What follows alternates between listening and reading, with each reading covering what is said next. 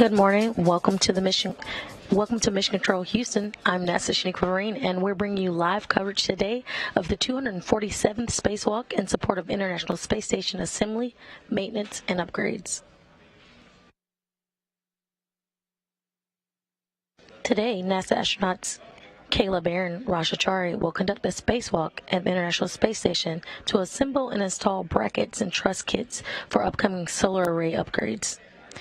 The new ISS Roll-Out Solar Arrays, or iROSAs, will increase the space station's total available power. So far, 2 of 6 iROSAs have been deployed on the station, with 4 additional arrays to be delivered.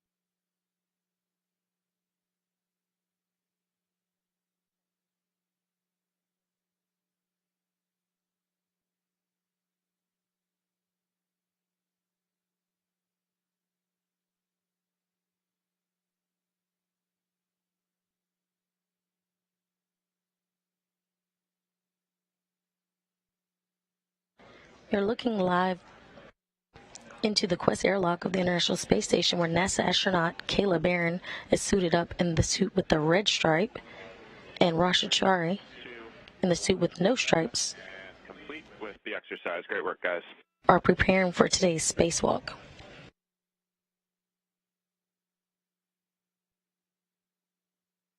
You just heard a call from Capcom Woody Hoberg. Step 4. Copy your go for step 4.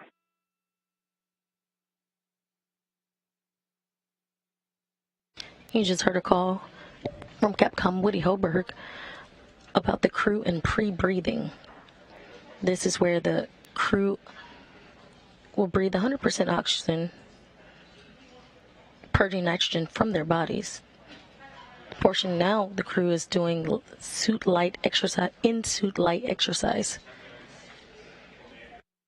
These movements help acclimate the body to lower pressure of the suit and help astronauts purge the excess nitrogen from their bloodstreams slowly to avoid getting the bends or decompression sickness. At nominal pressure, the suit is pressurized at 4.3 pounds per square inch, or PSI. For a little context, the PSI here on Earth is about 14.7. So that in 4.3 PSI, the suit is like what you would experience at an elevation of roughly 30,000 feet.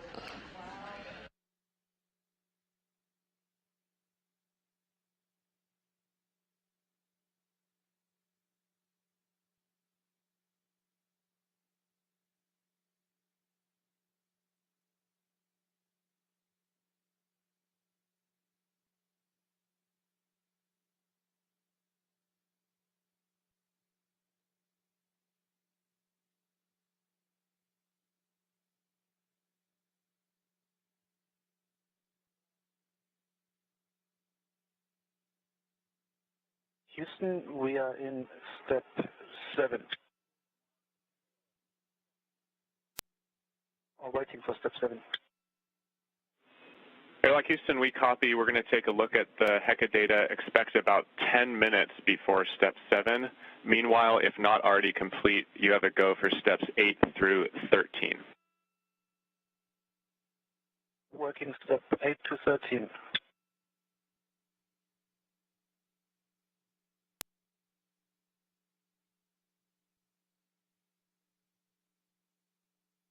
NASA astronaut Tom Marshburn is the crew suit up lead, backed by ESA astronaut Matthias Maurer.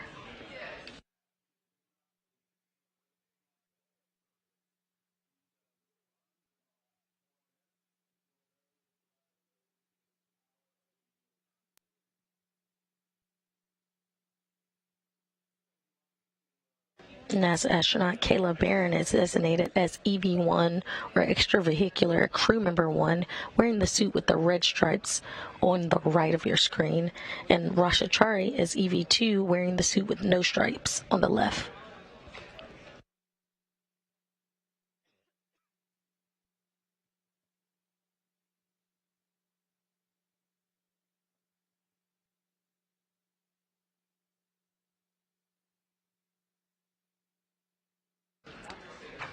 At the beginning of today's spacewalk, the two will be working on the starboard truss, or S4, at the 3A mass canister on the 3A power channel, installing the modification kit. They will then translate to the starboard truss S6 to tie back multi-layer insulation on spare battery charge-discharge units to support robotic replacement and relocation on our later spacewalk.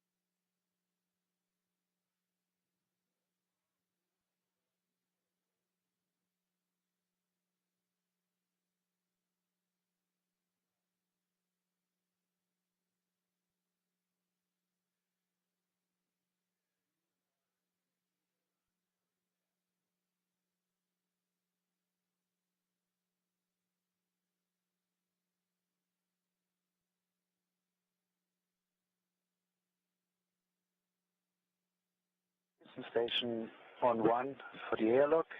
Woody, we would like already to report the serial numbers for the Metox canisters, just to save some time.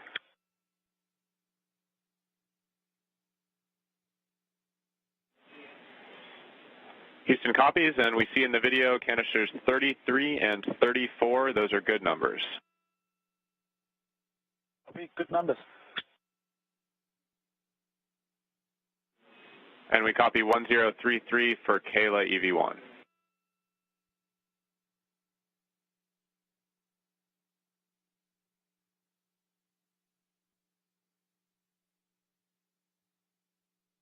If you're just joining us, you're looking live into the Quest airlock of the International Space Station, where NASA astronaut Kayla Barron is suited up with the red stripe, and Chari in spacesuit with no stripes, preparing for today's spacewalk. Today's spacewalk will be the 247th spacewalk in support of the International Space Station assembly, maintenance, and upgrades. This spacewalk will be the second of Barron's career and the first for Chari on their first mission to the International Space Station. They both arrived as a part of Crew 3.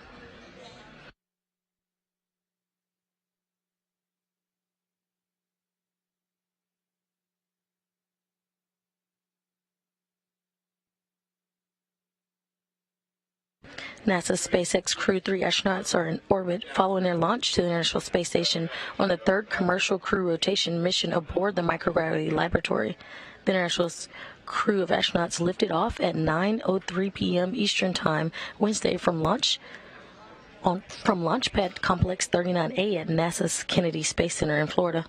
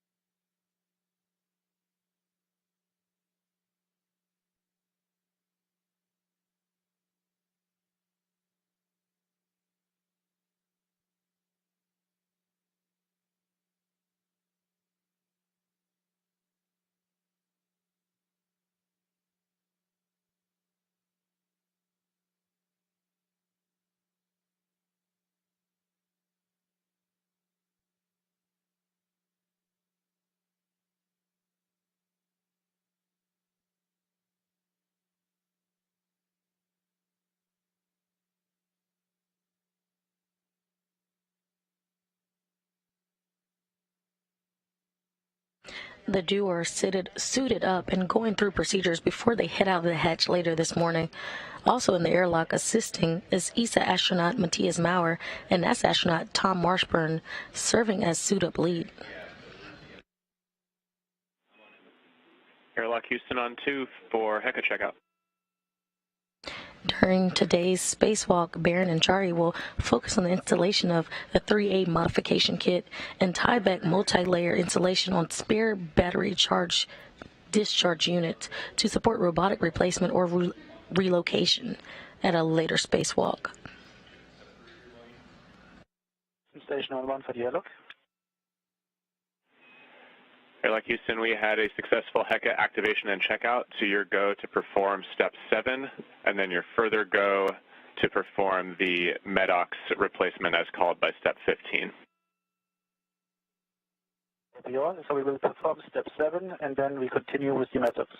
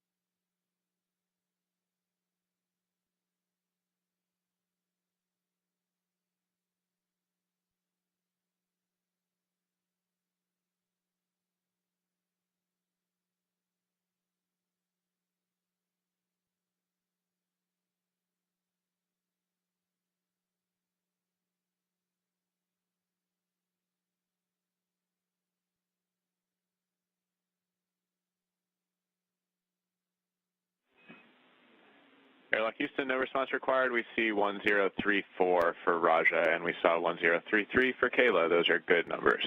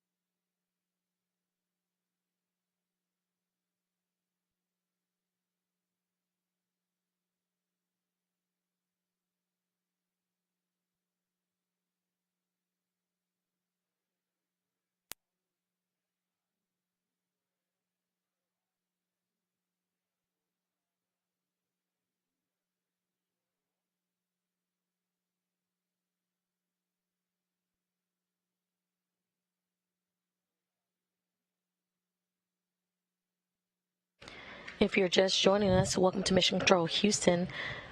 We're bringing you live coverage today of the 247th Spacewalk in support of the International Space Station assembly, maintenance, and upgrades. We have an animation to show you what NASA astronauts Kayla Barron and Chari will be conducting and will be installing today during a spacewalk.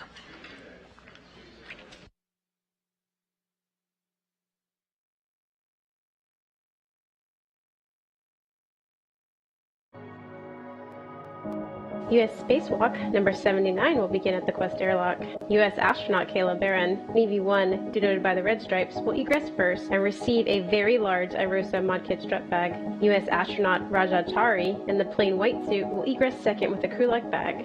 After quick buddy checks, EV-1 will head up to Phase 1 and out to the S4 Integrated Equipment Assembly, pausing momentarily to drop her Fairlead green hook just inboard of the solar alpha rotary joint. and then continue her translation out to the S4 3 Alpha Integrated Equipment Assembly, where she will stow the large iROSA mod kit strut bag and prep for the building of the upper triangle of the mod kit. Meanwhile, EV2 will follow EV1 up to Phase 1. EV2 will stop at the starboard seat of cart, where he will temp stow a crew lock bag of tools and retrieve a foot restraint and a worksite interface extender known as a WIFAC, and then translate outboard, pausing momentarily to drop his fairlead green hook just inboard of the Solar Alpha rotary joint. Continuing outboard, EV2 will cross over to the radiator side of the IEA and stow the foot restraint and the worksite interface extender into the worksite interface number 26. EV2 will then set up the foot restraint for optimum iROSA mod kit upper triangle installation, and then translate over to join EV1 to begin assembling the upper triangle.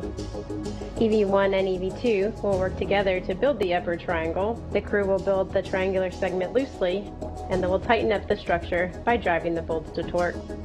EV2 will then translate over to and ingress the foot restraint. EV1 will reposition for the handoff, and EV1 will hand off the upper triangle to EV2. EV2 will lay back and work to soft dock the segment onto the beta gimbal assembly and then drive 4 bolts.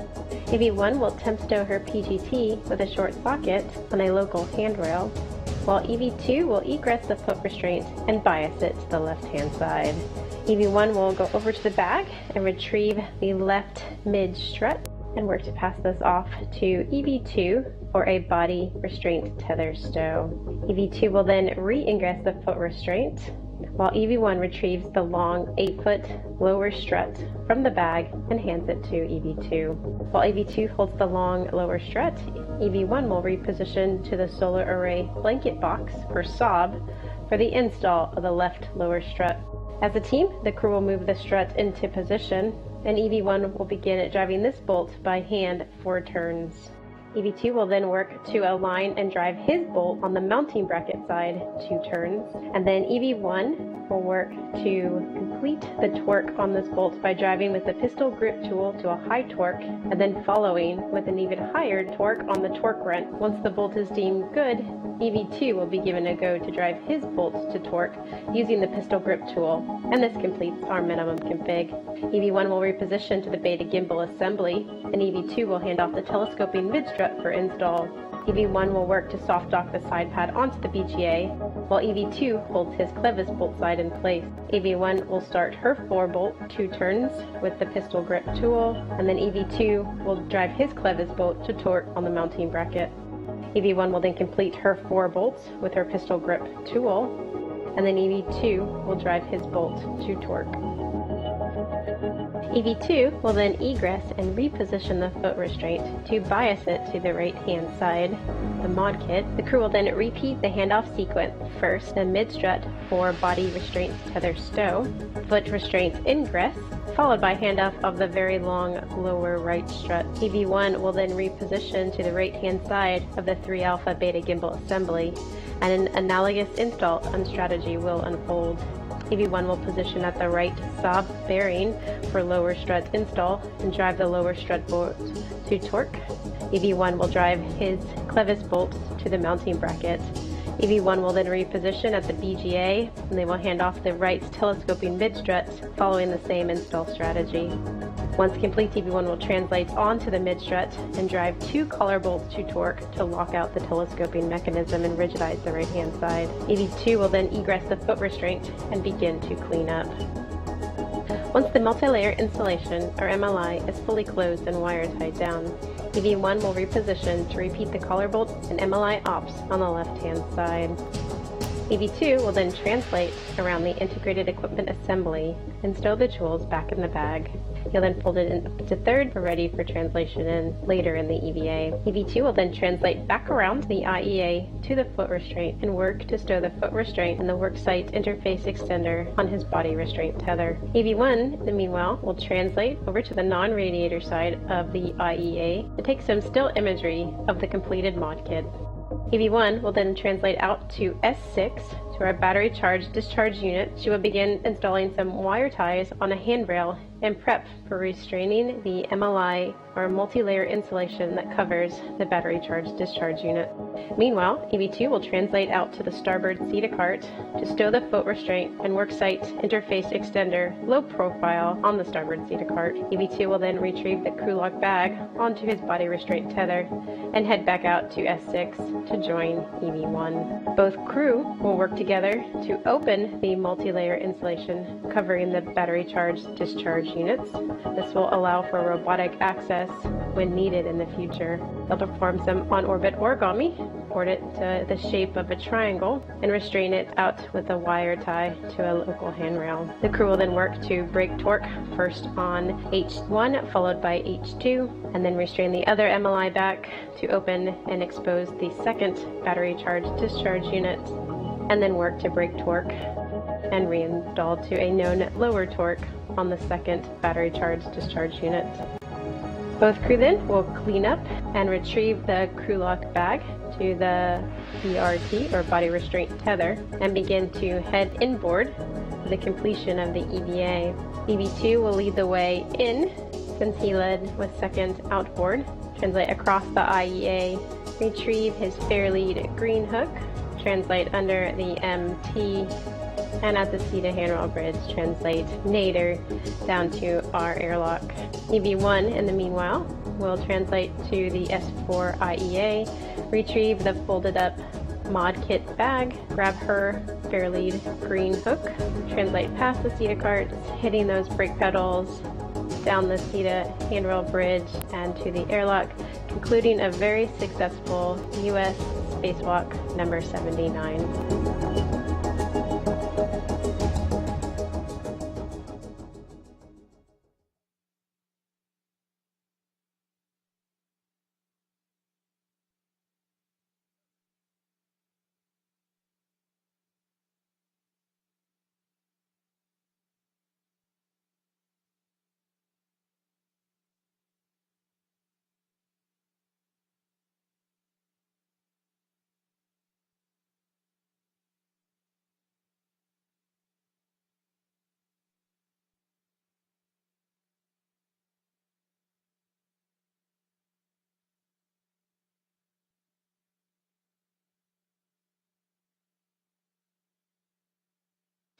You're getting a live look inside the Quest airlock.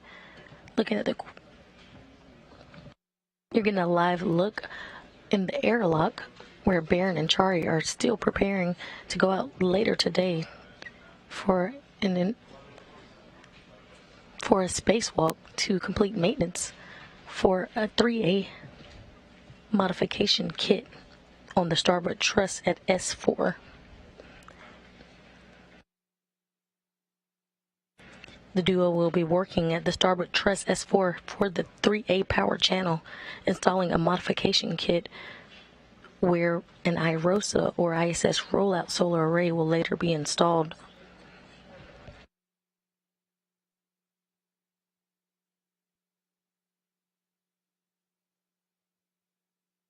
NASA astronaut Kayla Barron is designated as EV1, wearing the suit with the red stripe to the right of your screen. Chari is EV2, wearing the suit with no stripes to the left of your screen. They're currently being helped by NASA astronaut Tom Marshburn as suit-up lead and ESA astronaut Matthias Maurer.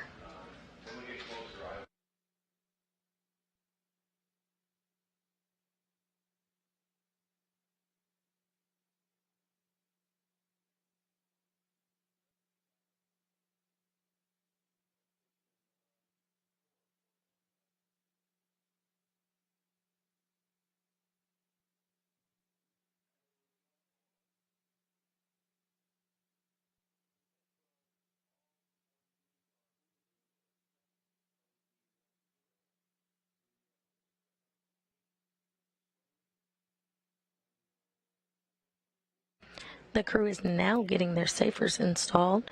The safer, or simplified aid for EVA rescue, is essentially a jetpack that will allow astronauts who wear them to perform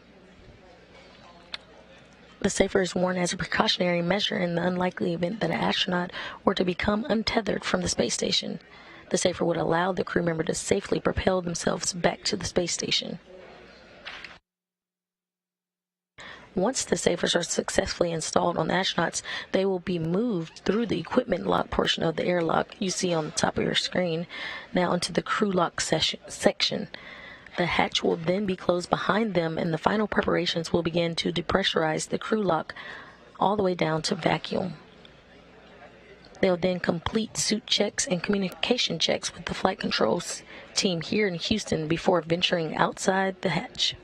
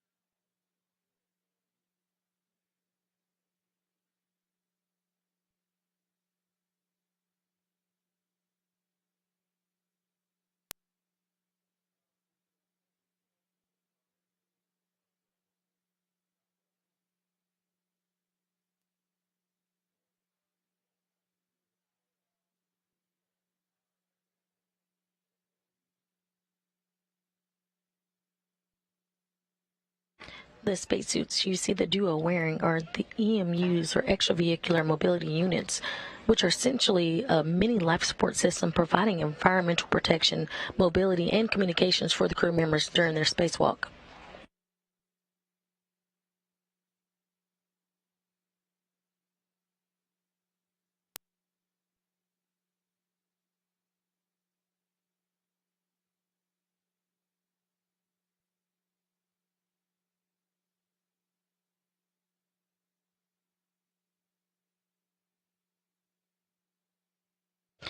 Later today in coverage, we'll have a special guest with us, Laura Kearney. Laura is the program manager for the newly created Extravehicular Activity and Human Surface Mobility Program.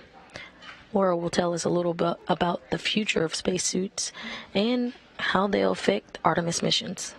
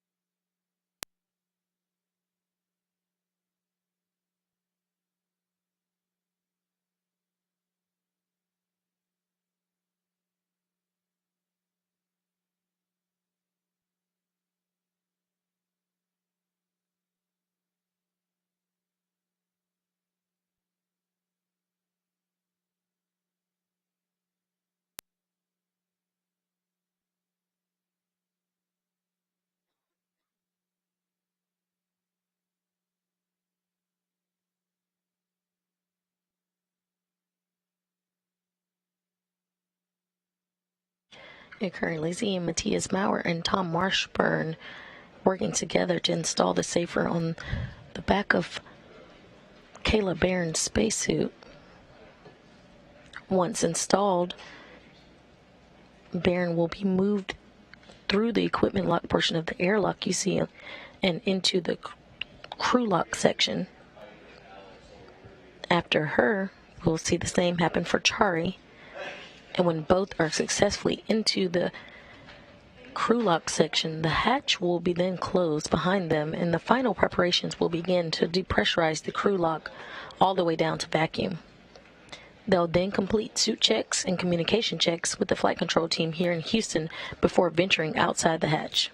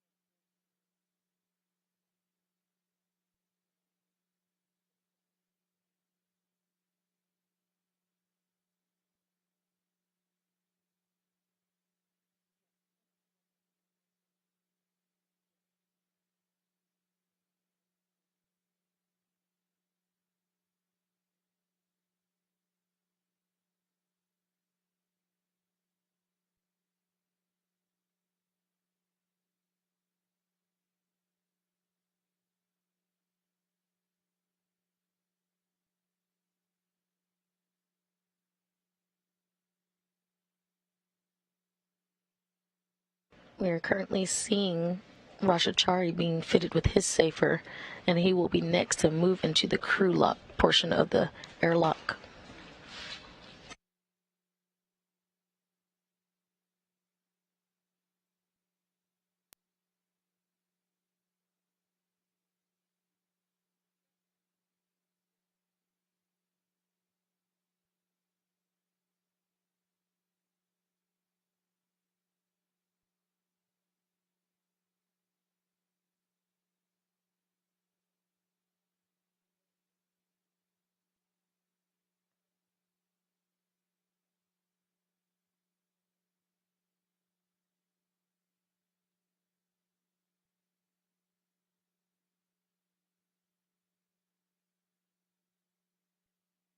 You just saw NASA astronaut Mark Vande Hei fly by.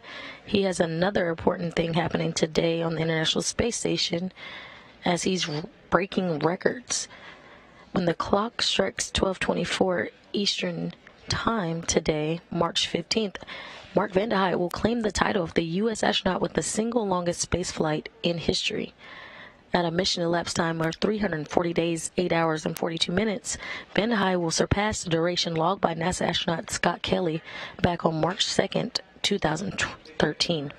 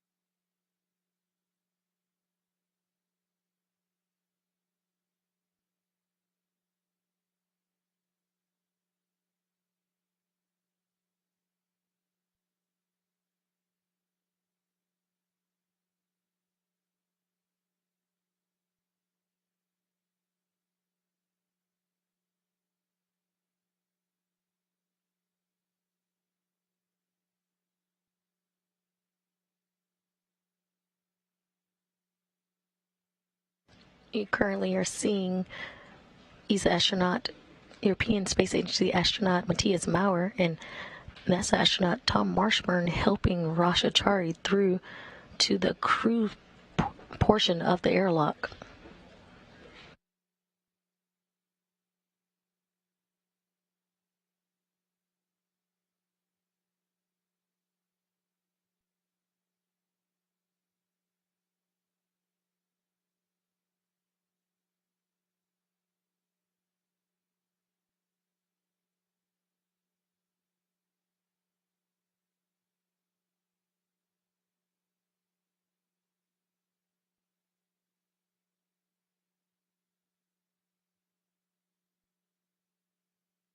So far, NASA astronauts Kayla Barron and Chari have completed pre-breathing and headed into the crew lock.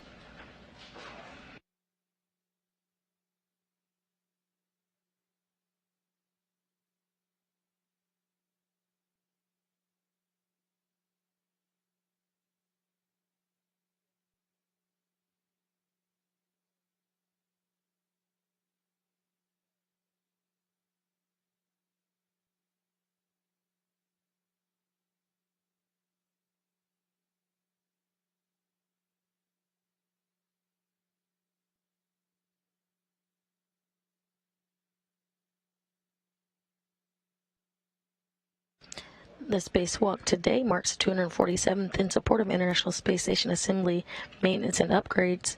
This will be Kayla Barron's second and Chari's first. Barron is EV1, or extravehicular crew member 1, and she is wearing the suit with the red stripes with the helmet cam number 22. Chari, as EV2, will wear the suit with no stripes and has helmet cam number 16. We'll see those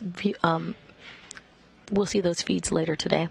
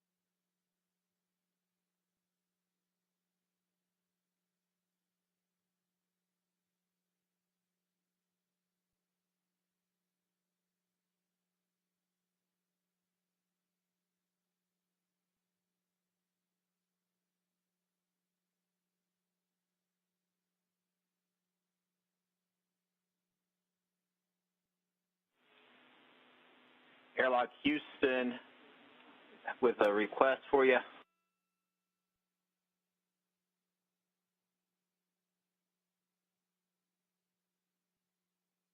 Go ahead on one. Yes, it looks like we may have bumped the EV2's HECA. Can you go ahead and turn it off?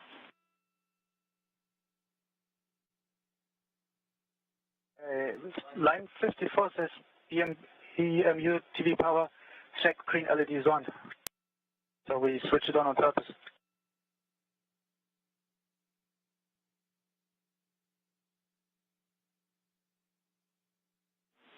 Copy, checking.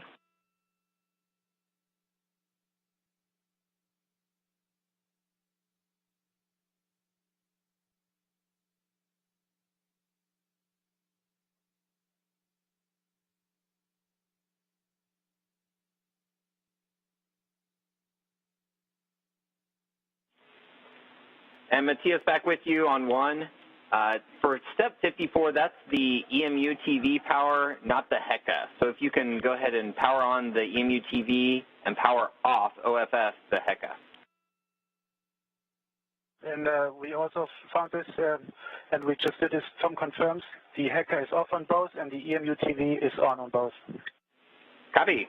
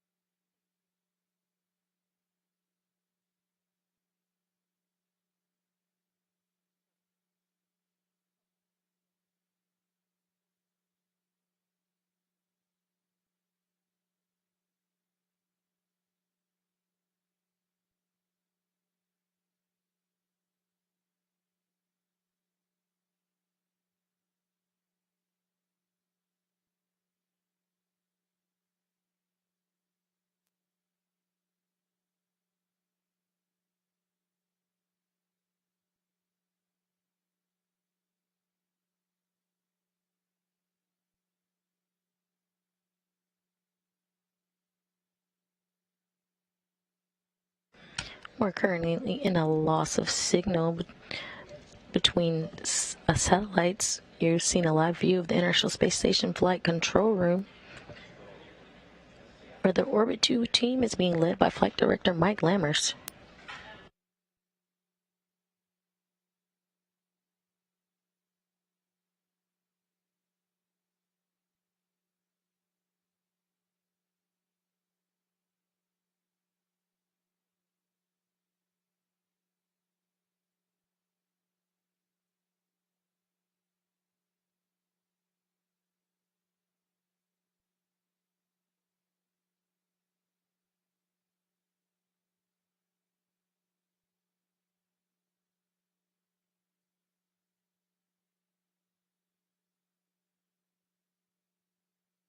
The Orbit 2 team, again, being led by Flight Director Mike Lammers. Next to him is Alex Kanalenkos, who's the Capcom this morning. And next to him will be Victor Glover, NASA astronaut, who will be ground IV today. Sandy Moore is the lead spacewalk officer.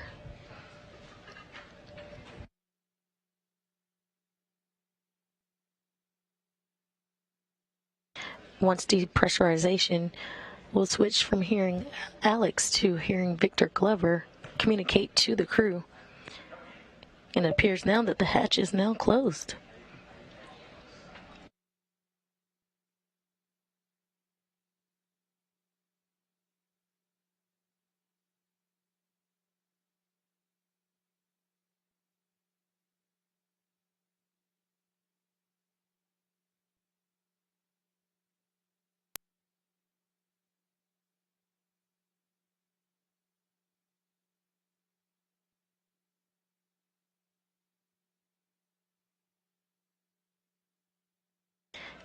And as you see here, Tom Marshburn and Matthias Maurer are closing the hatch between the Quest airlock and the crew lock, where Barron and Chari will be isolated as depressurization occurs.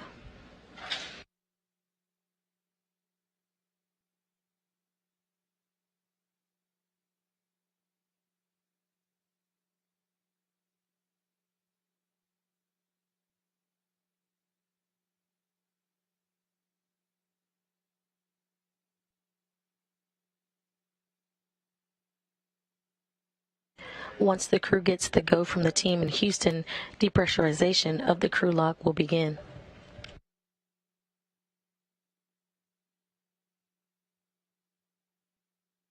Houston station on 1 for the airlock. Step 72 and 73 are complete. Copy. We'll put steps 74 through 76 in work, and we'll let you know when the EV crew are hot mic'd. You're taking step 74 to 76. Good read.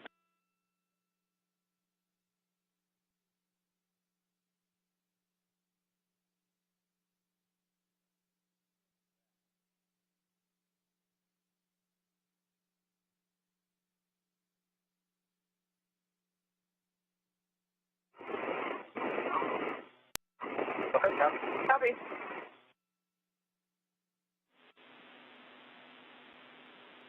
Station Houston, the EV crew are hot mic'd.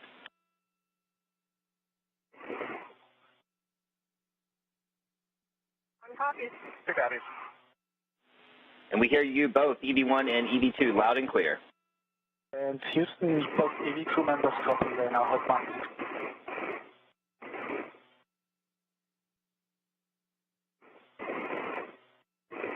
I had Alex loud and clear in U2 with you.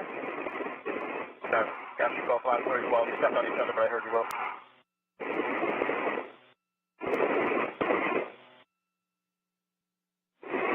Good morning to you both. It's a great day for an EVA. Good morning. Loud and clear. Ready to go.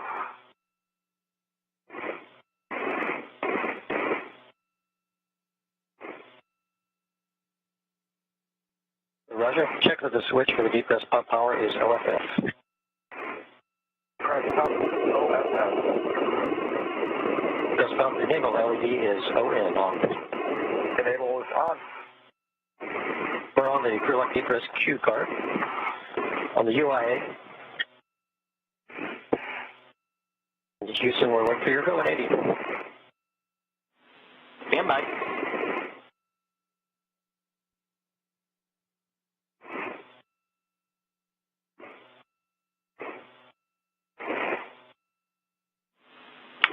Station Houston, you have a go for depress on step 80. We'll see you on the crew lock depress repress Q card. Copy, we're going step 80. We're now on the depress repress Q card. Roger, the UIA, switch the depress pump power to on. Wait 10 seconds. Copy. Switch is on. Wait 10 seconds.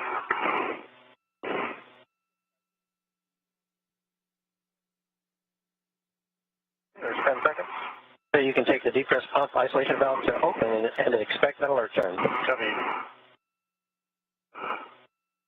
One, two, open. Copy. You can both expect an alert turn when the crew lock gets to 6. Monitor your suit P gauge that stays less than 5.5. Let us know if it's not. Roger. Copy.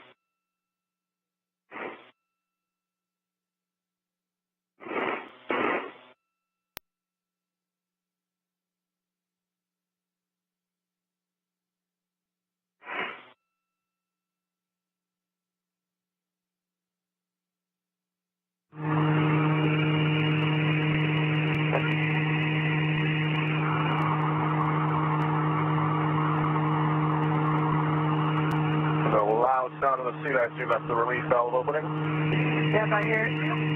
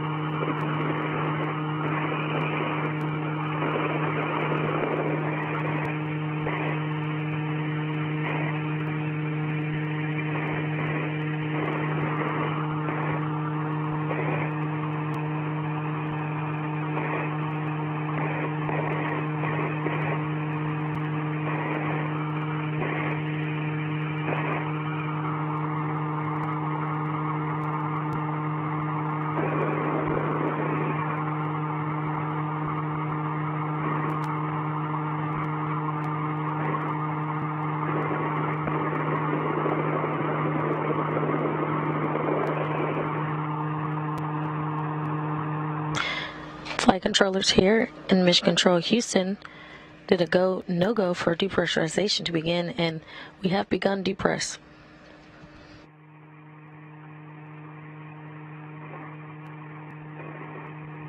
The depressurization of the airlock will be done in a two-stage process. First, they'll take the crew lock down to 5 pounds per square inch of pressure, at which point depressurization will be paused to do a systems check. Following this, depressurization will resume and continue all the way down to vacuum. Once vacuum is reached, the two spacewalkers will complete suit and comm checks before placing their spacesuit on internal battery power, officially marking the start of today's spacewalk.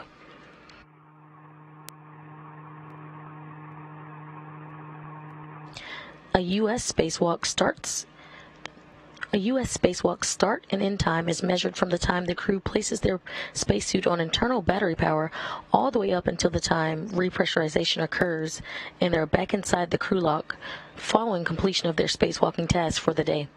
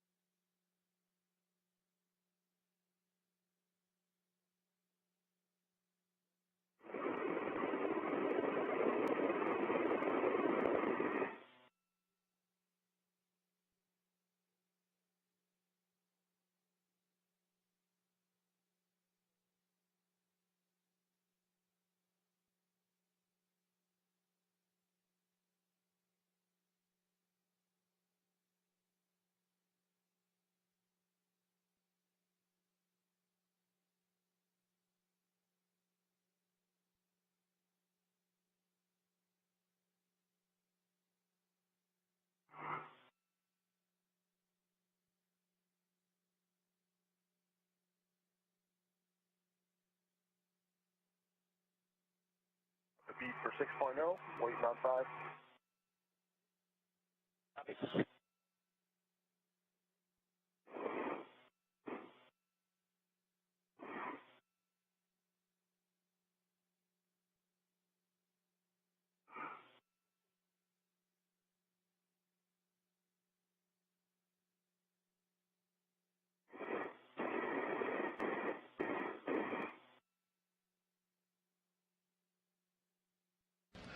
Maurer and Marshburn in the equipment section of the airlock continue to monitor depressurization on the Quest airlock, where NASA astronaut Kayla Barron and astronaut Chari are suited up and undergoing preparations to eventually venture outside.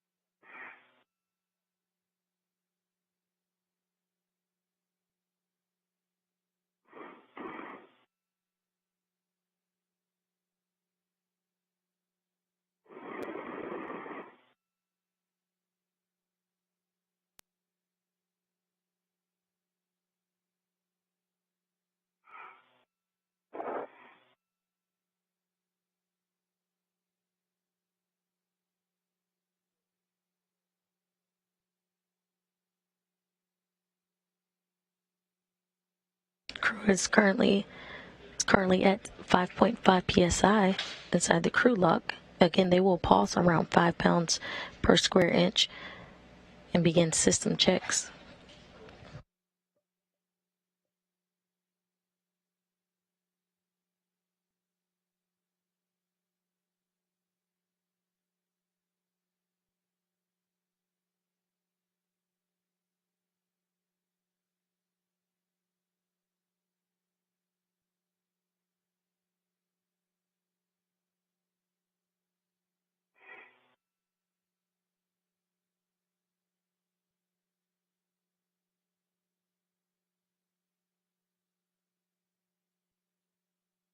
We see the crew lock pressure at 259. Roger, take the depress pump isolation valve to close and expect an alert turn.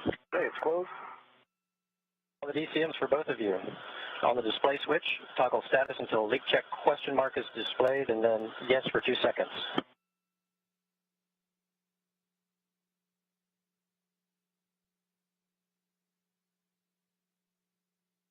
1, 2 leak check wait. DV2 is the check wait. Copy, and you'll just continue to follow the displayed instructions. Roger.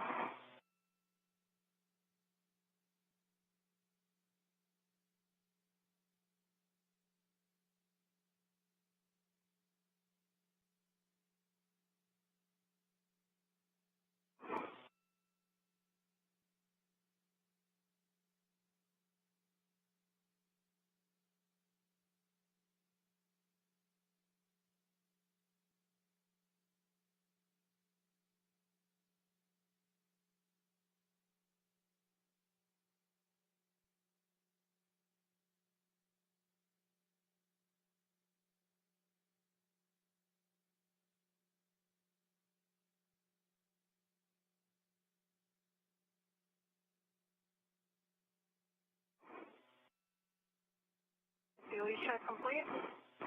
Set O2 actuator to EVA, and that's in work. And EV2, leak check complete. Working on the EVA O2 actuator. Copy, 2 good leak checks. Standing by for O2 actuator to EVA.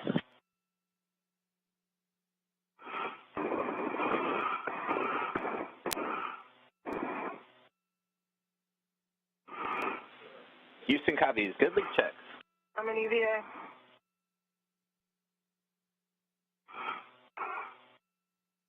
Copy, Kayla, you're in EVA.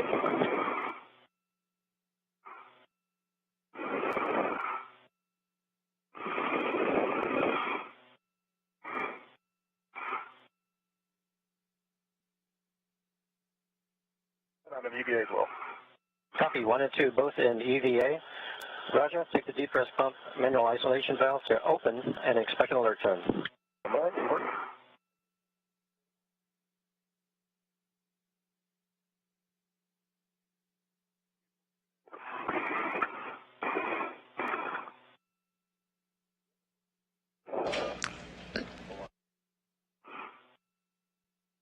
And after our call on good leak checks and good comm checks, And now it's open. Copy. The valve is open.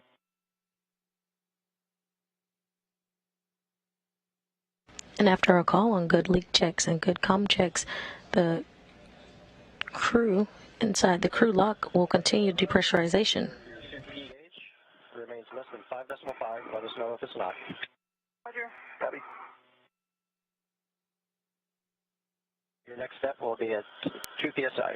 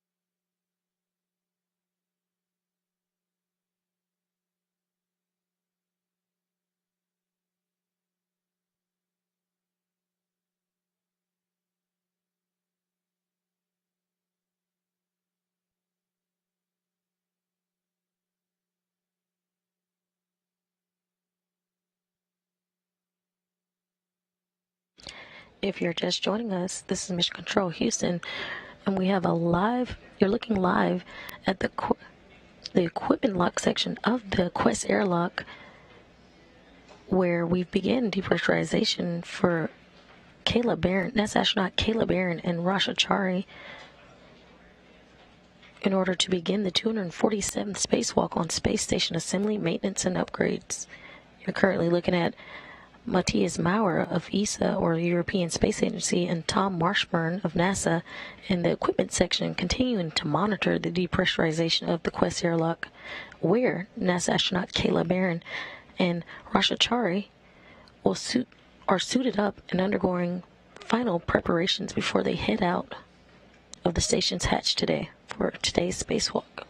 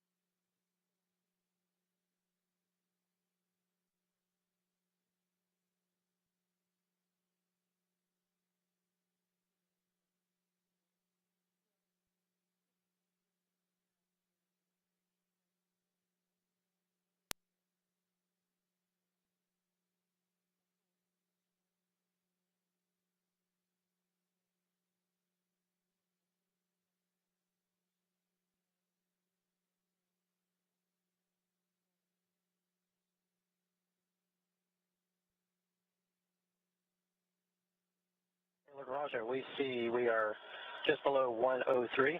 Roger, you can take the depress pump manual isolation valves closed. Hey, it is closed. Switch on the UIA, the depress pump power to OFF. The depress pump on the UIA is off. Copy off. Report your initial tether configuration for egress. So if you could move a little to your right. Copy. All right.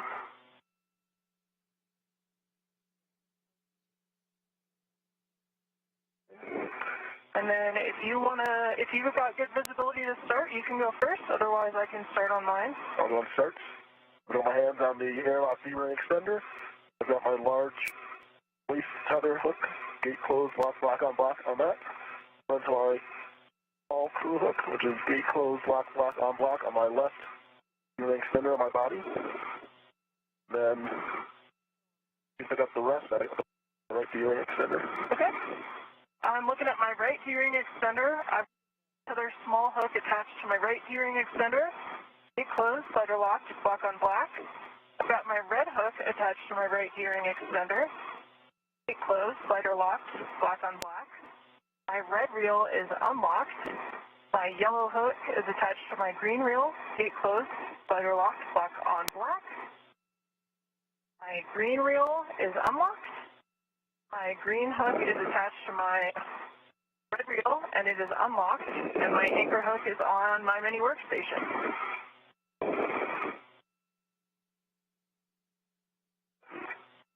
Some back my side here. And I might be able to help you out with some of that if you need it. I've got my eyes on my right waist ring, the right D-ring extender. On that, I see a red and white striped crew hook, gate closed, block on black. Run to a red reel, which is unlocked. That's the top of that red reel is a green crew hook, which is unlocked. The yellow hook from the red reel is attached to the green reel. Slider lock, block on black. Then off the green reel, I see my anchor hook, which is marked white ED2, gate closed, block on black, attached to your anchor hook, gate closed, block on black. And one correction, it's attached to my waist tether. That's waist tether.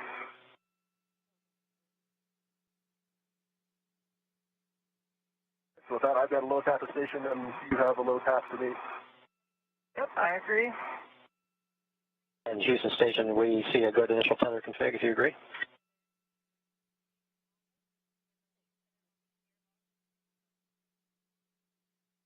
Do I have the room, Kayla, to shift to my body left, or is that going to pin you in? For now, you can. I'll probably need you closer to where you are now when I need to get to the hatch. Okay, copy. And Airlock Houston on 1 for EV2. We need both of your small hook from your waist tether, and both of your small hooks from your waist tethers. Okay, so my right D-ring extender, I have two small hooks. One is both are gate closed, block on black. One runs to my mini workstation, that's my waist tether. The other one is the red and white striped one. That's the small hook, gate closed, block on black that runs to the red reel. What you're looking for? Copy. Yep. Thanks for that. And then also the small hook on there's a waist tether on the Airlock D-ring extender. Yep, yeah, I gave you that earlier, but sorry. The black D-ring extender, I have running to a large hook, gate closed, block on black, and the other end of that runs to my left D-ring extender, small hook, which is gate closed, block on black. And I'm noticing we're kind of got these intertwined. Do you see that, Raja? Might be okay. Is this your waist tether? Fine. See how this is like wrapped? Is it okay if I fix that? Yeah, I can't see it from here, but... Okay. What I'm going to do is I'm going to unlock your waist tether small hook from your left D-ring extender and reattach it. Okay.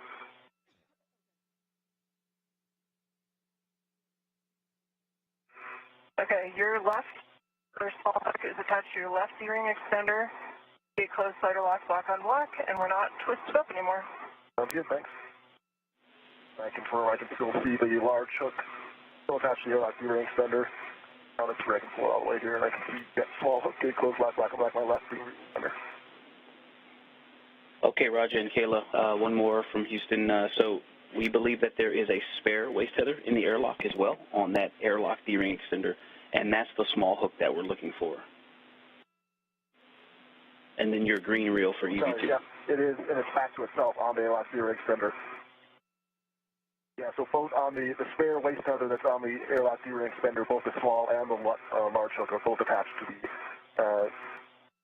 and it's looped back on itself intentionally. And both are gate closed, lock, block, on block. So the small hook, the large hook, is gate closed but not locked. Small hook closed, lock, block on black. Copy, thank you. And the green reel is unlocked. Thank you for those.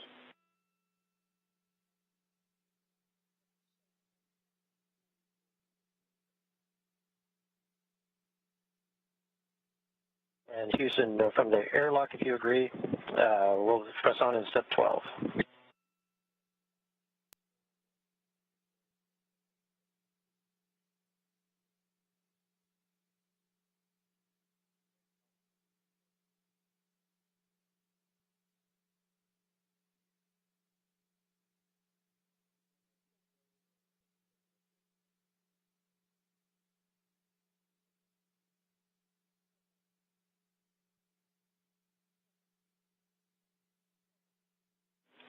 Okay, airlock Houston, you may continue with step 12.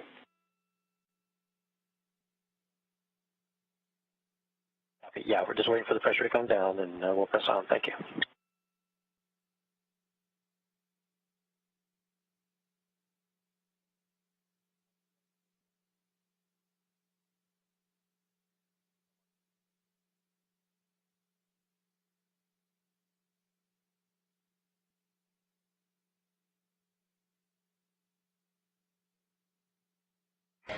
The crew just reported being down to 1 psi.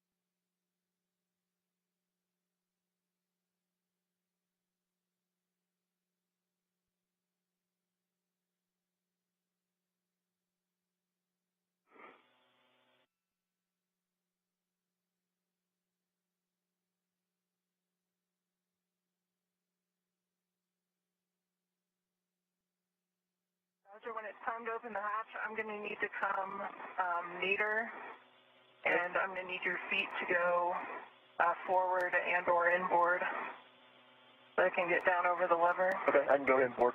That's far enough. Yeah, that should be okay.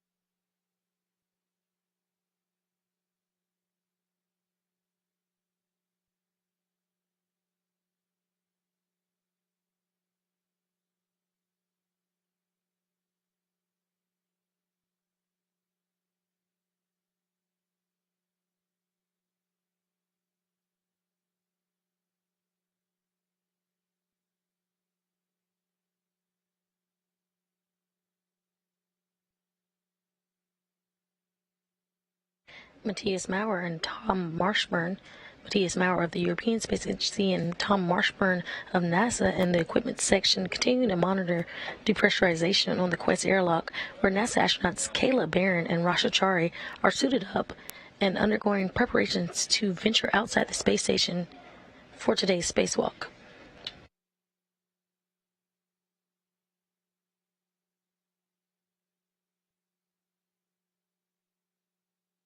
See .6 on the hatch gauge. Copy. We see 31.6, looking for 26.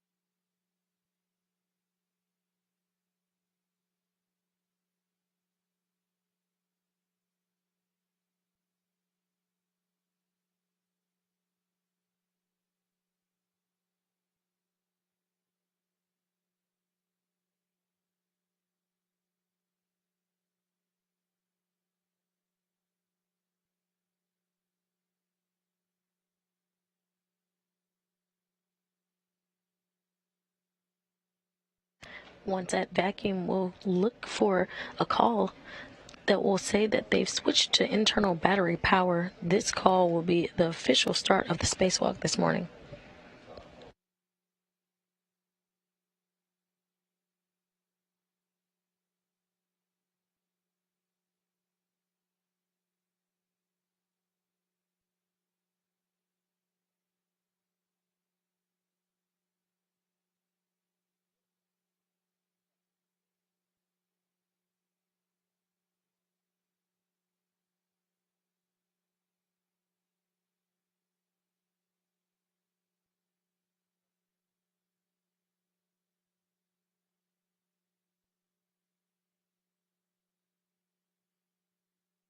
I see just 0.5 on the hatch gauge.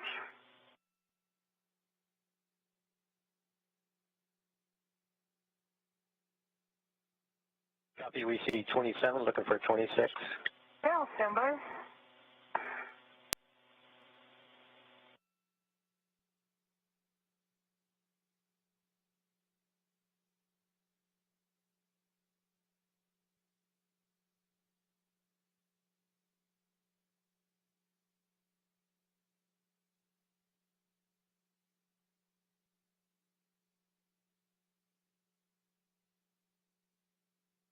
Sensation from the airlock. We see ourselves at 26, and Kayla's reported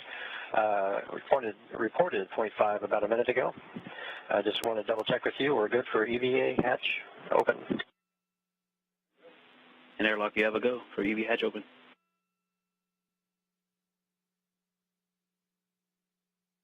Kayla, you go to open the hatch and stow it. Yeah.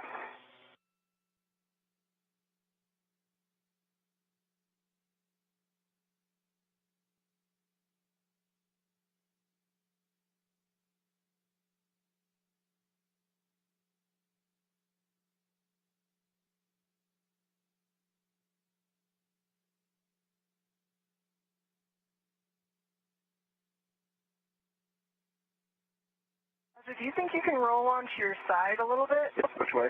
So that you're facing aft?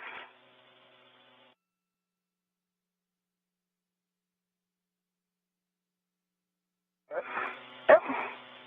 That'll work. Okay. And the hatch is open. Hatch keep engaged. Copy that. 14, step 14 is in order.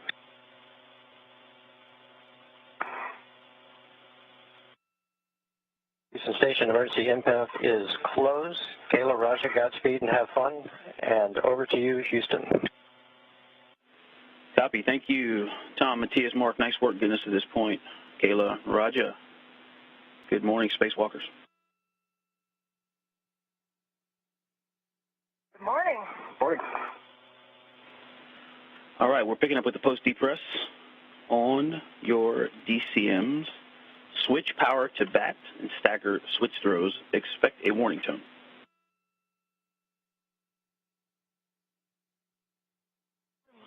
EV1's in bat. He's in bat. Copy, and switch display to Pro. Oh. Copy EV1 and EV2 in bat. And now you can switch display to Pro to verify a functional display. EV1 functional. EV2 functional. All right, good news. Roger, on the UIA, switch power EV1 and EV2, 2 switches to off OFF. The power 1 and power 2 are both off. And check power 1, power EV1 and 2 LEDs, 4 LEDs total OFF. All 4 LEDs are off. Okay, EV1, EV2, you can demate the SCU from the DCM and install the DCM cover and then stow the SCUs in the pouch.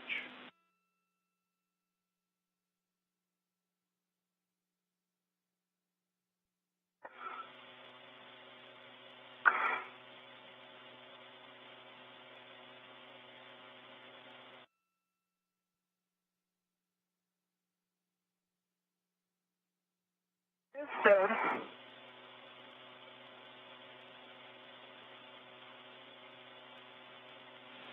Copy, EV1. EV2 is off, still working on stowing it. Copy and work, EV2. EV2 is off and stowed. Copy, EV2. Confirm you're both ready to move on. They're stowed in the pouch. Ready. EV2 stowed in the house, ready. Okay, Roger. Check the depress pump man ISO. And at 7:12 a.m. Central Time, 8:12 a.m. Eastern, the 247th Spacewalk in support of station assembly and maintenance and upgrades has begun. Bear and Chari now will work to open the thermal cover and make their way outside the space station hatch to begin their work for the day.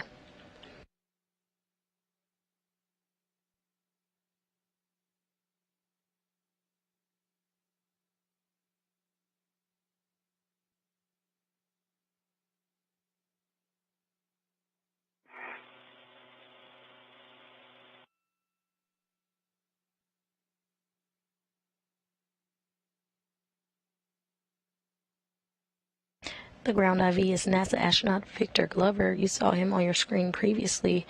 You're going to hear his voice as he speaks to the crew about the International Space Station. He'll be filtering information from the teams here in Mission Control up to the spacewalkers today. EV1 and EV2 max hot. Now you can switch water on, ON.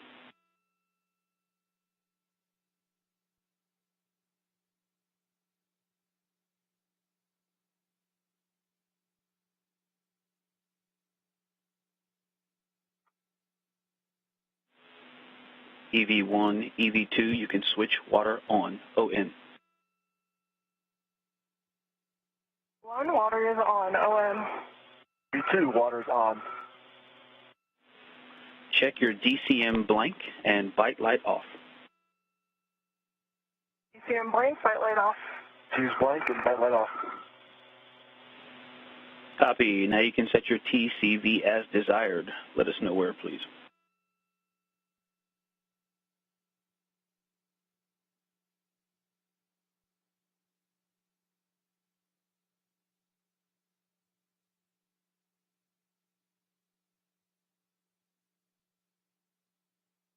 Min 5.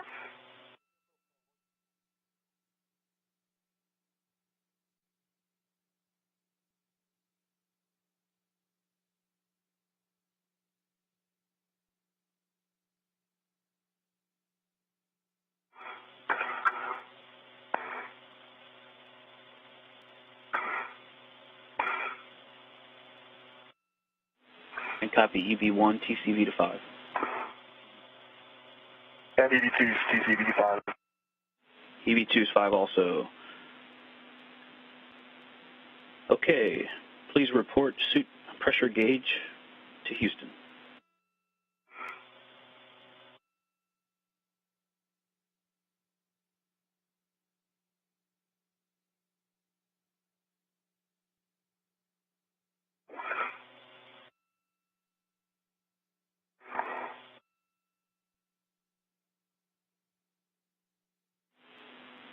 And EV1, EV2, report suit pressure gauge. EV1, 4.2. To 4.4. Copy 4.2, 4.4. Okay, set your visors as required. It is currently night. You're 10 minutes from sunrise and about to pass off the west coast of the United States. Roger that, my visor's up for now. Visor's up, my lights are on. Also have my lights on.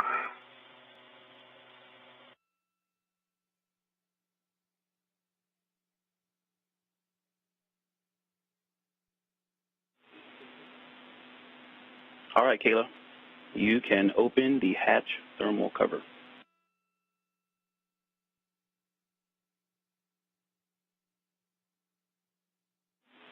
And I've got some detailed steps if you'd like those. Ready to open the thermal cover? Hey, firm, you have a go to open the thermal cover, and I've got some detailed steps if you need them. I think I got it, but Roger, could you either rotate onto your right side or your feet are kind of blocking my access? I need them shown if that's okay. Good go.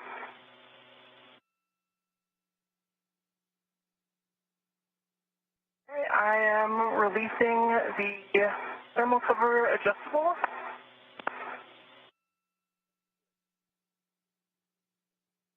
Hold it first.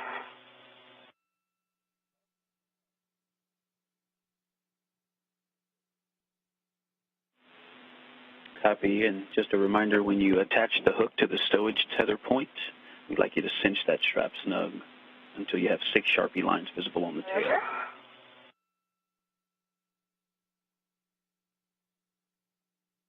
Right on the stowage point and cinching it now. 6 lines. 6 lines, thank you. Thermal cover's open. Looks great. When you're ready, you can egress the airlock. We recommend you position forward on the circular handrail. Okay, it works.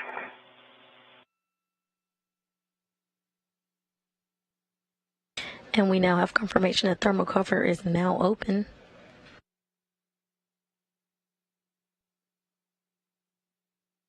Barron and Chari working to egress the space station.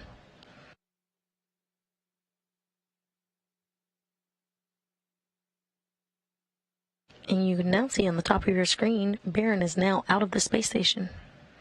Barron is EV1. Out, and I'm working on my anchor hook is attached to the forward airlock D-ring, gate closed, cider lock, black on black. I have a good safety tether pass, and I'm going to work on Raja's anchor hook. Copy, and Raja is going to the aft tube. Just working on repositioning my FDU. I got snagged. I think I'm the way out. Make sure I can get to that later. So your anchor hook is attached to the airlock aft D-ring. Gate closed, slider locked, black on black. When ready, you have a go to release your waist tether. Copy. I've got to go to release my waist tether. Let me fix the FDU here first, and I'll work on that. Okay, copy that. And Kayla, please turn on your HECA. That works. Is on, green light. Copy, thank you. And when you two are ready, Raja, I hear that you're working with the SCU, and then you and Kayla can coordinate transferring out the strut bag. And I'm disconnecting my left waist tether from the airlock D-ring.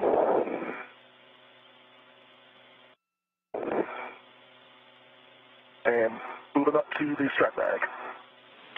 Okay, yes, and you're going to transfer the strut bag out to Kayla.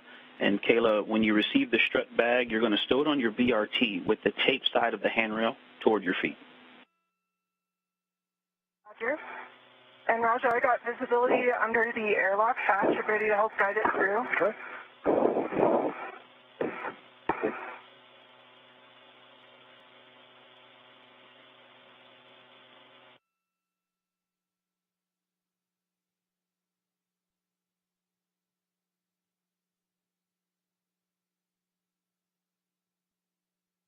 Barron is EV1. See if I can get the handrail towards you, and then I'll try to find it down there.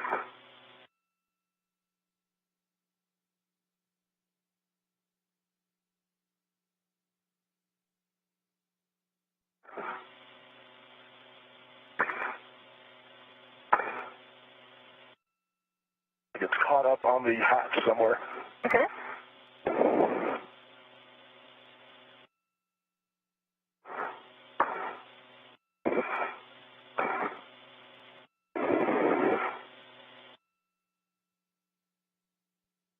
See the end coming down toward me? And it looks like the... Right now you're caught a little bit on the knob of the hatch lever. I think the soft goods handle, but it's snagged over there. Okay. Looks like it's stuck. I can pull it more towards my end of the airlock and then lever it down. Yeah, you could try pointing the outboard end of the bag towards the aft to kind of take advantage of that diagonal. Might help you get around the hatch knob.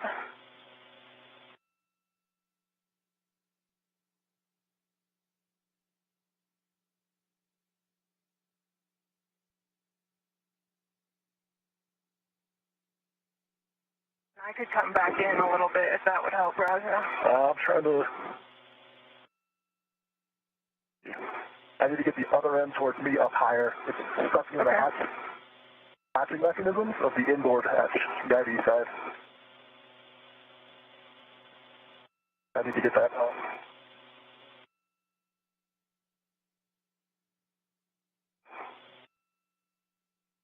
I'm going to try reaching my hand up to see if I can help you, Raja. Yeah, if you can push the whole thing up. The whole bag up?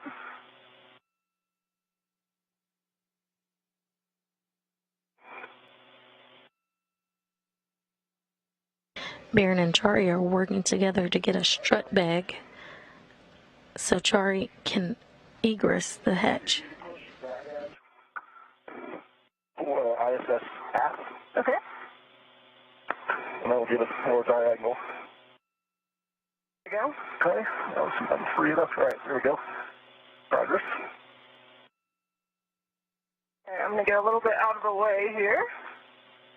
And you should be able to work that out here. Yep. All right, I don't think I have the handrail the right way, but I can hold it in position here to get you rotate it. Okay.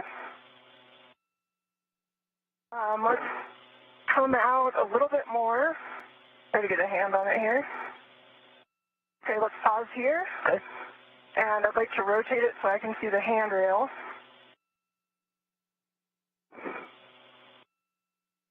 Okay, I see the handrail.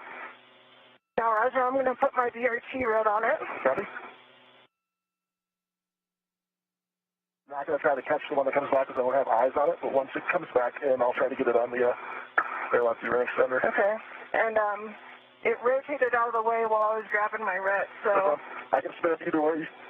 I don't control it up here. You just tell me which way to rotate it. I can see the handrail, but I need you to push the bag, no, not further out. Sorry. My end toward me, toward forward. Okay. Yep. And then we could, yeah, that's good.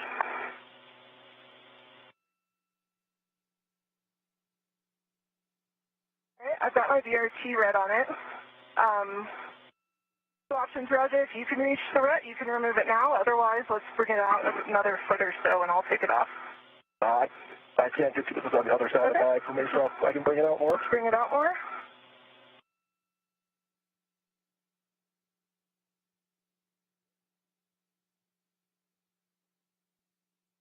All right, airlock red's removed and coming back. All right, I saw it come back, good retraction. Okay, Roger, now I'm going to reposition myself a little bit, but I've got the bag in my hand. Take your time. And I'm going to work on getting it on my BRT here. Still sort of in the hatch.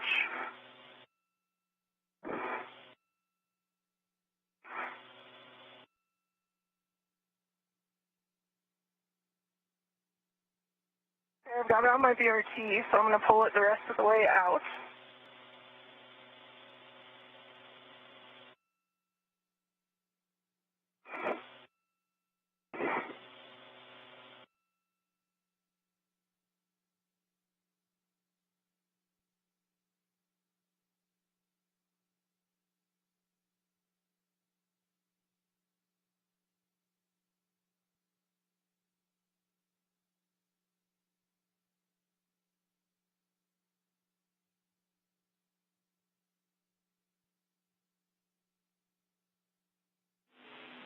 Teamwork makes the dream work. Nice job working together, you two, to get EV3 out of the hatch there. And Raja, I heard you grab. Yeah, I heard that you grabbed your waist tether off that D-ring extender. So the next thing you're going to do is wait for Kayla to give you a go to egress, and then retrieve crew lock bag 1. Copy. Yep, and I've got crew lock bag 1 already on my BRT ret, and I'm working on stowing the small end of the large swallow that was stowed onto the Airlock D-ring extender. And while you're still on set, I'll see if I can get the strut bag down to this. Okay. I'm going to change the orientation on my BRT in the jaws just because it doesn't quite want to stay where I want it. And work on getting it off to my side.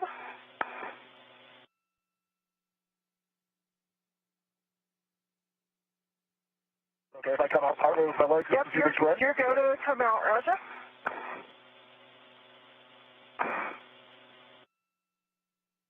Big bag. Okay, and I have a small ret that was holding the strut bag that's also attached to the Airlock D-ring extender for when we come back. Okay. And Raja, on your way out, there's a depress-repress cue card that's kind of thrown behind the hatch. You have to turn around. I don't know if you're able to, yaw around. To come out to your waist. I think I see it. Yeah, if you could see that back in, probably shouldn't have even had it out.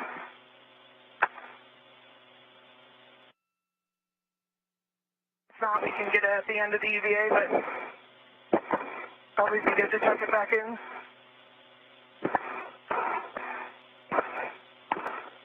And the sun's coming out, Raja, if you want to put your visor down. Okay, thanks.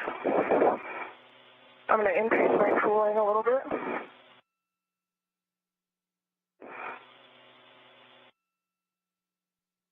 Okay, that repress card is back behind the hatch. Thank you, sir. EV1, EV2, or 15 seconds to a handover. Roger.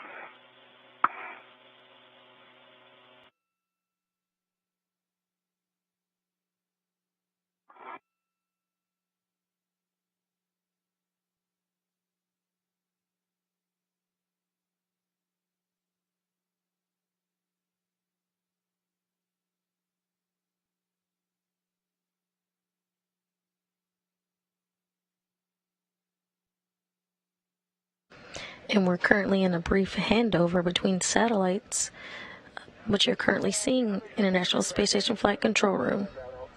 Right here. I'll move away from you.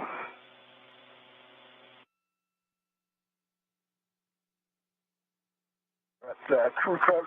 The depress card floated out again, but we can. Okay. Should be untangled now to toss it back up in there. And I'm trying to get my coolant where I want it. I'm a little bit too far on it. So I'm going to my crew lock bag set up. Okay.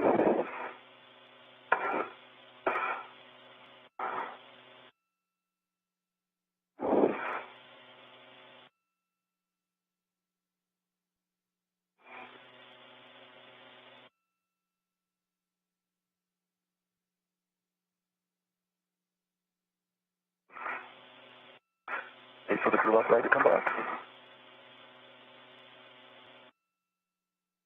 And Chari is now out of the hatch.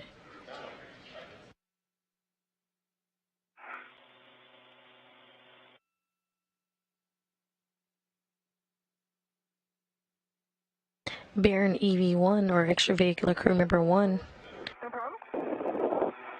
is wearing the suit with the red stripes. Chari is EV2, and he's wearing the suit with no stripes. Another way to keep track of the crew members today will be by their helmet cams. Barron has helmet cam number 22, and Chari has helmet cam number 16.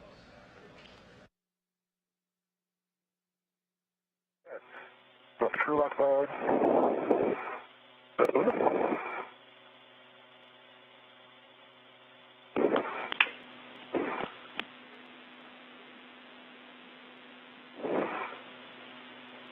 Great to see it online, Mark.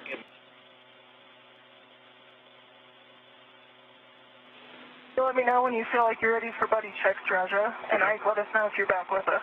Yep, I'm with you. And once, Roger, when you're done with the bag and you have a free finger, you can turn on your HECA. Copy. Ike, And the Kayla. thermal cover is closed.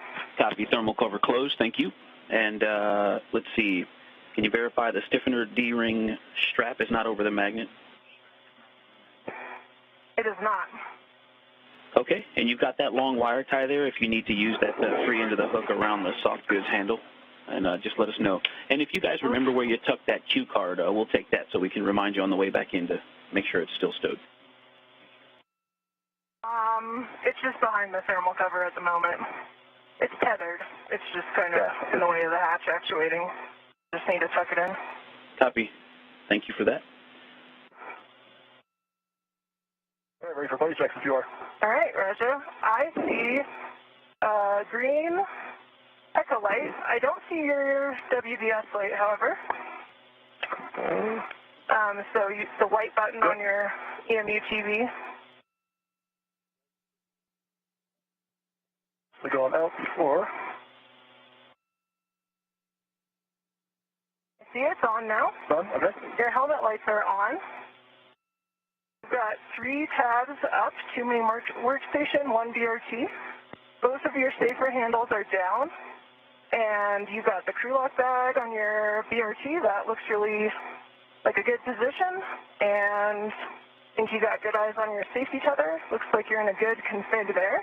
Copy. And my baseline half check, half is dry. Copy. And for you, I see 1, 2 TV lights on, HECA and TV. Both your lights are on. Just one of each if you want the slots for later. 1, you yaw your body. That's good. Okay, 3 tabs up. And 1. Safer handles down. Okay. And the strut bag looks good. It's a little tilted towards your head, but I think that's fine. And then wider at your feet, but it looks like a good stable position, tucked in close behind your arm. Yeah, I see it in your reflection. I think I'm okay with how that is. Yeah, I think that's probably better. If that's a little tighter, in by your head, so it's flagging, I think. Okay.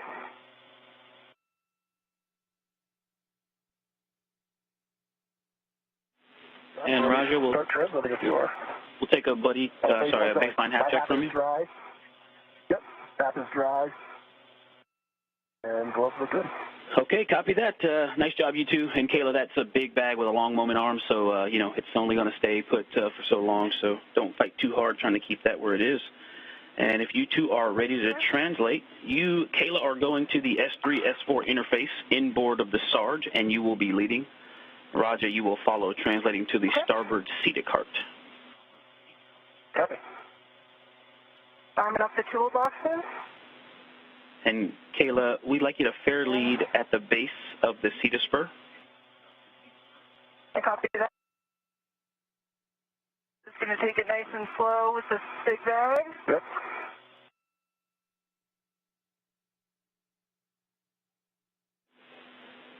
Yeah, that's right, Kayla. Slow and steady wins the race. Perfect. And I've got a couple cautions I'll read to you all. Avoid contact with the radiators and flex hoses. It'll probably be obvious and self-correcting, but translate slowly, especially with the strut bag on the BRT, and avoid inadvertent contact with the deployed test cables.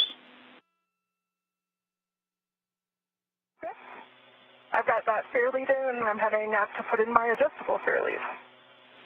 Copy, and that'll be at S0 handrail tree 410 for EV1. And EV2, you're going to do an adjustable at tree 409er. I see 3410. I'll stop here to get that adjustable down.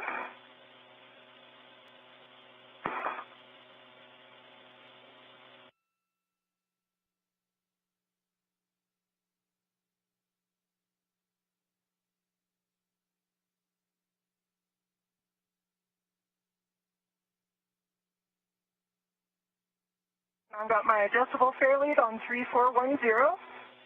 Roger, you have a go to start translating up, and I'll kind of keep an eye on you as you come by the toolboxes, and then I'll continue. Okay, I'm coming off the wagon wheel. I can see your tether.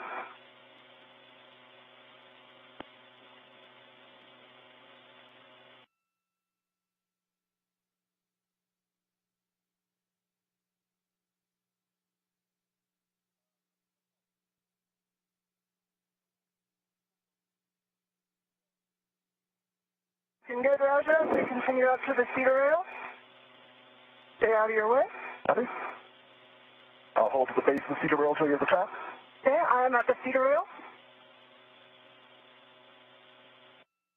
I'm going to start slowly heading outboard, Roger.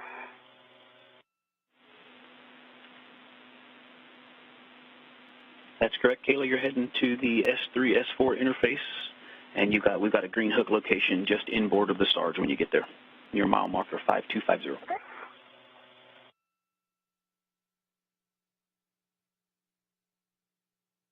I'm 3409, which is where I'm putting down my adjustable tether.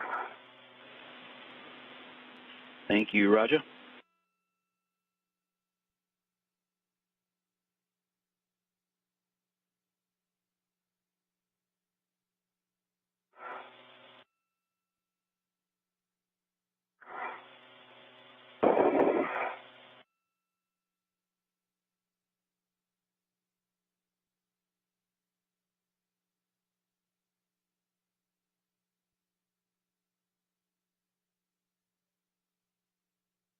Barron and Chari are currently translating to the starboard truss S4 work site, where they will install a solar array modification kit. The starboard cedar cart, or correction, port cedar cart, and rotate it underneath it. Nice job. You're looking good. That strut bag is flying formation with you.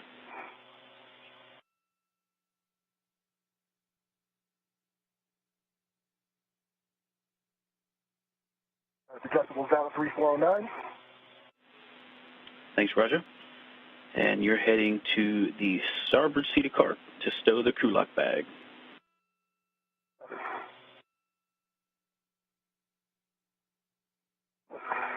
And I'm starting under the MT. I got good visibility on the bag, and it's clear.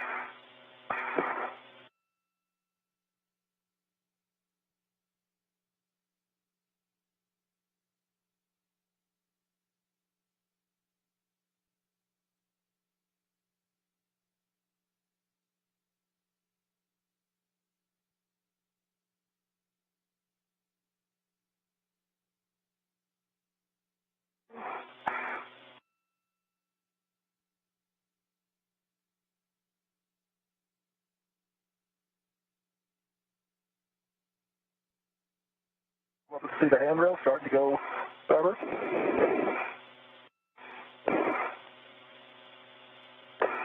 I'm at the starboard cedar cart.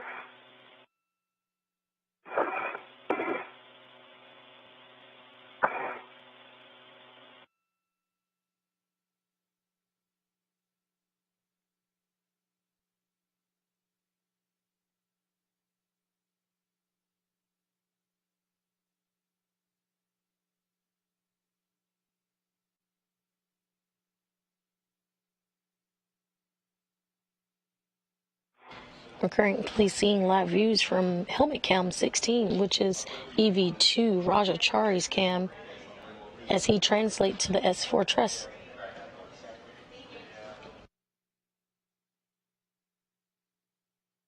I'm back on the cedar rail, past the starboard cedar cart.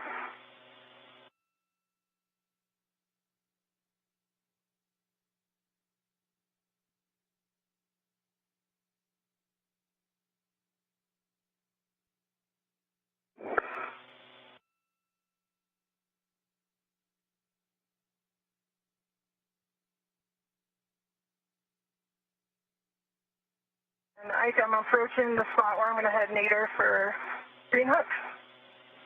Copy that. Yet just inboard of the Sarge, you're looking for S3 handrail 3060, and yours will be the more nadir of the two vertical handrails there on the nadir side of the Sarge. All right. I RC3060. That is your green hook location.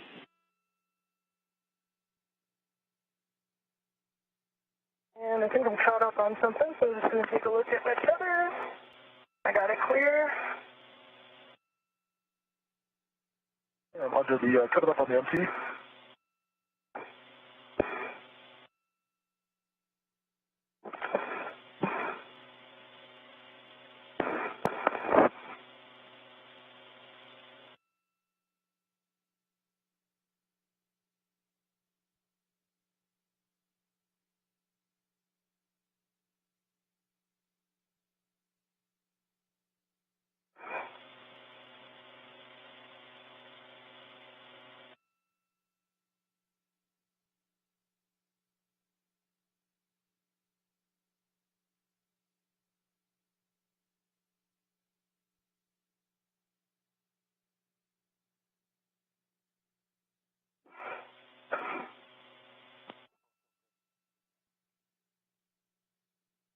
All right, my green hook is on 3060. All right, nice job. And now you're going to translate to the 3 Alpha IEA, non-radiator side. So please check your gauntlets in place prior to crossing the Sarge.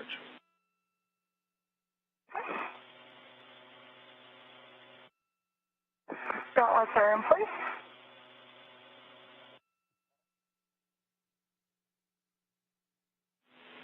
Sounds good. You're heading out to the IEA to stow that strut bag.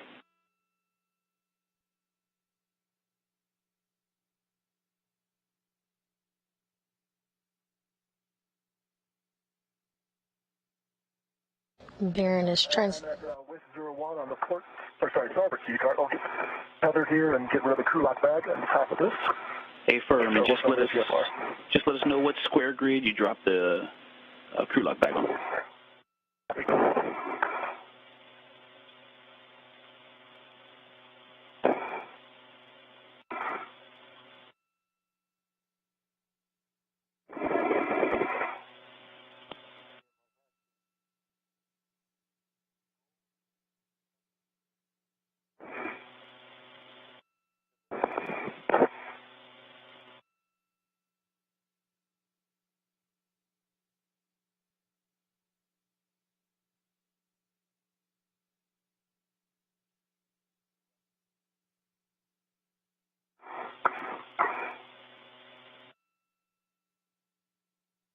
All right, I made it to the IEA, and I'm heading further outboard.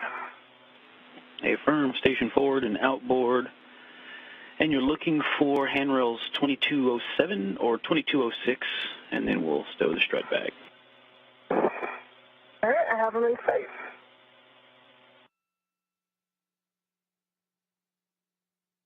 I like the crew lock bags on grid C.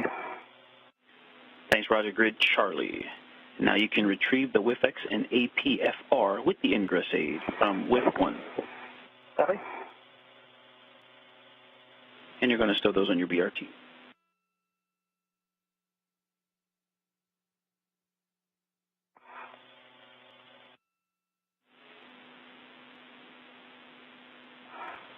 And Kayla, it looks like you're close to your position, so when you find those handrails, the way you want to orient the bag, the strut bag handrail goes toward the radiator, or if you can just see the way the lid opens, you want the lid to open toward the center of the IEA or toward the radiators.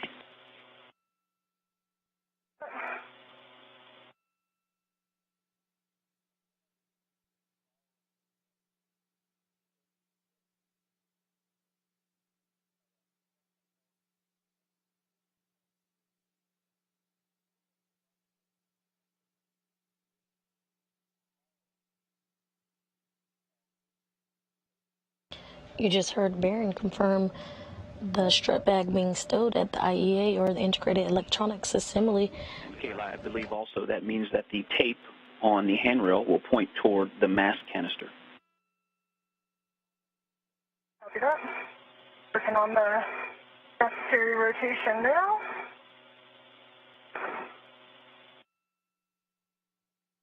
Got it in a good orientation, so we'll work on getting it cleared.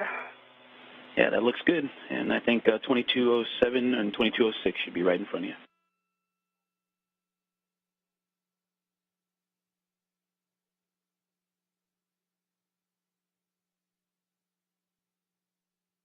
Another VRT went to the APFR, which is locked on the WIF X, and the WIF X is in VRT with the gate closed.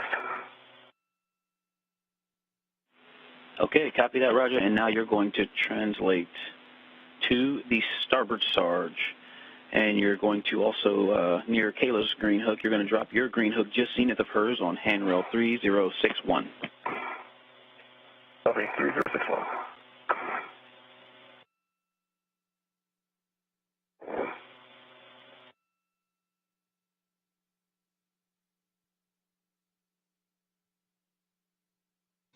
And we currently see Russia. One of the corner adjustables down. I'll work on the other one. Copy, adjustable on one corner.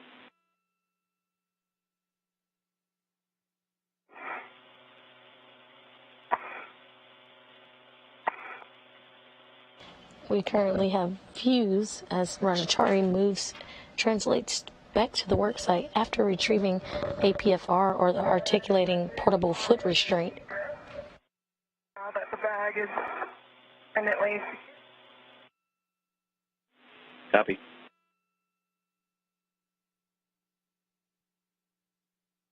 Okay, well, I can see my tether on top of yours is planned, so that looks good so far out to the Sarge at least. Yeah.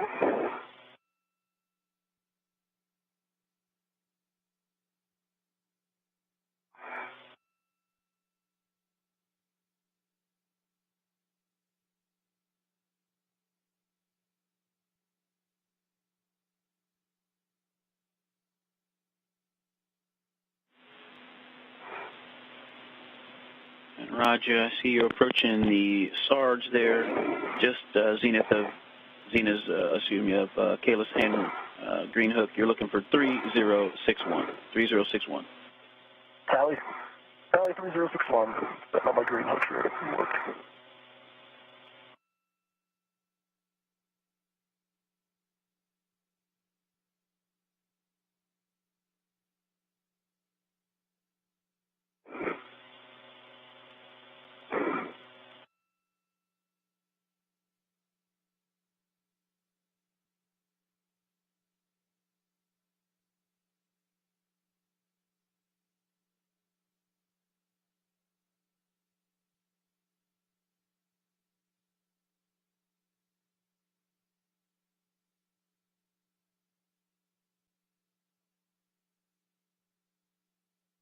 I've got two corners down, and what I'm going to do is open the lid and then probably tie back with one of the lid adjustables. Okay, copy. Nice work, Kayla. If you also could, when you have a free hand, check your HECA on. Okay.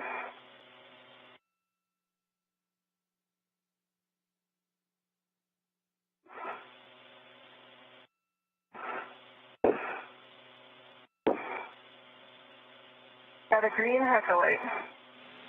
Copy. Thank you for the HECA light. And Roger, just confirm your gauntlets are in place after your green hook. You're going to translate to the 3 Alpha IEA as well on the radiator side, station aft. Copy, my gauntlets are down. I'm just getting ready to go across the Sarge.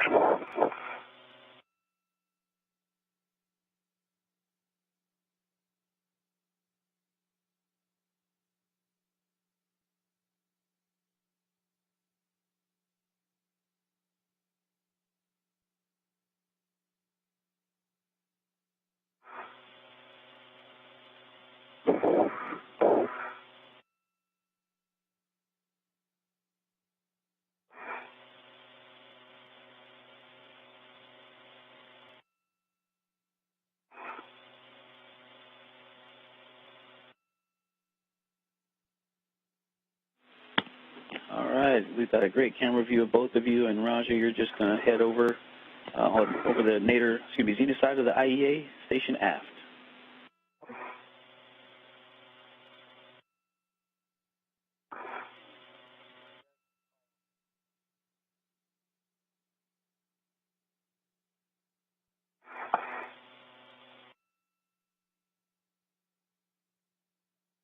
GoPro's on.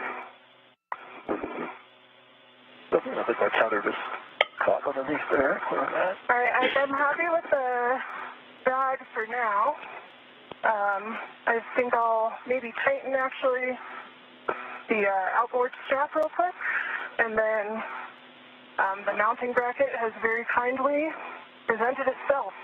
Yeah, it's ready to get to work, huh? Okay, nice job with the bag, and also I have a reminder here that you can turn on and stow the GoPro, and just let us know where you place it. It's on, and I'm just going to leave it tethered to the bag. Copy, thank you. And I think I'm going to take a second to put down my BRT, get a little more stability here.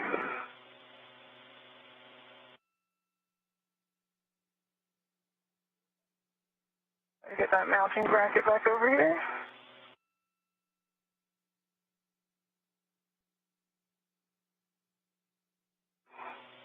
Okay, and I've got my eyes on lift 26, which is my destination.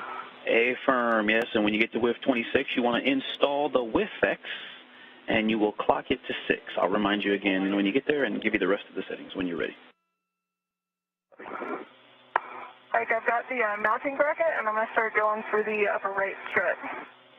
Okay, so before you start on that, we would like a glove, hat, and gauntlet check, and then we'll get into the upper triangle. Okay, that's going to work. I'll check my gloves now. If you're just joining us, we're bringing you live coverage today of the 247th Spacewalk in support of International Space Station assembly, maintenance, and upgrades.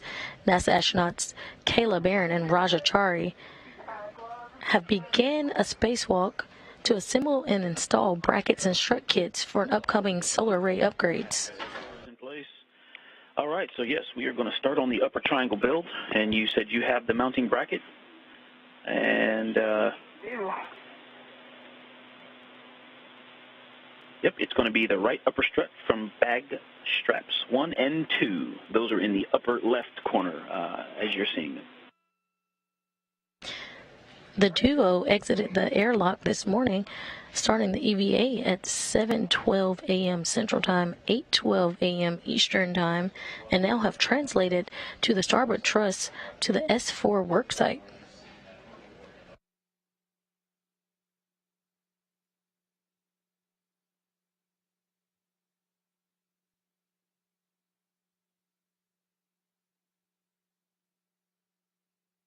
Barron and Chari are now taking struts and brackets out of their stowage space and will begin the build out for the mount.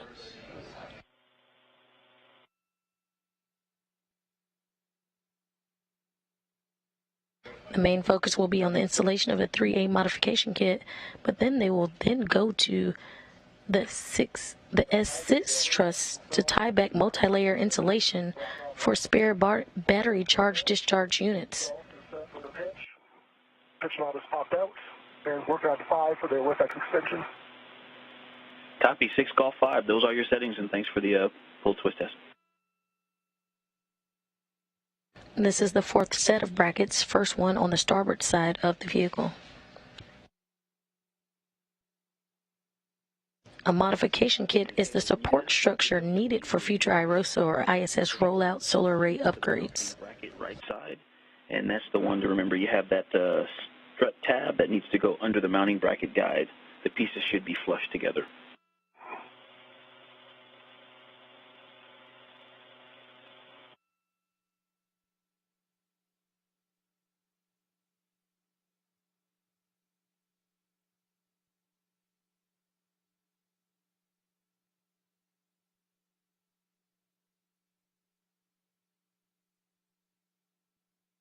You'll hear some acronyms today. I'm sure you've heard BRT.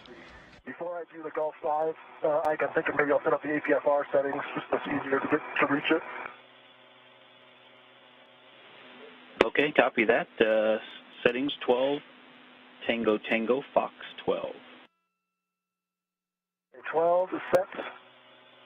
I got M13 and 14 hand started. Okay, copy. M13 and 14. 4 turns. We're looking for 4 turns, and I've got PGT settings. Actually, you've already hand started them, so next you're going to retrieve the left upper strut from the bag, and that's the one on the right side, straps 3 and 4.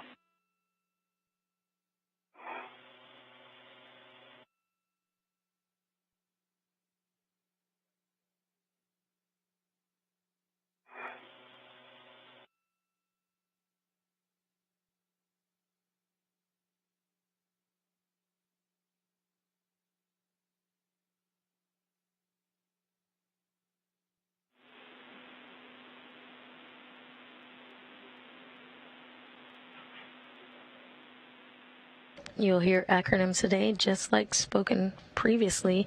Roger Chari mentioned his APFR, or articulating portable foot restraint, that will help him during the assembly today. The crew is at the proper work site and are starting the 3A upper bracket build.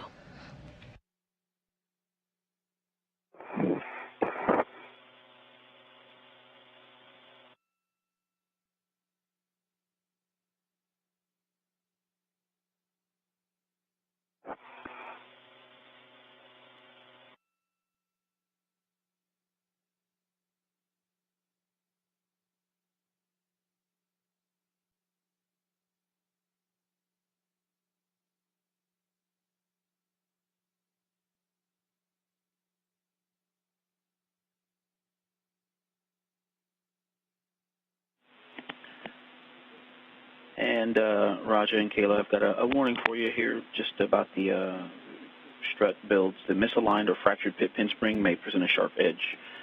Inspect pit pins before actuating, please. Roger. Copy.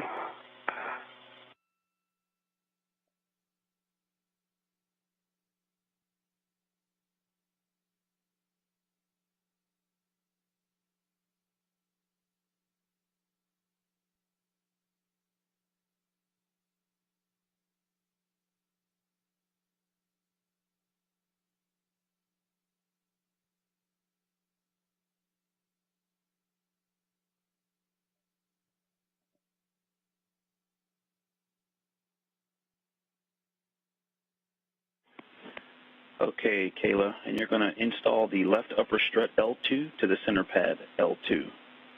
And then I've got PGT settings when you're ready. Roger, I'm going to try to hand start M17. Okay, copy. Just let us know how many turns.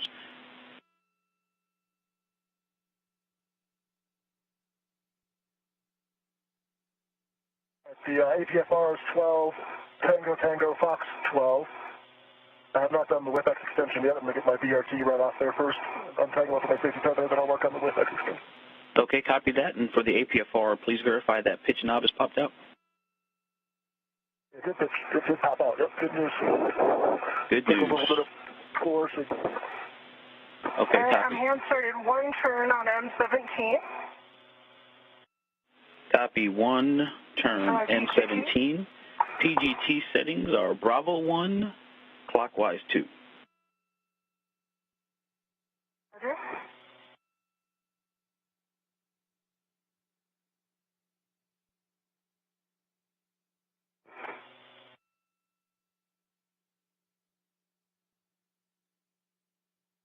You'll hear the duo today talk about their PGT, or their pistol grip tool. They'll use that to bolt and unbolt things today. Bravo 7, clockwise 2 steps.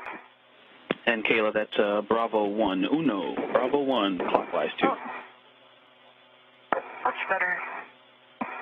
Bravo 1, clockwise 2 steps. That is a good readback. You are going to drive M17 to torque for a total of 7 to 9 turns. So we're looking for 6 to 8 more turns.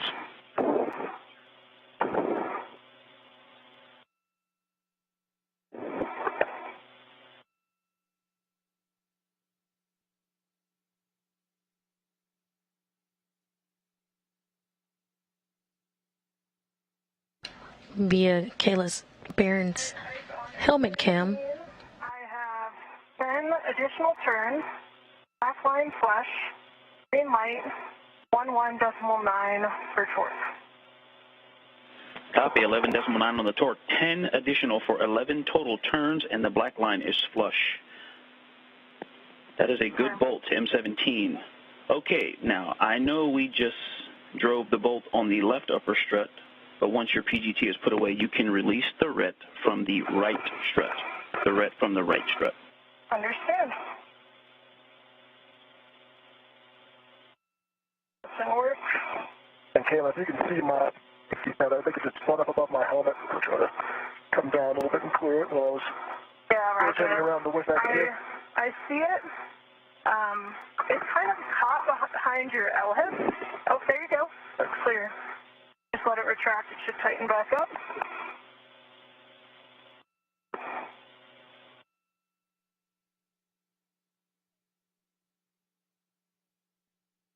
And EV1, EV2. Removing the ret from the upper right strut. That is a good readback.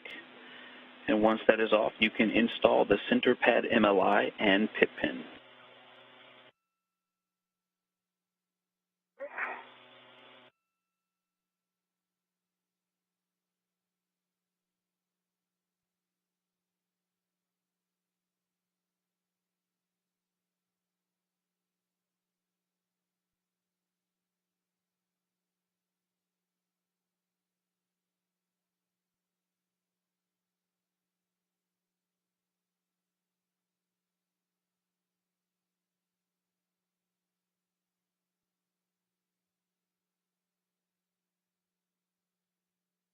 Engine installed, working on MOI.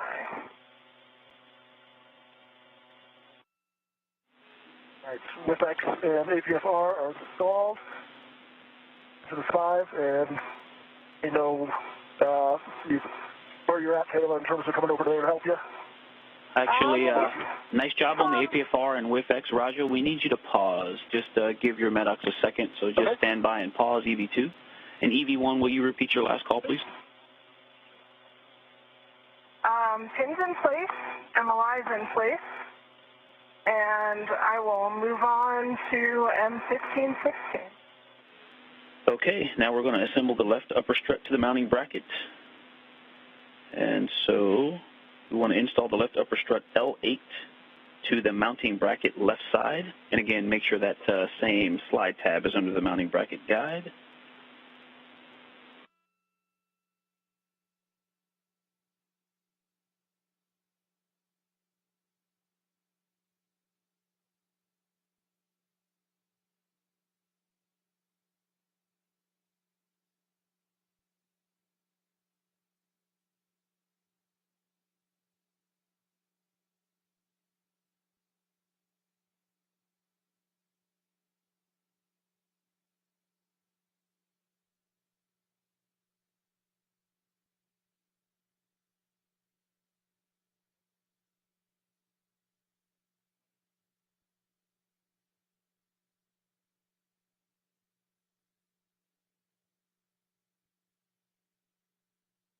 We are currently in between satellites, but we should have signal back to the EVA shortly.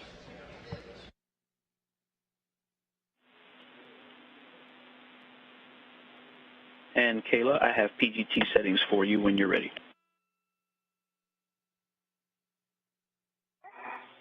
I've got 4 turns by hand on M15, and I'm going to see if I can get M16 and engage 1 turn, and then I'll go for my PGT.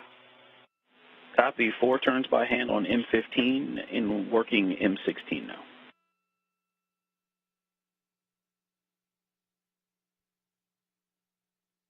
Okay, I've got 1 turn by hand on M16, and I'm just going to reposition the triangle a little bit, and then I'll grab my PGT. Copy, 1 turn by hand on M16. Standing by with PGT settings.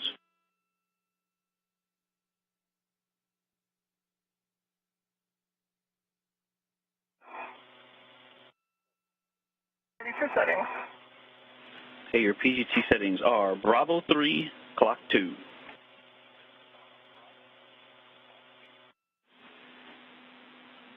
And we're going to drive M16 first. Bravo 3, clockwise 2 steps. And starting with M16, you're going to drive 16 and 15 to torque. You have a go. Turn. And M16 should be about 25 total turns, so 24-ish more.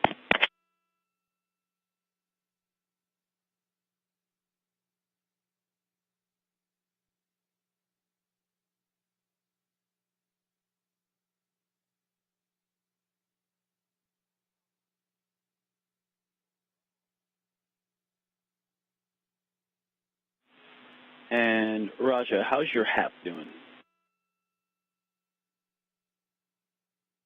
That's right. Copy, dry HAP, thank you. Alright, I got a red light, low torque, 21.24 turn, and that matched my count of 22 turns. Figured I should try it again. Okay, stand by.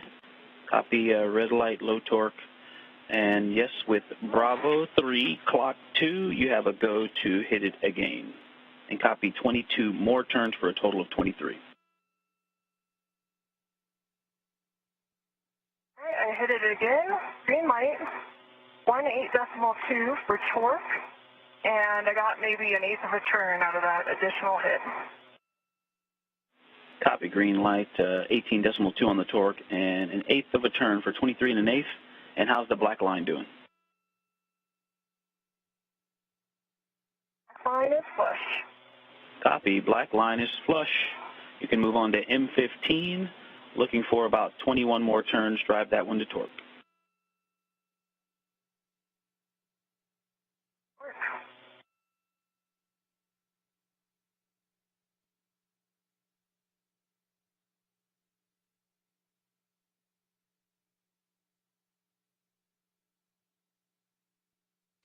Currently seeing views of Kayla Barron using that pistol grip tool.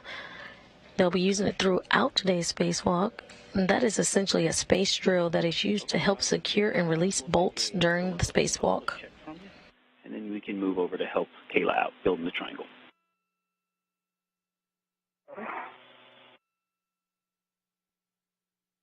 Close look good. And go look you down. Copy, I'll start heading Kayla's way. And, yeah, I guess we still have 2 bolts to drive. And Roger, it's pretty close, though. Actually, yeah, you can light, stand. And I got another low. I'll stay here. I can start getting the APFR if you want. Yeah, you can stay there and start working on ingress and APFR. And Kayla, you stand by. You can go ahead and hit it again. Red light, low torque, and that was okay.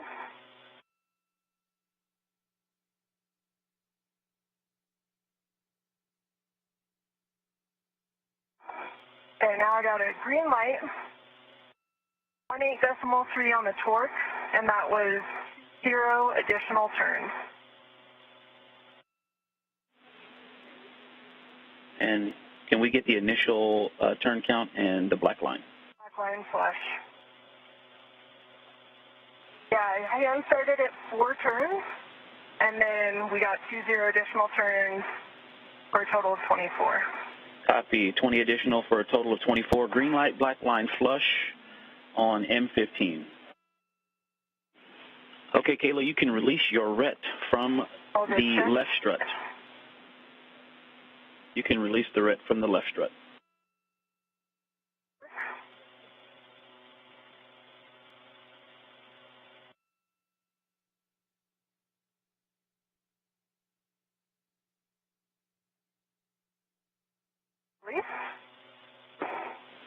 All right, you can install the mounting bracket. Get back to M1314. You can install the mounting bracket MLI. Oh, sorry, go ahead. Mounting bracket MLI. Okay, roger that.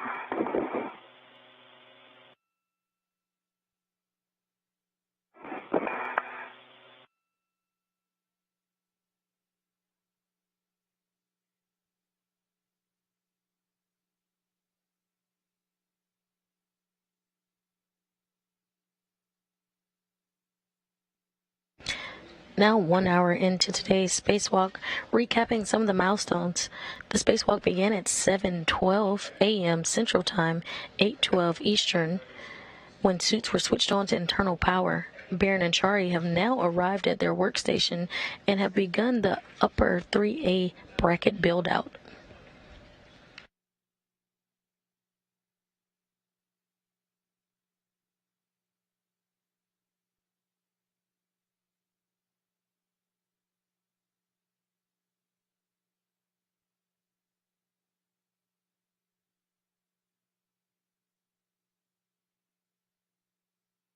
Kayla, I think I'm in the APSR. I feel like there's something behind my left leg, though. I'll give you a chance. Your safety tether is between your legs. That's what it is. Okay.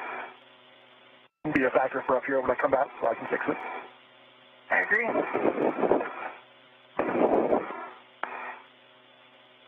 All right, I've got the MLI on the left side. Mounting bracket. Copy that. Now we're going to go and torque the right upper strut to the mounting bracket. And I've got some PGT settings for M14 and 13 when you're ready.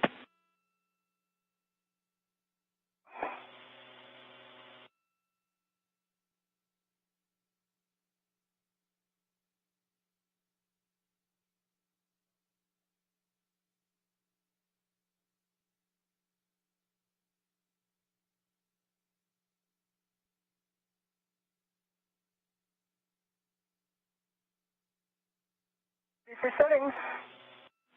All right, you're looking for Bravo 3, clock 2. And you're going to drive M13 and 14 to torque in any order.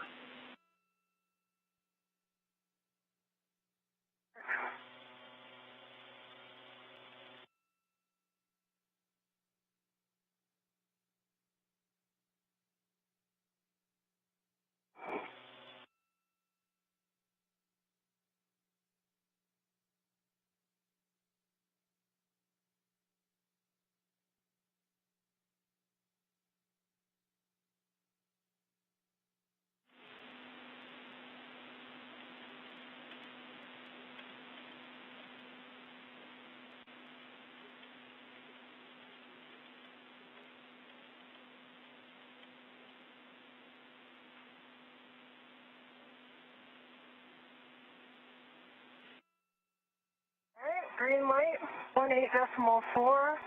Black line is flush, and that was 2-1 turn additional. All right, on which bolt?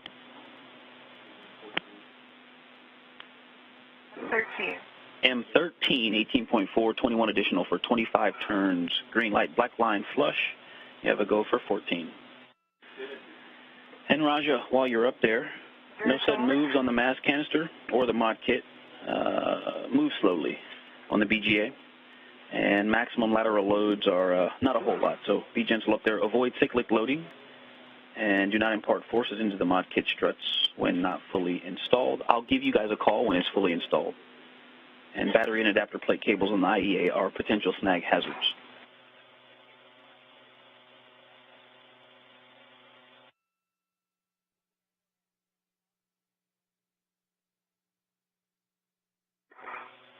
Green line, right, black line flush, 18.4, 0 turns additional. And I believe I copied 20 additional turns for 24 total green light and a black line that's flush.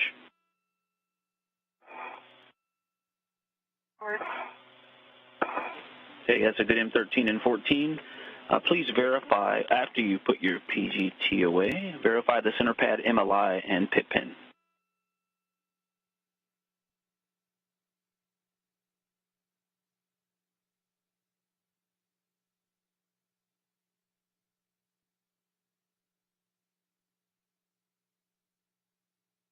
Center pad MLI and pit pin look good, and the MLI on the mounting bracket side is in work. Stand by on the other MLI. Okay, stand by.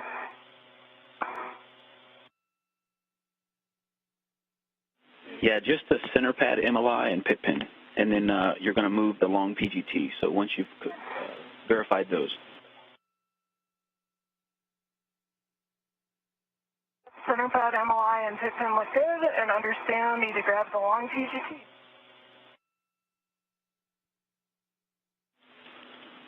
Okay, Kayla, actually, you have a go. We're kind of on edge making that call whether come over. That's a best start. There you go, headache. I was going to say, you can do that MLI now if you want to, or you can just leave it for Raja to do. So your choice, and then we're going to move the long PGT, the one with the 7/16 6-inch wobble. For Raja. Yeah, concur. After that, I'll leave it for Raja because it should be a little bit easier for him. And I'm working on the PGT now. Okay, yep, you're going to move the long PGT from the strut bag to the right upper strut handrail, stanchion nearest the center pad. And there is a RET and adjustable in the bag that you can use.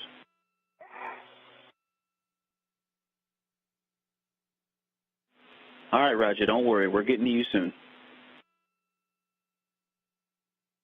No worries. One thing I did notice, Ike, is I've got the ingress aid pulled back, but I can't actually push it down as I can't reach the knob to unlock it to get it to go down. Okay, copy that. If you do want to compress it even just a couple inches, sometimes you can, as you twist, pull it back, though. Copy, pull back. Try twisting the handle a little bit, kind of yaw it. As you push down, that might collapse it an inch or two.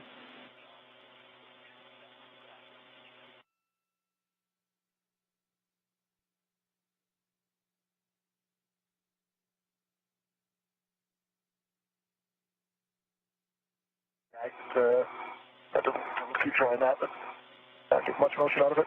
Okay, if I didn't have the mass canister here, I could bend over and do it, but I can't bend over without my helmet hitting the mass canister.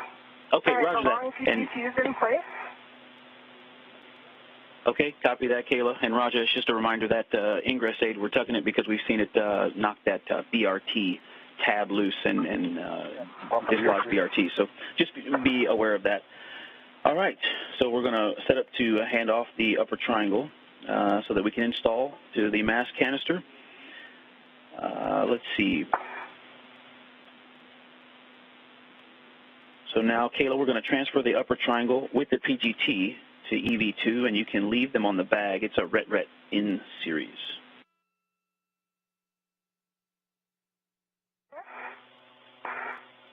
So let me know when you got visibility on the triangle. I can see part of it, but can't quite reach it yet. I'm going to work on rotating it around a bit. To give you the right side first.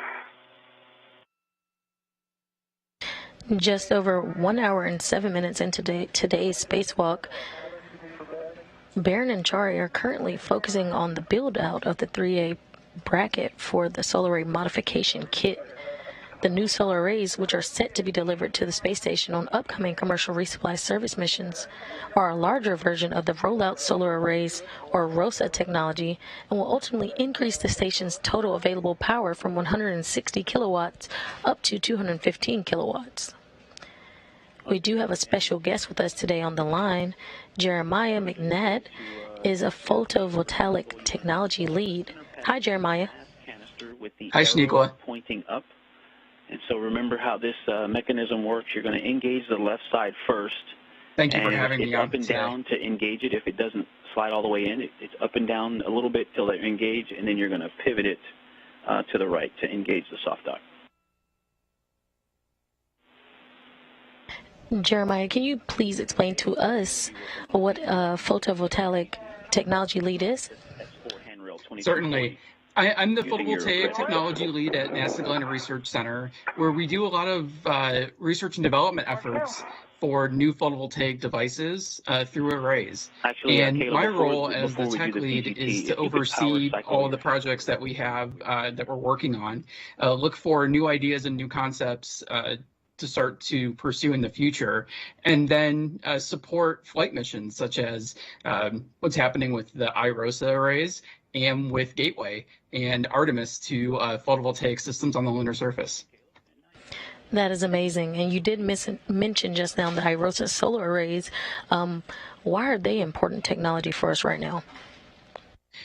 ROSA and the iROSA arrays are super important. As you said at the beginning, they're going to add more power to the space station.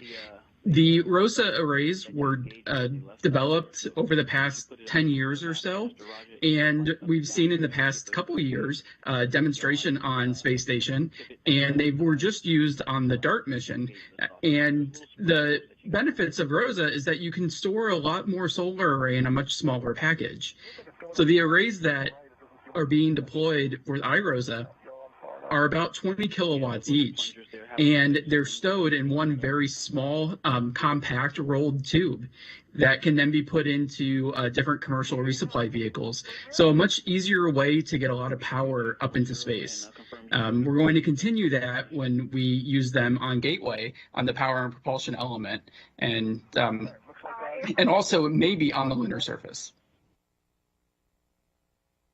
Okay, copy, Roger. Good job on getting that soft dock. I've got some PGT settings for you when you're ready. That's awesome, Jeremiah. And I know you mentioned the Gateway. Can you explain a little bit about Gateway and how the technology that you guys are looking at now will help for future exploration in deep space? Certainly.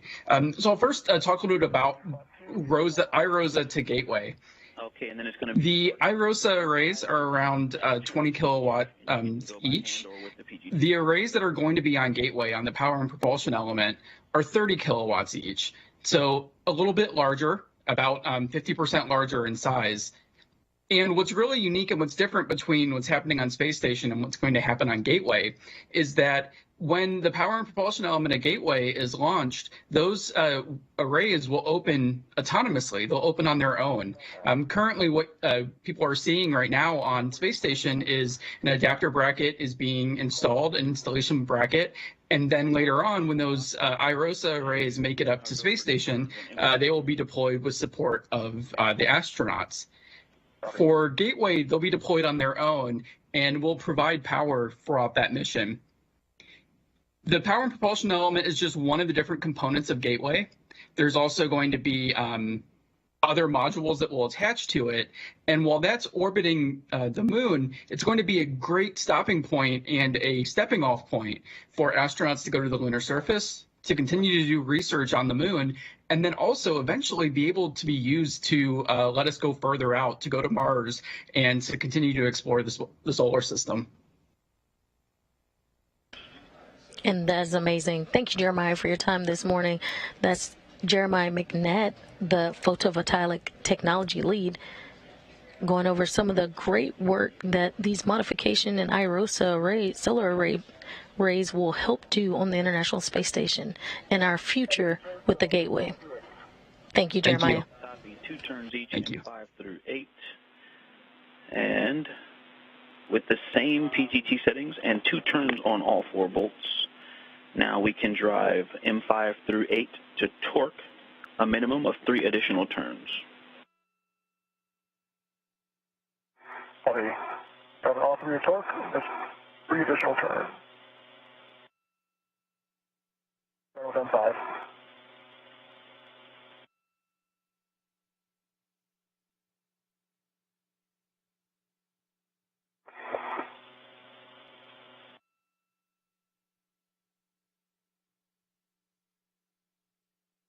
And an update, the crew is complete with the 3A upper bracket build task and are beginning the installation of the center pad to the mass canister. But you guys are already getting some interesting lighting conditions up there.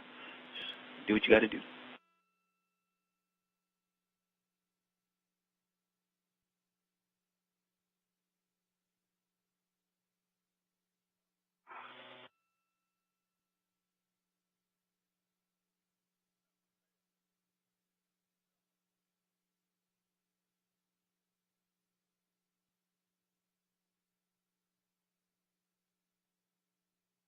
And 5, 4.7 additional turns, good green lights, and 3.1. Copy. Was at 4.7 additional turns, green light on M5.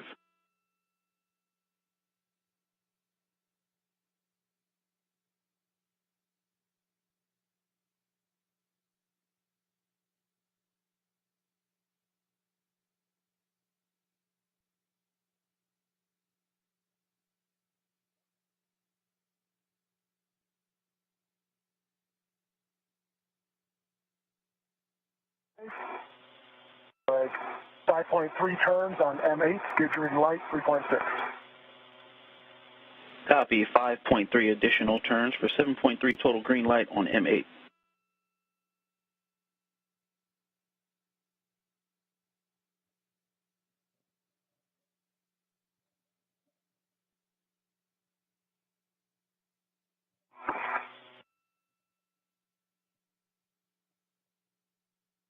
M6, 5.3 turns, good green light 3.8. M6, 5.3 green light.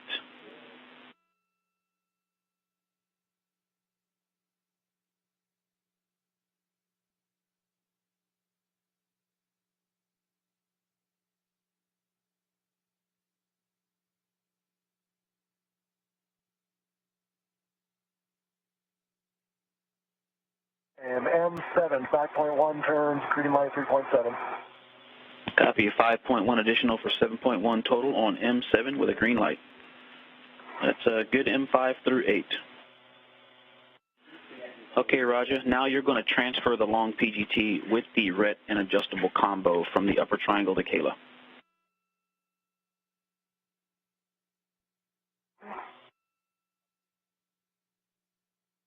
I'm getting in position for that, Roger. And Kayla, you're going to stow that on your swing arm. Okay. Once you get control of it, I'll take the other side of it right off.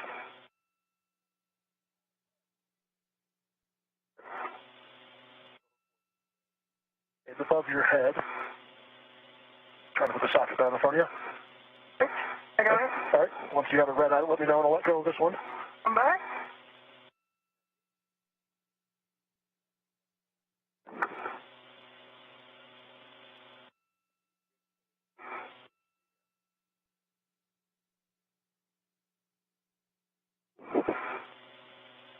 Okay, I've got a mini workstation red on it. Okay.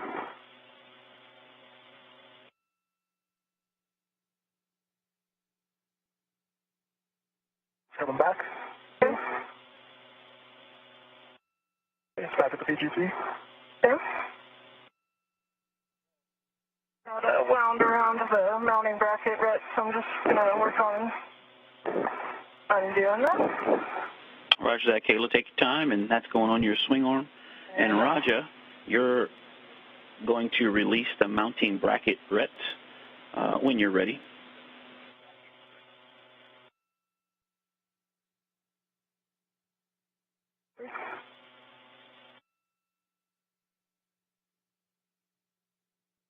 Working on my swing arm here.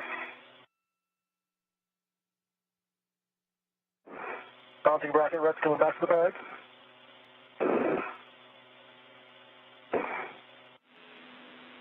All right, Roger, and we're a minute 45 seconds to hand over. If you can verify the grounding pip pins, there should be 2 are installed into the grounding block, and the MLI for the left and right upper strut is closed. And I believe we left that left upper strut MLI for you to do. I'm working on that right now. Both grounding pip pins are installed, and I'm just tightening the MLI now.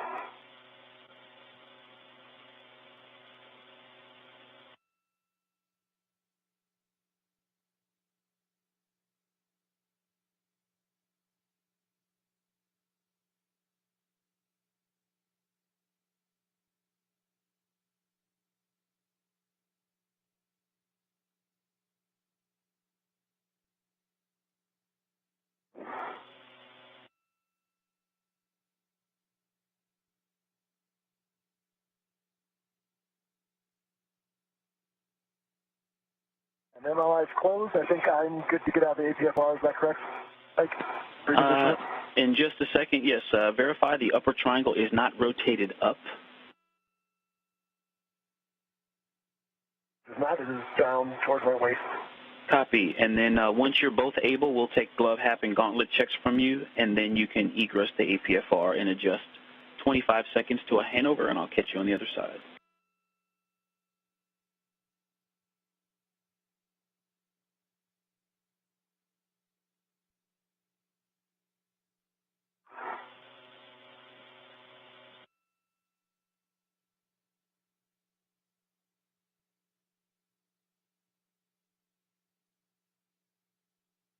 when I do this APFR egress thing, I may need your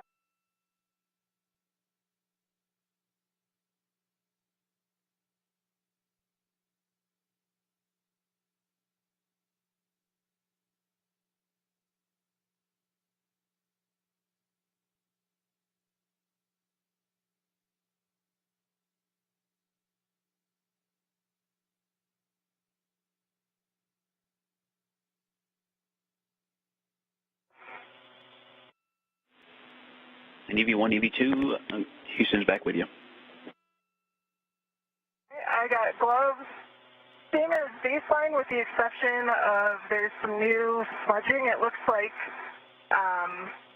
maybe some of the labels on the struts are kind of rubbing off onto my gloves. I can see some mirror image letters on my fingers, but everything else looks good. My hat is dry, and my gauntlets are down.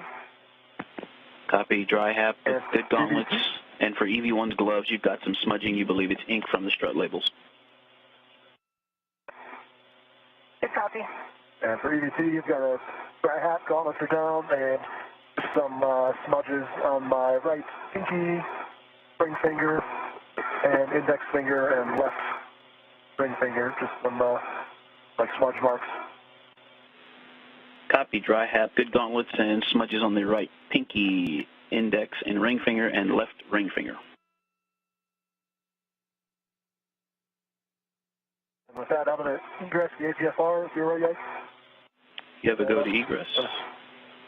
And I've got... I got eyes on your grinder. And be mindful of your safety tethers between your legs, so you may want to... That's why I'm... Yeah, that's right. Yeah, we can see it in the camera view too. And so you may want to point your feet back toward your fair lead on the corner of the IEA and try to work it back between your legs into the front.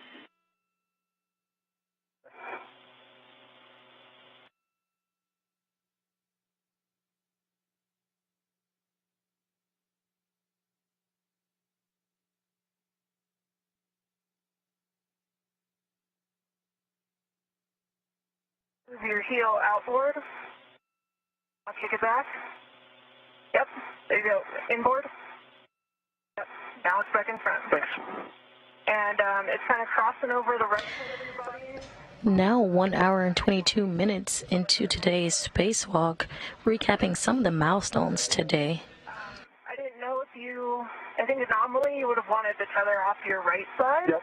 Let's go off my left. So far today, the crew has gotten to their work site, completed a 3A upper bracket build out, and now has begun the installation of the center pad to the mass canister. They're currently doing a hap and glove check.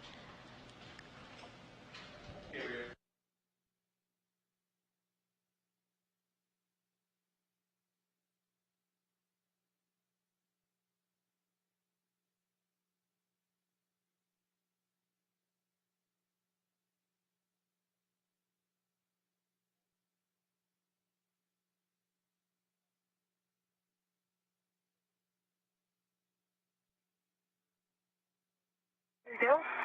Off to your right now. Thanks. That should be good now.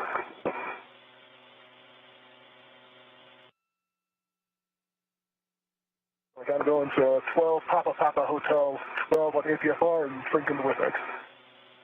Yep. Good APFR settings. Upper left strut. Correction, mid left strut. And confirm, Roger, you said adjusting the WIFX extension to 1. Correct. Copy.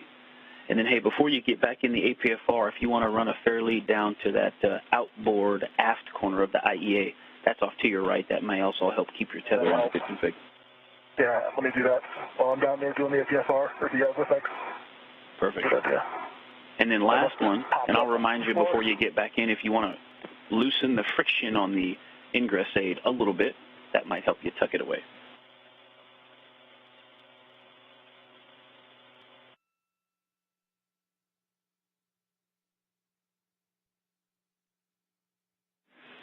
And copy, Kayla, I heard you say you're grabbing that left mid-strut, straps 12 and 13, bottom right side of the bag. ready to go. Copy.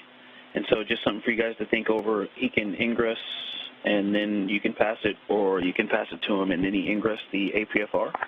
Over to you guys. You are going to do a ret swap on that one to Raj's BRT.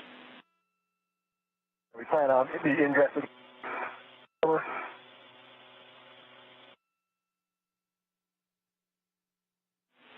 Copy. You said ingress before the handoff? Yeah.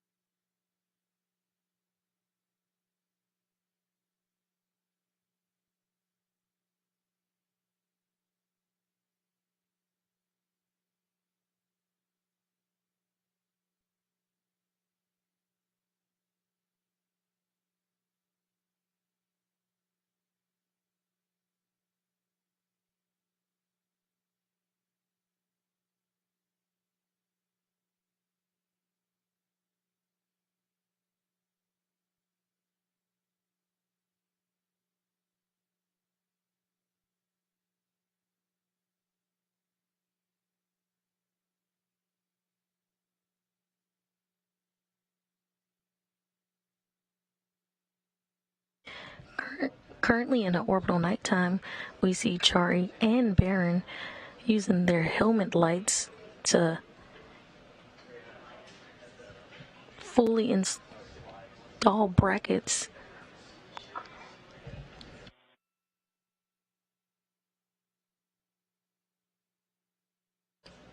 Excuse me, we see Barron and Chari as they install the 3A center pad to the mass canister.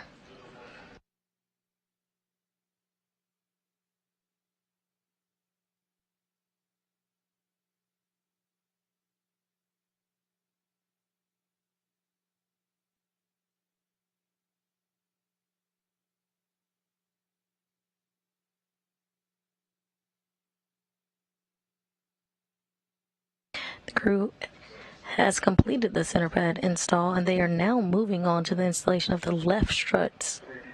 We came up again, so I'm done setting this. I'm going to go back and maybe put an adjustable down there. Roger that. We copy.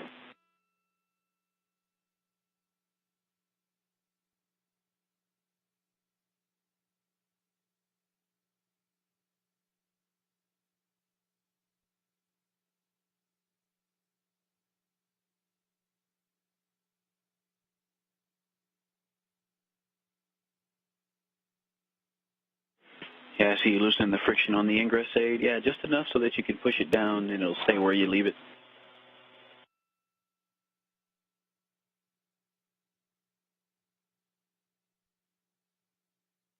All right, we got 12, Papa, Hotel 12. The lift axis back down to 1. Copy. Those are good settings, and confirm the pitch knobs popped out. They pop out, yep. So I'm going to go work on trying to put this tether somewhere. It doesn't keep snagging on me. Roger, you may want to give your waist tether a tug just to get it a little higher. You reel? There you go. I wanted to get caught behind you again. Thanks. I popped off this handrail, so it's behind my legs, though. It's crossing your body over your left knee right now. There you go. You should see it now coming around. Tally, thanks.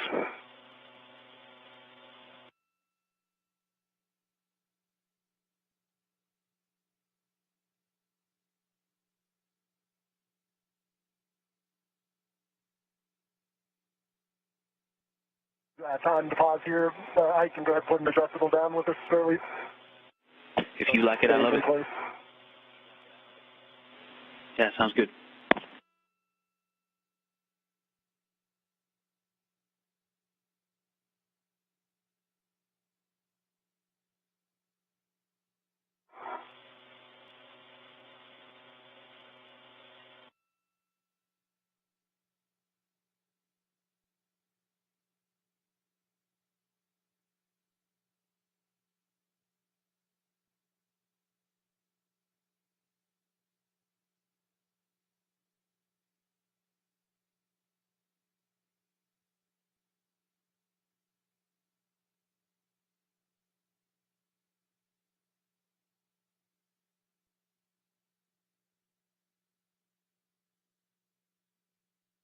All right, Kayla.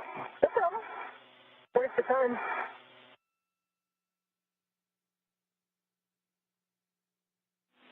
Yep, take your time, Roger, and then if you could let us know the handrail that you put the adjustable on, or where you put it. That's inboard recessed one. The one just after. 42. Say again, Roger. 242. Is that 2242? It's the place. Yep, yeah, it was the original one we were going to set. It's just I put an adjustable there instead of wrapping it around.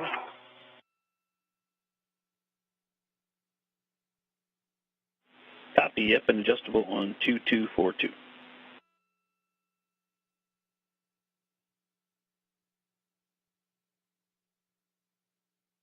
What eyes on you for the thin grass grinder? Okay.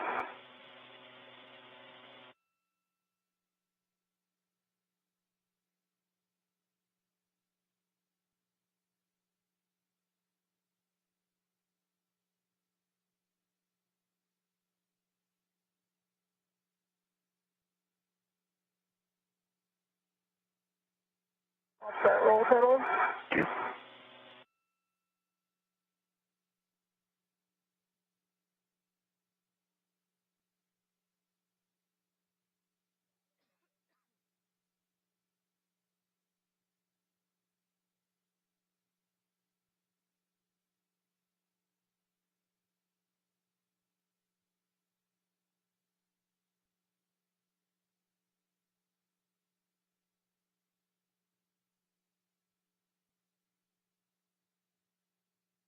Reels. Yeah, there you go.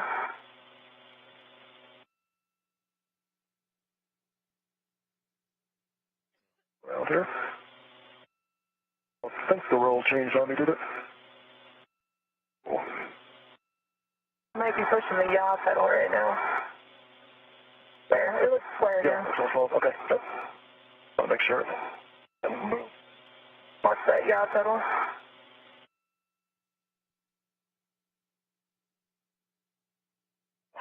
Unfortunately, I made this ingress aid too loose now.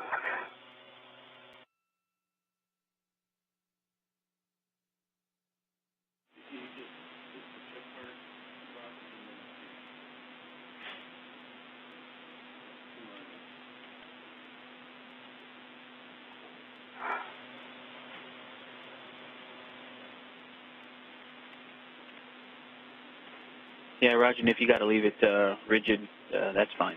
We'll just keep an eye on that VRT. Well, I'll definitely gave you a hard time bending over before, so I don't want to damp that since this time I have to bend over for those bolts and ROI. Yep.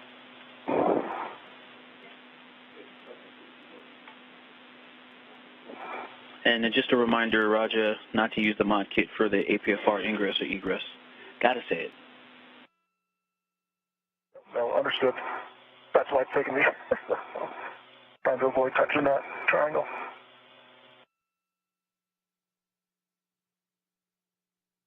Let me tighten it a little bit more here. Way enough I can still move it.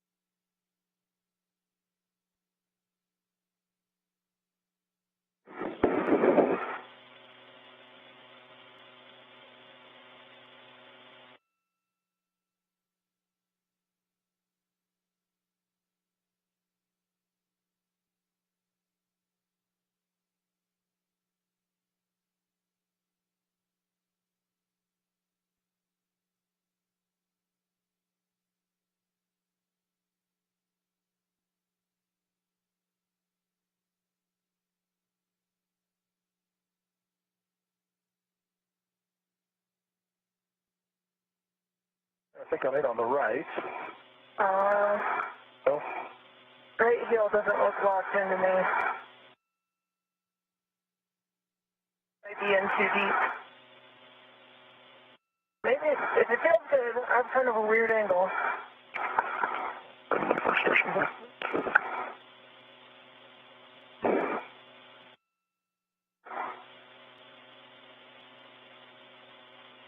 The left is in. Nope, you're right. The right's not quite in.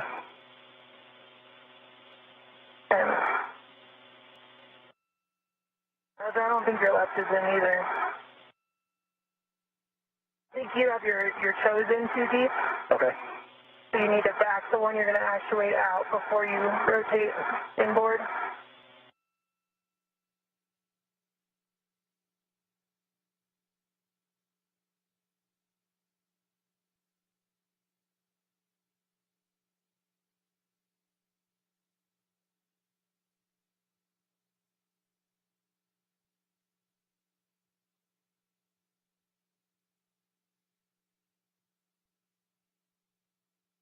Maybe try wedging one toe and then working the other heel, and then circle back for the first one. Okay.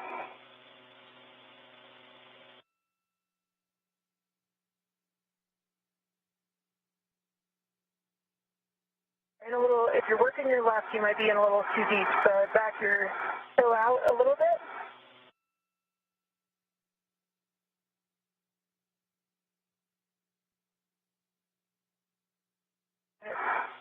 You working your left foot right now? Yeah, I'm trying. Yeah, you're in too deep, so I would start again with your heel out and up. Okay, now there you go. Now rotate inboard. Further, so it drops down. Almost there. Rotate further inboard. And you might need to back your toe out. Now rotate in. That's right.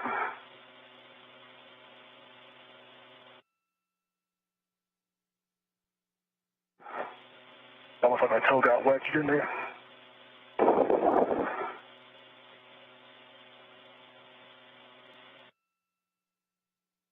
There you go. That's the roll pedal.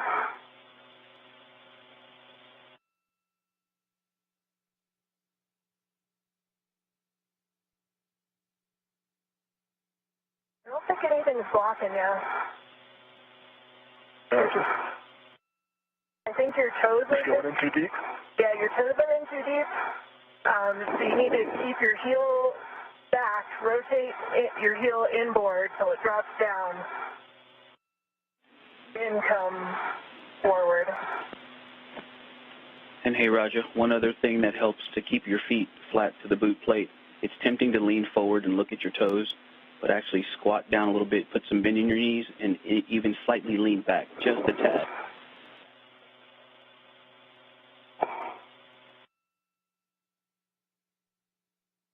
It's on my right side. Okay. I don't have great visibility on it because of where your safety tether rail is, but I might be able to check once you think you're in.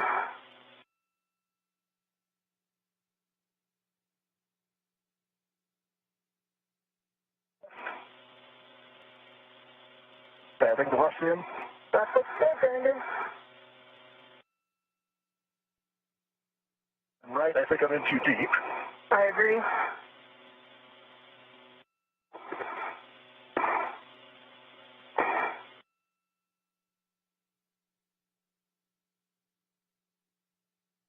I'm caught on my reel or something. It feels. If you want, you could kick your reel out to the right with your foot. I don't think it's in your way. Your safety tether is between your legs again.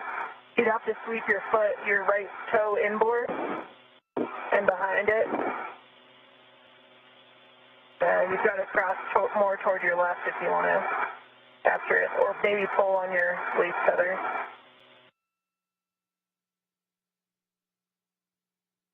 It's almost there.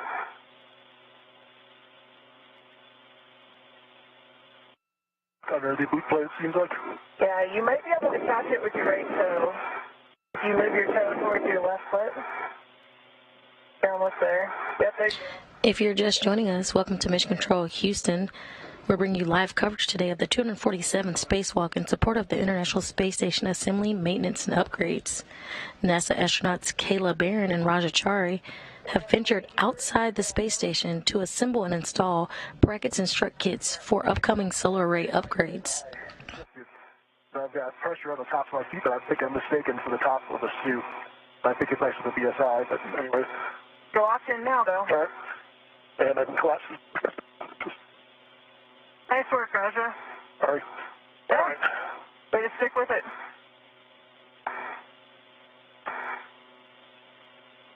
Go a little higher. This is going to get my BRT right on it. Hey, firm, you're going to red swap and then stow that one on your BRT. To recap some of the milestones, at 7:12 a.m. Central Time, 8:12 a.m. Eastern Time, NASA astronaut Kayla Barron and Chari turned their suits onto battery power, marking the official start of today's spacewalk. They are currently working on the starboard forward truss at the 3A power channel. So far, they have successfully installed the upper brackets and center pad to the mass canister. They are currently working on the left struts. All right, Kayla, looks like you're back to the bag. Grabbing the left lower strut, straps 5 and 6. Can work.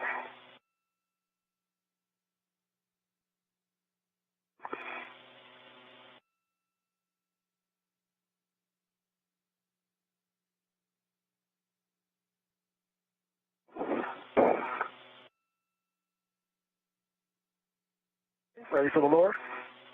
And Raja, once you've got that mid-strut on your BRT and out of the way, tuck and, if you can, collapse that ingress aid.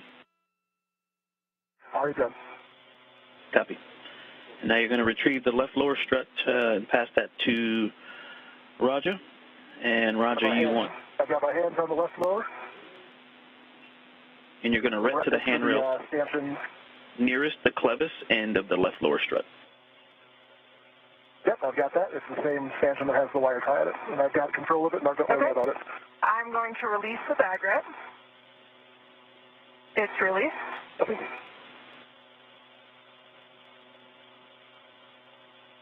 Of the strut. I have the strut.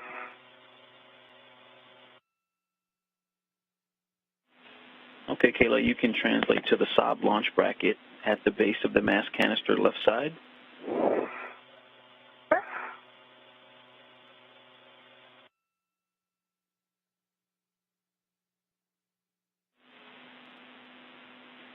Hey, we're 5 minutes to sunrise.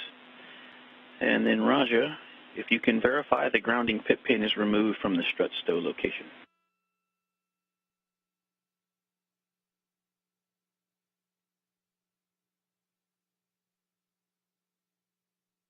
The pin is actually in, if you can see my camera, so you want that out, correct? That we need to put that into the mounting bracket. Hey, firm, we like it removed. It's removed now. Copy.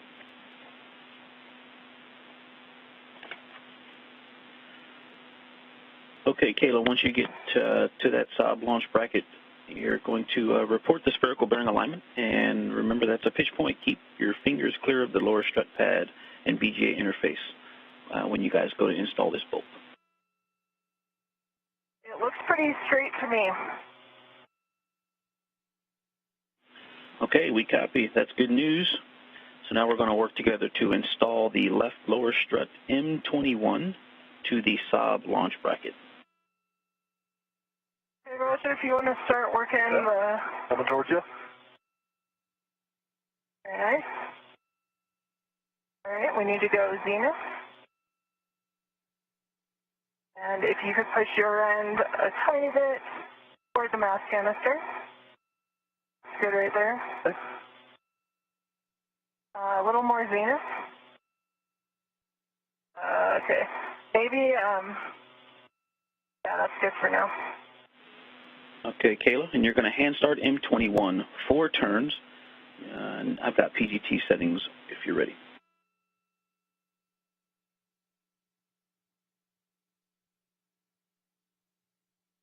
And started 4 turns. Copy, hand starting 4 turns on M21, and I've got PGT settings if you're ready. It's already done 4 turns. And Copy. do I start driving now, or does Roger do his end first? Yep, copy 4 on M21, and so we're going up to Roger. Okay, bye. Okay, we're going to... PGT, looks like I'm doing Bravo 1, clockwise 2. Affirm, Bravo 1, clockwise 2, and 2 turns on M22. Copy. So I'll use this PGT, so I count it. And Kayla, you're going to PGT Bravo 7, clockwise 2 next.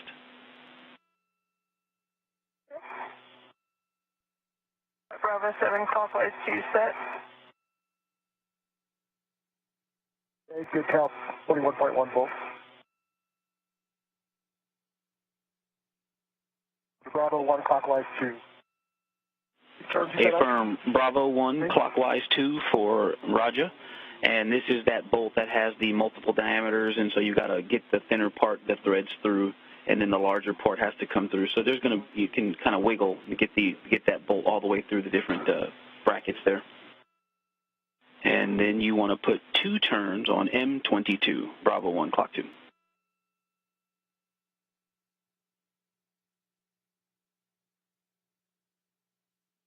Okay, thin black line is flush, and comes 2 turns.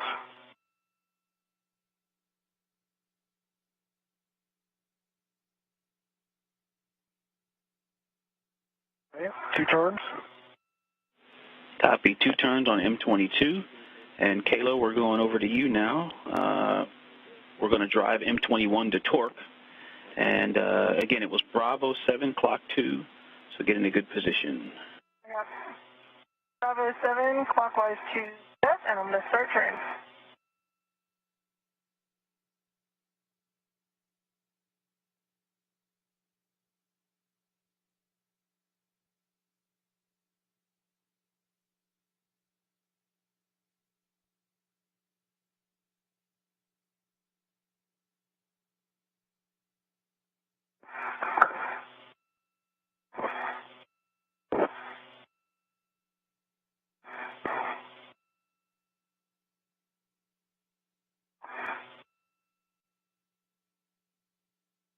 And I got a low torque, but I wasn't in a great body position at the end there, so I'd like to give it another go, if you agree. Counted 9 turns. Okay, I think I heard 9 turns with a low torque, and you have a go to hit it again.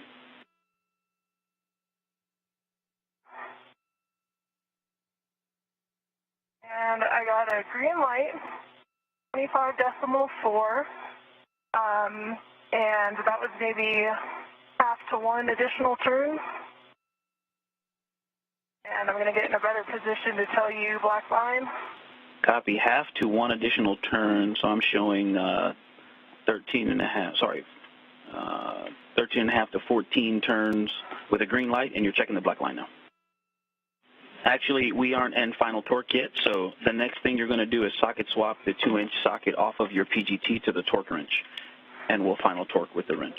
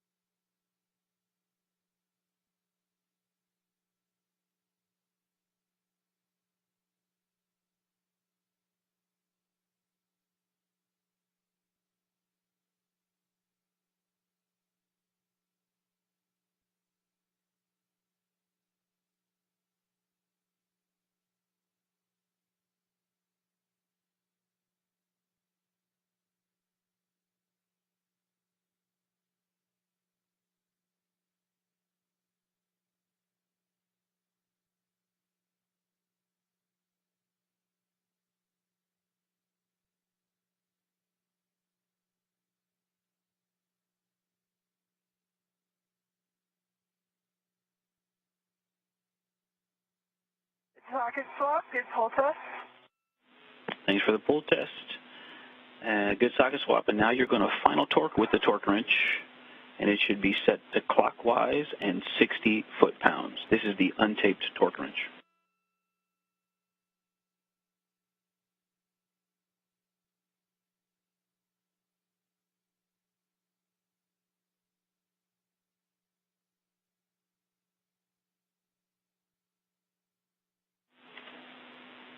And we're looking for about 1 turn, and we want the torque wrench to break over twice.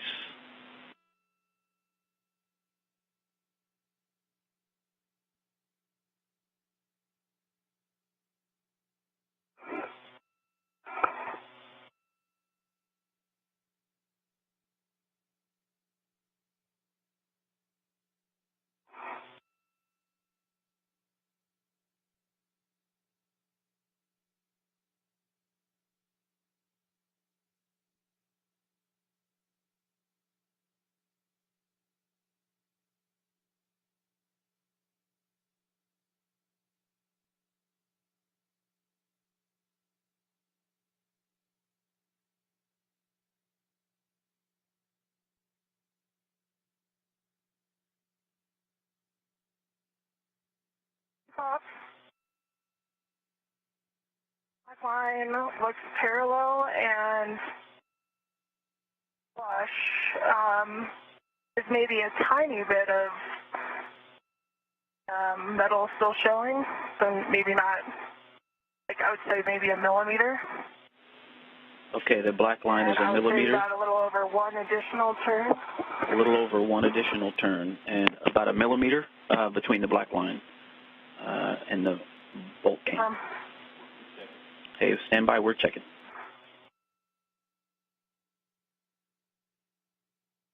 Okay, Kayla, and if you could check the gap between the strut boss and the bearing surface, and also give it a wiggle test.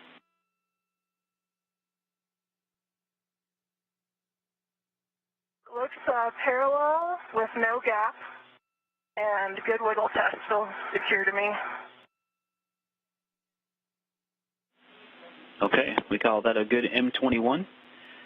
And you can socket swap the 2-inch from the torque wrench back to your short PGT. And Roger, I've got PGT settings for you when you're ready. Yeah, I've got throttle 1 clockwise 2 and ready for number turns and drive. All right, you can drive M22 to torque. The torque.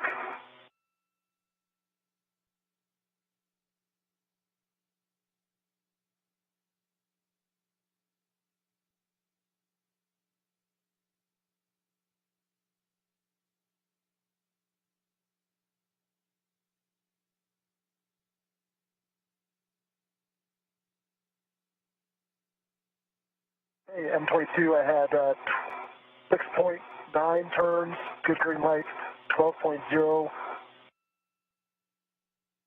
and black line, flush, but from the parallax here. With the mirror, it's flush, maybe a ½ millimeter. I can try hitting it again. Okay, 6.9 for a total of 8.9 turns. Green light, and you're saying a ½ millimeter between the black line? Yep. Yeah, that's, it looks like more from my angle, but when I put the mirror up to it, I'd say a ½ millimeter at max. Parallax on it. I'm trying to get a straight on look at it. That's a good M22, Roger. Socket swap complete. Good full test. Copy. Thank you for that. Roger, you can say your PGT, and Kayla, please verify the lower strut MLI covering the lower strut pad. Lower strut MLI is covering the pad. I'm working the pit pin on this side.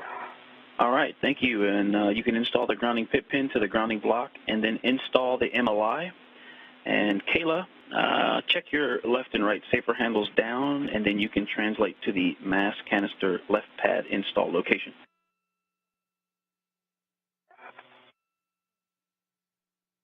Okay, grounding pit pin is into the mounting brackets. And MLI is around the M22 volt. Okay, sounds good, and you can release the ret. That's to the left lower strut. That's coming off the left lower strut.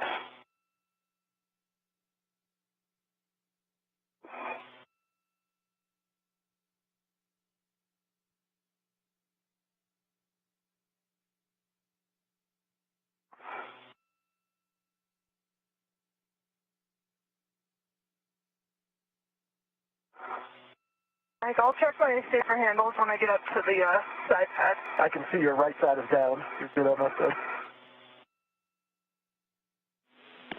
Thanks, Roger. Copy, Kayla.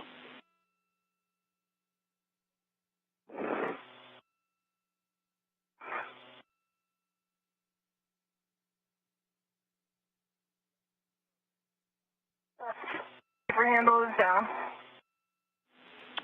Thanks, Kayla. Left and right safer handles down.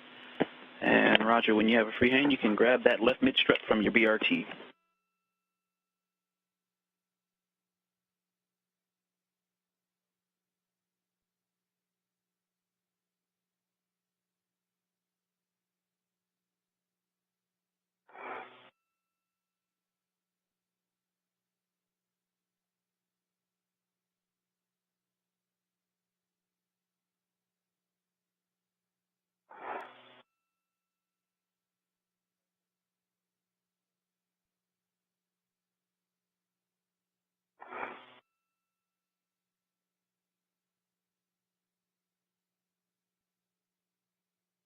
And confirm I can take the locking pin out of it and start extending it.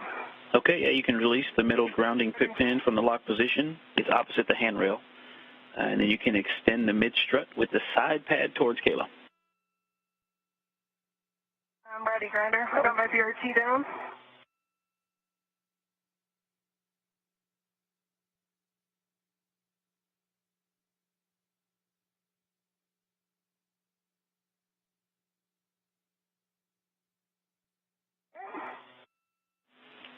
All right, Kayla, and once you have that side pad, you're going to engage the right side first. Remember, it's a little up and down to engage that clevis, and then you're going to pivot it outboard to the left to engage the soft dock.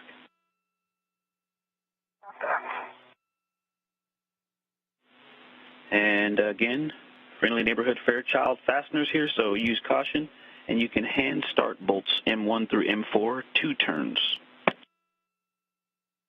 I'm going to plan to use my PGT for these ones. Copy that. PGT, it's the long PGT for M1 through M4. And then, Roger, over to you two on the sequence. But can I get settings for that, Ike? A-firm, Alpha 2, Clock 2, and we just go with the side pad first, and then we'll come back to Roger. So Alpha 2, Clock 2 for M1 through M4, 2 turns each. Okay. So you're holding this to me because I won't be able to reach it after you have it. I will be able to get to it. I'm just biased a little left for the bolts here, but I can move over there.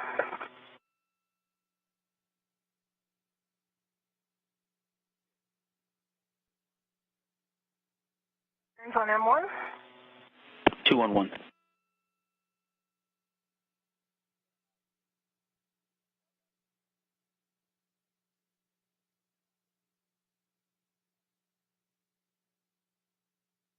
Turns on M2. 2 on 2.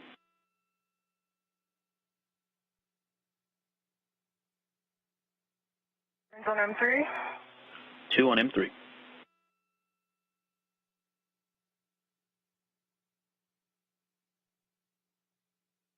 Turns on M4. Copy. 2 on all M1 through M4. And Roger, if you can install the left mid strut L8 to the upper strut L8. If you need to pop a foot out, you can do so from the APFR. And then I've got PGT settings for you when you're ready. Okay. I think I've got the hand started, actually. Got 1 turn by hand. Copy. 1 turn by. Now 2 hours into today's spacewalk, recapping some of the milestones of today. Okay, I got 2 turns by hand if that works. Otherwise, I can do it with the PGT. Okay, Bravo 1. At 7:12 a.m. Central Time, 8:12 a.m. Eastern Time, Barron and Chari turned their suits on battery power, marking the official start of today's spacewalk. And this is on M28. You say you got 2 turns. You're going to drive M28 to torque. M28 to torque.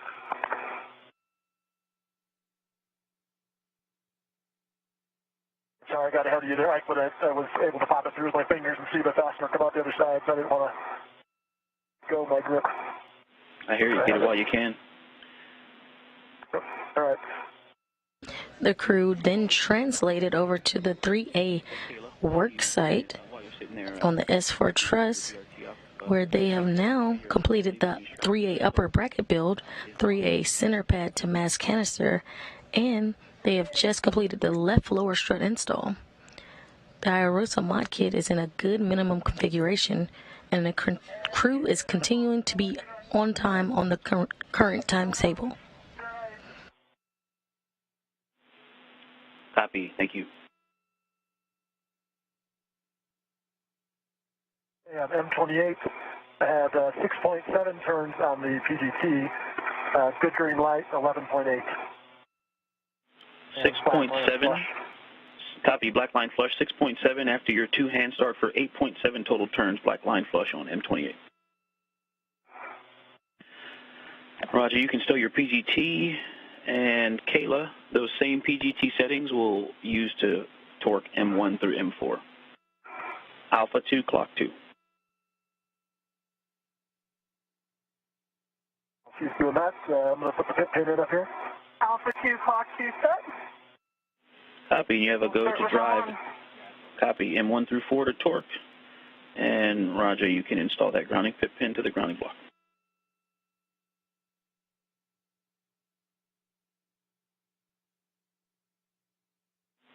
One minute to handover. Roger, you can get a nice long glove check. We'll take a happen gauntlet check on the other side. And Kayla, you can drive M1 through M4 to torque at Alpha 2, clock 2. M1, green light, 3.7, 4 turns. 4 turns, green light M1.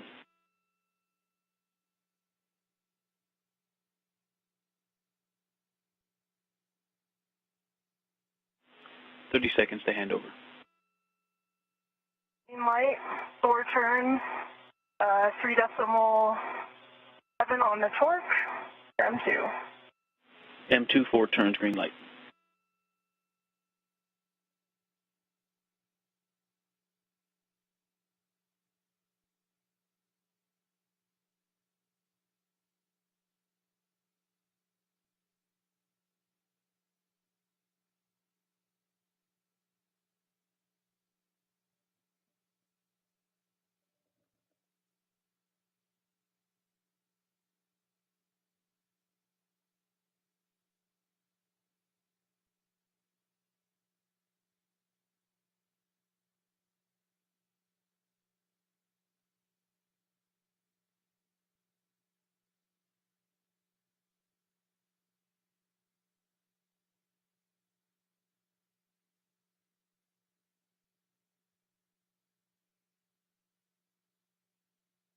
Little piece of metal sod right there. Okay, we're back with you, Kayla, and can you repeat that call? I see it. Yeah, so M3 and M4 are both driven to torque with a green light. 5 turns on M3, 4 on M4. And there's a small piece of metal sod. It's like a kind of looks like a curved wire, like not quite a half circle. Like maybe it's a piece of a spring or a washer. And I first saw it near the side pad M3. But I didn't see it separate. I didn't think it. It looked more like the same size spring. I don't see. I can see the wire. It looks like that kind of thing. So I don't think it was the back of the Fairchild fastener. Yeah. All right. I had good checks on that bolt. Okay. Can you guys verify that the pit pins are all still installed? The side pad pit pin is installed. Yep, and the the lower strut and the mid strut are installed. And I can see the upper strut to the center pad are installed as well. Copy. And Kayla, being careful of any sharp edges there, if you could give a wiggle test on each of the bolts M1 through 4.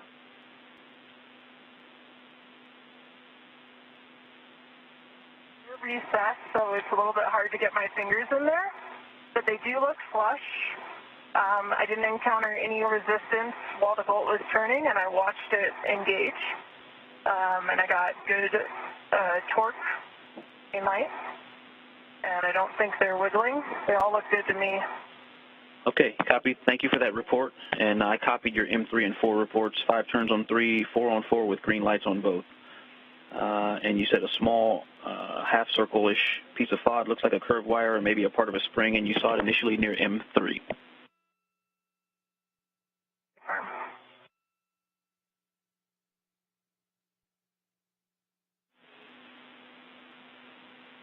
And Kayla, do you see where that piece of FOD is now?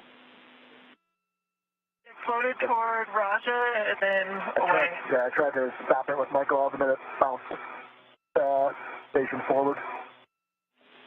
Copy. Thank you.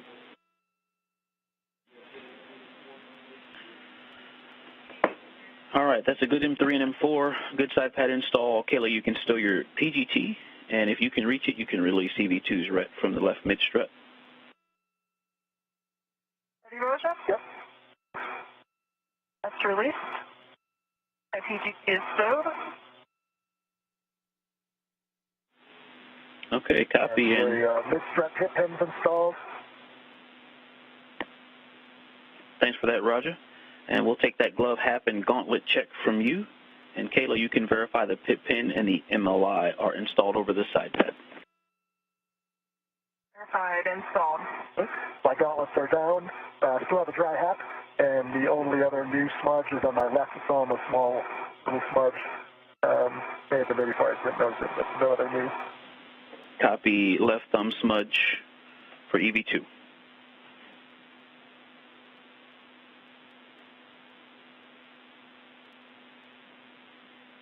I think I'm egressing the FPFR and reconfiguring it. Is that true? That is true. And Kayla? I think I'm headed to get the torque wrench and PGT. Affirm the short PGT and the torque wrench from S4 handrail 2240 and the torque wrench from the left lower strut. And you're going to bundle them together and take them to the strut bag. And Raja, one other thing, if you could power on your WVS. I think we saw it power off.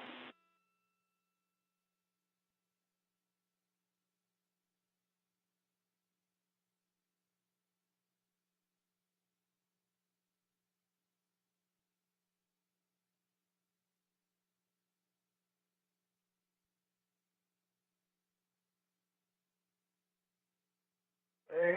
I pushed the button. It looks like the light's still off. I'll push it again. I still don't see a green light. Try it one more time. Okay, I see a green WVS light. Copy. Good config. Thank you.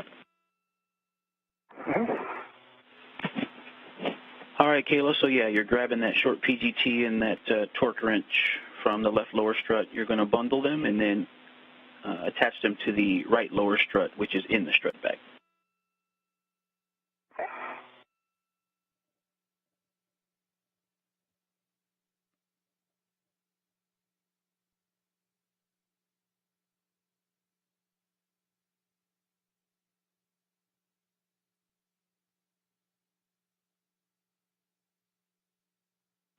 Okay, Roger, and I've got APFR settings for you if you need them. So Papa Papa Charlie 12. I can just change the roll. Good copy.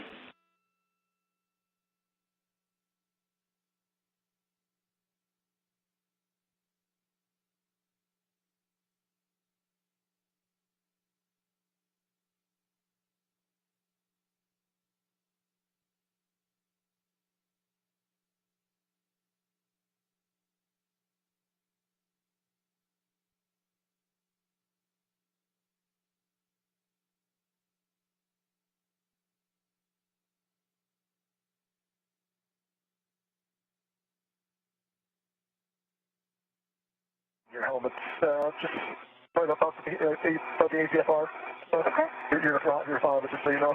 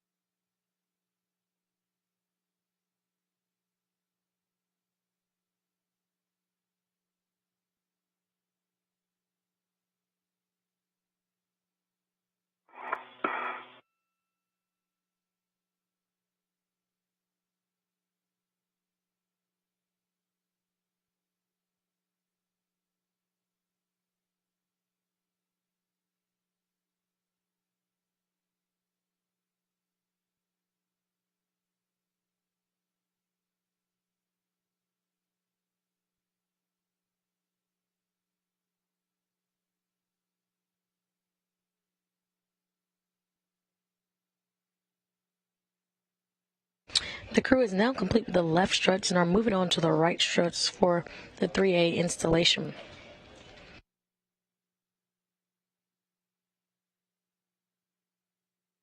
If you're just joining us, we're 2 hours and 12 minutes into the EVA, where the crew has gone to the 3A work site and has built an upper bracket build, as well as completed the center pass to mass canister install. And we have now completed the left struts and now on to the right for the 3A power channel.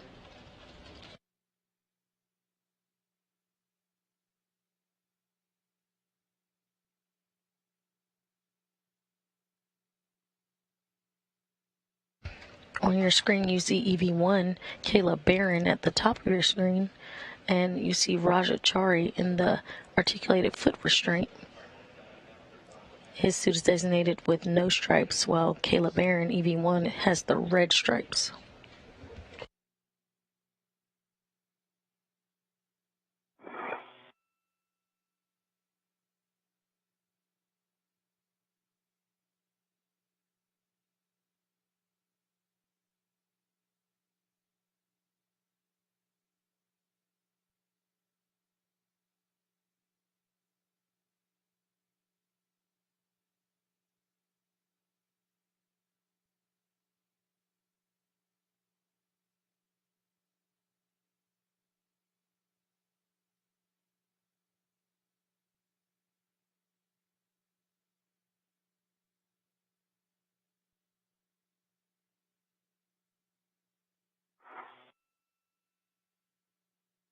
Can you tell if I'm in, Taylor, or am I in too deep?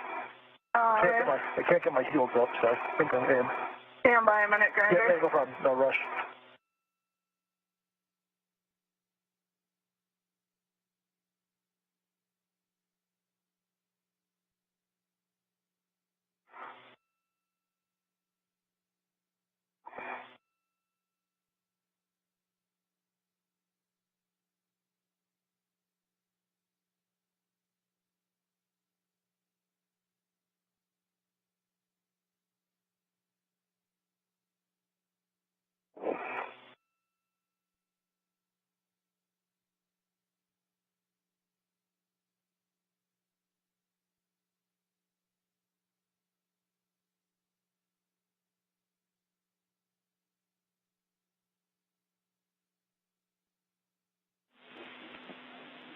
And I Kayla. got the PGT and torque wrench to the left lower strut, handrail assist to the stop.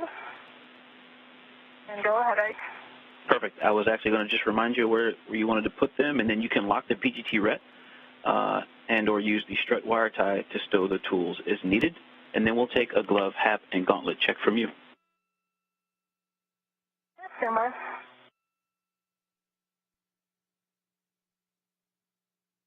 Got the ret locked, and I've got the torque wrench kind of under the wire tie. My gauntlets are down. Hap is dry. And checking out my gloves now. Dry, hap, good gauntlets. Copy.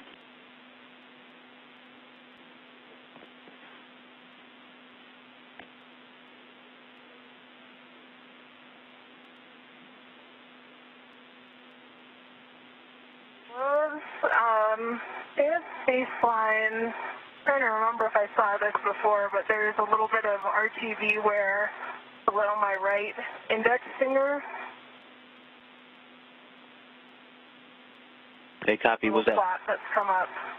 Did you say below your index finger or on the right index finger? Just below it, in the transition between like the pad RTV and the turtle skin RTV below it. Okay, right index finger, and we've got a good video of that as well. Thank you. We copy. Right index finger RTV wear.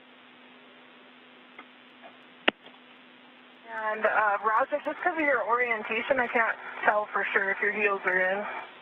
Yeah, I can't pull them up, so I've either wedged in so good or I'm in, but either you way, look pretty secure to me. Either way, I can't move. What I can tell, you look like you're in. Okay, Kayla. You're going to retrieve the right mid-strut, that's back straps 9 and 10, to transfer to Roger. And he's obviously a little farther away, so you're going to have to work together to get that handoff. More of a blind handoff when we get to. Yep. And you're going to stow that mid-strut on your BRT, doing a ret swap to the stanchion closest to the side pad.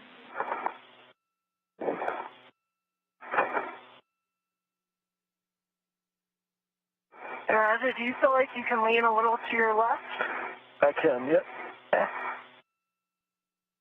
I may have to, let's see how far we get here.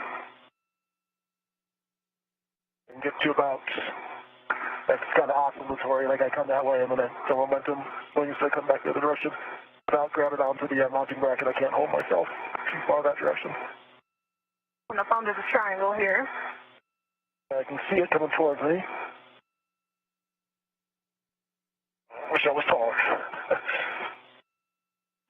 Actually, taller may not help in this situation. Got it? I've got fingers on it. Okay, I've got contact. I've got control. Let me get a red on it, and then I'll send it back towards you to get the red off. Nice job. And you want to ret to the stanchion closest to the side pad. There's me. And Roger, it looks to me like you can probably reach the bag ret, and that might be easier if you feel like you can get it with your left hand.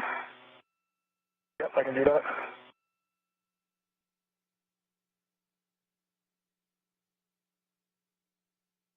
Coming back. Go for it.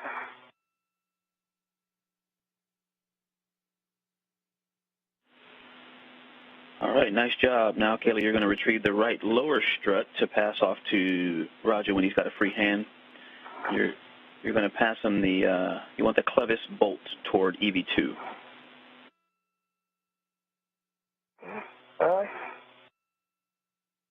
And that's back straps 7 and 8, right in the middle of the bag.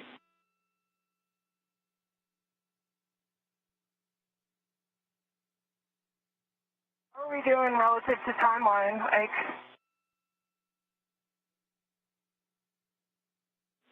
EV1, EV2, you're about 15 minutes ahead. Slow and steady. Very nice. Here. All right, ready for the lower.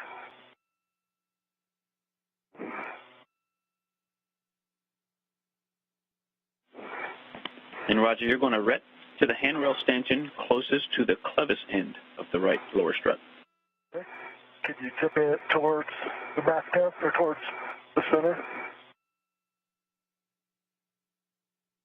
And then a little towards me. I've got a hand on it, don't have control yet. Now I've got control. And you said the handrail closest to the clevis? Stay firm. Handrail stanchion nearest the clevis end. And am I good to start translating around? Once he does the ret swap, you're going to have to release the bag ret. I've got my ret on it. It's coming back to you. Yep. And then Kayla, you can translate to the mass canister right side sob launch bracket. We recommend going outboard of the mass canister to the radiator side, and please fair lead so that your tether stays off of the BGA. You can use S5 handrail 2102. Bag ret's removed. Okay, I've got it. And Roger, just a reminder, there's a PGT and a torque wrench on the bottom of this one, so you've got some tools down there as well that you're moving. Perfect. Okay. And I can see the spherical bolt from here. It looks flat. Right side. Thank you for that. Right side spherical bearing looks flush. Sure.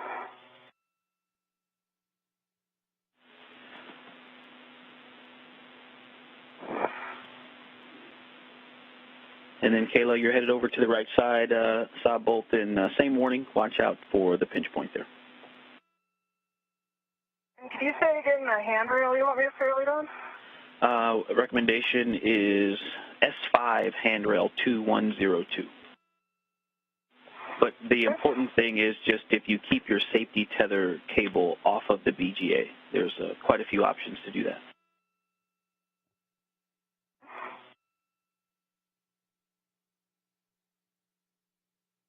Fairly under the recommended handrail. I'm not sure if it'll stay as I translating, but I'll keep an eye on it. And if it comes out, I will de-fairlead it.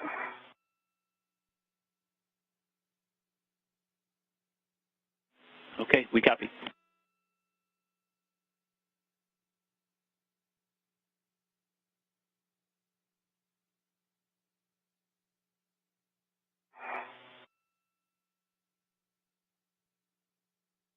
It stays in place.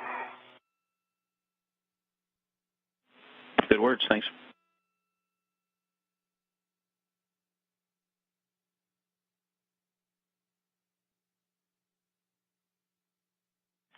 And Raja, if you can verify that the grounding pit pin is removed from the strut stow location.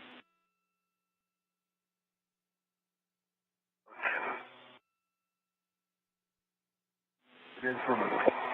Copy.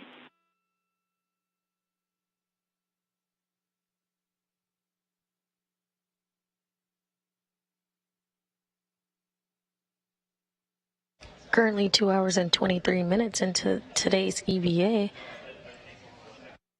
we see Kayla Barron translating over to the right side of the 3A mast canister to help Raja Chari install the 3A right struts.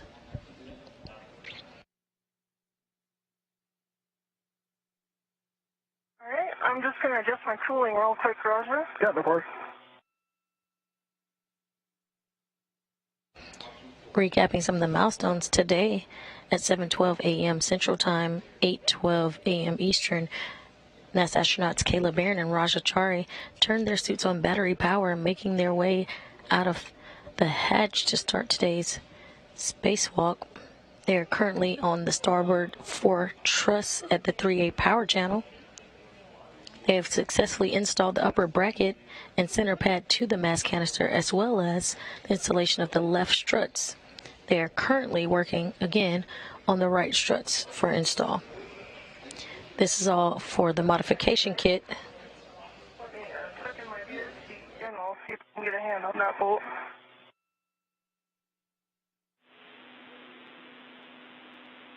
Sounds good. Yep, then you're going to work together to install the right lower strut M19 to the Saab launch bracket. This install will be for future iROSA or ISS Roll-Out Solar Array upgrades. And we want to. Yep, I'll hold it there. And we're going to start with 4 turns. I've got PGT settings if you want.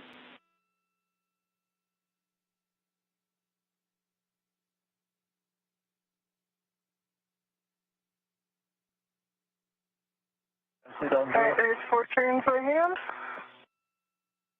Copy. 4 turns by hand on M19. All right, so we're going to move over to Raja, and we're going to hand start the right lower strut L6 to mounting bracket L6. That's both M20, and we'd like 2 turns. I have PGT settings if you need them. 2 turns. Affirm.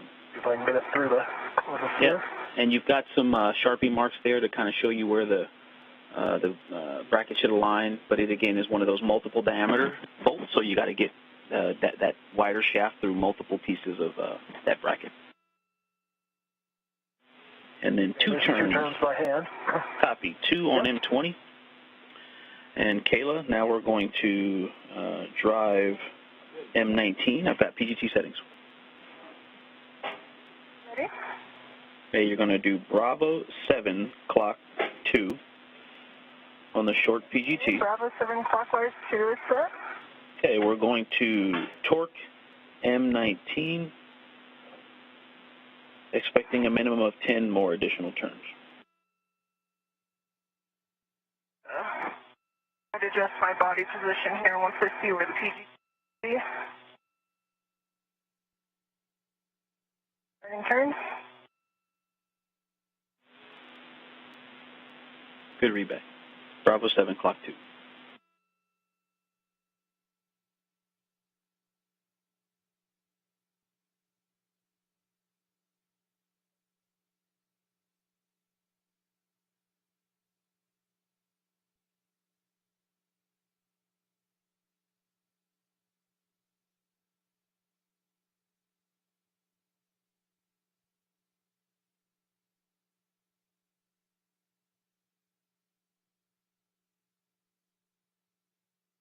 I'm watching the Strut.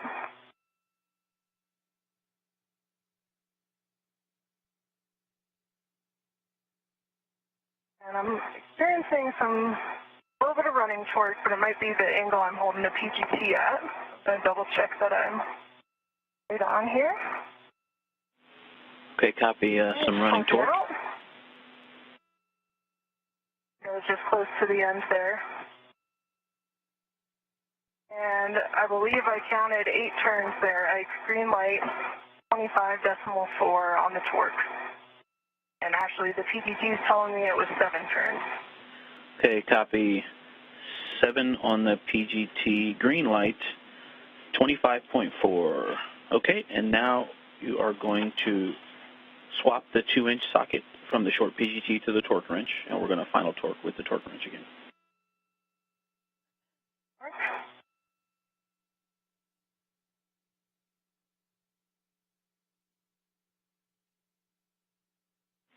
All right, and I'm showing 11 turns total, so we may expect more turns on the torque wrench. But we're looking for, again, breaking it over twice.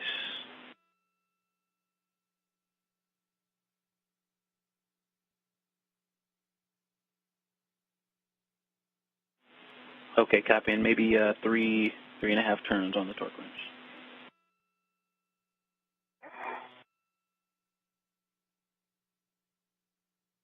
Okay, swap complete with a good pull test.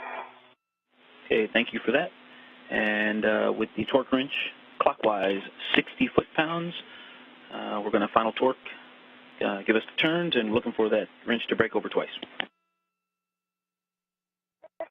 Just so the PGT is not flying around, I'm going to have an independent right now for the torque wrench, and I'm going to remove the adjustable between them. Okay, copy. You've reattached the PGT, and you're going to disconnect the torque wrench and the PGT reds.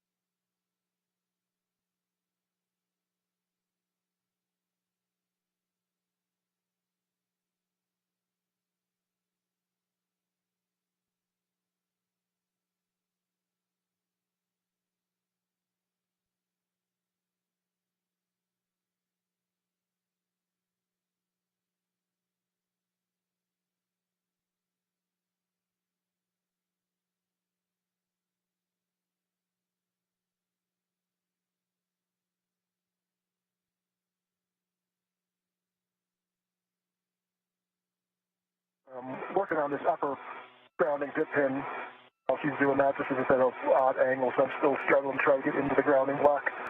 I know it's only getting harder once you grab the bolt. Copy. Yeah, it looks like that cable's got a little memory making it hard to line up. Yeah.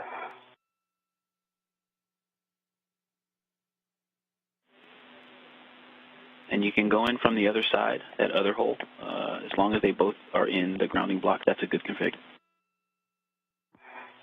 Yeah, this one that's facing towards me, I'm maybe for the mid-strut, because I think that's even harder to get around the corner with. Okay, copy. Looks like that one you got a good start on it. I was going the wrong way on the torque wrench, not doing myself any favors there. And double check that it was going clockwise. Okay, and about how many turns, Kayla? I did 32 throws of the torque wrench, and it was about an eighth of a turn per throw. Okay, so we copy about 4 turns counterclockwise, and now we've reset it to clockwise. So we're looking at maybe 7 or more turns.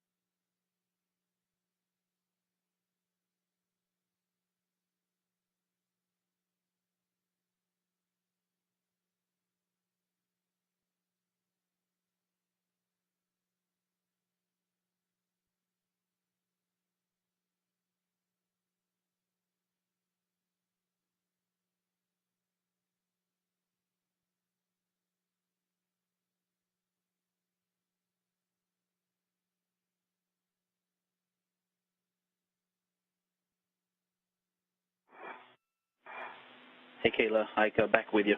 Sorry about that, not giving you a heads up about the handover. Still working the torque wrench.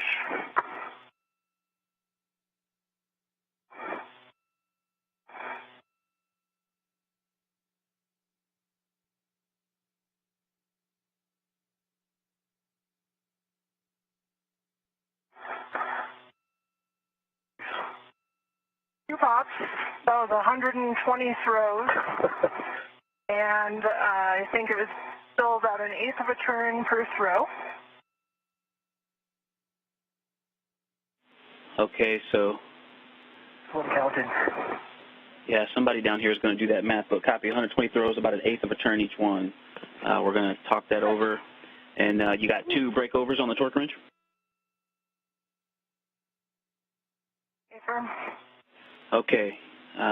Take a breather, and when you're ready, we'll take those lower strut checks, the black line, the gap, and a wiggle test.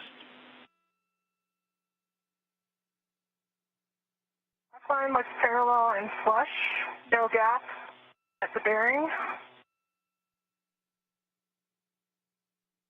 Wiggle test.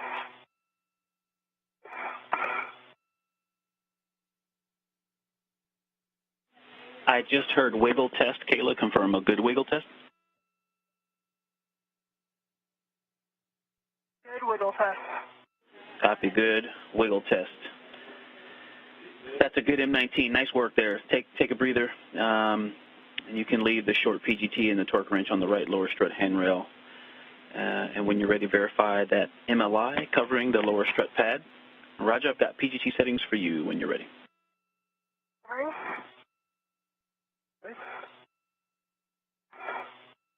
Got Bravo 1 clockwise 2, if that's still good. That is a good readback. You can drive M20 to torque, looking for a minimum of 5 more turns. The M20 to torque, looking for 5 turns.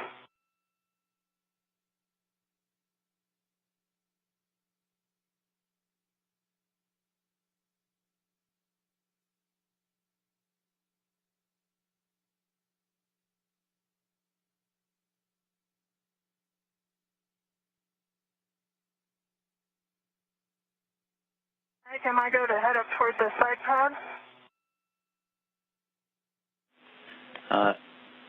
We'll take a glove, hat, and gauntlet check, and then you do have a go to translate to the mass canister right side pad install location. Got a low torque light, 7.8 with 4 turns. You want to hit it again? I think it's a better body position here. 4 additional for 6 total, and a low torque light. Again. Hit it again, please.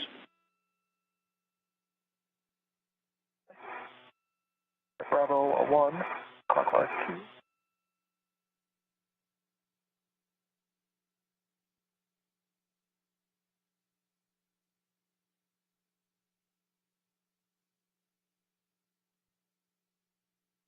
And Kayla, for you, we recommend. Glove, same as last report.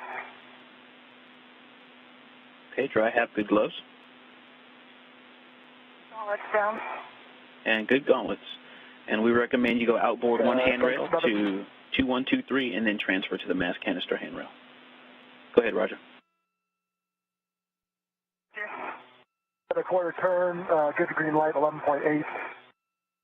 Back line is maybe a half millimeter from being flush. And for total turns, it was probably closer to 2.5. I did the initial hand start in retrospect versus 2. If that helps with you, anything. Copy. Initial hand start was closer to 2.5. You got 4 additional, and then you got 1 more quarter turn. So I'm showing, again, somebody's going to do that funny math. It's 6.5 plus turns with a good green light, and the black line is a half a millimeter. Good M20, good M20. You can stow your PGT and release that right lower strut ret.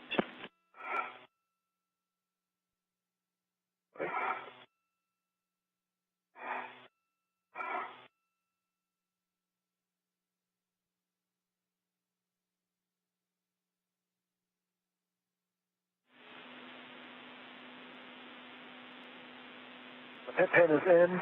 We know you got the pit. On the upper strut here, the ret is released. Perfect. Good ret.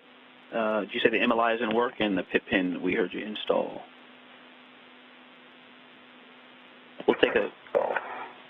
We'll take a glove, hat, and gauntlet check when you're done, and then we'll start on the right mid-strut.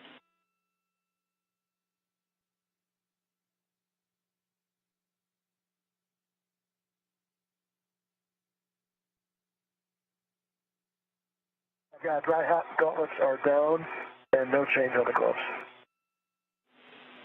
Copy. Good glove, hat, gauntlets. Okay, when the two of you are ready, Roger, you can grab the right mid-strut from your BRT. Release the pit pin from the locking position, and when Kayla's ready, you can extend that side pad toward her. I'm ready.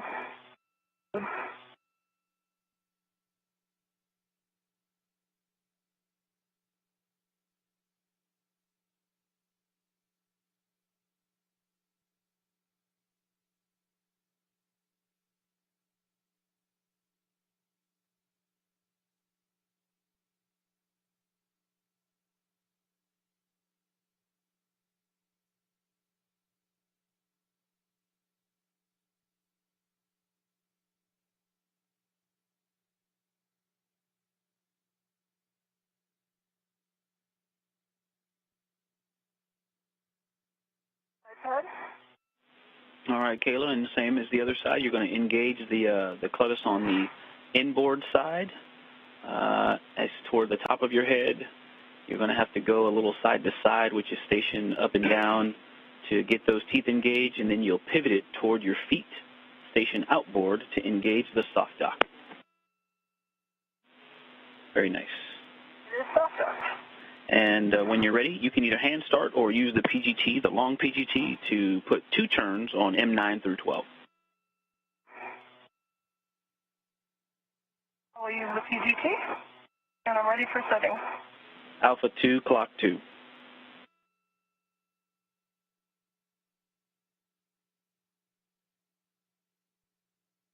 Alpha 2, clockwise 2. And 2 turns on M9 through 12.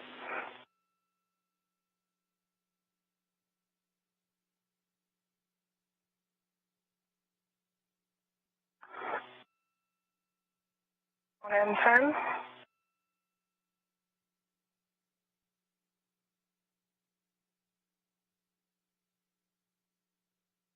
I'm going to adjust my body position a little bit here. Okay, copy that. And did you get 2 turns on one of the bolts? M10. 2 on 10.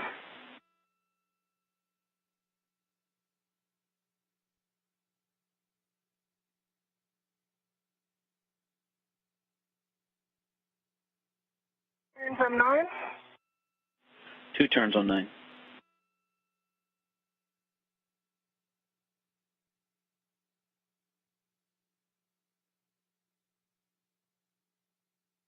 Turns on 12. 2 on 12.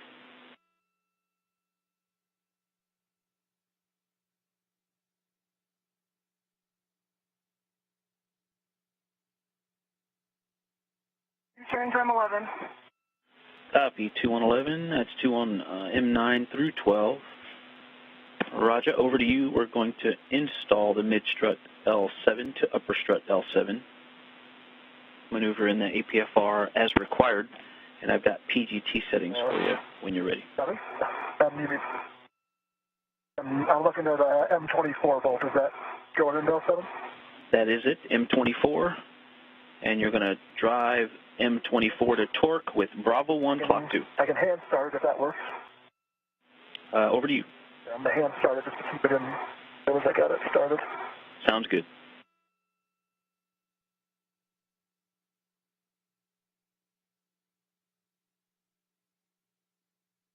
There's 2 turns hand started, and Bravo 1 clockwise 2. Copy. 2 turns hand started, Bravo 1 clock 2. Good readback. You can drive M24 to torque.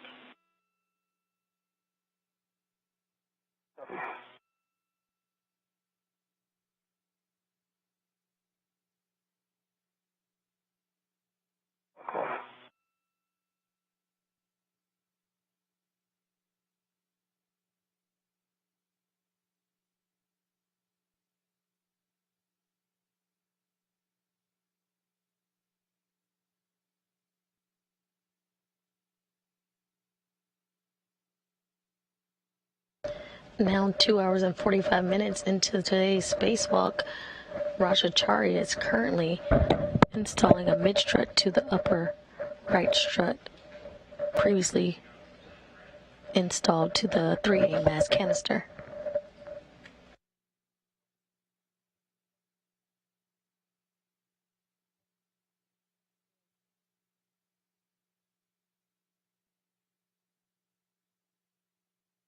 Good catch. Looks like 4.5 tons. I had a low torque, so I can hit it again. Red light looks flush, black line. Copy. You can hit it again, 4.5 for a total of 6.5 with a low torque. Go to hit it again.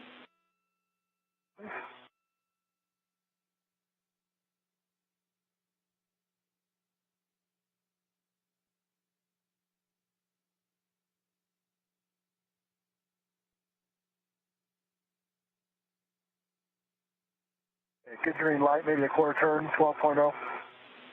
0.4 turns is what the PGT says. Good green light, and I heard you earlier say the black line is flush.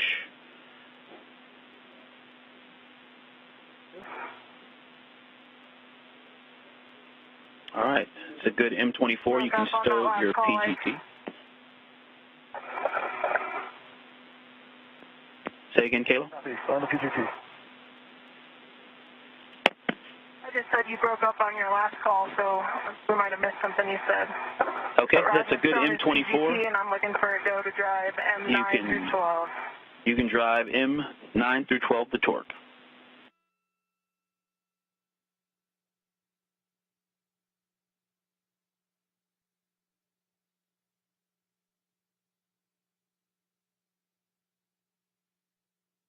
M9, 4 turn, torque 3.7 with a green light.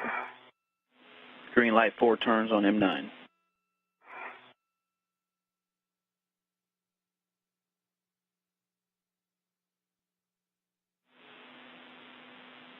And Roger, if you haven't already, you can install the pit pin to the grounding block. Pit pin's installed. 5 turns on M10, green light, 3.6 on the torque. M10, 5 turns, green light.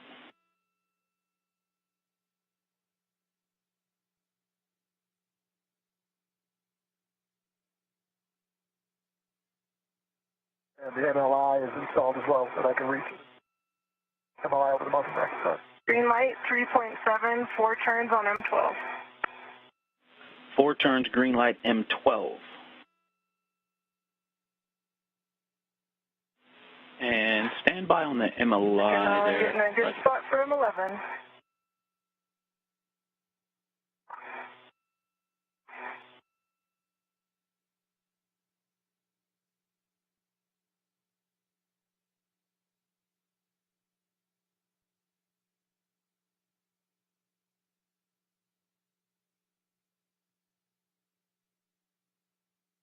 About 4.5 turns on M11, 3.7 on the torque, green light. Copy, M11, 4.5 turns, green light. We're 3.5 minutes to sunset.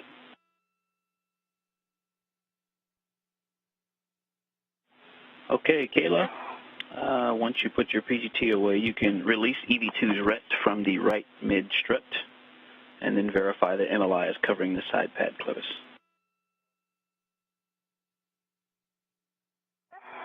MLI is covering the side pad clevis, the pit pin's in place, and in work on Roger's ret. Copy.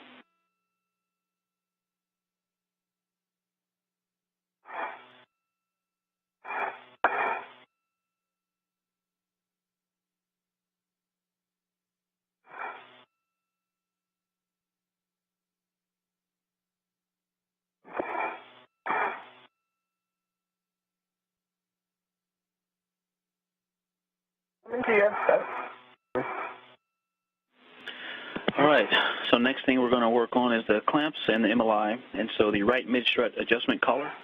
All the struts have been good so far, and so Kayla, if your BRT to the mid-strut handrail, minimize normal and torsional loads into the mid-strut, counter-torque wrench loads, please. And so you can translate to the right mid-strut collar bolts. Roger. and then verify the middle locking tip pin can reach the receptacle, but do not install it yet.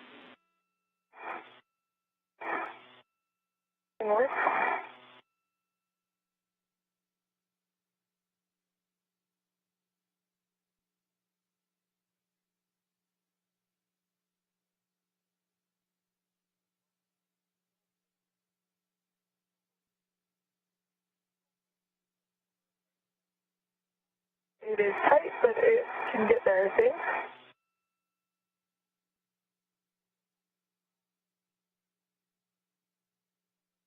And that is. All right, thanks, Kayla. And so I've got PGT settings, and we're going to drive collar bolts M25 and 26.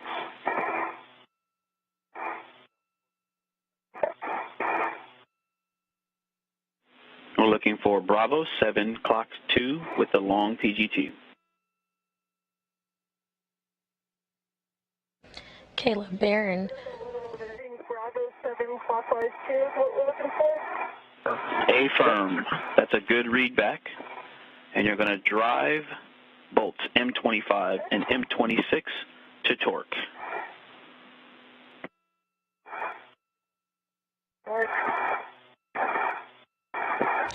NASA astronaut Kayla Barron currently being seen on screen with a PT designated EV1 with the red stripe. She has her pistol grip tool where she's driving 2 bolts on the mid-strut collar. Get a little bit higher here.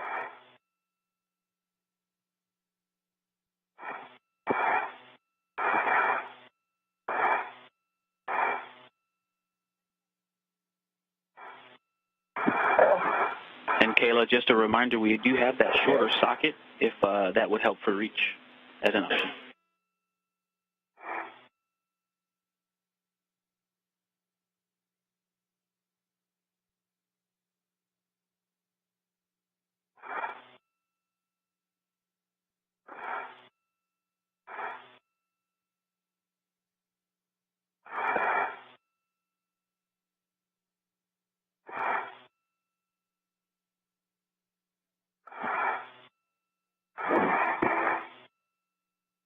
All right, 5 turns, green light, 25.5. Copy, 5 turns, green light, and which bolt? That was M25. On M25, 5 turns, green light.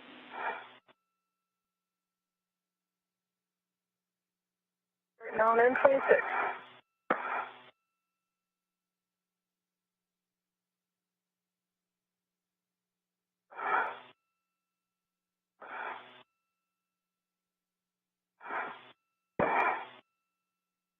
Alright, that was 4 turns on M26 with a green light, 25.4.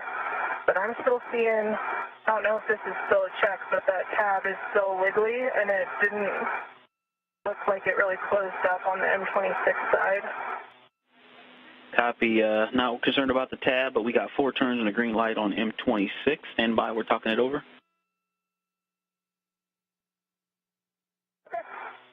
It looks symmetric with the other side. Okay, that might have been parallax for me. Roger's saying the gap looks parallel. Copy, thanks for those words. The gap is parallel. Okay, we're going to continue.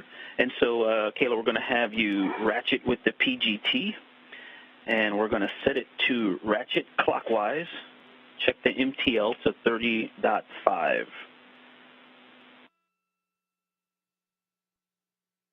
I'm in ratchet clockwise, and MTL's in 30.5. Okay, we're going to manually ratchet M25 and 26 to torque. We're looking for 2 pops on each one.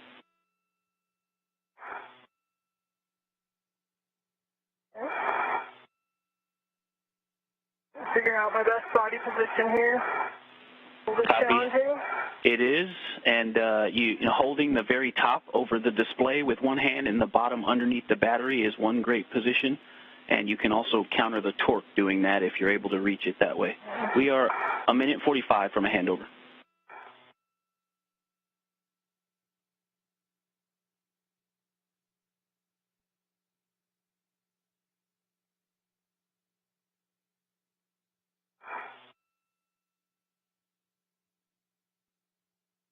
to get any leverage on this. Oh, there's one pop. Indoor, yeah.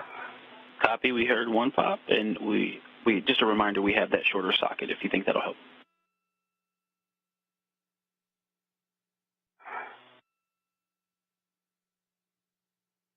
Pops. 2 good pops.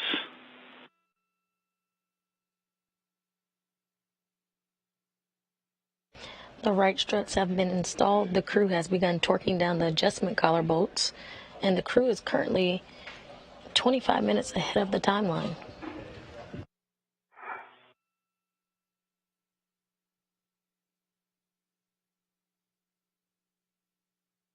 Quiet on the phone. Haven't came off there.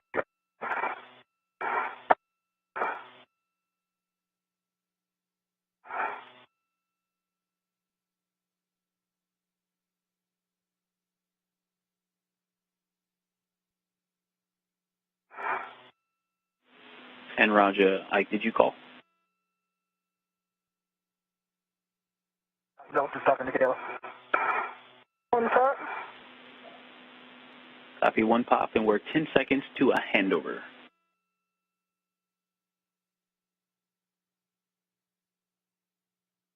Two pops.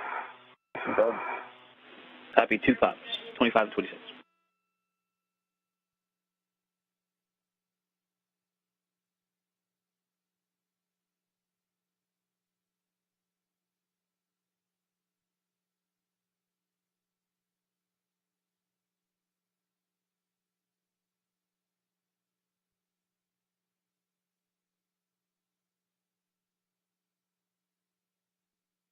My next thing is Allies and wire ties. All right, Kayla, Ike, back with you. And did you get any additional turns on 25 and 26?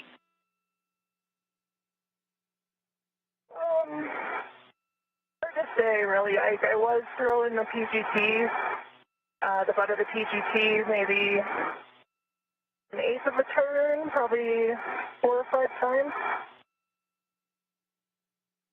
Okay, so maybe a half a turn, somewhere between a quarter and a half a turn. And is that on each? Yeah. Yep. Okay, we copy. Thank you. You can reset your PGT to motor. Verify MTL is still 30.5. Actually stuck it, so I'll reset it to motor next time I get it out. I go to install the pit pin. Okay, and your last call was quite choppy. Yes, you can release the folded MLI and install the middle pit pin in the final location, routed under the same side of the MLI as the lanyard anchor.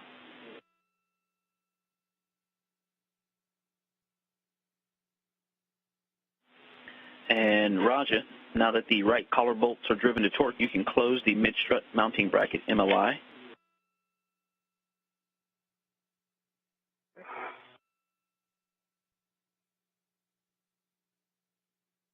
We may have a problem with this pit pin. Yeah. Say,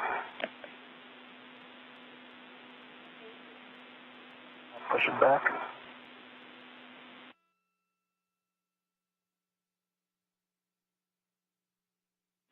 and it should actuate pushing or pulling. Go ahead. What's happened, Ike, is I think the washer and grounding washer has like pushed too far, like it's overextended, so the I think that it should be above the ball bearing, like all of those pieces. It's below the ball bearing right now. Is that how it should be? They're starting to move. Oops. Oh, and it just came apart. Yeah, we agree with your assessment that it should be above. Stand by. The two pin just came apart, Ike. Yeah.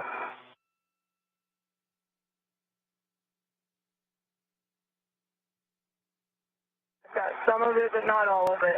The washer and the rounding, that piece is still there, but the end pieces like the ball bearings looks like they came off. Washer is free. I don't know that. Sorry. We copy. Thanks for that description.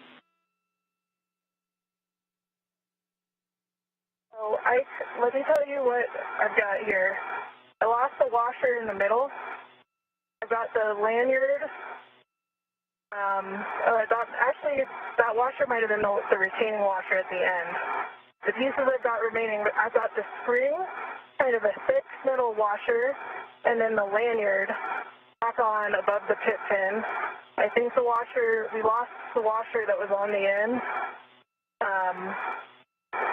And that had like popped over the detent and was jammed.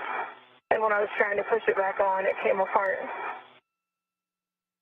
I think electrically you'll still be good when you install that. As long as it stays in. I can get it there. And Kayla confirmed that when you install the pit pin, the lanyard will still be connected, right? So I think we're missing a piece, but it should still function. Would you agree? Yeah, so I installed it just because that was the best way. Sorry, something in my throat. The best way to keep it from getting lost. And copy, it's installed. What I see is I have the receptacle, then the lanyard, then the washer, the thick washer, and the spring. Copy, receptacle, lanyard.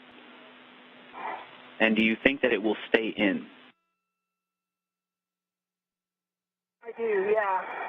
I think, you guys got, do you have my HECA view of it? Yeah, I'm wondering if you guys can see it on my HECA. Yeah, I do think it'll stay in. I just need to be careful not to pull on the ring and pull it out. Yep, Abraham, don't pull on the ring. We can see it in your HECA. It does look like it's installed, and we've got a couple questions just to see if it's going to serve its function. So we're talking it over. Give us a second. Okay.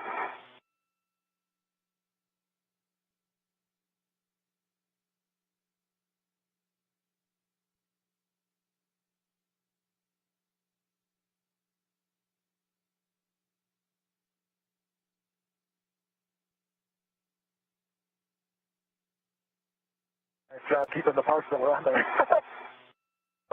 I tried to test that washer, but I think I had no chance. All right, EV1, EV2, we're going to continue. The pin is installed. We'll leave it installed. That's a good config. And so you've released the folded MLI, installed the pin. You can now close the MLI around the collar bolts.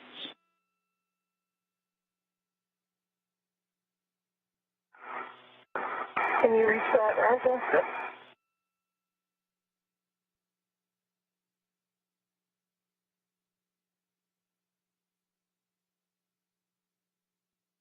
That's almost good. There we go.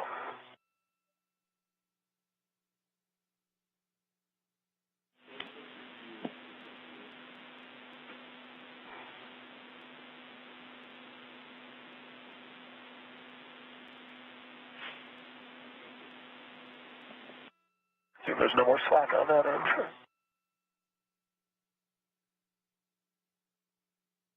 we go. All right. Over the cam on this side so you can pull it back your way if you need to. Now 3 hours and 3 minutes into today's spacewalk, recapping some of the milestones for today. NASA astronauts Kayla Barron and Chari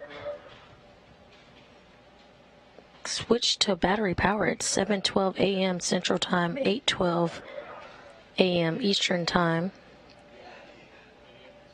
They got over into their work site on the starboard fore truss at the 3A power channel. So far, they have successfully installed the upper brackets and center pad to the mast canister, as well as installed the left and right struts. They are currently inserting clamps as well as covering brackets with a multi-layer insulation.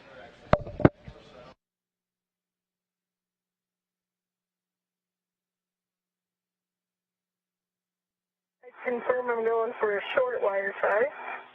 I'll have to give you one of mine. I think I have enough that I can do this side, Roger. Oh, yeah, you're right. You do have to give me one. Yeah, because otherwise you'll be short on the other side when I'm doing the bag. Are you with us, Ike? Yeah, I'm with you. And I hear you guys talking about the wire ties, so you're going to install them on the telescoping end, one near the mid-strut collar and one near the clevis end. Can you just confirm it's a short wire tie? A short wire tie on both, A-firm. And I'm going to give her one off my BRT. I don't have the reach, kind of like we saw in the EVAT run, to be able to get to it. So I'll pass off one of my shorts to Kayla. Copy that. EV2 passing off a short wire tie to EV1.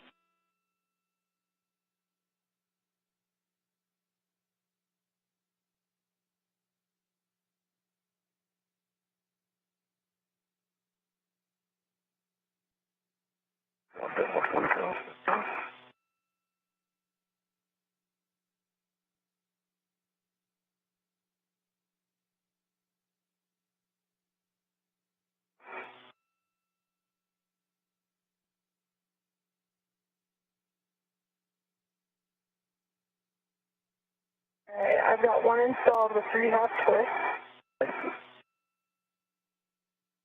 going to get a little closer to you, Roger, and then, okay, good. Let me grab a right. Copy the collar side wire ties installed.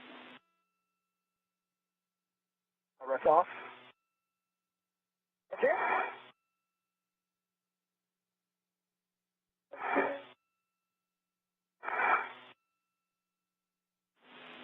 All right, Kayla, working on the second wire tie, and Raja, you can egress to APFR and retrieve the short PGT and the torque wrench from the right lower strut. The ratchet.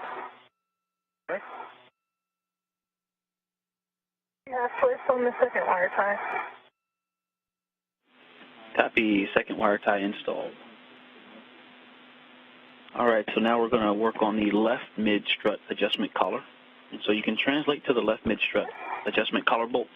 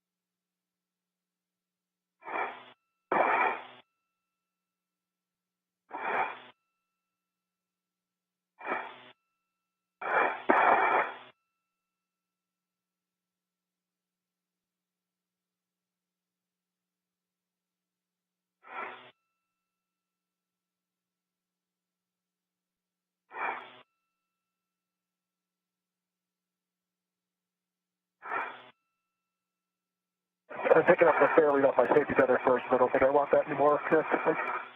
Hey, firm, you can grab that off of 2242.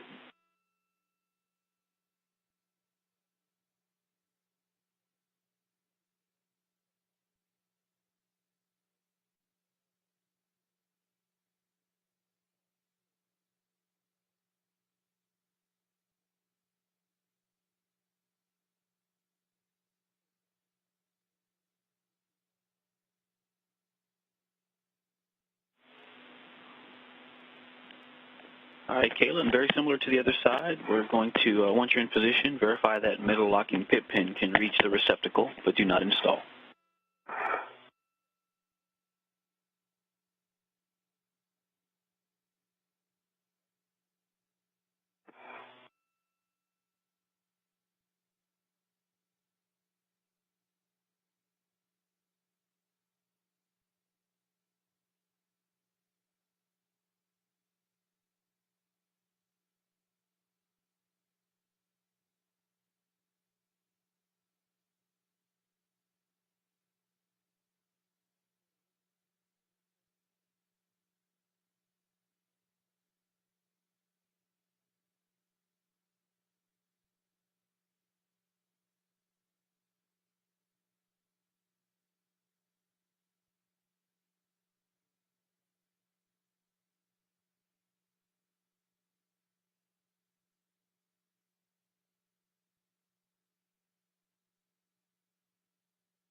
Again, Ike, it's pretty tight. Hard to verify without attempting to install it.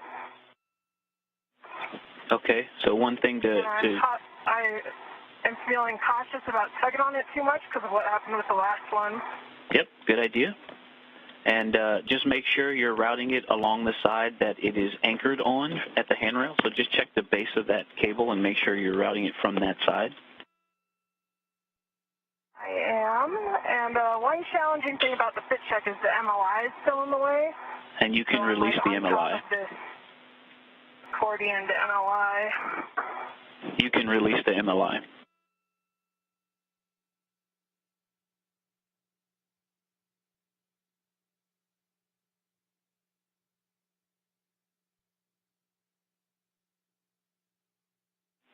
Okay, based on what we've seen in your video, it looks close enough to us, so you can we have a go to continue. I agree.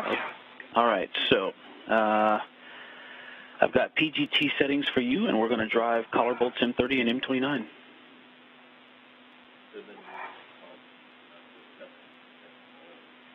And Roger, you're going to take that PGT and torque wrench to the strut bag and verify that EV1's spare lead is still in place, that it's not in the way when you go to repack the strut bag.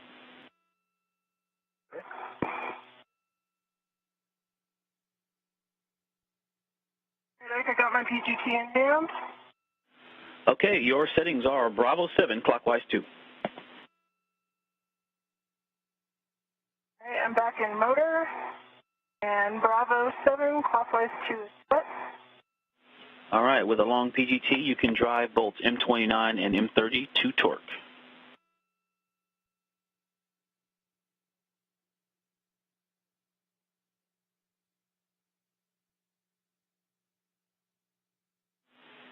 And Raja, once you get there, you can repack the strut bag, and if required, stow that GoPro.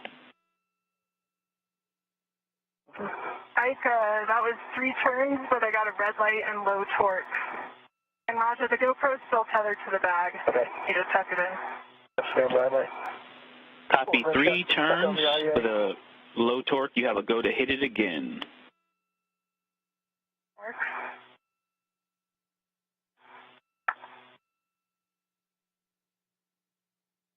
Green light, but I still, it said low torque, but I do have a green light, no red light. Torque 21.6. I think it's a little low, like.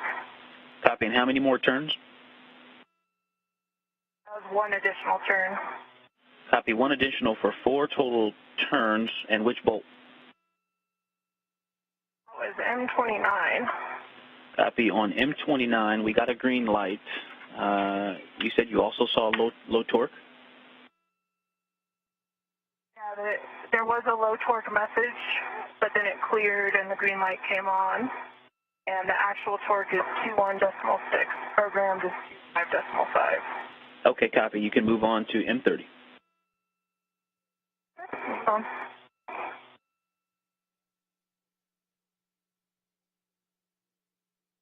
On the step back, I can see her tether on the other side of the upward part of the IEA, so I think we're good. Can't see the rest of it since it's dark. But. As long as you think you can stay clear, Roger, you can stow the short PGT and torque wrench in the strut bag, and then we will take an inventory of the strut bag. And Ike, that was 6 turns on M30. Green light, torque is 25.4. M30 green light, 6 turns on M30. No issues. Okay, Kayla, we're going to ratchet again, ratchet clockwise, and verify MTL 30.5. Reminder, we have the 2-inch rigid socket if desired, and we're looking for 2 pops on M29 and M30. Work. Copy. And any additional turns as well, please.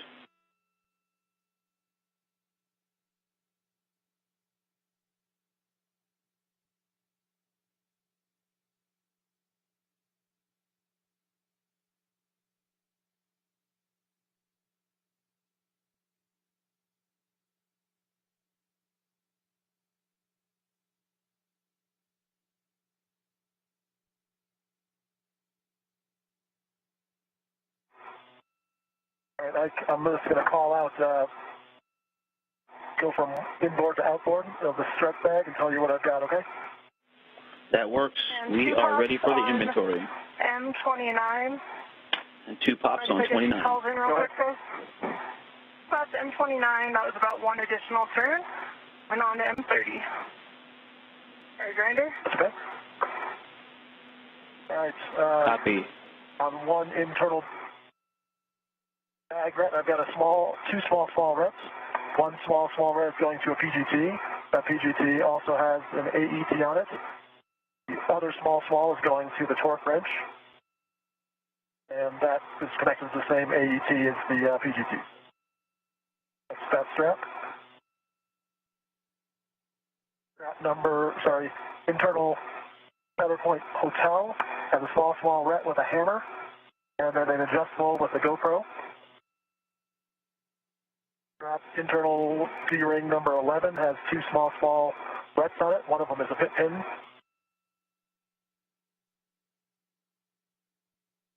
Internal D-ring Echo has 2 small rets. Internal D-ring India has 1 small ret with a taped torque wrench attached to it.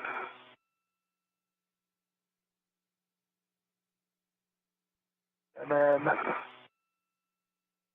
internal D-ring Juliet has 1, 2, 3 small rets, and one of those small rets has another small ret attached to it. So 4 total, 3 attached to the D-ring. That's everything.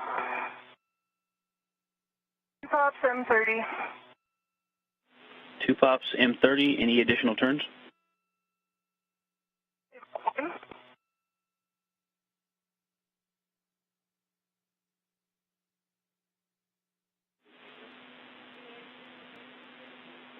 Kayla, any additional turns? Probably about 1 additional turn. Copy. 1 additional turn, 2 pops on 30. It's a good M29 and a good M30. And Roger, we're talking over this inventory. Thank you for those words. Let me know when you're ready before you start buckling it up. I go for pit pin, MLI. Stand by. Bye.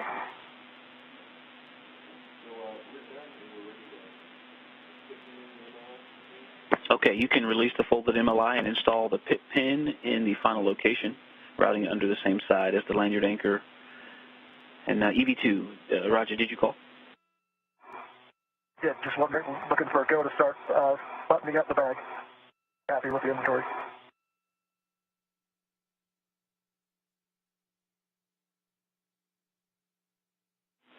Okay, Roger. Hey, question about the bag. Verify that there are sockets on the torque wrenches and that the GoPro is OFF. There are sockets on both torque wrenches. There's not a socket on the PGT, and working the GoPro right now. Okay, that with the GoPro off, that's a good config. And then you can start to fold and cinch the bag. Copy. You can fold and cinch the bag, Roger. And Kayla, you can close the MLI around the collar bolts and the mounting bracket and install the wire ties.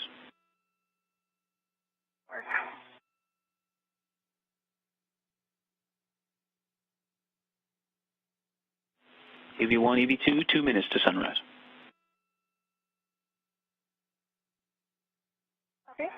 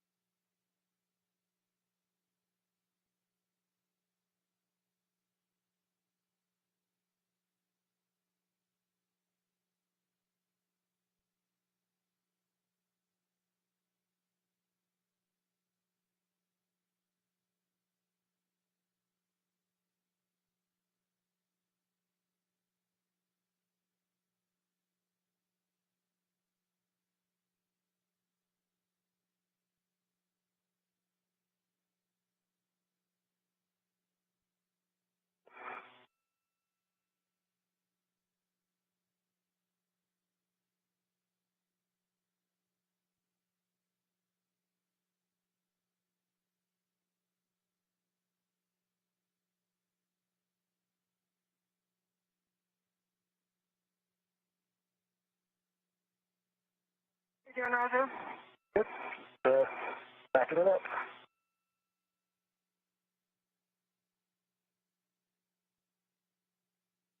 You wind up doing what we tacking it down to both sides?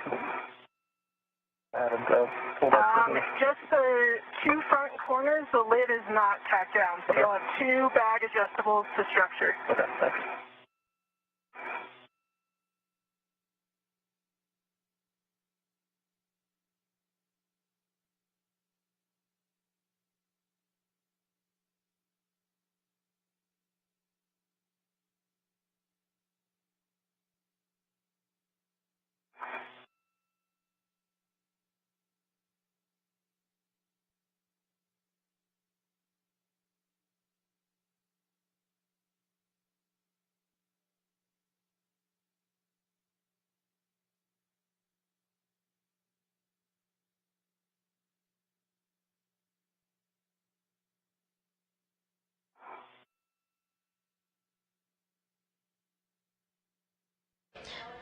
If you're just joining us, we are 3 hours and 22 minutes into the 247 spacewalk in support of the International Space Station assembly, maintenance, and upgrades. NASA astronauts Kayla Barron and Chari started their spacewalk at 7:12 a.m., where they switched over to internal battery power. And on the wire ties.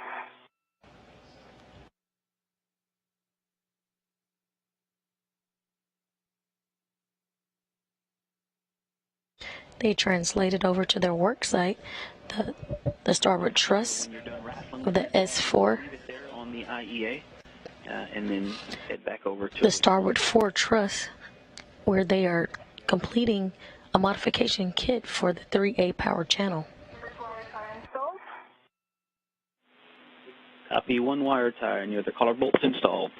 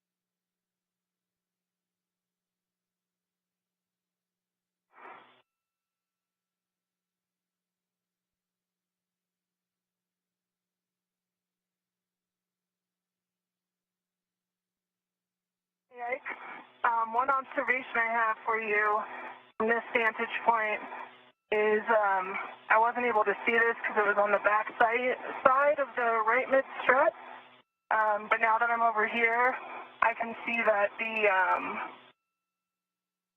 upper collar bolt is not fully covered by MLI. I'm not sure if you guys can see that in the helmet cam right now. Copy, on the right side, upper collar bolt, right mid-strut upper collar bolt is not covered by MLI. I'm double checking the left side now since I'm here. Copy. Thank you. Thanks for those words.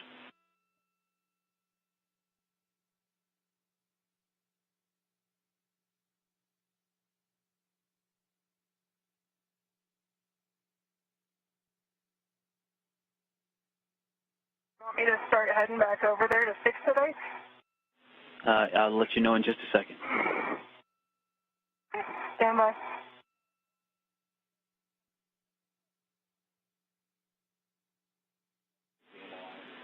Okay, Kayla, yes, we would like you to head over once you're done with this one and verify that these collar bolts are both nicely tucked in. You can go over to the right side and cover those collar bolts with MLI.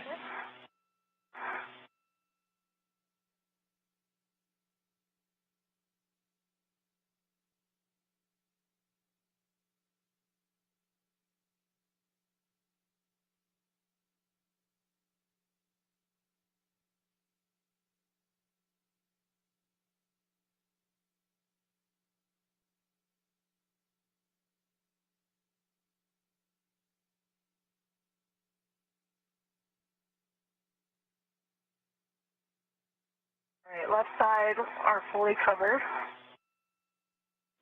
Copy. Left MLI and wire ties installed. Confirm.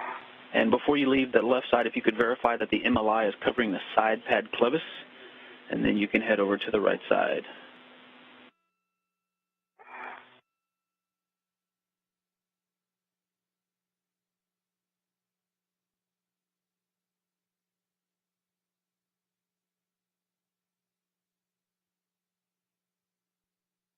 MLI is covering the side pad clevis. All right, nice job on that left side, and you have to go to translate over to the right and adjust that MLI. Gotcha.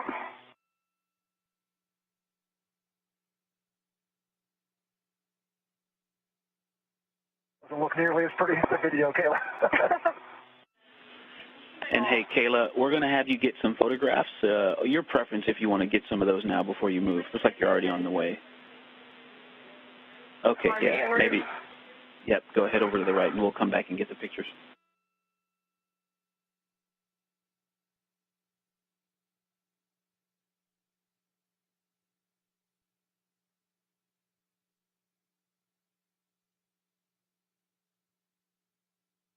Currently having views from the HECA or the HD camera that is also attached to NASA astronaut Kayla Barron's helmet.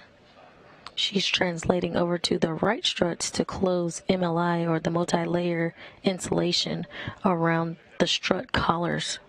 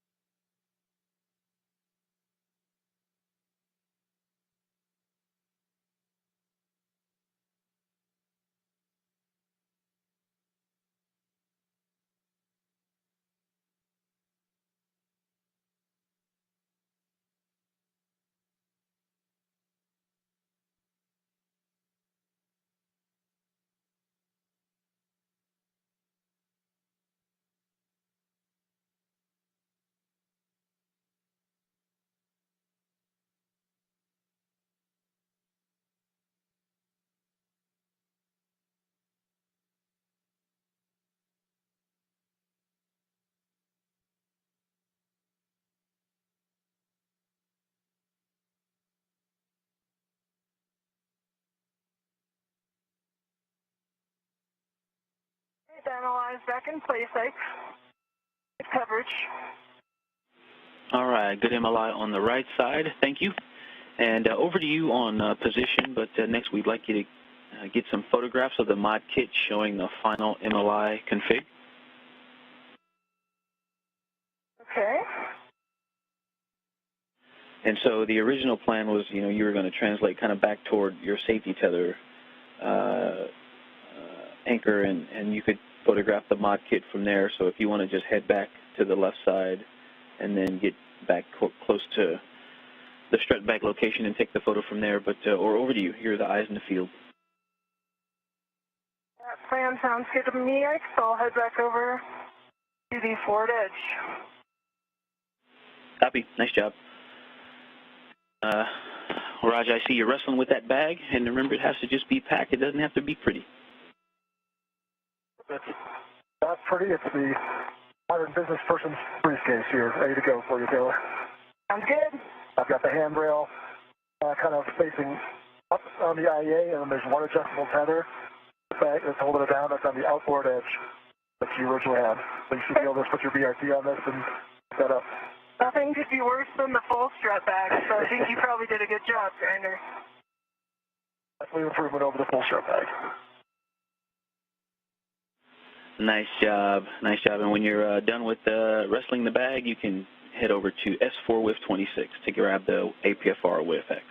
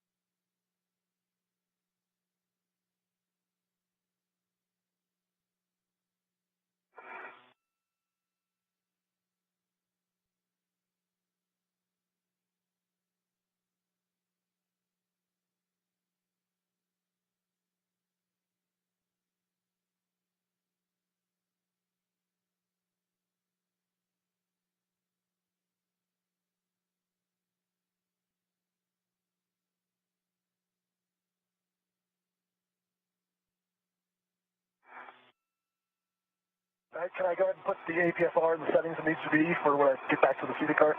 Do you have those? Affirm, I do.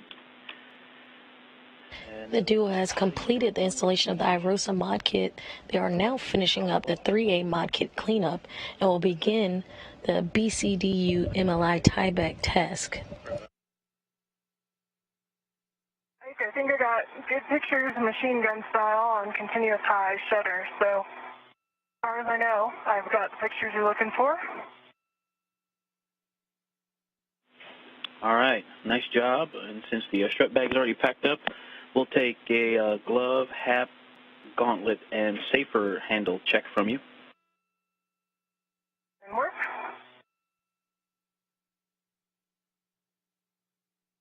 Actually, I lied. I'll just do the APFR settings now and get the WIFX when I get closer to it. So I try to go to alpha, it'll get towards the mod kit. Looks like Okay. 12 Fox Alpha 6. I'll go ahead and set that up now. Affirm, 12 Fox Alpha 6. And then you can bundle that up and stow it on your BRT, and we'll take the same checks from you afterward. Make no changes to my gloves with the exception I've got some new smudging on my fingertips. Some of the old smudging wore off and I've got some new fresh smudges. But otherwise, they look good. My hap is dry and my gauntlets are down.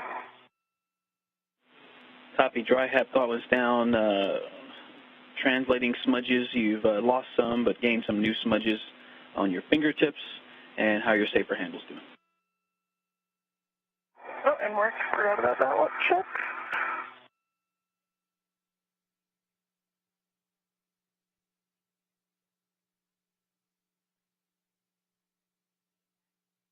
That was Kayla Barron giving a good glove and hap check, inspecting her hands for scrapes and stains, as well as making sure that her helmet absorbent pad is free of water. And Kayla, if you want, we'd like you to grab the ratchet wrench from the TVA bag. That's the pouch on the side of the strut bag, and then that gives you some flexibility out at the BDCU worksite. That's some work. Oh, sorry about that, Kayla. I used the TVA bag as sort of a way to button it all closed.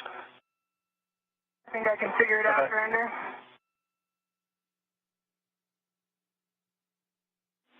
And Kayla, there is also a ratchet wrench in the crew lock bag, so if that's too difficult, we can just wait for the crew lock bag one.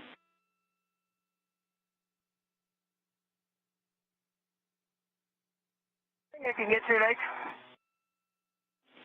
Copy.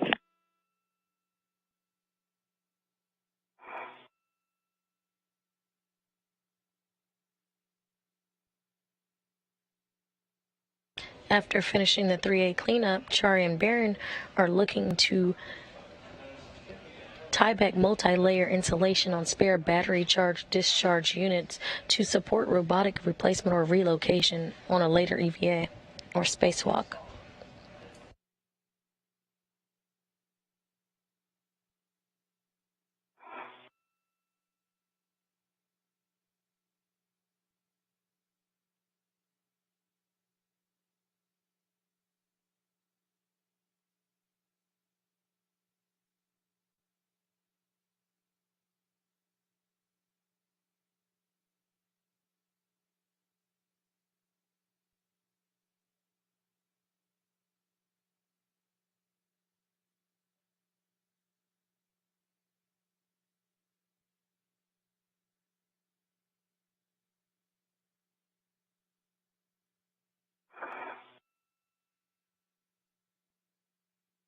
All right, I just having a hard time getting the pitch knob to move now to get on the APFR. Do you need the tool, Grinder? I got it before. Okay. I just have the TVA bag open right now. Okay, copy that, Grinder, and you know, it helps to not, if you don't have any pitch load on it, right? You know what I mean? If you're trying to pitch it while you're trying to push the pitch knob, that'll put some side load on it, make it a little harder. I've got the ratchet on my mini workstation. The TVA bag is closed. Copy, EV1, ratchet on your workstation and the TVA bag closed. Nice work. Okay, we're setting up for the BCDU MLI tieback. You guys are doing great, about an hour ahead of timeline. And so, for EV1, when you two are ready, you can translate to the S6 BCDU, translating outboard on the non-radiator side to S6 handrail 2008.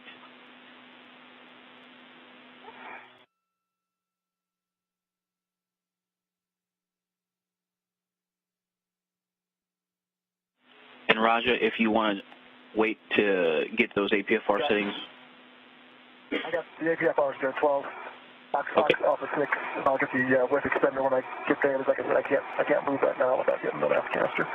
Copy. Sounds good. Nice job, Grinder. All right, you can pick that up, bundle it up on your BRT, and you're going to head to the starboard seated cart.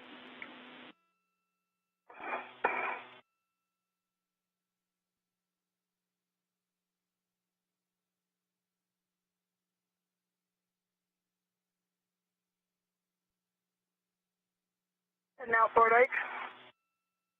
Copy, I'm looking for 2008. And hey, Kayla, can you just verify, can you check again that the TBA bag is closed? Close. Do you guys see imagery otherwise? I'm pretty confident it's close.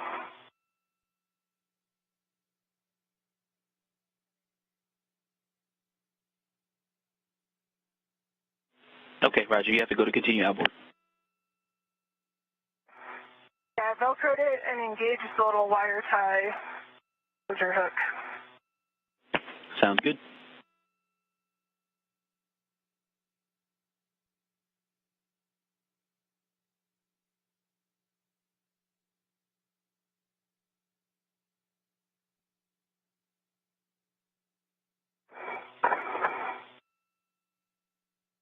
I'm going to put back in my fair lead here near where it was before, just to make sure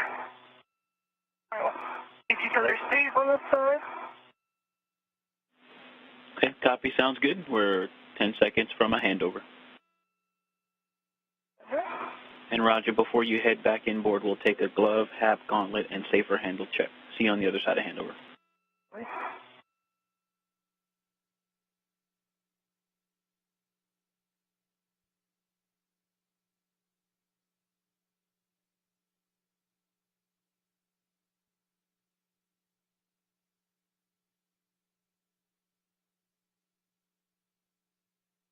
If you're just joining us, you're looking live at the International Space Station Flight Control Room, where Mike Lammers is the flight director. Today you'll hear Ground IV Victor Glover, NASA astronaut Victor Glover, communicating with the crew as they continue their spacewalk. Right now we have NASA astronauts Kayla Barron and Chari conducting a spacewalk to assemble and install a modification kit to the 3A power channel. Barron and Chari have successfully completed the modification kit, and they are actually translating currently to the S6 truss, the starboard 6 truss, to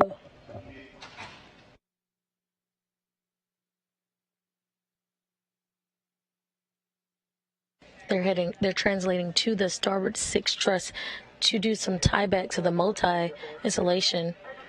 2008, and I'm going to start working my wire ties. Okay, that's a good location, Kayla. 2008. Attach one long wire tie to the inboard stanchion of 2008, leaving one end a little longer. And Roger, did you get those checks for us? Glove, hap, gauntlet, safer handles? Gloves, hap, yep, hap is dry. Gloves, no change. Maybe a little more scuffing on the right thumb, sure, for like a rub mark. Check on the safer handle. Okay, we copy. Thank you.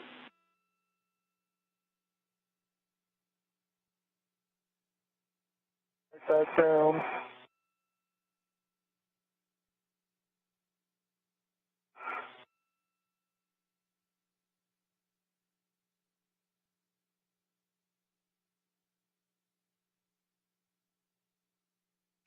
Once at the starboard 6 truss work site, the duo will tie-back multi-layer insulation on spare battery charge discharge units to support robotic replacement or relocation.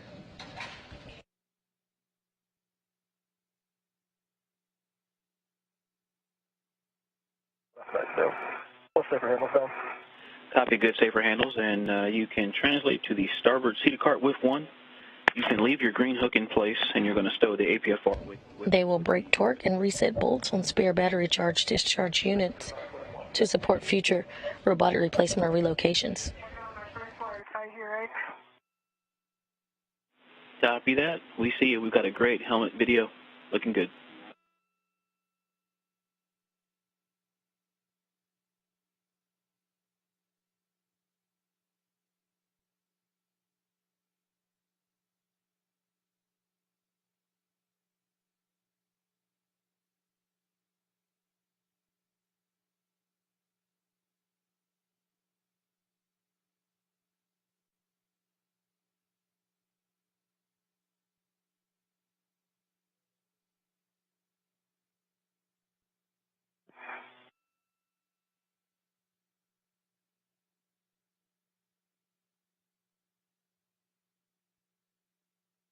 Working on the second wire tie.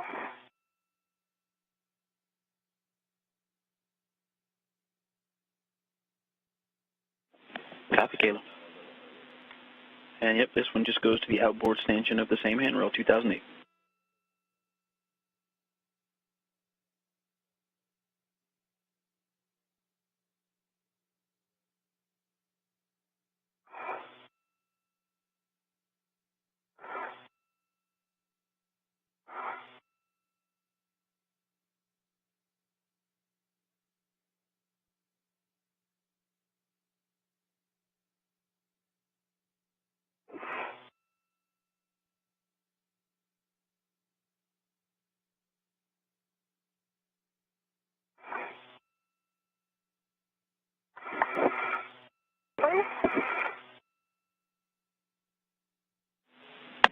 And Kayla, some cautions for you out there. Ensure the sockets are fully engaged before turning the bolts to ensure the anti-rotation device tangs are fully disengaged. To prevent bolt damage, do not exceed 1/2 turn when breaking torque. Torque is broken when motion is felt on the bolt. And once torque is broken, do not translate on the microsquare until torque is reset. Roger. And Raja, for you, just as you're translating there on face 1, the TUS cable, which is underneath the nadir cedar rail, that white ribbon-looking cable, is the TUS cable. Just be aware of that, especially with the BRT and the WIFX and APFR combo. Yes, I think the BRT is behind me right now, away from the structure.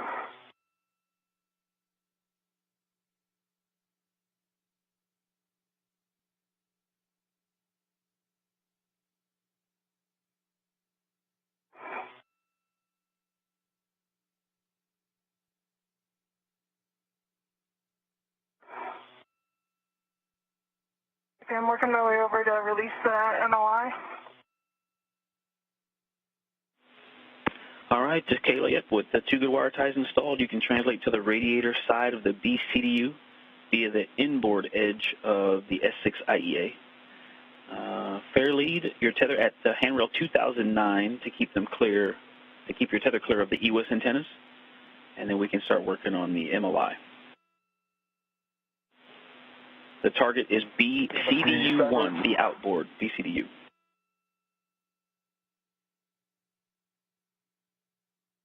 Starboard seater cart. Copy, Roger. Okay, at starboard seater cart with one, you can install the WIFX clock to 11, and I've got the rest of those settings for you when you need them. 11 for the clocking. Good read back, Roger.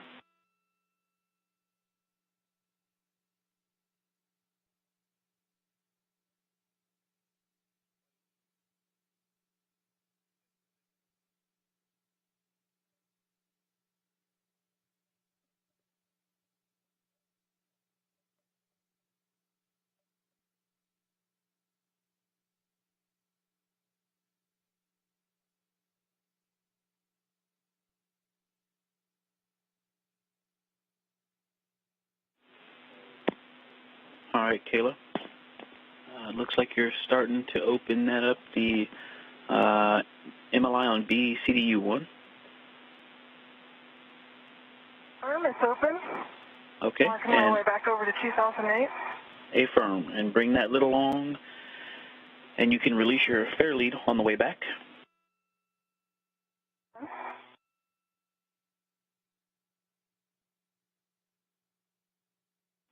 And we believe that that MLI is Velcro on the sides that you released, and that the side that's attached that you're folding it toward is like sewn on.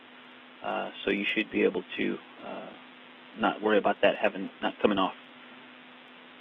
All right, I see you're back to your wire ties. And so we're going to fold the outboard looped side under the lid to form a triangle. That looped edge will stick out from underneath the body of the lid with the loops pointing inboard for that outboard lid.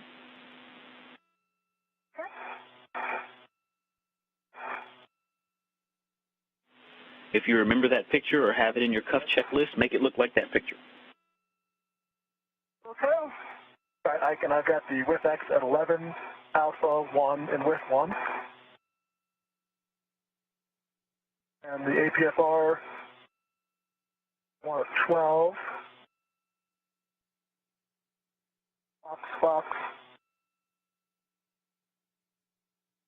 And check out the other settings. Copy 11 alpha 1, 12 Fox. The width X is black on black with a good pull and twist test. Thank you for that. Good config so far. I'll get the rest of the APFR settings here in a second. Copy. And nice folding there, nice origami skills, Kayla. And you're verified that the EWIS antenna is clear. Clear. And then you're going to attach that outboard lid. You're going to use the loop closest to the lid. The stanchion closest to the lid, you're going to connect the wire tie that's on the inboard stanchion to the loop closest to the handrail. And check your safety tether is clear, and then secure it with 3 twists.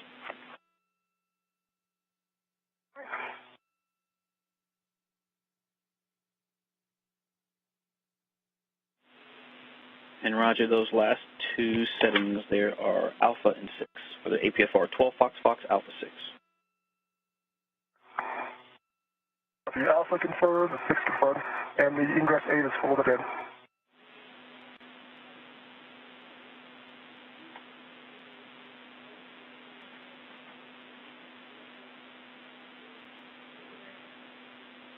Copy that, X.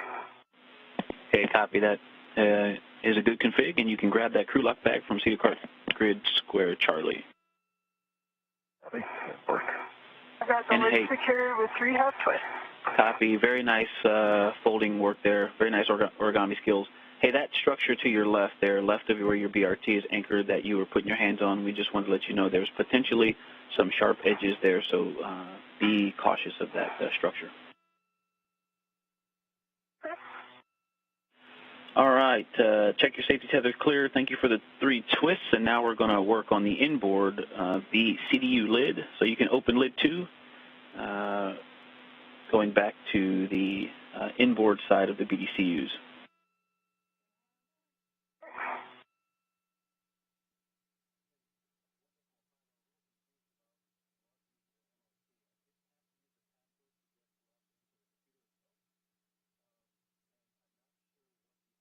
Lock bags on my BRT. All right, copy that. And once you're all ready, you can translate to S6 BCDU to join Kayla. And you're going to go back to the radiator side of the S4 IEA and then outboard to the BCDUs.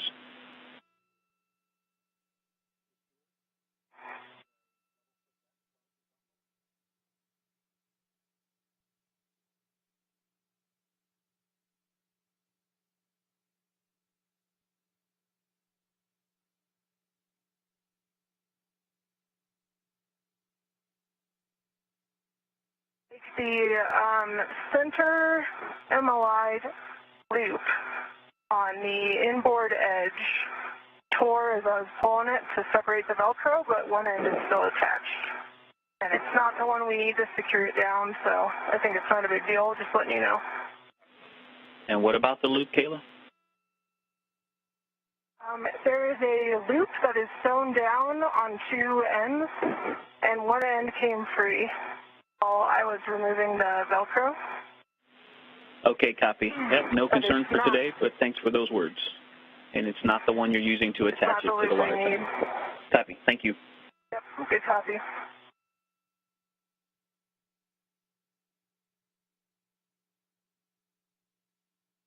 Get my tethers and everything safe here since the safety tether wrapped around the starboard key cart. I'll start heading your way. Take your time. All right, Kayla, it looks like you're heading back towards handrail 2008. Confirm.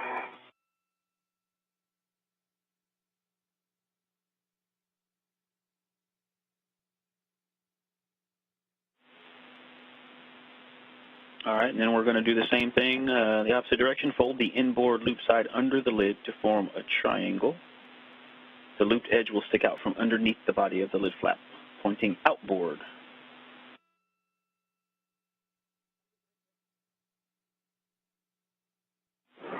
And we expect it to lie on top of lid 1 that we just tied down.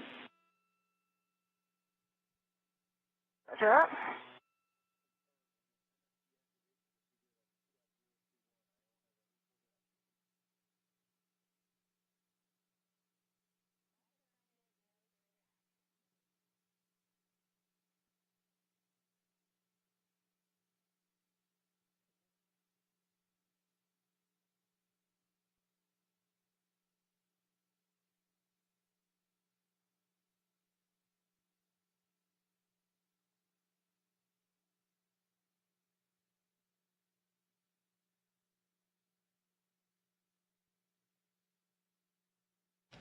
Now 3 hours and 55 minutes into today's spacewalk, NASA astronauts Kayla Barron, EV1 with the red stripe, and Chari, the suit with no stripe, Verify the gauntlets are in place and has completed a 3A modification kit and now has begun the tieback multi-layer installation on spare battery charge-discharge units to support robotic replacement or relocation.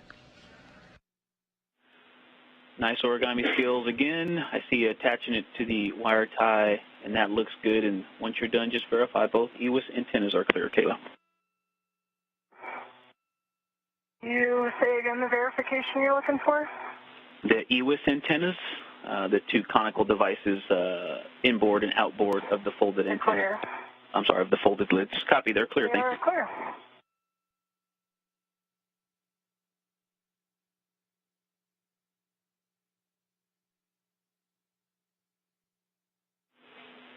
Okay, and then if you could take a look at the MLI, specifically the MLI that's around the B CDUs, and make sure that that's not deformed, that we'll have access to both ORUs. Might be able to give you a better call on that when I head over towards the bolts. Now I'm still just kind of looking at the edge where I folded. Copy that.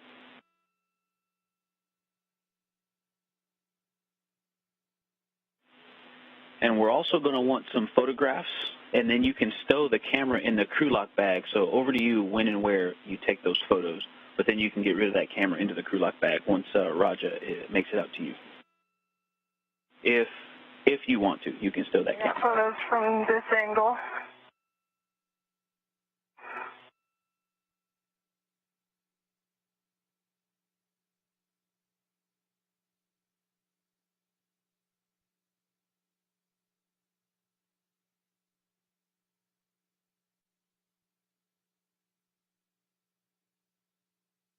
My fair leave out here, I guess just to keep it off the BGA, correct? Not a particular... Affirm to keep it off the BGA, that's correct.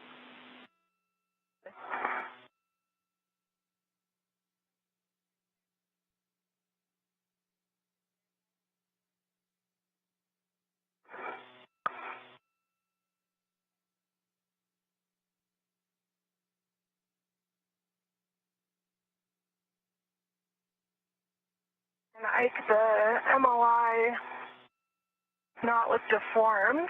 It's maybe a little bit pulled towards the folds, but it looks really clear for a robotics corridor, from what I understand.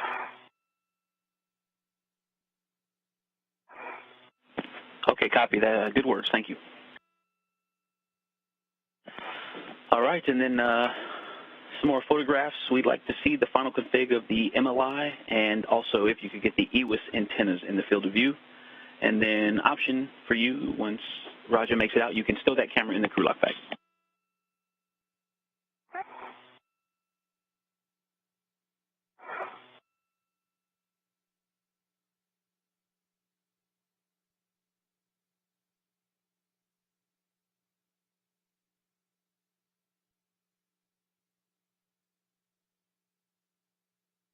I might be a little close to get the field of view.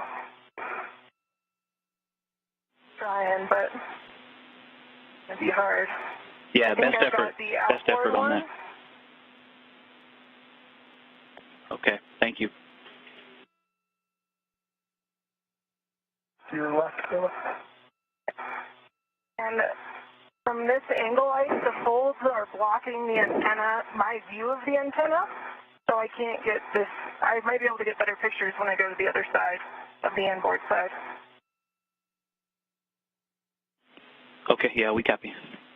And I'm okay hanging on to my camera for now.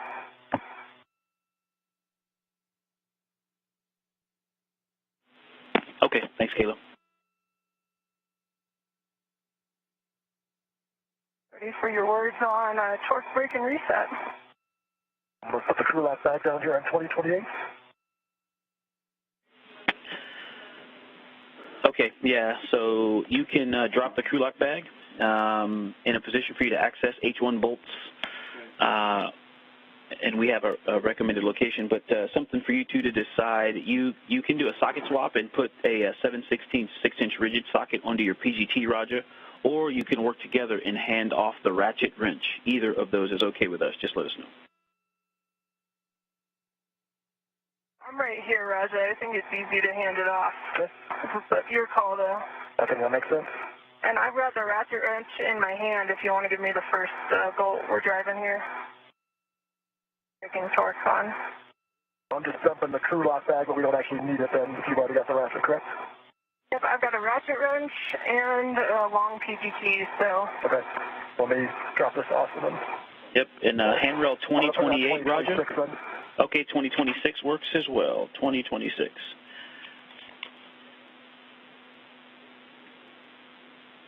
Roger, what I'd suggest here is I can break torque on BCDU1 with a ratchet wrench and pass it to you. Okay. And while I'm resetting torque with my PGT, you can break torque on the next one, and then I'll hand you my PGT for it. Sounds good. Let me get set up here. Okay, and we copy, and we like that plan as well. And can I get a go to break torque on BCDU1? Okay, on BCDU1, the outboard, H1 and H2, 1/4 to 1/2 turn. H1 first. Mark.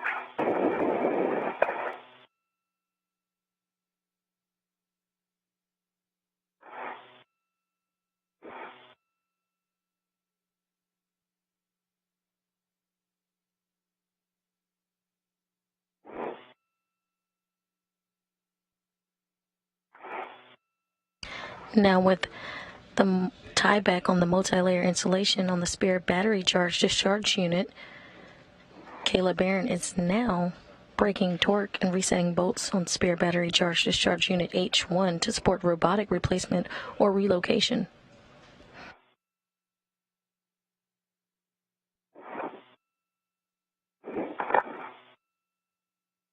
H1, torque broken, a 1/4 turn.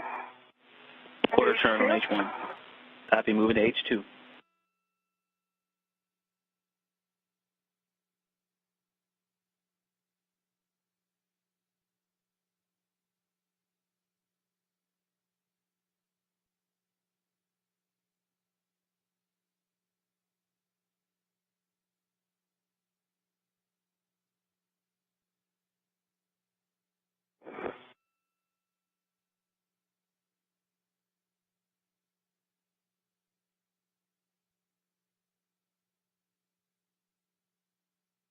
We're broken on H2, quarter turn. Copy, a quarter turn on H2, and you can either hand off the torque wrench to, the ratchet wrench to Roger, or you can stow it on your workstation. I'd recommend handing it off if you're okay with that, Roger. Yep, and you want me to position over here? You want me to try to get it from? I can hand it to you.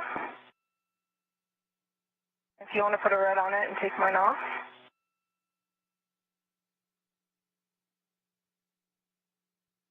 A local backlift. Take your time. And Roger, you're going to break torque on BCDU2, the inboard ORU, and Kayla, you're going to reset torque on the one you just broke torque on. And I've got PGT settings when you're ready, and we're going to go H2 and then H1. Okay. And so, Roger, if you get to it, you've got time, you can break torque on H1 a quarter to a half a turn, starting with H1. And Kayla, starting with the two you just released, H2, alpha 6, clockwise 2. Copy that, starting H2, alpha 6, clockwise 2. Good read back on H2. Roger has the ratchet wrench, and he'll work on getting in position over there.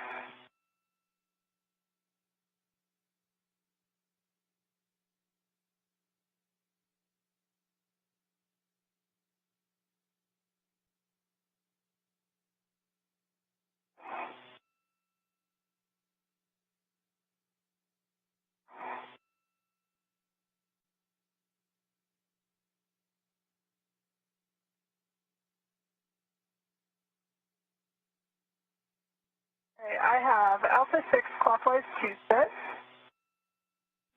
Good read back, Kayla. And I'll get in position over. And H2, alpha 6, clock 2.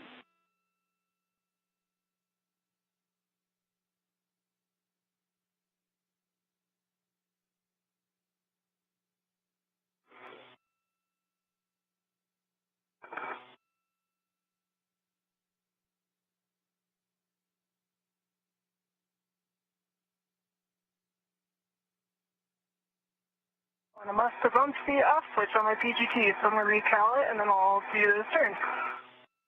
Copy. All right, I can either do an H1 or H2 first, sorry, you probably told me. You're starting with H1, 1 quarter to 1/2 turn, braking torque on H1, BCDU2. I'm back in alpha 6 clockwise 2, and I'll do H2. That's correct for Kayla. H2, you're able to go to drive. There's 1/2 turn on H1 on the inboard. Copy inboard BCDU, 1/2 turn on H1. You have a go to release brake torque on H2. I've got a green light.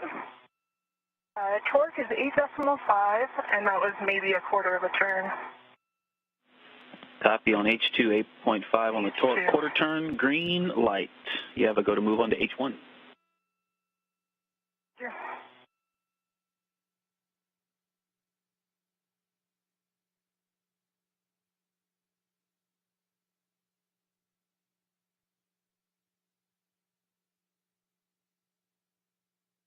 Light, 8.4 on the torque, about a quarter turn on H1. Copy BCDU1, H1, quarter turn, green light. Good torque reset. Good ORU.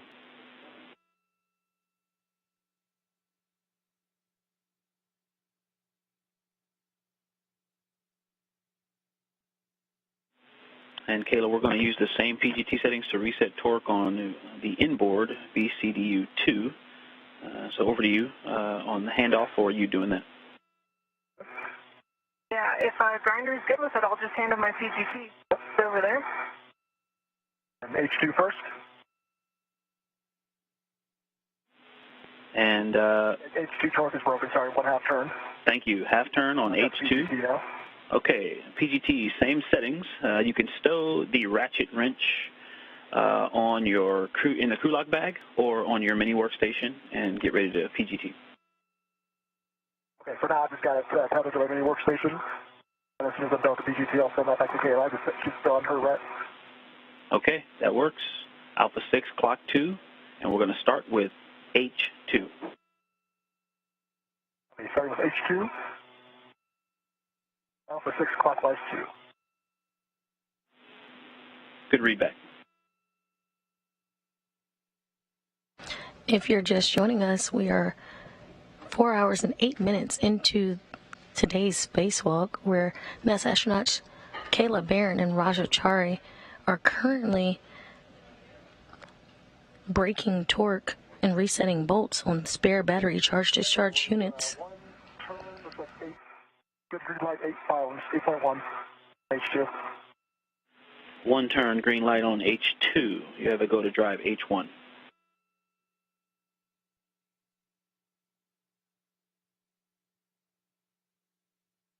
About an hour earlier, the crew completed the 3A modification kit.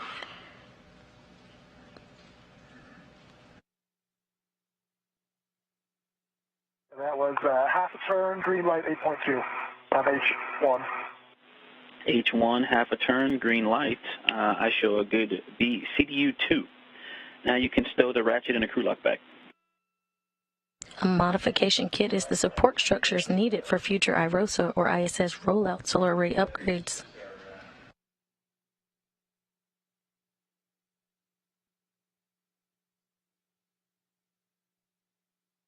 That's our extra TBA bag ratchet. Just RSA. Okay.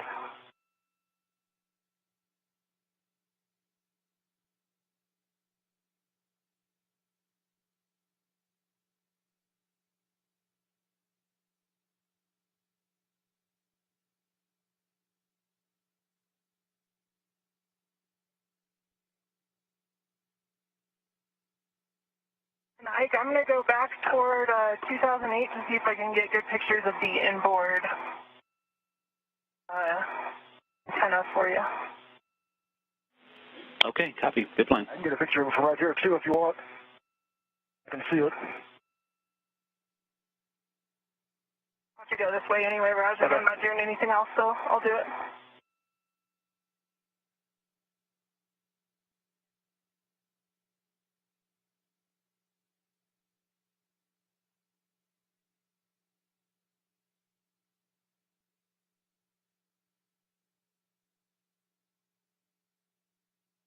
Right, at least if I'm too close, I'll let you know. All right. I can come back over there if I need to.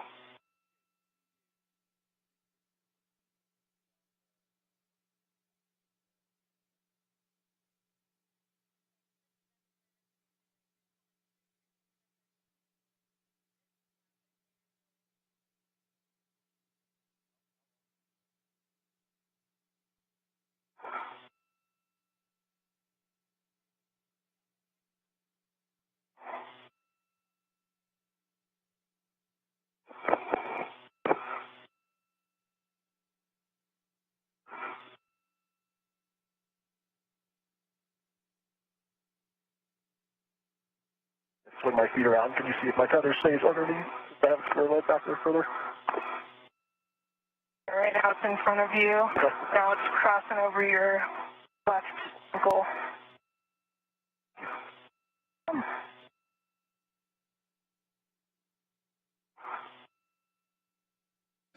With time permitting, being almost an hour and a half ahead of schedule, the duo will complete some get-ahead tasks, which include breaking torque and resetting bolts on multiple orbital replacement units stored on the 3A integrated electronics assembly on the S4 truss.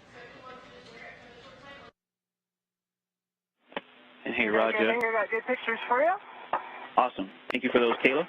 And Roger, over to you on where we're going to put that ratchet wrench. You can hold it on your workstation for a while until you get back to the strut bag, or you can stow it in the crew lock bag. I'll put it in the crew lock bag if I can find the place for it. That sounds good. Is the next thing we're in the break and torque with it? Okay, so let's, when Roger finishes that, I'll give you guys a big picture and get your, how you feel about it. So give me 1 minute. Okay. Stand by.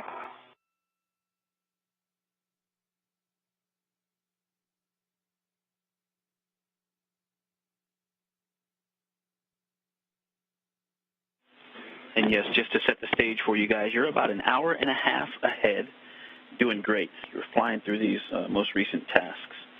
And so I'll tell you what we're thinking, and you let us know what you think. Roger, give me a call when you're done with that ratchet wrench. Yep, will do. Do you happen to know offhand if there are any free wrenches in this bag? Otherwise, I'll pull the adjustable.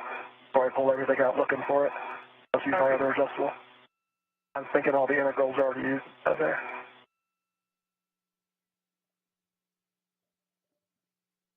Yeah, there may not be one in that bag, Roger, but you have quite a few, or you have an adjustable on you that you can use to be okay with that. Yep, I'll just do that.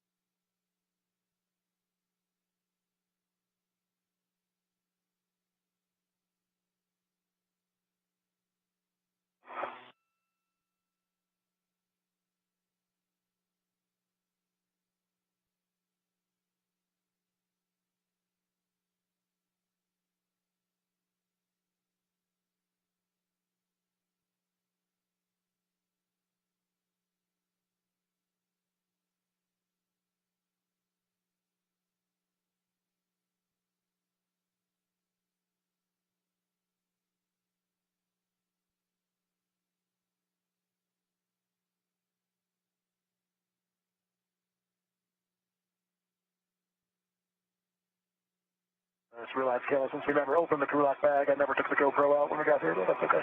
No problem. Nice to have. Second ratchet wrench now back in the bag. Do that. The GoPro back in.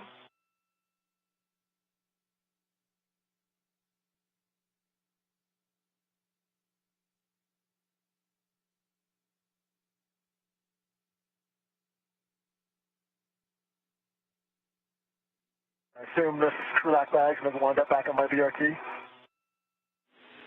Okay. I think you'll bring it back in board with you. Affirm. That's correct, you guys. And so you can start working on that if you can spare some brain bites to listen to this. The big picture, we're looking at the bolt breaking torque on the bolts on the 3 alpha IEA. We'll move to that, get ahead, and then we'll move to the 1 alpha bolts as well. And then that's about an hour's worth of tasks, and that still leaves us about 20 minutes to do AMS. So how are you guys feeling about that? We're feeling good about that plan, and maybe we could just check in after the 3 alpha before making the call to go to 1 alpha, but Raj and I are both feeling good. Absolutely. We'll check in with you, and don't be afraid to check in with us. Okay. So with that, yes, Roger, you can retrieve the crew lock bag off of 2026 and put that on your BRT, and then we'll take a glove, hat, and gauntlet check from you.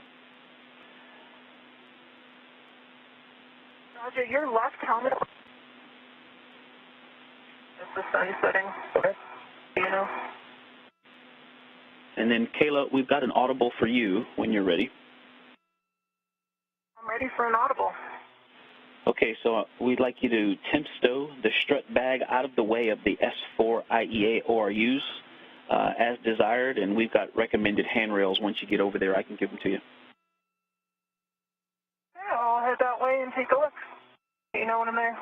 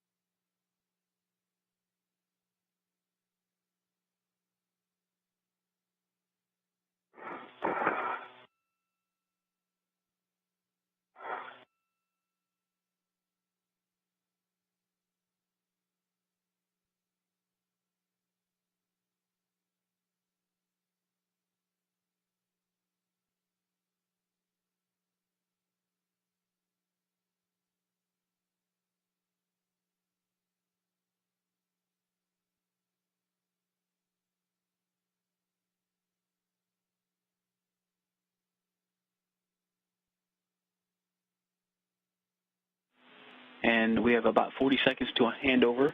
EV1, when you have a free finger, if you could get your HECA on, and Raja, same to you, HECA and WVS on. Okay. Get that in a minute here once I put down the local. And I got a green light on my HECA. Want me to power cycle it again? Yes, please, Kayla. Power cycle. Neither of my green lights are on. They both are on now. Thank you, EV2.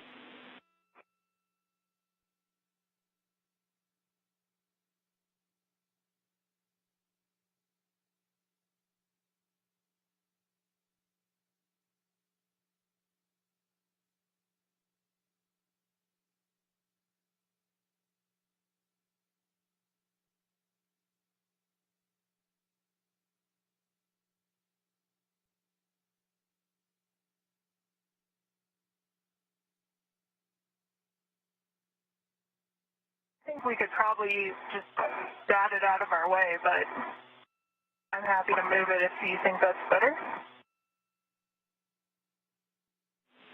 And Kayla, I just caught the end of that. Was that for the ground or for Raja?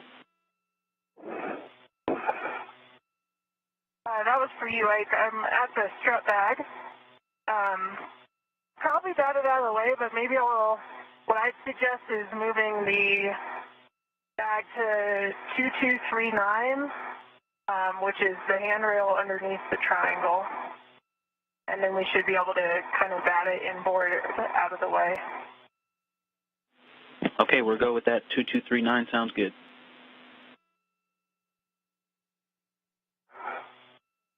And I got the crew lock bag on the BRT. Put up the locals and have them inboard. Okay, before that, we'd like a glove, hat, and gauntlet check from you, and then, yeah, you can proceed inboard after. Copy. My hat is dry. Another smudge on my left middle finger. Other than that, gloves look to be in good condition. And my gauntlets are down. Copy. Left middle finger smudges. Otherwise, good conditions. Dry hat and gauntlets are in place.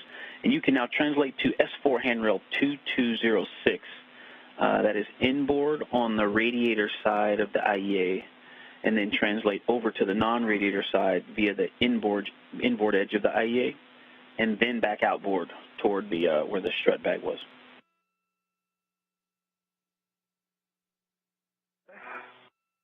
Keeping the crew lock bag with me.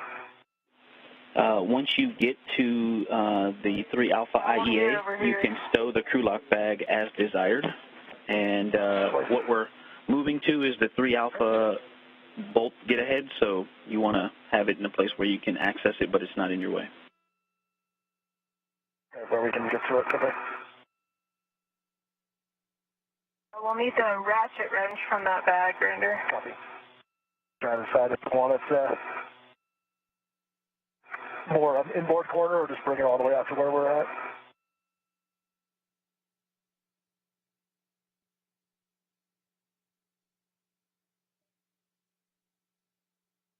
And the inboard corner would be a better spot for the end of the task if you feel comfortable translating with the ratchet outboard to the or you. Yeah, I don't mind. It's ready to put away when we get there.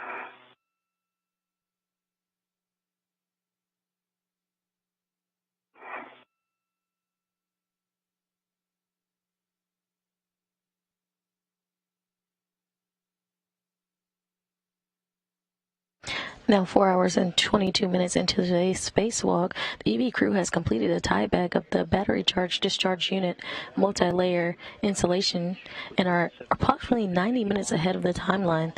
The crew will begin braking torque on the 3A ORUs, which is part of today's get-ahead task.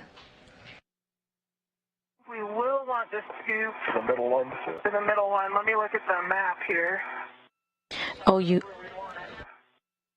ORU is orbital replacement units. We'll want to get into it. The middle one is the one that's recessed.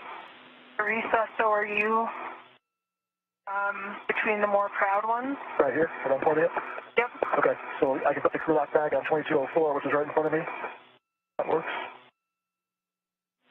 And Kayla, before you get going, can we have a glove, hat, and gauntlet check from you, Kayla? Yeah, we'll go. It works.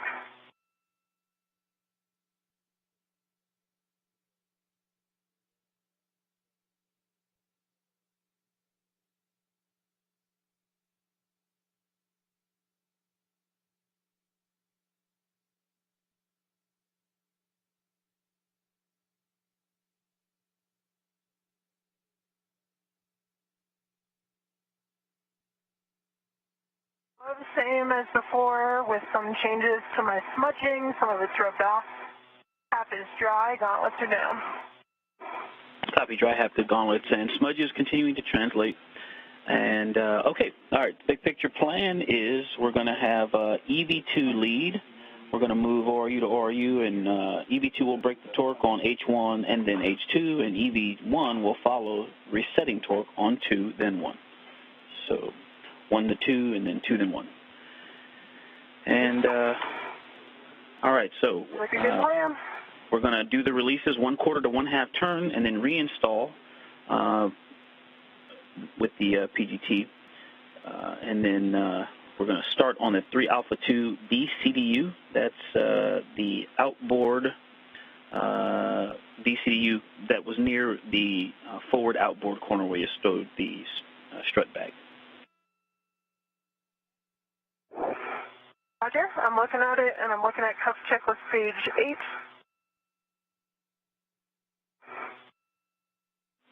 Copy that. And so with the ratchet wrench, we want to release 1/4 to 1/2 turn on H1, on 3 Alpha 2 BCDU.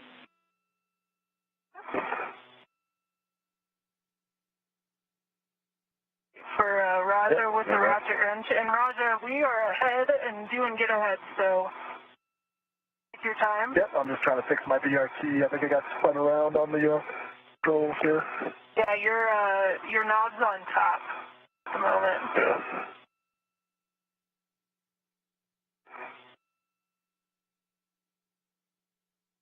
Yeah.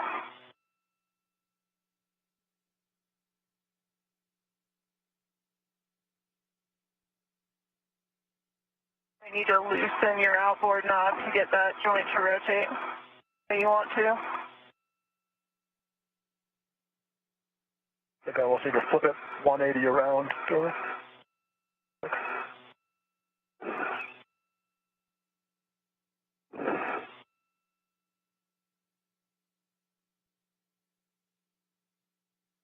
think if you push down on the joint that's coming out of the top knob, have more leverage. And now if you pull it the rest of the way around, it'd be how you usually have it.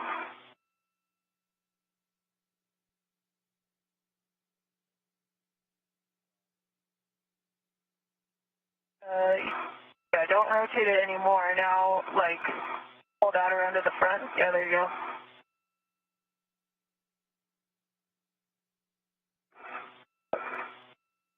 No, you ended up back where you started, actually. So you had it right until you undid it.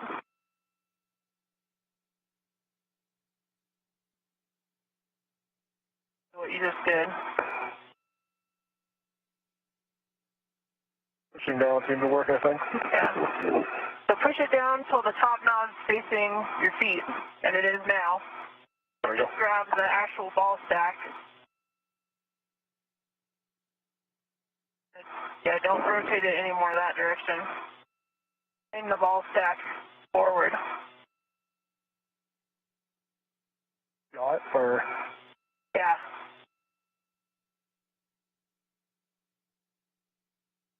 Yeah, pull with your thumb.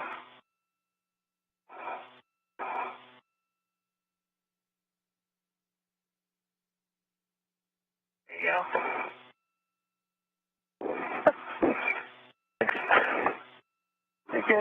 It flipped around again. you uncomfortable leaving it on top? I just can't. It's yawing, so I can't tighten the yaw. Okay. Want me to come help you with it? I can get my hand on the knob. Just to get some more breaking torque. I'm not gonna free spin.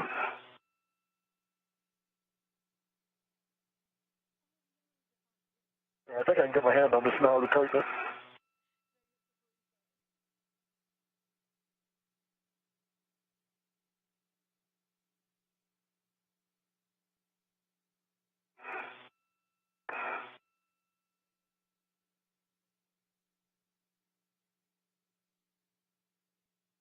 In an orbital nighttime, as the crew and the International Space Station fly over Turkmenistan. Let me grab the ratchet out and I'll start moving that way. In the current config, I'm not going to break torque on things.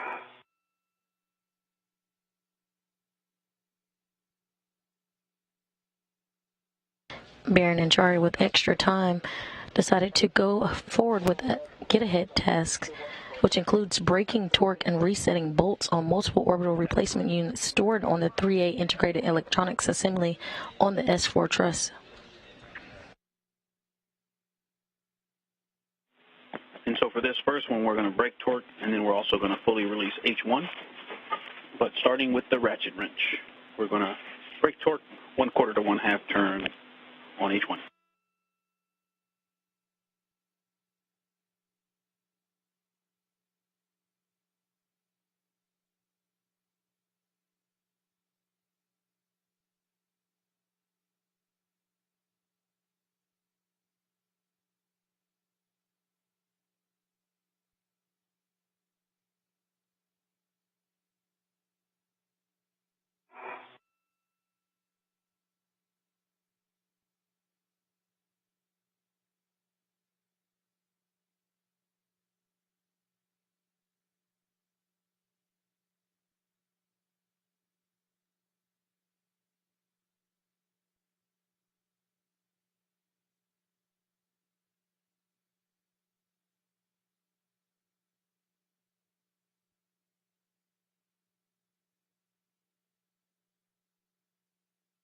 And you'll ret top, and I'll start moving that way. Sounds good.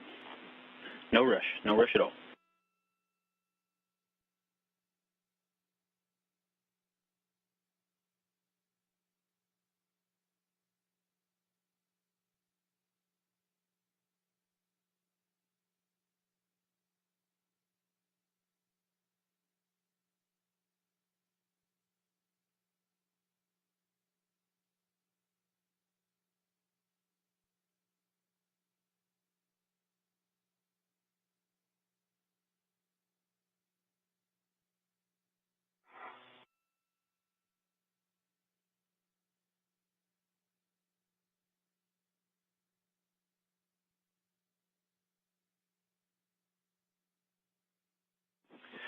All right, Roger, and you're going to the 3 Alpha 2 B CDU. That is the forward outboard RU. H2 first.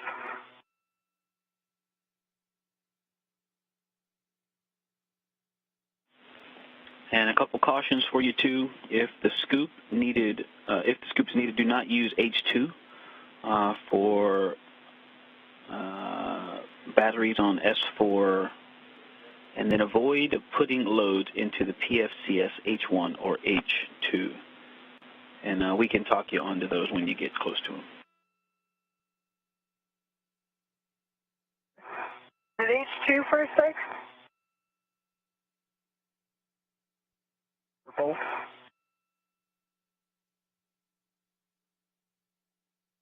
think it's 1.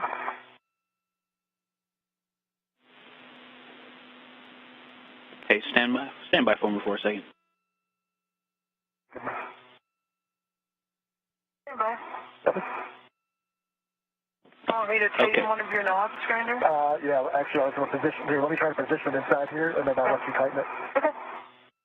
I'm thinking I might actually lay on top of the IEA. I think that's a good choice. All right, Ike. Okay, no, I was just, we were just verifying something. When you guys are done adjusting that BRT, then you have a go to brake torque on H2. Excuse me. I'm sorry, no, negative. It's on H1. You have a go to brake torque on H1. Okay. H1. H1. Okay. That ret, I think, is locked at the moment. That's affected to the ratchet. And what do you want me to do with your BRT here? Yeah, I think it's the yaw joints. So anchor it down here.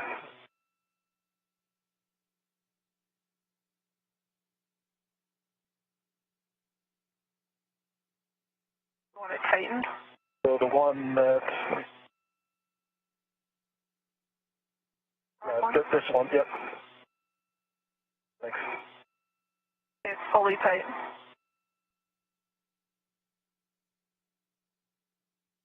You.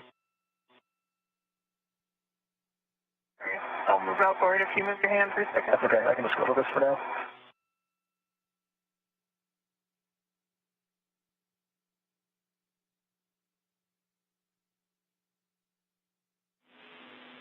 Hey, 15 seconds to handover. And if you get to it, you can do 1/4 to 1/2 turn on H1 to brake torque. That'll be 1/4 to 1/2 on H1.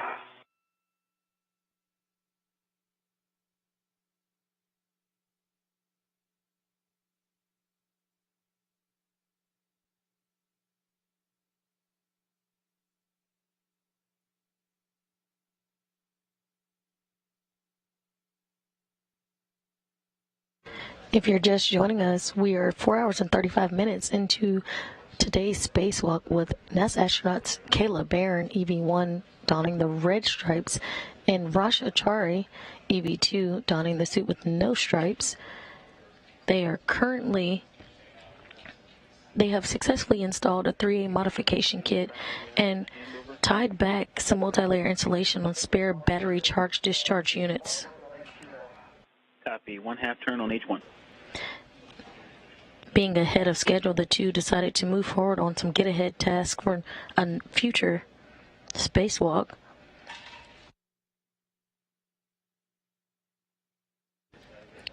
They have begun breaking torque and resetting bolts on multiple orbital replacement units stored on the 3A integrated electronics assembly on the S4 truss.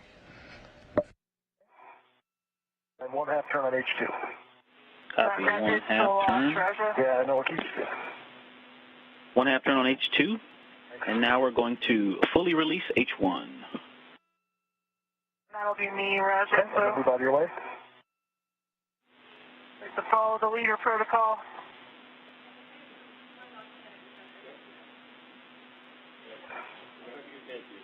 And then Raja, if you want to just scoot over to the next ORU, it's the 3 Alpha 1, which is just one inboard. That VCDU is next. And Kayla, for you, I've got PGT settings when you're ready. I'll let you know. Bravo. Say again, Kayla. I said I'll let you know in a minute. Copy. I'm just trying to get in position first.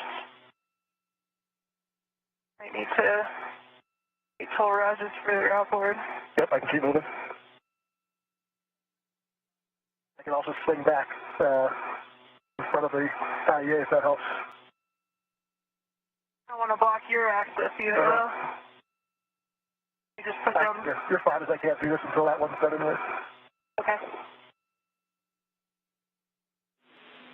Okay, and hey, a reminder for both of you. Copy, yep. EV1 and EV2, just a reminder, you cannot tether, waste tether or mini workstation interfector to the box that you're working on. Okay. I'll move by in a second, I'm not working on it. You can actually stabilize your legs here too, Kayla, if that helps. I think I'm good. Ready for settings, Ike. All right, Kayla, Bravo 7, counterclockwise 2.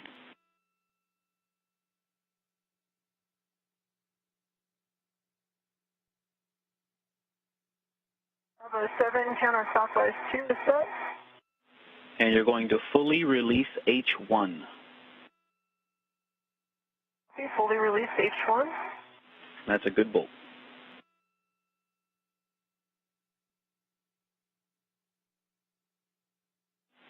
And Roger, on 3 Alpha 1, you can brake torque on H1, 1/4 to 1/2 turn, if you're ready.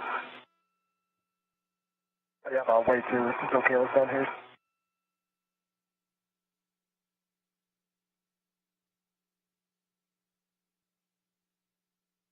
Right now, can't move it quite yet.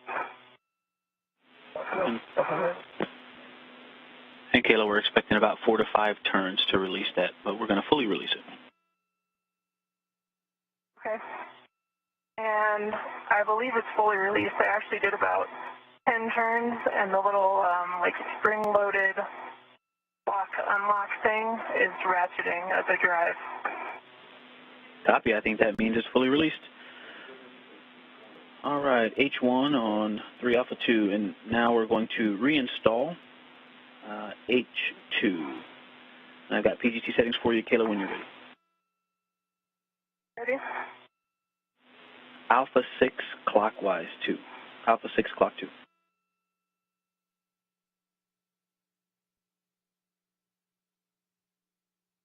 I'm going to see if I can stay on the forward edge here, such that we can work simultaneously. Okay. I can stay out of your way. Put down my vector, and then I'll set those PGTs. Copy. There it goes. Reach. All right, Alpha 6, you said? Affirm, good copy. Alpha 6 clock 2.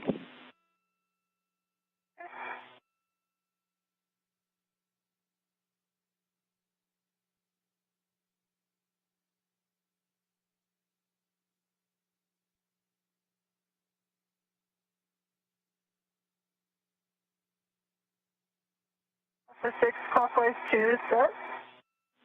Okay, and you're going to drive to torque H2. H2. North. And I'm lining up to get H1 of the next unit here, the one inboard of our Kayla's working. Copy, yep, that's 3 Alpha 1, the middle DCDU, and you can release brake torque on H1, 1/4 to 1/2 turn. And I think I got a red light, low torque. Ever go to try again? Okay, Affirm, get in a good body position, and you can hit it again.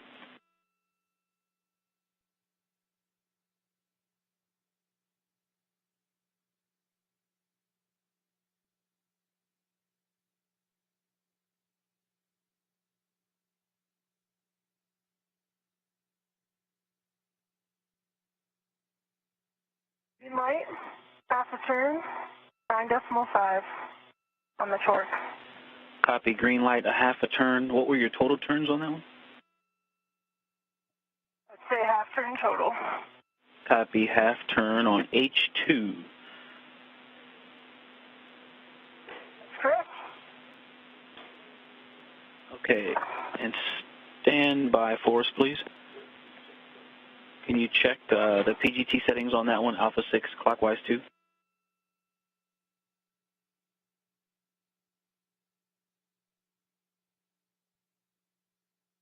And it's actually an Alpha 7. I'd have gotten bumped when I was recalling it. Okay, copy, stand by. H1 torque is broken, 1/2 turn. Copy, 1/2 turn on 3 Alpha 1, H1. H2. Rouse is coming back this direction if you want him to brake torque 1/2 again. turn on H2. On which one?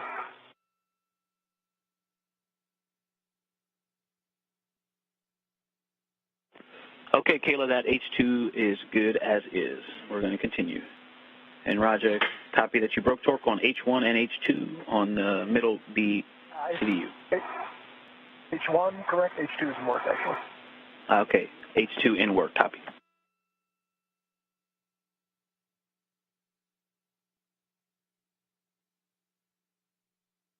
H2 is broken, 1/2 turn. Copy 3 Alpha 1, H2, 1/2 turn. And now we are going to reinstall H2 on the middle BCDU. And Kayla, it will be Alpha 6 clockwise 2 when you're ready. I'll head over there once grinder heads further inboard. Out of the way.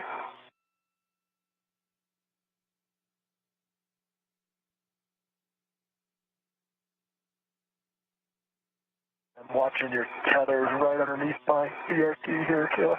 Yes, give me a thumb.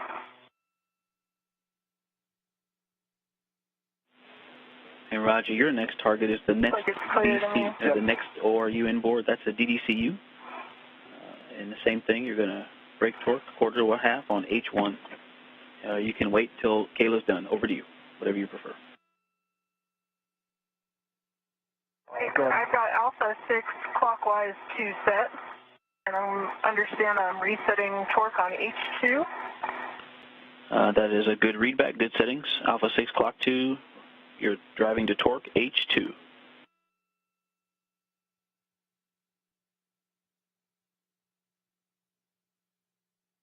My good torque at 8.2, and that was about a quarter turn. Quarter turn green light 8.2 on H2 of 3 Alpha 1. And now we're going to torque H1. And towards H1.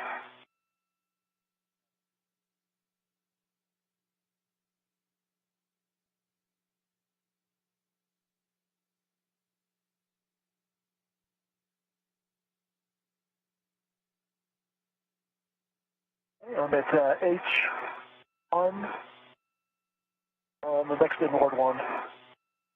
Scoot up a little bit.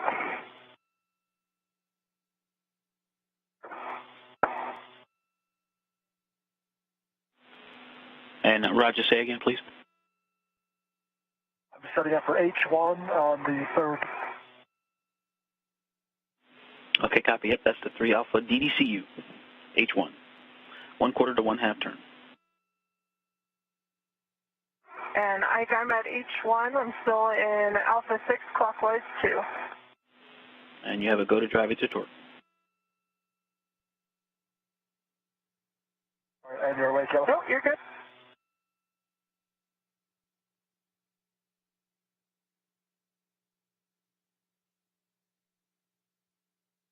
Right, so that was about a half turn. Green light, 8.2 on the torque. Half turn, green light 8.2 on 3 Alpha 1 H1. That's a good ORU.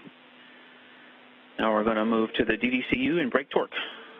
Roger, you have a go to release torque on H1, 1/4 to 1/2 turn. Copy. Can't tell if it's slipping or it's really loose. Okay, there's half turn on H1. Copy, 1/2 turn on H1.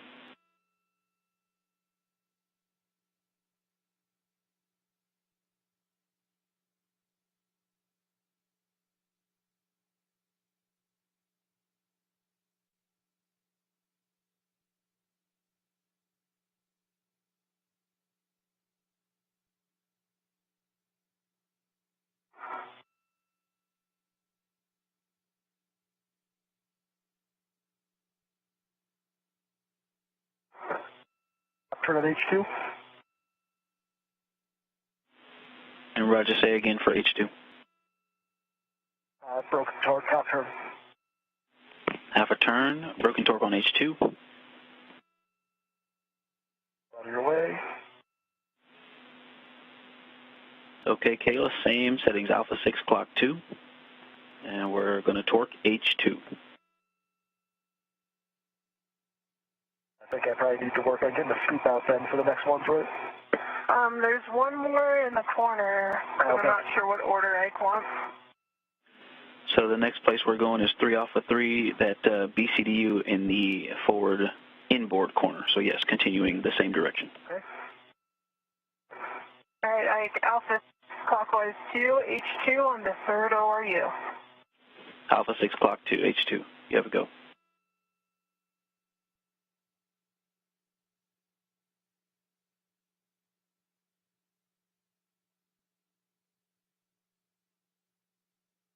Green light, that was about a quarter of a turn and 8.5 on the torque. A quarter turn, 8.5 green light on H2, and you have a go to torque H1. And work.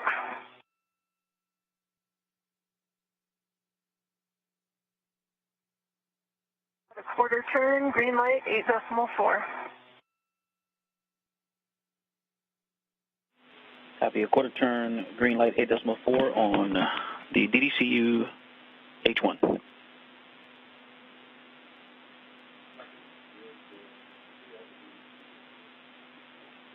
All right, we've got a good DDCU. Moving on to the inboard DCDU. We can set up to brake torque. This is another one where we're going to fully release the H1 as well. We'll start with braking torque, 1/4 to 1/2 turn on H1. To Roger. Roger. Copy positioning.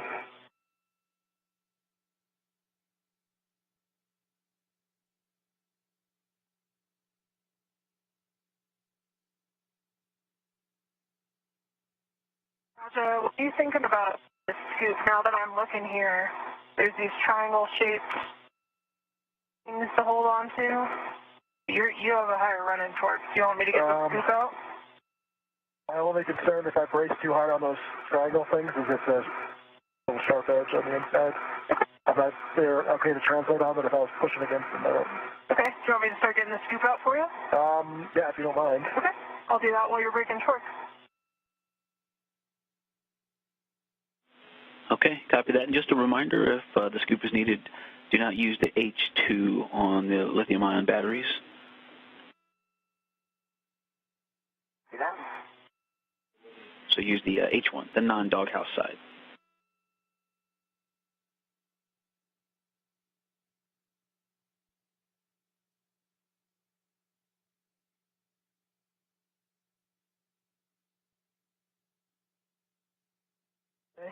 H1, torque broken, half turn. All right, 3 Alpha 3, H1, a quarter of a turn. And just to be clear, the only no-go for the scoop is the one marked with the red X on our cuff checklist page, is that correct? Stand by.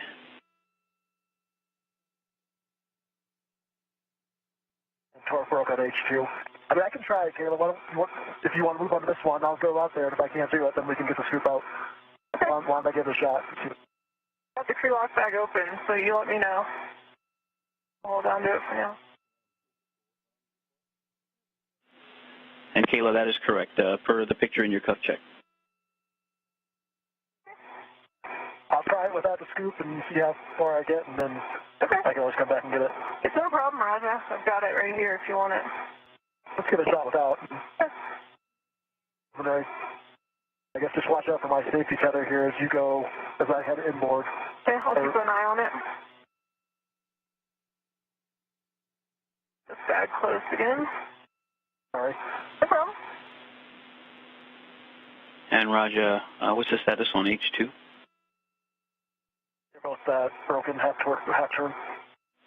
Half turn on 3 Alpha 3, H2. Now that I'm here, okay. Yeah, I think we won't do the scoop. You will or won't? Well, okay. I'm a little local to this one that we're not. The ones we already adjusted local to, correct? The ones we're actually working on. Hey, firm, the ones that we have retorqued, you are go to translate on those. Okay, copy. I'll work on getting that scoop out for you, Raja.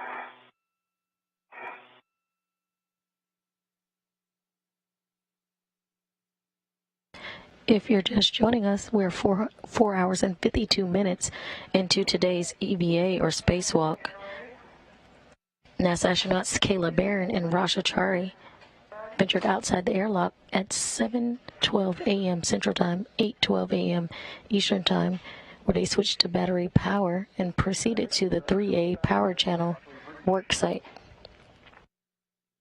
The duo successfully installed the 3A modification kit and then proceeded to tie back multi-layer insulation on spare battery charge discharge units to support robotic replacement or relocations. With additional time, the crew decided to move forward with get ahead tasks, which includes where they are currently, breaking torque and resetting bolts on multiple orbital replacement units stored on the 3A integrated electronics assembly on the S4 truss.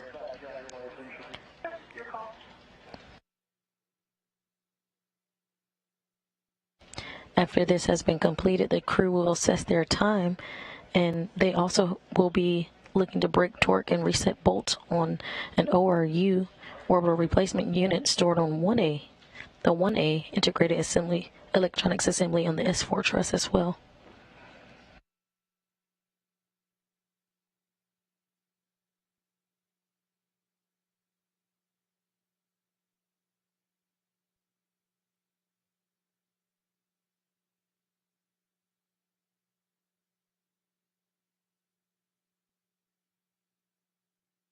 Safety tethers are deconstructed.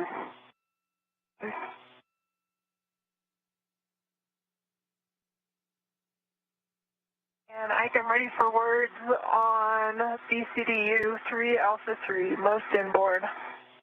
All right, on the inboard BCDU, we're going to fully release H1, and I've got PGT settings when you're ready. I'm going to put my visor down here real quick. Copy that, and the sun is coming up. And I'm ready for PGT settings. All right, it's going to be Bravo 7 counter 2.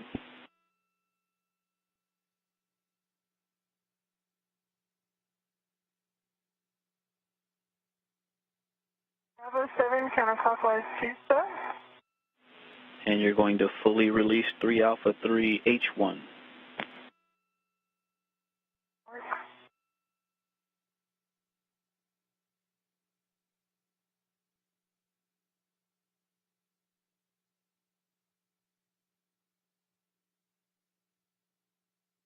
And working on my visor as well. Hope we're not kicking you here, Kayla.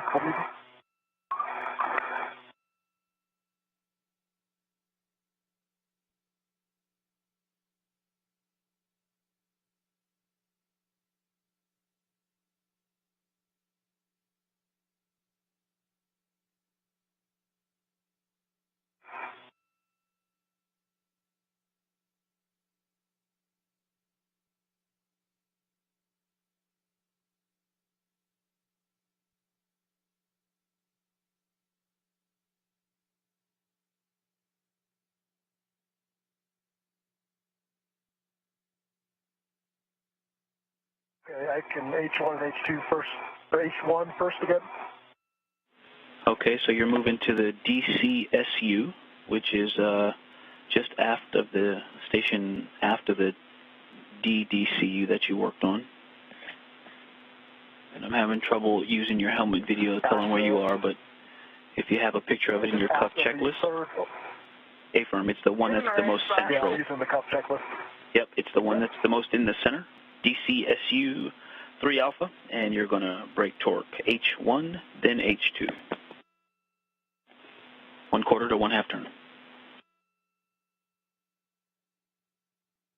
H1 is fully released on 3 Alpha 3. Copy H1 fully released 3 Alpha 3. Stand by, Roger. Standing by. And how many turns was it on H1, Kayla? 8 turns, fully released 3 Alpha 3 H1. And then we are going to reinstall H2 to torque. PGT settings when ready. Ready?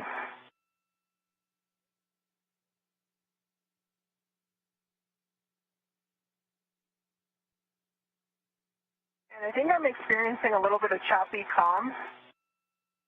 Roger, can you hear me? I can hear you. Okay. Okay, and how do you hear me? X may have been choppy.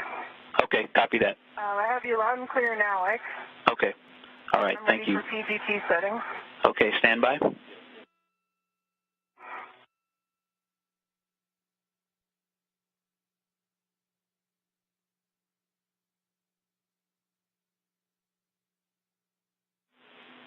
Okay, Roger. Go ahead. Safety tether is currently between your legs. Just be mindful when you move on. Okay, thank you. Okay, Roger, the scoop that you have in your hand is on the box that we're working on. We need it on an adjacent box. And also, I think I saw a hook or an end effector on that box as well. And they need to be adjacent. We couldn't catch most of what you said, but I assume you don't want the scoop on the bolt I'm working on. Affirm. The scoop needs to be on an adjacent ORU, and so does your hook or your end effector, whatever is tethered to the center of the box. That's right, Kayla. I think he's saying you can't tether to the box you're working on, and you cannot put the scoop on it, so you need to move it over to an adjacent box. Okay, I can do that. Yeah, I'm not tethered to it. So I'll move it over. EV1, comm check. I have you clear now, but you're intermittently coming in pretty broken, both Raja and I. EV2, comm check. I've got you now, and happy I'm moving the scoop. I'm not tethered to that box, so that's not a problem. But watch your feet, Grinder. I'm right here. Okay, sorry. He's here for a second while I try to push it over. A new place to put the scoop, I guess. Mike, I'm ready for settings for H2. Sorry, Kayla. You're okay. Here. Kayla, your PGT settings, Alpha 6, clock 2. Alpha 6 clockwise, 2 steps. And you're going to drive H2 to torque. That's the 3 Alpha 3 B CDU, H2 to torque. Roger.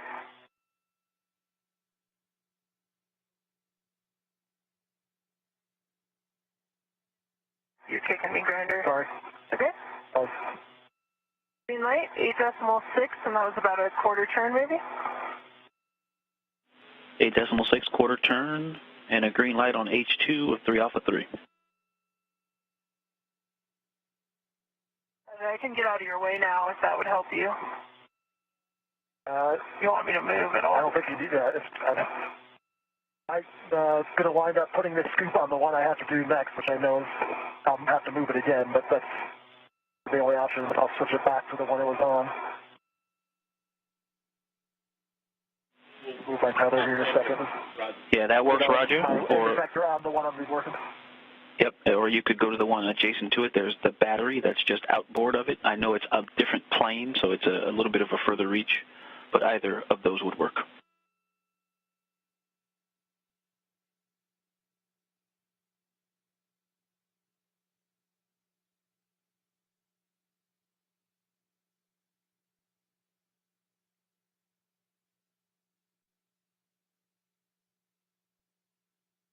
Can I swing my legs back this way then? Or?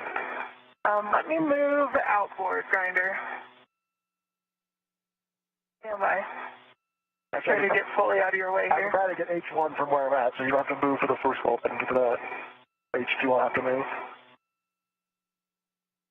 All right, you're going to swing your legs. Okay. This one first, then I'll move.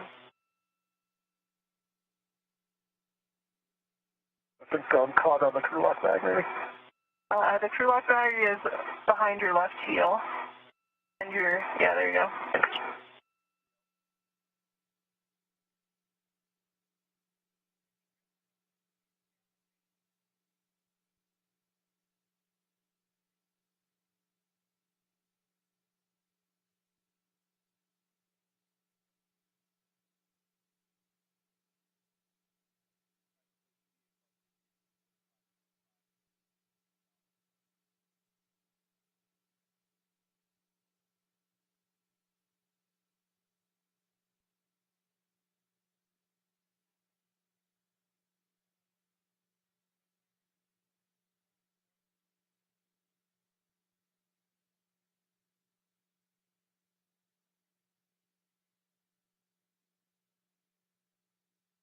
I'm getting that one engaged at H1.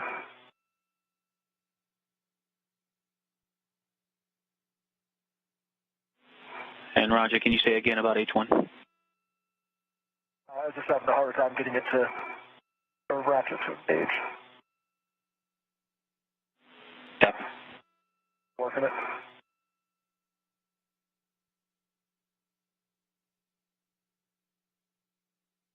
There we go. Okay, H1's torque's broken. Quarter turn. Yeah, Roger. Copy. Quarter turn on H1. And you have a go for a quarter to a half turn, brake torque on H2.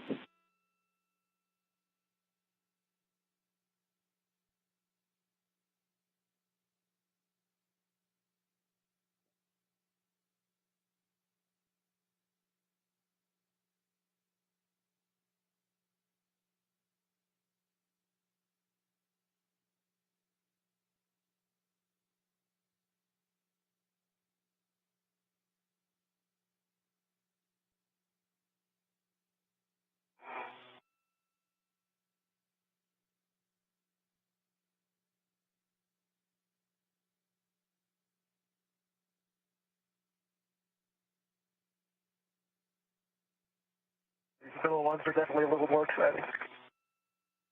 Yeah, it's a tough place to get good body positioning, especially to brake torque. Doing great.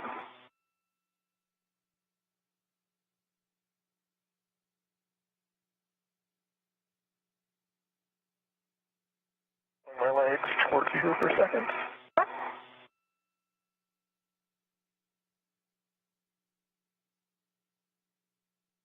Good clearance to maneuver as necessary. All right, there's 2 half turn.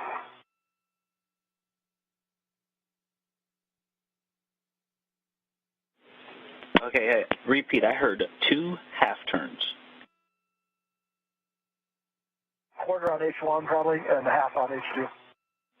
Okay, copy. That makes sense. Half turn on H2. All right, so now we're going to set up to reinstall H2 and H1. So, Kayla, when you are in position and ready. I've shipped out of Kayla's way here. And Raja, you just take your time getting to where you want to go next, and then I'll come in there. I'm trying to decide so we can miss.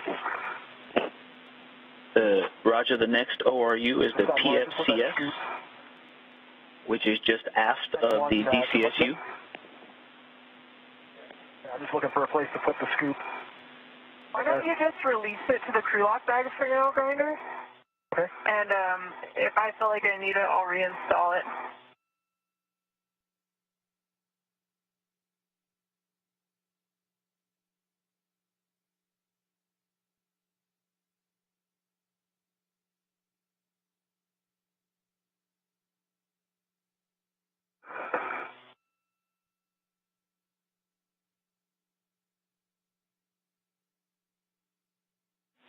And just a reminder for you both, you probably haven't seen a PFCS in a while, so no loads into H1 and H2, please. When we get to that ORU, we're going to work with H3 and 4 only. So no loads into H1 and H2 on the PFCS, please. Center, aftmost ORU. I was going to figure out I'm going to send the scoop back. I'll figure out my safety tether here first. Copy that. Like if I come around to the right. I don't know if you can feel it. Yeah, it's kind of pulled up behind your BRT. It's going to release itself. There you go. Okay. Now it's off to your right. All right, so let me get a local bat on the And it's going between your legs now, Raja, so you might want to kick. Yeah, there you go. Thanks.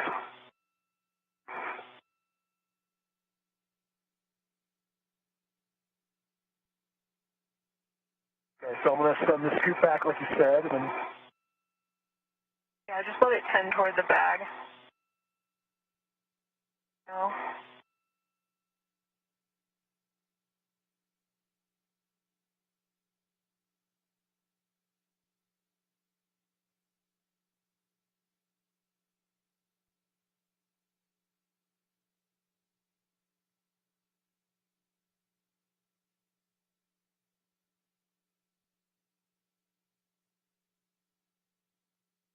Going back to the bag. Okay. Fine.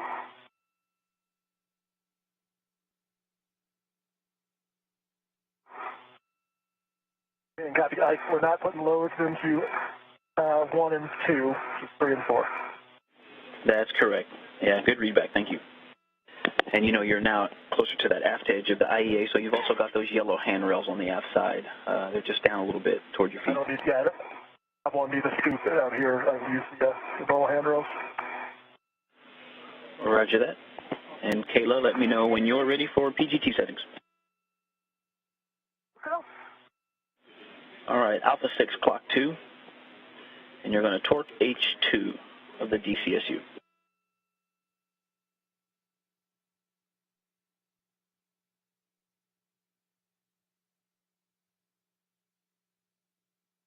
And am I starting with H1 or H2?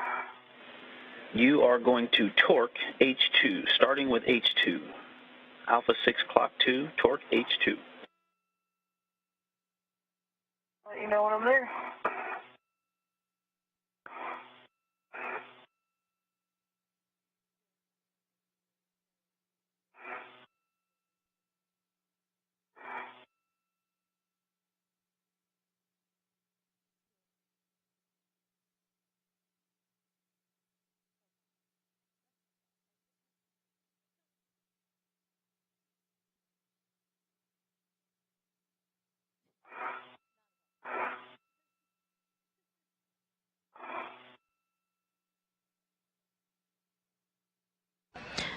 If you're Settings H2. Okay, for the... If you're just joining us, we're 5 hours and 10 minutes into today's EVA or Spacewalk. NASA astronauts Kayla Barron and Chari have completed successfully a 3A modification kit and have also done some tiebacks for some battery charge discharge units to support robotic replacement and relocation. Being ahead of schedule, the crew decided to get started on some get-ahead tasks. They are currently 3 first, correct. They are currently braking and resetting torque to bolts on the ORU, or orbital replacement units, on the integrated electronics assembly.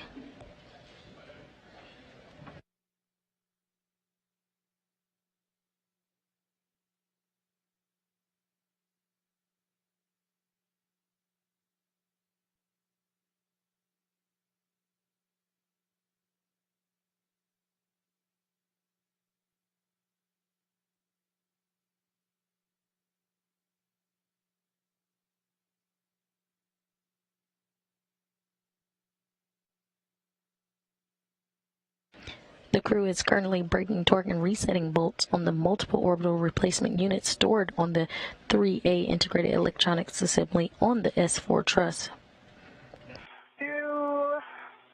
Attempted reset, but I got a low torque. Do you have a go to try again? Affirm, you have a go to hit it again.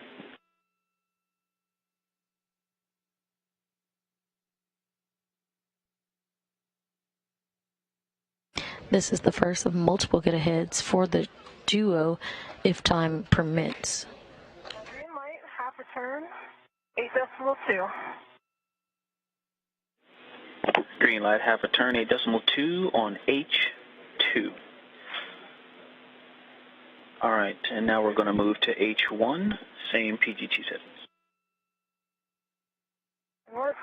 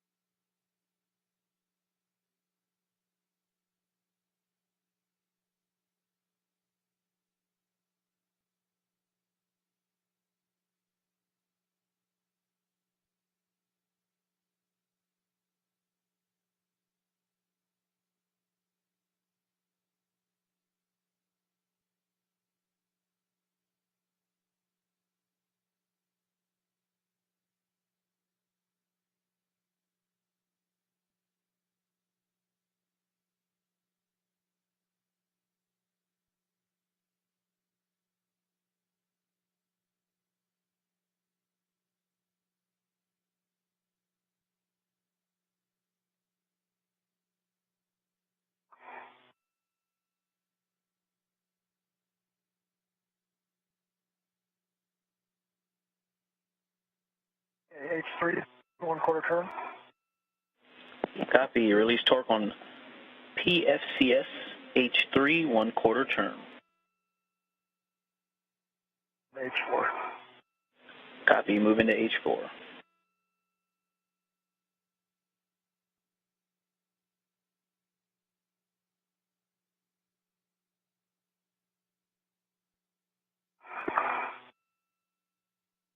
One more body position here, and if I don't get it on, I will go grab that scoop. Okay, we copy, Kayla. No rush. You guys are doing great. I've got a BRT down if you can use me if I'm close enough to stabilize off of my leg or arm or something.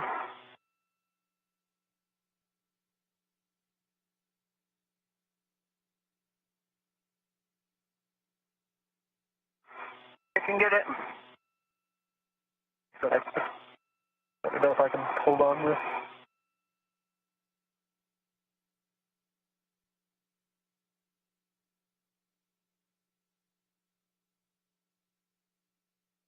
Awkward about, just to know where you is so high.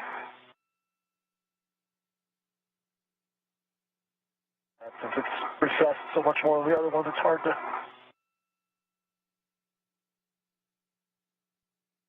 Alright, green light, about a half a turn, ISS 3.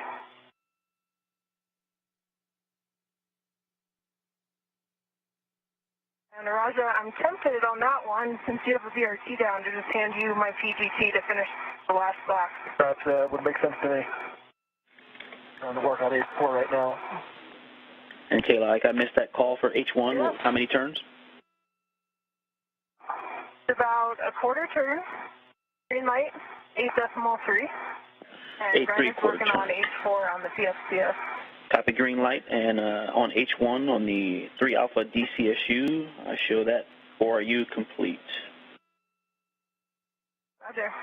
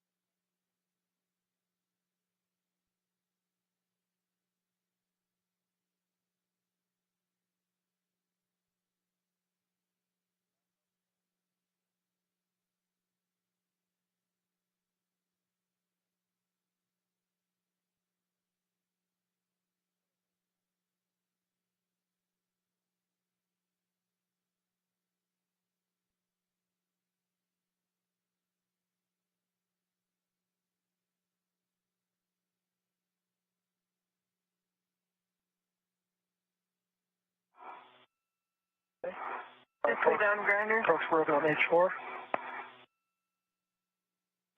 Turn. Copy. Was that a quarter turn on H4? A half turn on H4. Copy. Half turn, torque broken on H4. And then, Kayla, we're going to reset torque on H4 and then H3 on the PFCS. I've got PGT settings. I'm going to take her PGT and do it since I'm already here. Go ahead. Okay, copy that. It's the same PGT settings, Alpha 6, clock 2, and you're going to start with H4. The Alpha 6, clock 2, H4.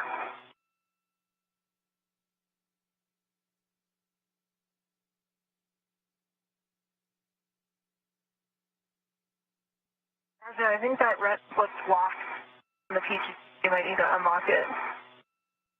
Say that again? So, by PGT red. Locked. So I had basically a half turn, good green light, but I didn't get the torque value. I can do it again. Actually, back 8.1.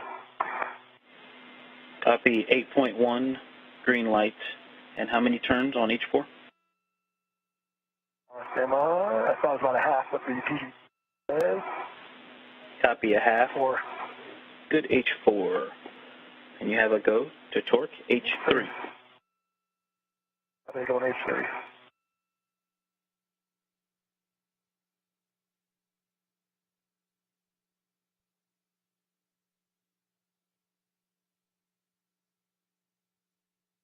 Can I run?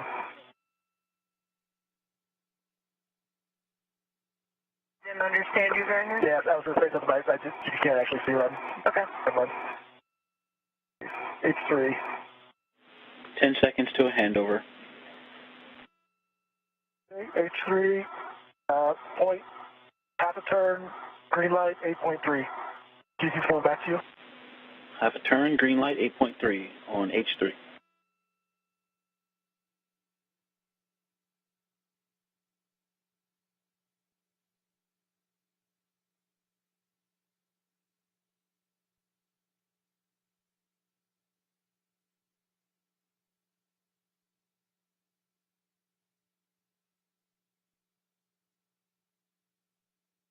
There's one across that.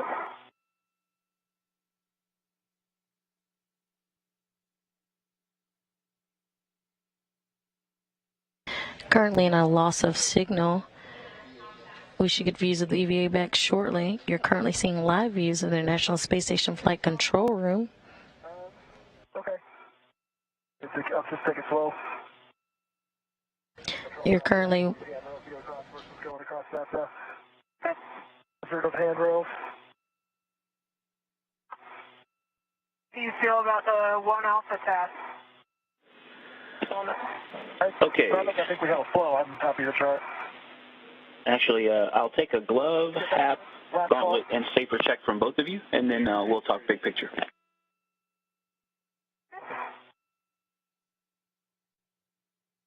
Let me get back onto the front here now.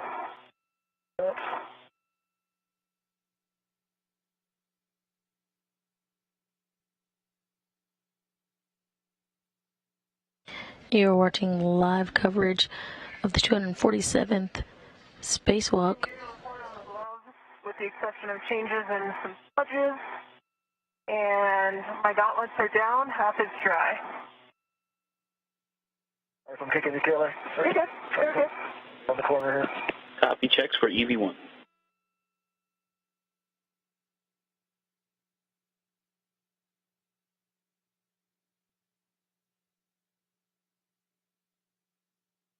NASA astronaut Kayla Barron and Chari ventured outside the airlock and switched to battery power around 7:12 a.m. Central Time, 8:12 a.m. Eastern Time. Don't look like any significant change I can see. That is dry, and my gauntlets are still down. Copy, good glove, hat, gauntlets, and then safer handles for both of you, please. The duo ventured to the 3A work site where they successfully completed a modification kit for future iROSA upgrades or ISS Roll-Out Solar Array upgrades. Well, your trash bag's blocking it a little bit. I'll reach back there. It looks like it was down at the bottom half, but I didn't see the top half. Yep, no problem. Let me reposition here. I'll reach back there and check it.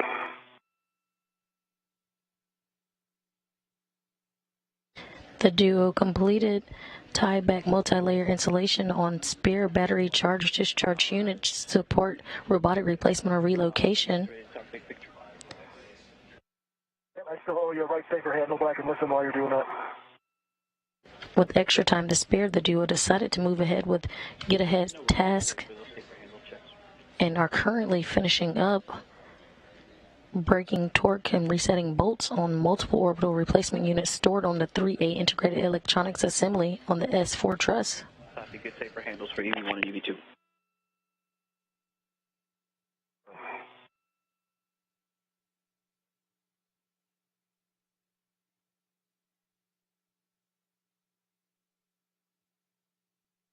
Ready for your words when you're ready, Ike.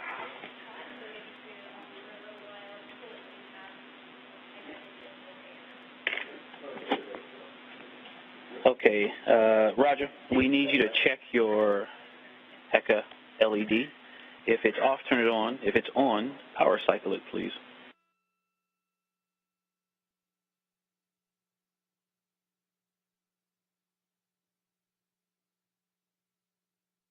Looks like it was off and it's now on. Same for WDS is off again.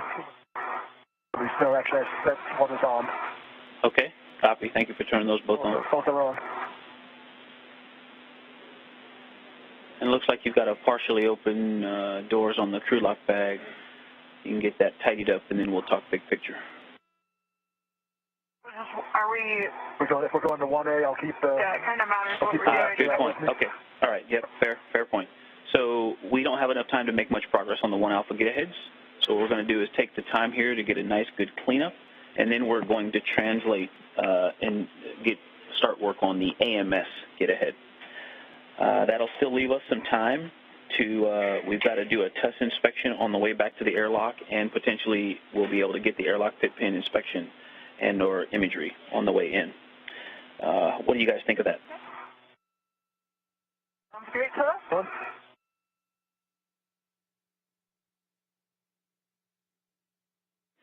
I'll go ahead and take the crew lock bag. The door is open for you to stow the ratchet and inventory.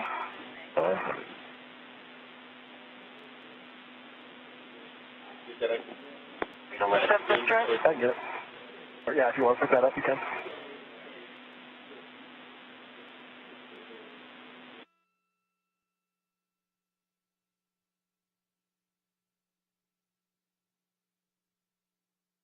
Sounds like a handover, maybe. Nope, I'm here with you. Okay, Kayla, we want to make sure you have your PGT stowed, and then you can translate to the strut bag. PGT is stowed, and I'm headed to the strut bag. You're going to pick that up, stow it on your BRT, and then EV2, you're going to stow the ratchet wrench and scoop if it's still out in the crew lock bag, and then stow the crew lock bag on your BRT. You ready for a crew lock bag inventory? We were able to get it via the video, so we don't need the inventory. Lucky you. Okay. Sure. Lucky me. And EV2, once you have the bag on your BRT, you're going to lead inboard. And I saw like a small white pod. I can't quite tell you what it was. Fly off toward the solar array. It looks like it was maybe like off goods of some kind, actually. Like a little piece of fabric, but it's moving around like a decent mass. But it bounced off it and headed back this way. Or to the solar array I'm not right next to.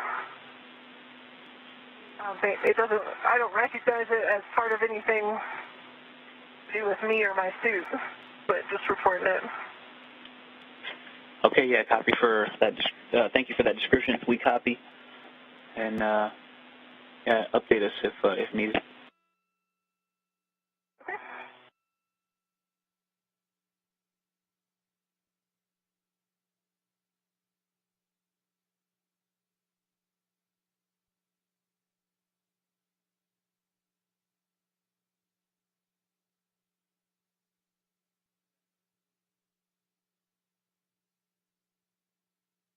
5 hours and 27 minutes into this EVA, or spacewalk, the ground here in Mission Control has decided the duo will not do the breaking of torque and resetting bolts on the 1A integrated electronics assembly, but instead they will translate to the alpha magnetic spectrometer for patch panel access evaluation. Still in get-aheads, the crew has about 1 hour left scheduled in the 6 hour and 30-minute spacewalk.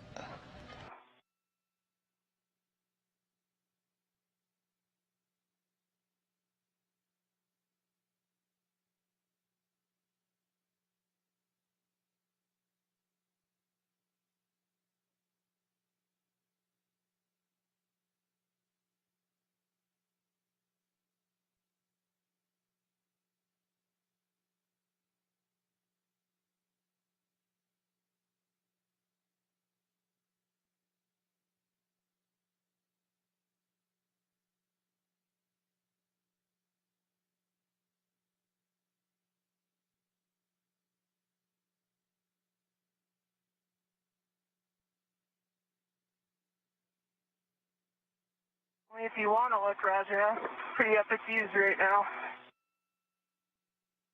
Pretty cool.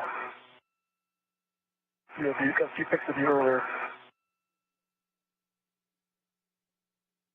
All right, I got my BRT right to the crew lock bag. That's right.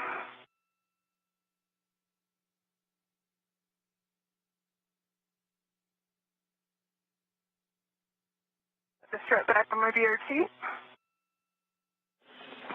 Copy Kayla and copy Roger. And EV2 is going to lead as you both translate back inboard, just inboard to the Sarge.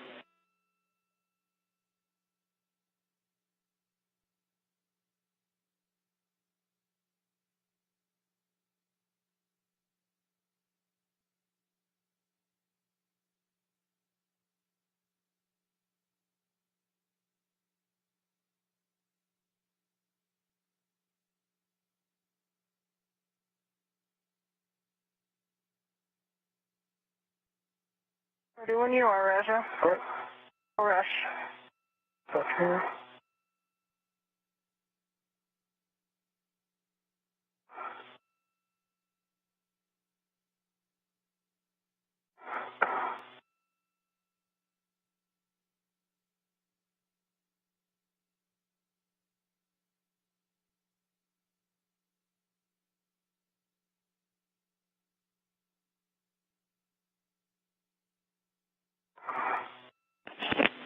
All right, you two are headed inboard. EV2, you're leading to the S1, S3 interface near mile marker 5730. And you can both leave your green hooks in place. We leave our green hooks in place.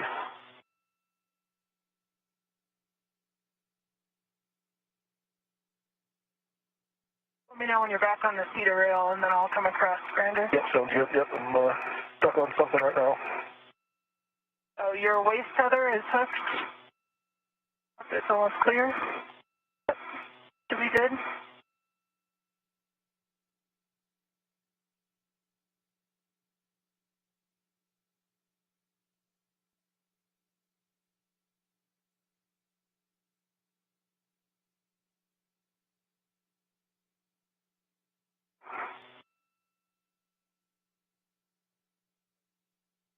I'm on the seat of handrail.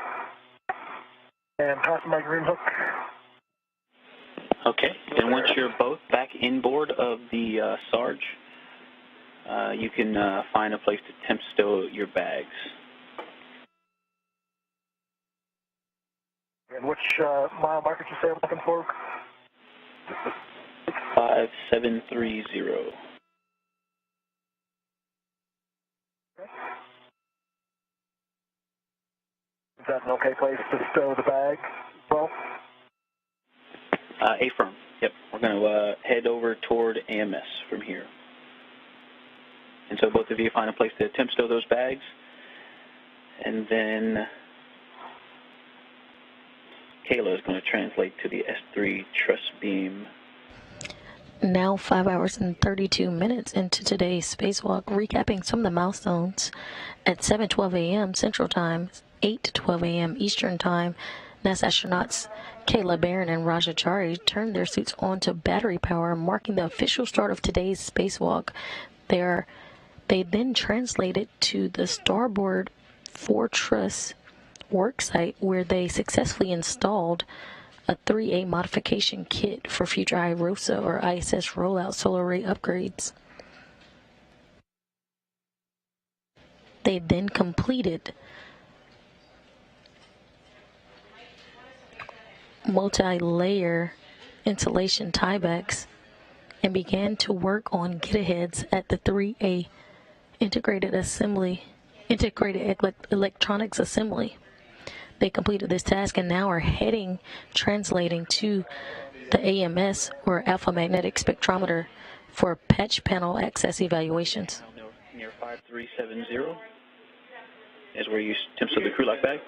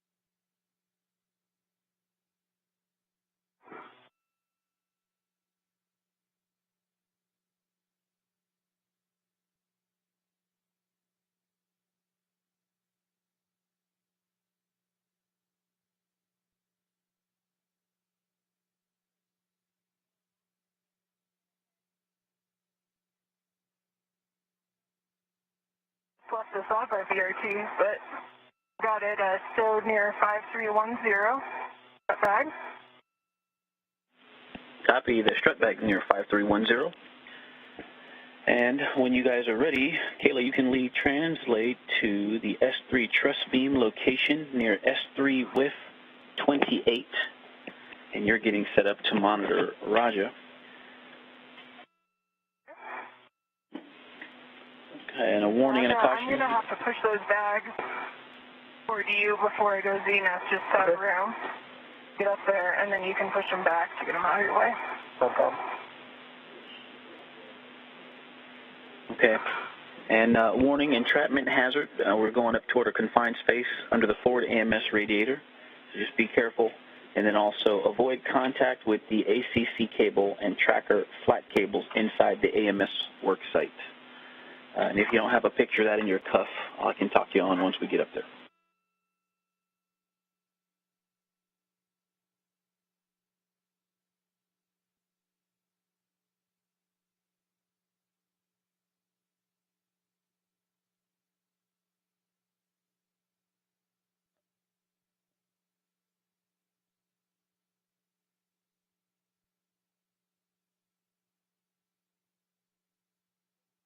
Like I'm caught on something here.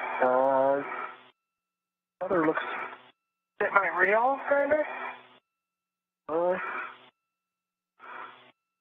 That's caught, but feed's still unwinding. Your green hook's running down here. You can call the bag. I don't see it stuck on anything. It should just be unreeling. Okay, maybe it's something else. Gotta get a better view of you. I don't see anything, but still a pretty hard resistance as I try to turn the corner. You come back towards your tether and look.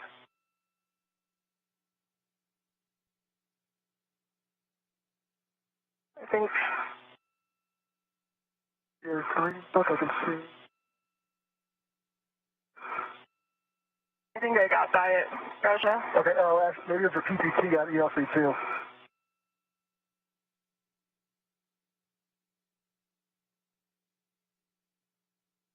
I think it might have been the ELC above my helmet. Yeah, so right now, like the socket of your PPT is kind of going inside ELC too, so if you keep going the direction you're going, it should clear it.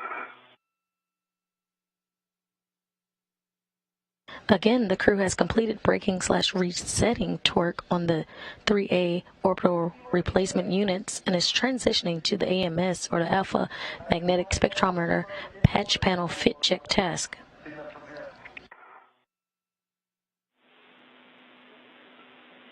Further inboard once Kayla is in a good position. Good position. Okay, and then obtain a body position for monitoring Raja's clearances, and then you can give Raja a go to approach AMS.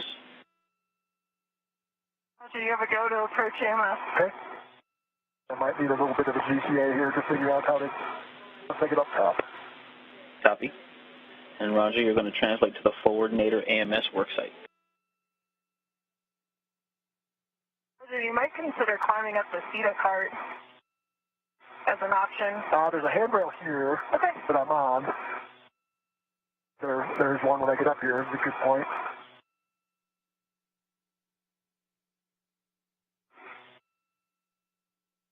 I guess we'll have to use that I-beam. So, yep, you're probably right, but I can get over to that from here. Your time.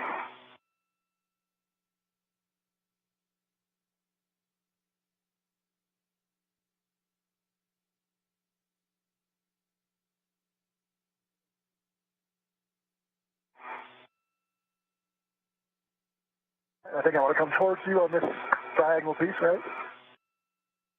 Yep, and then there's a small handrail after you cross the next gap. And try to slow your rate a little. And nice job, both of you. And we're going to hold before we ingress the AMS worksite, so we're going to hold here shortly. Let me get a local down. I rotate so I'm facing port position? Yes. I'll me if I stop rotating at any point. Your helmet just barely kissing the MLI. You're good. Okay. And there's another short handrail on the left side of that same beam, a little to your right. Okay, before I rotate, let me get a local balance. I'm just realizing there's nothing for me to stop my momentum. Yeah. Local and your end effector might be good.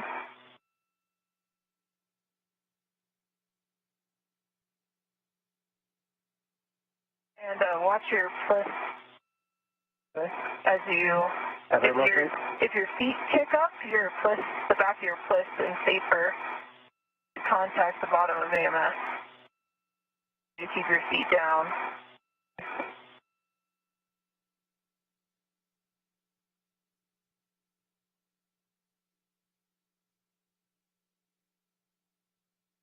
Can I rotate then? I wanted us to stand by, I think. All right, I'll stay here.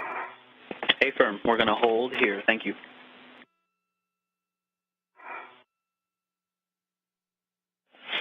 Yeah, and just in general, so when we get in there and start looking around, we've got some time here to hold. We're coordinating exercise constraints, but just big picture before we get in there, main thing that I'm thinking about this whole time is you not getting stuck. So as we move in, we want to make sure that we can get back out.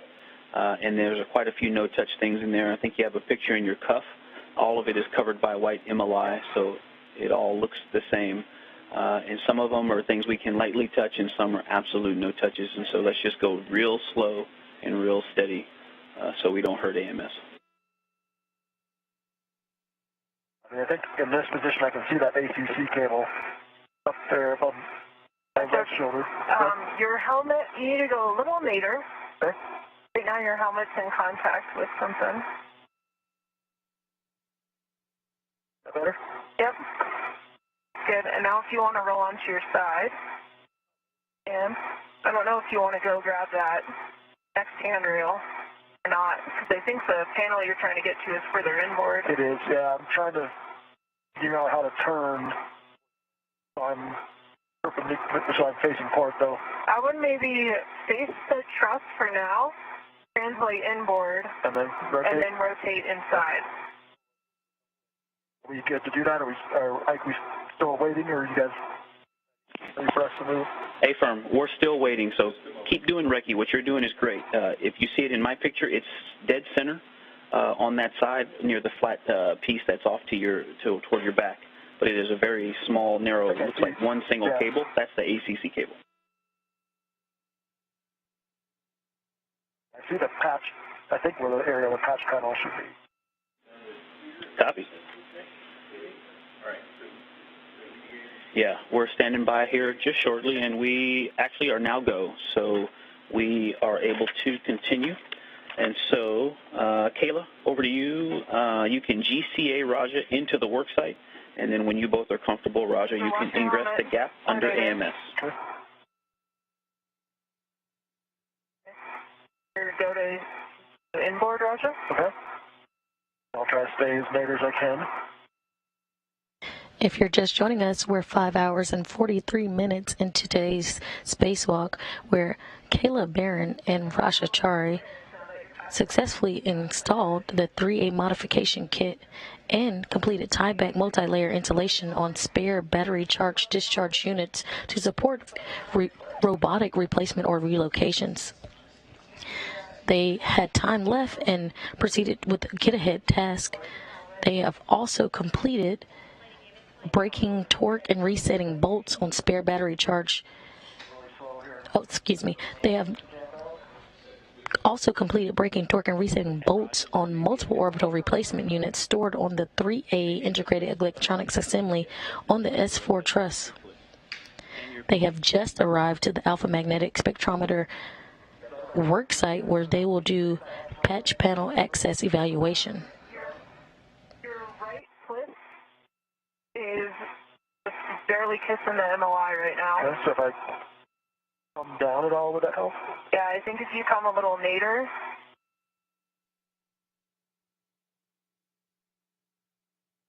Anything to react against, unfortunately. So.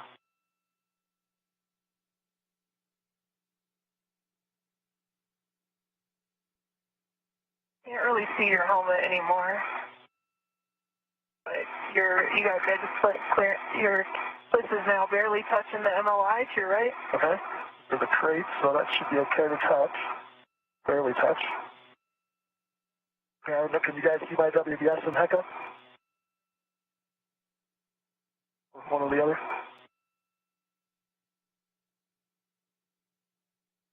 That's your head.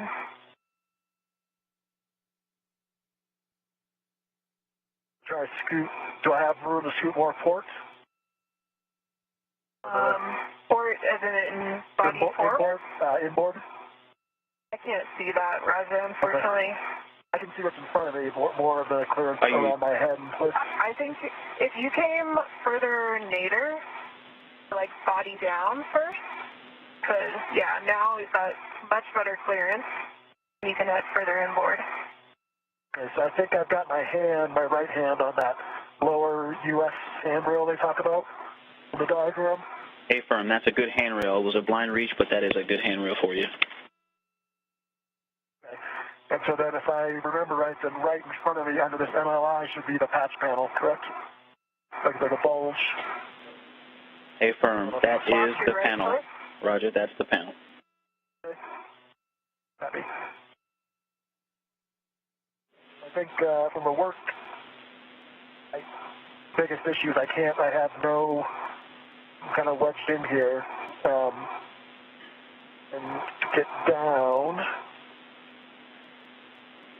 Hey, Roger, do you think you have the panel, the group of cables in sight?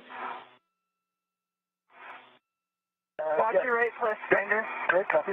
Careful with that rotation. I can't rotate my head or body enough to see them straight on, but I can see the cables running above the patch panel MLI. Like if I look up towards where my HECA light is at, in the lights, I can see it on the corner of my helmet. Okay, so it will be a pretty challenging reach from here, and it's also pretty tough to see, but you can see them. And like Kayla says, let's watch the rotations, but I'm gonna ask you some questions. I don't need you to move around much, and just give me an assessment from where you are. And Kayla, you own clearances, and keep us safe. So the first question, if you're ready, Roger. Roger, your right twist is just barely touching the MLI, so do not rotate any further forward. Copy. I'm trying to back. Okay, I'll just stay here until I answer the question. Okay. Go ahead, Ike. Perfect. Yep, keep that coming, Kayla. First question, Roger, can you reach the entire perimeter of the data patch panel? I can back out more, yes. I can touch it, but it's so close to my helmet that I can't actually, it's inside my work volume and too high up.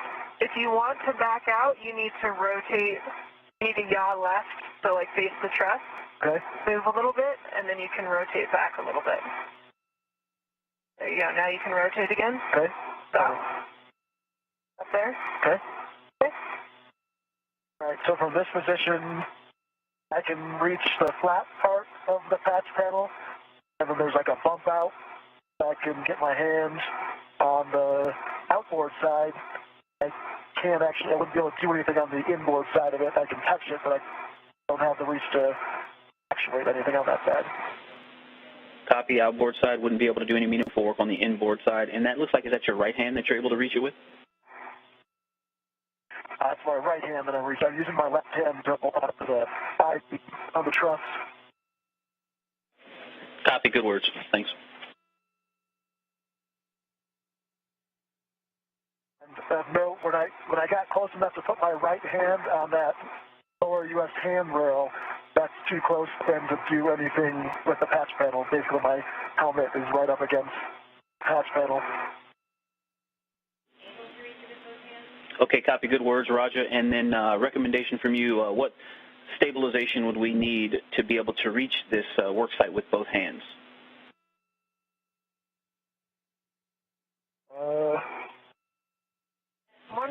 I put the BRT on the handrail behind me, this one? Yep, I agree.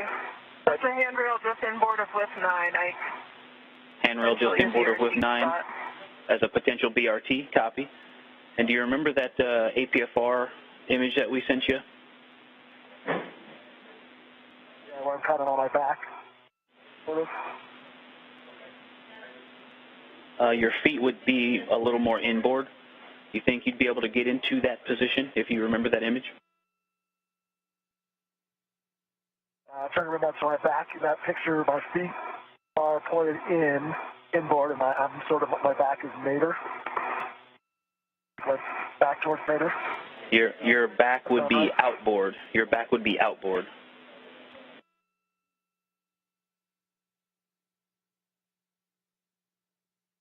After your rotation? Sorry.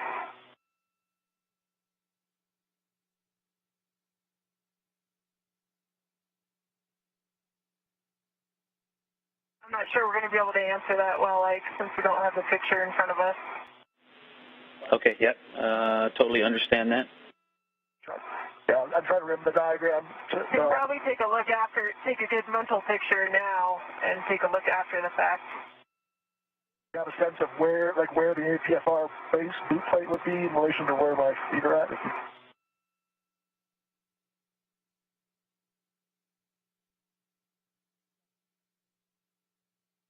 And Raja, say again, please. I'm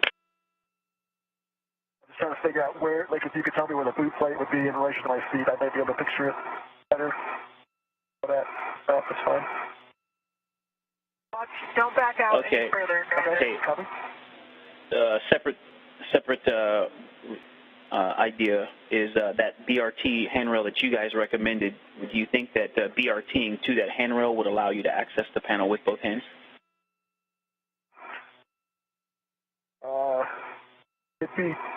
I don't know if it could make the bend with me facing port. I think you could BRT to that handrail and face aft. Then you'd still be stuck with really only being able to kind of get a right hand up on it. Copy, BRT but face aft. And you said maybe not if you BRT and then try to face port. I don't think the BRT could make that bend to be there and have you facing port. There's one more. There's a handrail that is aft facing, where my local is at right now. I don't know if I can try scooting in a little bit. I think if I can put my BRT there and then face port. That'd be the other suggestion. Go to scoot inboard, but not outboard. Copy, scoot inboard. From this position, Kayla, can I rotate jaw right? Maybe about 10 degrees, and more if you pulled yourself further aft. Okay, stop. Okay. This would be the handrail I'm on now, the left hand would be the other handrail you could put a BRT on. Challenge, I can see the catch panel that hands on it, but it's at the top of my work volume, like I'm hitting the shoulder bearing, trying to reach up to it. Copy. I'm trying to be able to get the MLI off, and then it'd be hard to actuate things though at that reach. Copy. And you said it's the handrail that your left hand is on is where you're referencing? And it's I can't see the number on it, but it's aft facing. Okay.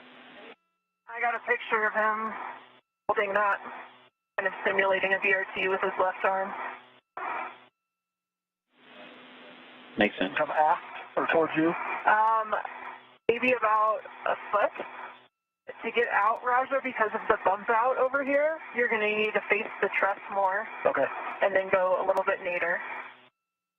From this position, I could BRT, I could get both hands on it. It's right at the limit of reach, both up and okay, EV1, EV2, away from my body. Stand by for me, stand by. We're going to have you pause. We're going to come up with another plan of attack here and have you assess something else for us. Just stay where you are. Okay. You phone, Raja? Fine. Hanging out.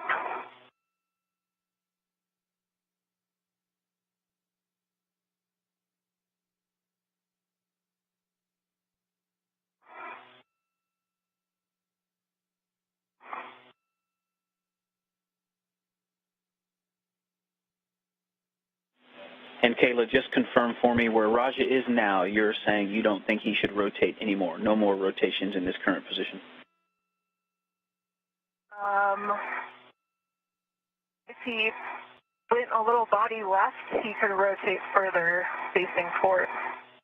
You pull your body, right, yeah, your knees running into the structure. Yeah, I think that's, I feel like it's... But he could probably rotate about 10 degrees. Go in. Stop.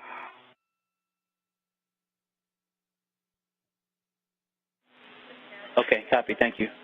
We're about 3 minutes to sunset. Just FYI, it sounds like I'm only getting comm in my left ear, so I'm not getting stereo, but I'm still hearing both of you fine. Only in one ear. Roger. Okay, copy that. Only comm in one ear, EV2. Correct. The left ear, the right ear, I'm not hearing anything anymore. And Roger, how's your HAP at this time? HAP is dry. Okay, copy dry HAP. Which ear are you having comm trouble? The right ear, I'm not hearing anything. I don't feel any moisture in the ear or anything. It's cut out about 2 minutes. Copy, no comm in the right ear. No comm in the right ear. And a dry HAP.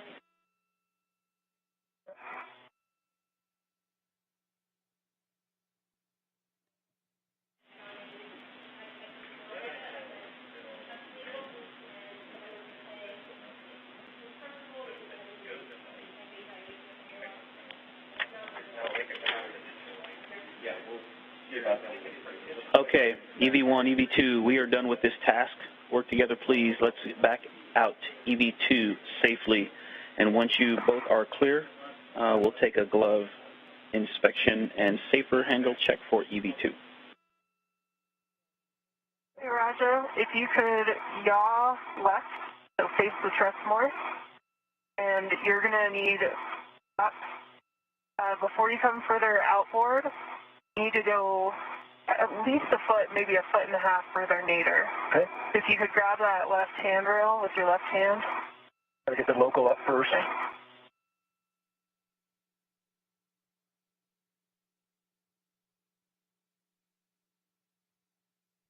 Okay. Now you're good to continue outboard.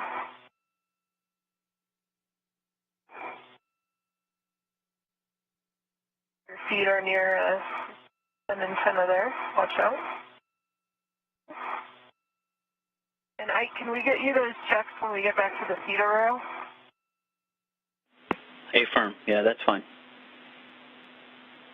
A lot of handrails up here for Raja. Be better for him to just head back down there.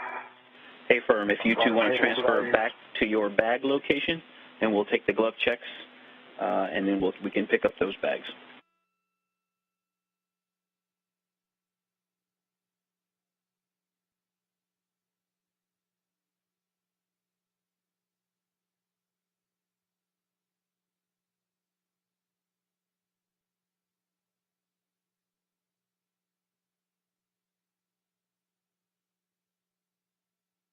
At the top of the carts.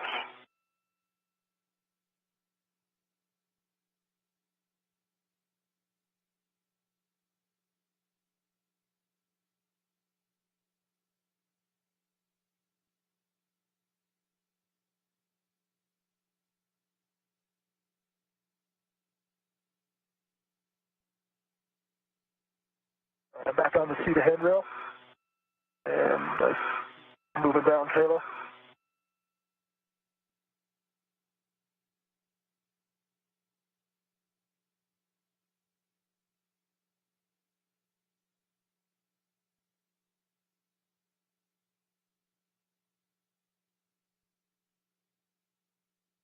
Is there a handrail near my hand? If you slide outboard with your right hand, there is one. There, you got it. Thank you. Yep.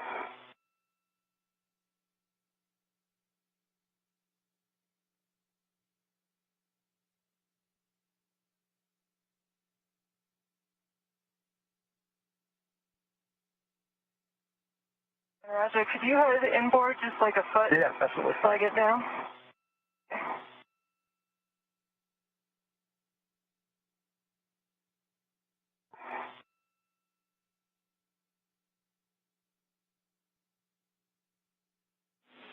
See you both on phase one. Nice job. Over to you if you want to grab your green hooks first. We need to pick up those green hooks, and we need to pick up the bags. So finish up your glove checks, and then let me know which you prefer to grab first.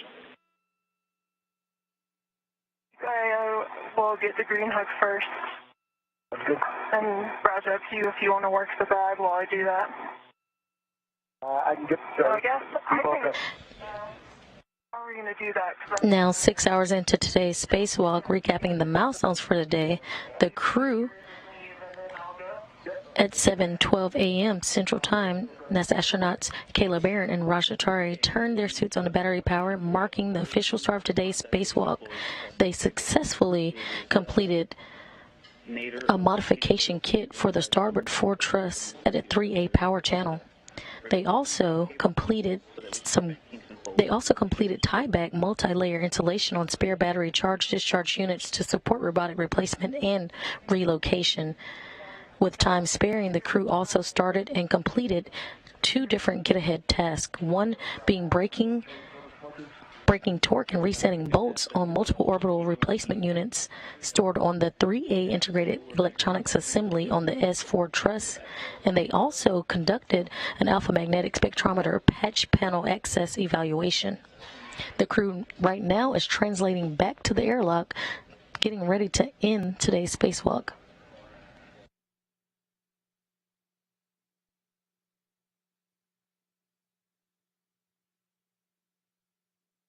Roger, you have a go. I'm going to be just near of your handrail. Okay, I see you. And I don't have anywhere further to go, unfortunately. So I want to lay on your side and mimic my body position. That's what I'm doing. Shoot here.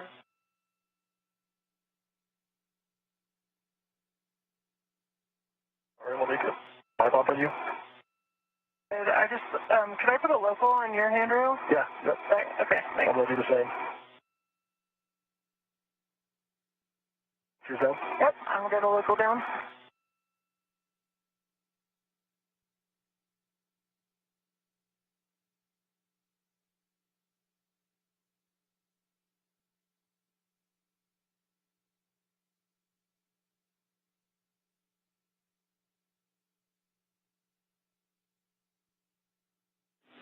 Two minutes to a handover. Green hook's picked up. Let's start heading back towards my crew lock bag. All right, nice job, Roger. And when you get a chance, we need a safer handle check from you. Okay. And Bob, I think I just looped around my... Make sure it's a good config.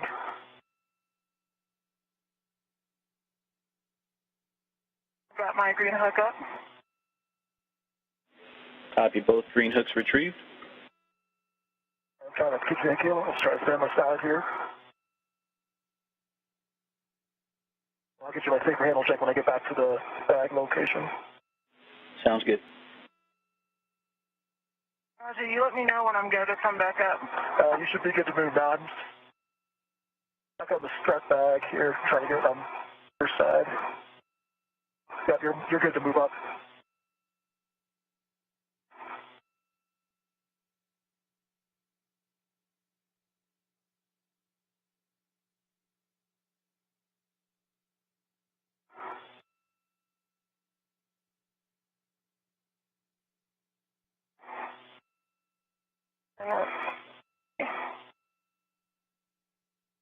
If you hold there for a little bit so I can get my bag, so our tethers don't cross.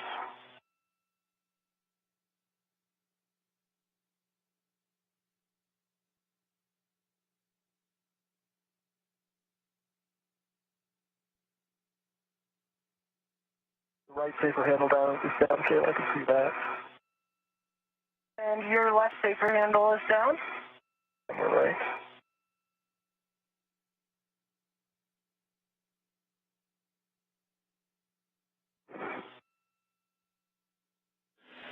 And were those both for EV2?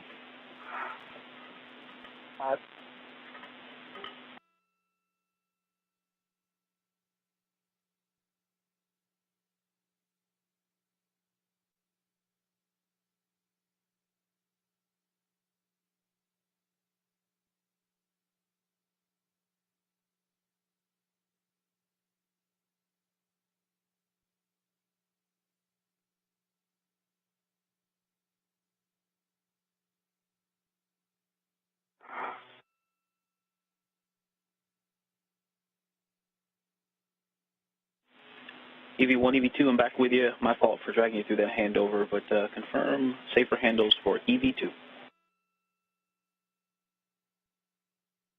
EV2, both safer handles are down. All right, copy safer handles for EV2. And then, yes, EV1's grabbing the strut bag onto the BRT. EV2's grabbing the crew lock bag onto the BRT. And I'll let you know where to go from there.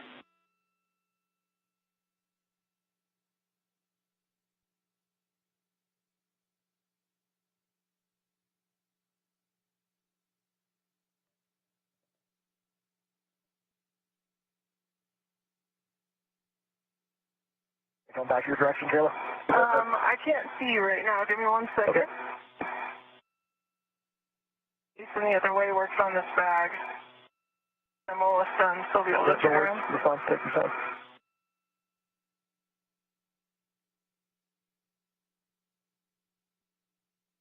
We're pretty close to each other, but you could probably come left a foot if you need to.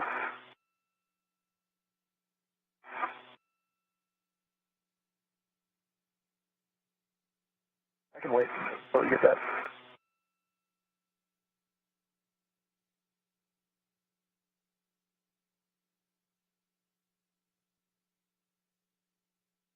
I think it's the crew lock bag.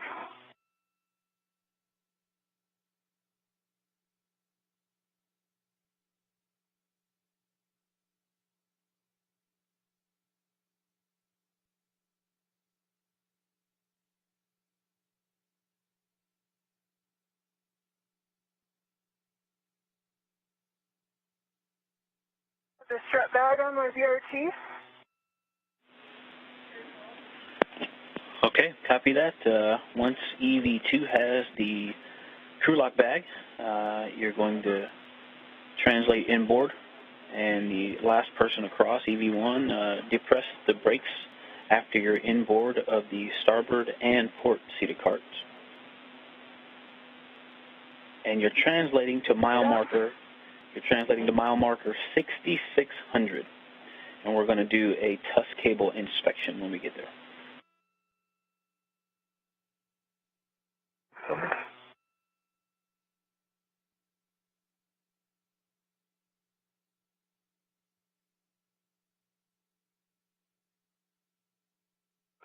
That's crew lock bag on my BRT. Copy.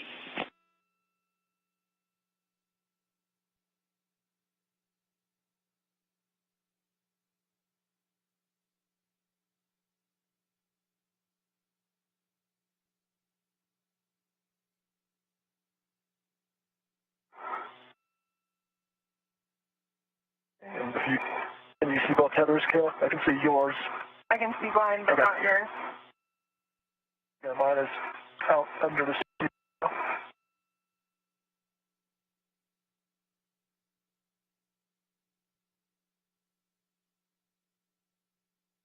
Roger? Okay.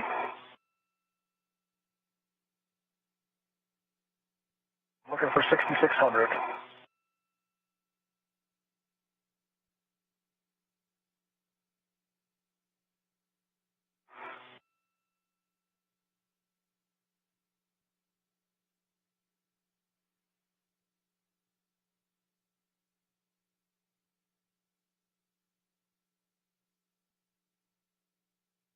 Coming up on the MT. Starboard seated cart. All right, copy, and make sure to hit those brakes, please, on that starboard seated cart once you're inboard. And on the way, I'll give you the caution again, avoid touching the TUS cable. We believe we've seen a little bit of a bend in the cable, so we're having you go over there to do an inspection on the way in. Okay. I see the TUS cable on the other side of the MC here. I'll keep watching it as I translate back. Okay, we're a minute and a half to a handover. And when you get to 6600, nadir of Bay 9, you're going to do a HECA survey of the TUS cable and TUS cable guide, which is right there, nadir of mile marker 6600. We're currently in a brief handover period, but you're getting a live shot of the International Space Station Flight Control Room, where you hear NASA astronaut Victor Glover talked to the crew as they head towards the crew airlock to end today's spacewalk. Before they do so, they will be taking some HECA or HD images. Brake pedal depressed.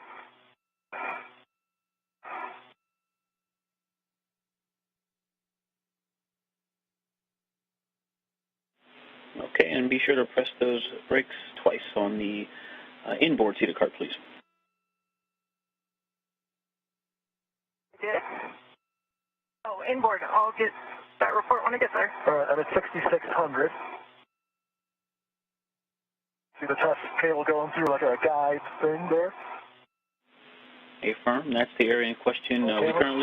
We currently don't have KU, and we're 10 seconds to handover. I'll catch you on the other side. You want me to hold here? Hold. Roger, why don't you keep going and I'll get the check. Okay.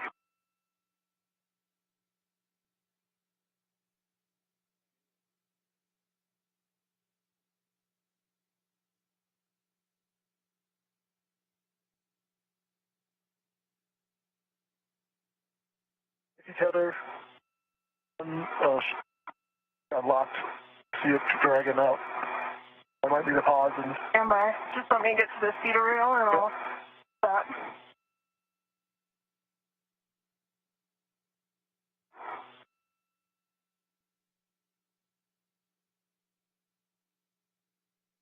Alright, I've got the port seated cart brake pedal depressed twice. I'm turning around. I agree your safe tether looks like it is unlocked, or your reel is locked, I mean. That's unlocked. Oh, that's... Maybe it got pulled too far, and you need to pull it a little farther to get it to... That's starting to retract. Okay. It must have gotten... Not wanting to go all the way, though, you're right. Hard to suck up the excess.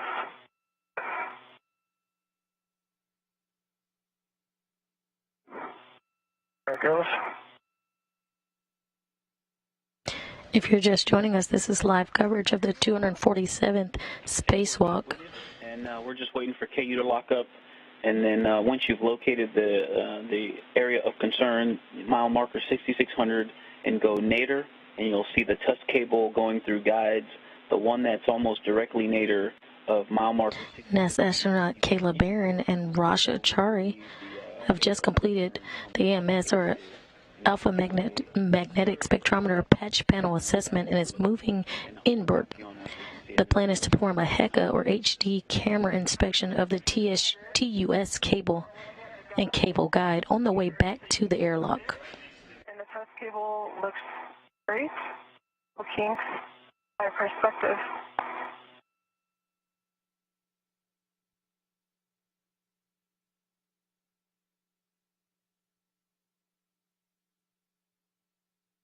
I could see it looking back towards Kayla. I didn't see any bends or anything. It looked all the same, like on the level of reflection. So it looks pretty straight to me. Okay, copy that. Looking back towards her. And if you find that cable guide again, that's just nadir of 6600, maybe it's slightly outboard of that area. I'd have to go pretty far outboard to get to the next one. The other side of the, if you're the other side of the MT, the other side of the port seated cart. They're about like 6 or 7 feet apart, Ike, and I'm looking at one right below 6600.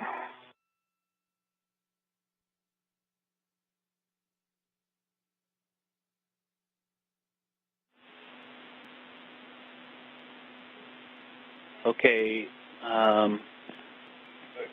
6600 to Kayla. I think you're near 6600, is that correct? Firm, I am at 6600. There is a tusk cable guide immediately nadir of 6600, and the tusk cable looks straight, no kinks. Okay, copy. And I'm pretty sure I can see in my helmet lights the next one is under the port edge of the port seated cart is where the next guide is at. It Okay, looks straight running through that. The area where Kayla is what we're concerned about, the one right under 6600. And so, Kayla, are you able to see both inboard and outboard of that guide, just on both sides of the guide, and the cable looks straight on both sides? Firm, it is straight. And if you're able, I know you still have that strut bag on your BRT, if you're able to go nadir of it and look zenith, go under it and look up, that's the perspective that we think we've seen. The only problem with that, Ike, is I'll risk touching the test cable to do that. I have to get at a pretty wide wingspan down there and get the orientation you're asking for. But I'm looking at it and it's not kinked. Yeah, we can see it in your helmet as well. It's at the bottom of your helmet view, but we see it as well, and yeah, it looks good.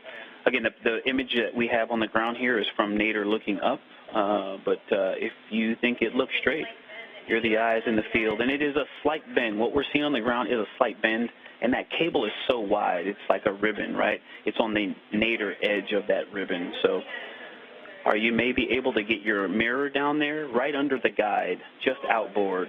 Are you able to maybe see it in your mirror? Yeah, I can see it from here, actually. Maybe like 2 inches outboard of that guide. There's like a small in the cable, but I wouldn't call it a kink. It's looking at it from where I'm at. It's just the line's not perfectly straight there. Yeah, I see what you mean, Raja. Maybe what it is, Ike, is,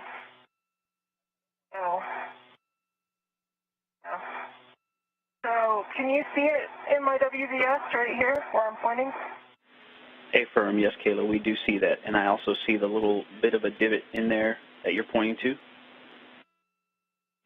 Not a divot, like a bend in change in direction. That coincides with the small, I don't really know the right word to describe it. That coincides with what Raja was describing. It doesn't look like a big problem. Okay, all right. We think we've got what we need. So if you guys are good, we are ready to continue back to the airlock. I'm ready. Okay, and you want pictures of the pit pin when I get there, correct?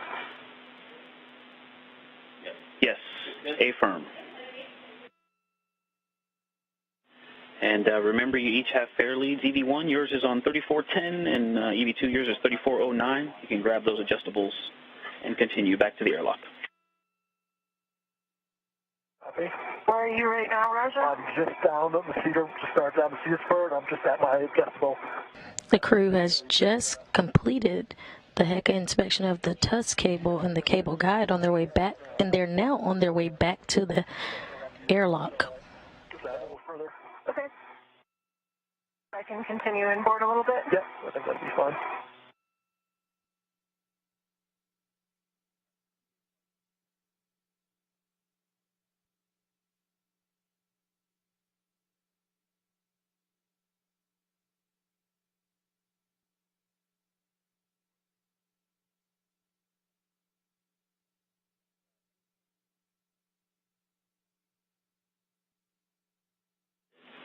And I'm probably stating the obvious, EV1 and EV2, but EV2 is leading to the airlock.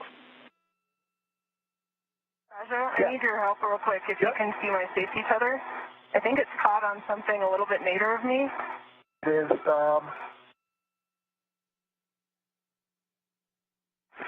maybe the corner of that box. Not quite sure how to, yeah, there you go. Thank you. Yep. Clear. I'm heading down towards the airlock. Already have your adjustable up, Raja? Yep, my adjustable is picked up. Okay. I'll start coming down. Or actually, yeah, at least I'll start working your way towards it. Am I going to come down Copy, towards the EV2's adjustable. Yep, you should be go to come down towards your adjustable now, Kayla. Okay. And again, a caution, just be mindful of that TUS cable. Watch the TUS cable, please. Copy. For some reason, my wheel cracked low. Checked it twice up here. It keeps not wanting to retract, so I've got a spool of cable down here. So maybe hold on for just a second before you come down any further, Caleb. Okay. It's not retracting again. No, okay. I can see it's unlocked. Copy that. One of EV2's reels is not taking up. Copy. It happened before on the Cedar Spur and pulled it up and it started to go, and now it's back out again. Let me try to get down a little lower so I don't have a full cable around your tether. Then. Okay. And Roger, when you can. Confirming. Roger, when you can, if you can either show us the big number on the reel. You to come down further? Stand by, Ike. Go ahead, Kayla. You saying you wanted me to come down further? Not. No, I think we're good to come down the Cedar Spur, and I would come all the way down towards the dog houses. It's a massive cable down here. Copy that.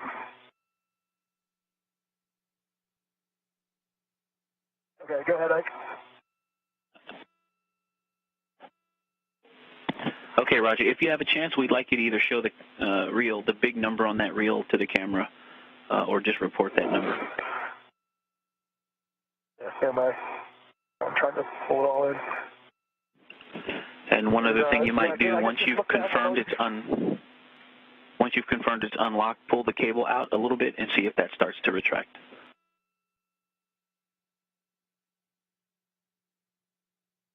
$28. Copy 28. Kind of pushing it in.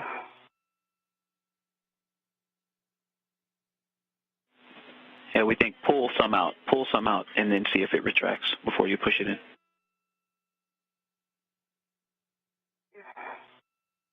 I'm just free floating down here, Kayla. Okay. I'm not that's jammed. I can tell it's not taking up anymore. I think he should not pull any more out, Roger. I know. It just made it a lot worse. Okay, copy. Okay, we're opening up the crib sheet here. Stand by. We're in the crib sheet.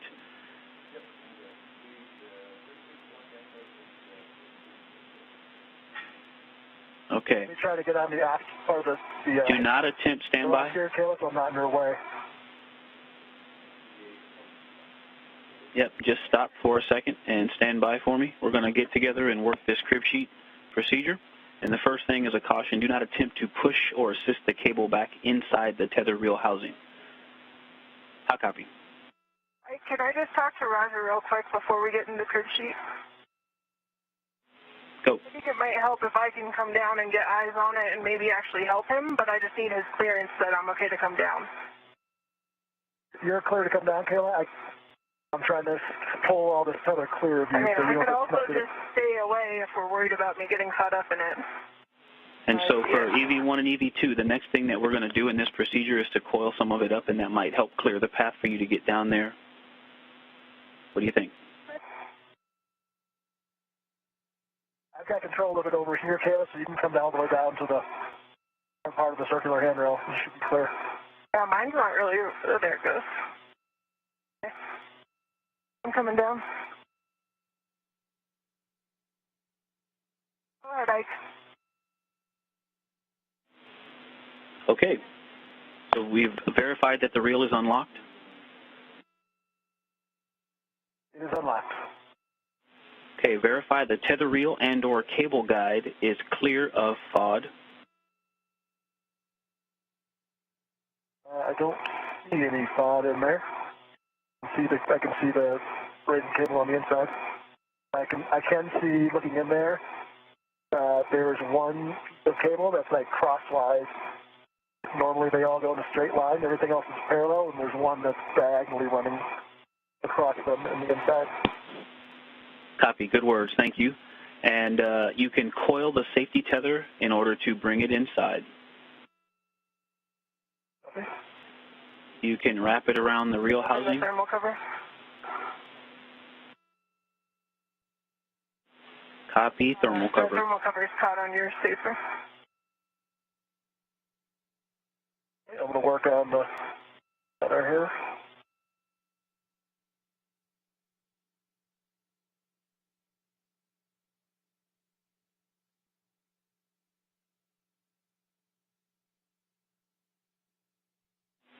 Okay, and Roger, as you wrap the cable, just be careful of any burrs. Watch your gloves. And Kayla, confirm you retrieved your adjustable fair lead from 3410. I did. Thank you. Crew has inspected the TUS cable and are now headed back to the airlock. They are currently troubleshooting one of the safety tethers, which has failed to retract.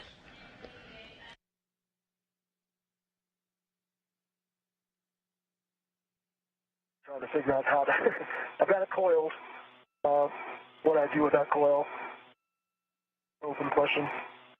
You could tuck it behind your mini workstation, or wrap an adjustable around it, or if you feel like you can get in, I think I'll do the adjustable. Maybe you can just take it in with you. Taking it in might be the best bet. I think if I wrap an adjustable around it, I don't think it'll be tight enough to actually hold that. Yeah. I think your best bet is probably getting inside. If I try to chuck that in there, I think it will go up inside there. Yeah. One challenge is how we're going to get inside with, normally I would daisy chain to your tether, but maybe we should both go to the airlock D-ring. D-ring? That's a good idea. That way you can just manage your tether. That's probably a good idea. I could probably hold your coil while you get inside and put your local on the airlock D-ring extender and lift up the hook. Yep. And then I can hand you the bundle back. Sounds good. A little closer. Are you okay with that, Ike? Okay, Kayla, we like that plan. I just really think about it. If you want to do something a little different, you know, what the procedure was written to will still work. We'll just have to manage that bundle. But if you guys want to both go to the airlock D-ring extender, go ahead and let us know.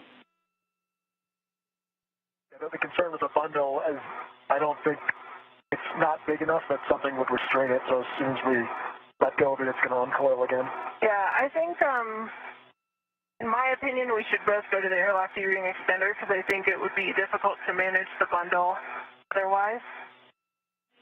Copy that. We are go with your plan.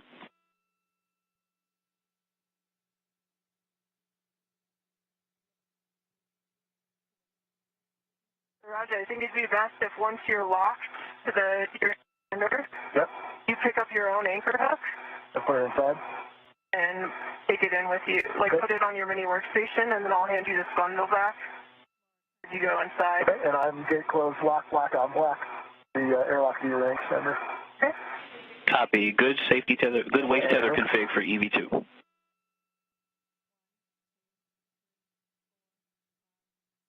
I still have to get rid of my crew lock bag, but I can do that once I kind of push this up into the airlock just to get it out of the way.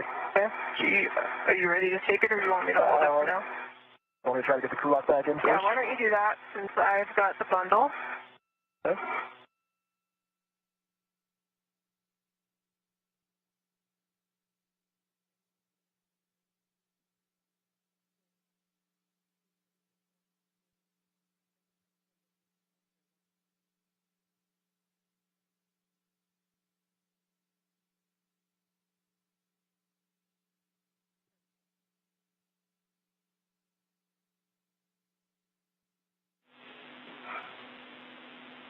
And if you're willing, Raja, before you drag the D-ring extender back in with you, maybe I'll give you my waist tether large hook to lock to the airlock D-ring extender.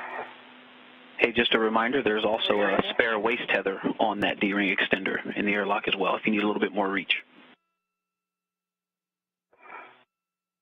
Point, I can always give that to you, Kayla.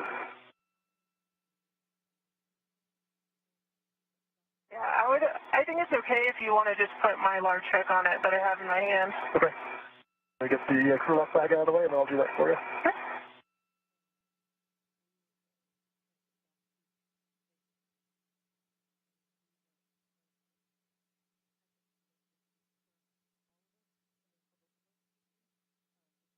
The crew lock bag is connected inside.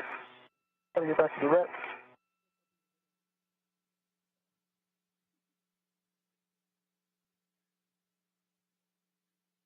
Back down.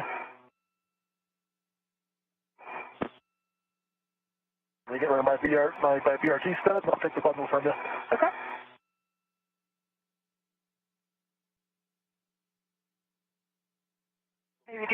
and then I'll give you the bundle? Yep.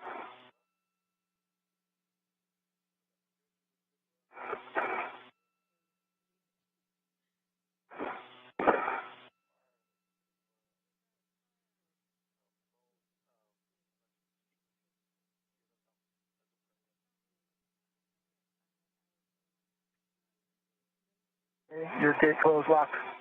Back on box with your waste tether. And do you want to get kind of part way in, and then I'll hand you the bundle? Yeah, that makes sense.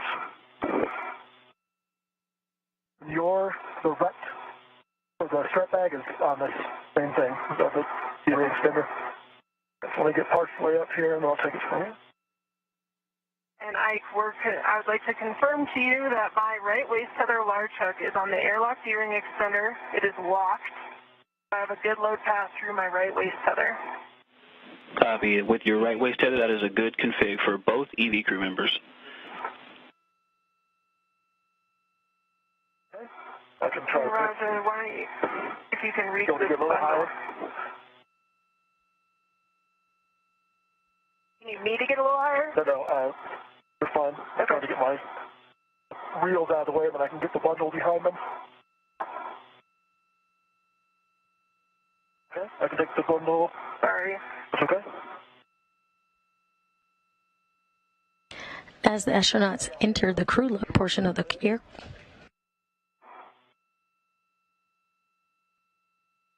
Since I have a good load pass through my waste tether, I'm going to pick up my anchor hook. Do you agree?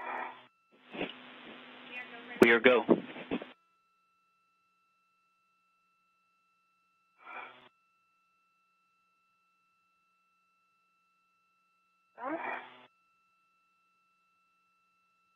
As the astronauts enter the crew lock portion of the Quest airlock. Bag up toward you, Grinder. Okay. With you on 2. I'll try to clear out of your way here. Alex, it's Mark. Are Tom you okay with me passing it to you? The sniff test came up negative. Say again, negative. He's about to get the CSACP readings. Hold on. If I can do it, I just need to get the tether. Copy that, and we will wait for the CSACP reading. Okay, we got all zeros on the CSACP. 0, 0, 0. If you want to pass it towards me, I can get a red on it. Thank you, sir. I got a red on it. You're going to release my BRT route if you can. On the handrail. Mark, we copy all zeros on the CSACP reading. That's good news. We're calling this a false fire. Copy, false fire, and second reading was all zeros as well, and I take it that means there's no crew actions. I'm going to try to slide up out of your way here. Take room for you. There are no additional crew actions. I'm going to do a heads-up ingress. Okay, copy. Copy, thanks. I'm over the UIA, and should be out of your way here. Let's see that. And Ike, did you want us to try to get that pit pin imagery? Negative. Negative on that. Continue your ingress. Nice job working together to manage that reel and cable. And just a heads up to you, we had a false fire in Cygnus. It did some reconfig, and so at this time you're not going to have O2 on the SCUs. We are going to continue with ingress nominally at this time. We're working to get O2 back on. Vehicle O2. We're working to get ISS O2 back on. I'm just going to try to put my anywhere station end effector on the thermal cover real quick. Okay. And hey, if you could, when you both have a spare finger, get your HECAs off, please, OFF.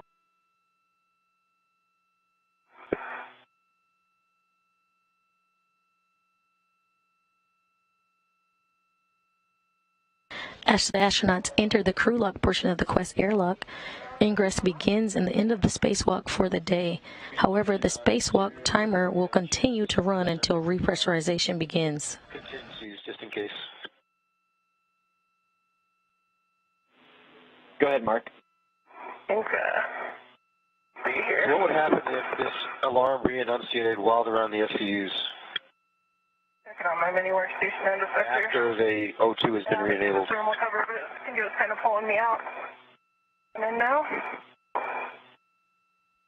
And I'm going to rotate my feet back. Checking. Very much. Caught on something, Roger? I think the airlock D-ring extenders may be running through over your left leg. Okay. EV crew are ingressing the airlock with a safety tether that failed to retract. In addition, a fire alarm has announced itself on board ISS from the Cygnus vehicle. The ISS automated response was executed. You need to back out? I'm trying to see if I can see it. No, hold still. I can pull it. Mark, can you back pull with you your on 2. heel up anymore towards you? Towards ISS forward. Okay, now. The crew is taking CSA CP readings and indications that this was a false alarm. The airlock O2 valves have been closed as a part of automated response, which results in no vehicle O2 via the SCUs until those valves are reopened. Good words.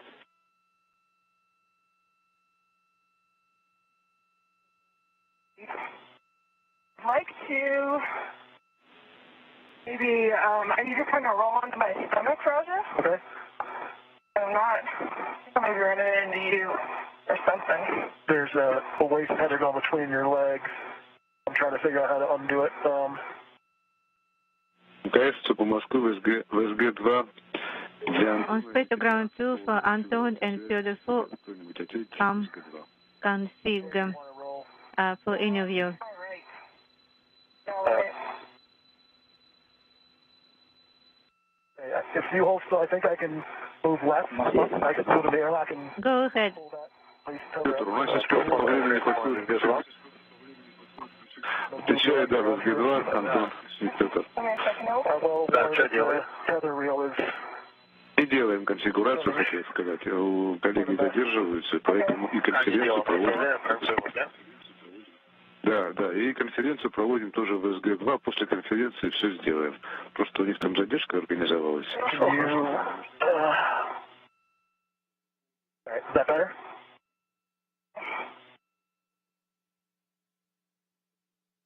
See anything? Hold on one sec here. PGT out of the way. To ground 3 for Roger, Tom. And Roger, I just need to back out. Get out of the... Yeah, I can't clear anything more. It's basically the airlock D-ring extender is going behind the left thigh. My left side feels clear, but right? Your right thigh. I can't pull it further, any back further. What if I go back up like this?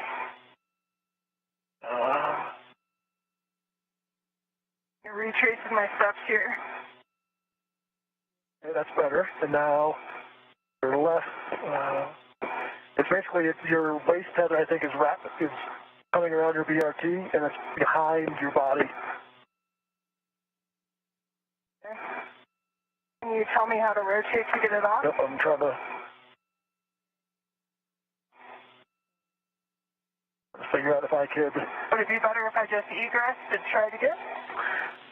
It wouldn't hurt. The only thing is the safety tether reel is all in here.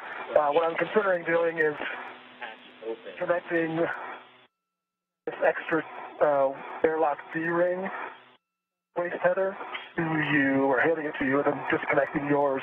That's fine. Does that make sense? So, yep. As long as both ends are locked? Yep. So, get through. Okay. So try to feed it through your legs, like up towards your front. Okay. And see if you can find it. I'll have it floating that way, or it's on the way.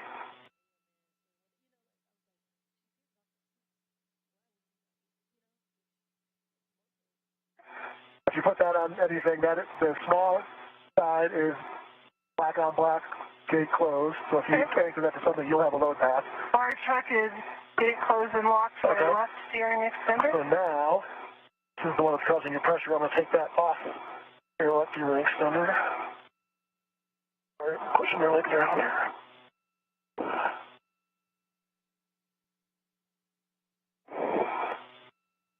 Okay, that should free you up, I think. Try that.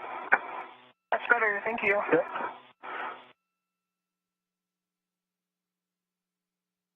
And I can move out of your way if I'm too. I'll work on the strap for the thermal cover.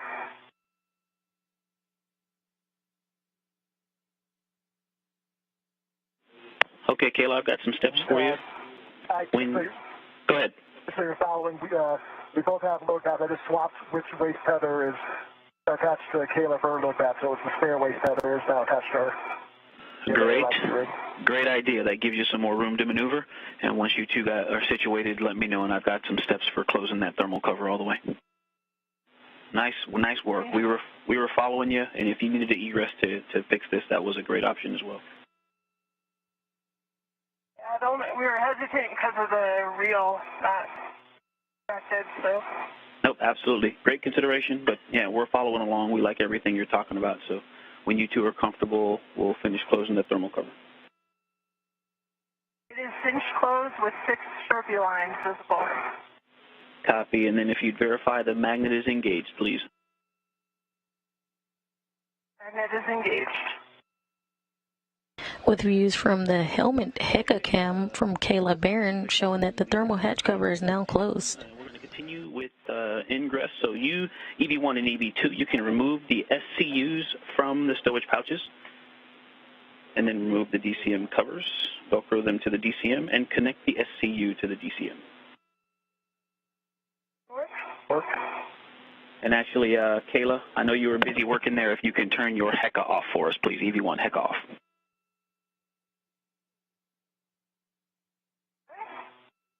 Just FYI, we've got quite a tether snag configuration going on back here with the tether reel and then the wrap from the strut bag wrapped around that.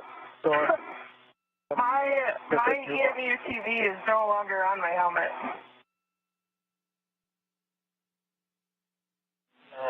Okay, we copy you. It's in here. Yeah, we're still seeing the video. It's in there, but we see it. And we're just, be careful of the touch temperature. That's why we wanted to get it off, so when you do eventually find it, just be careful of touch temps.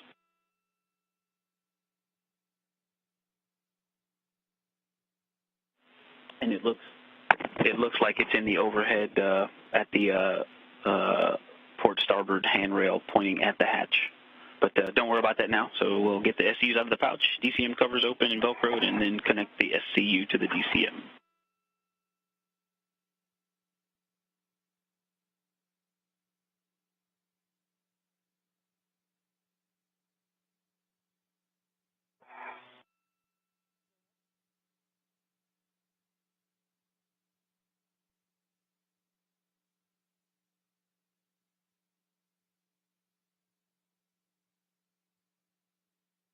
EV2, I've got the SCU connected to the DCM. Copy, EV2. One's connected, locked.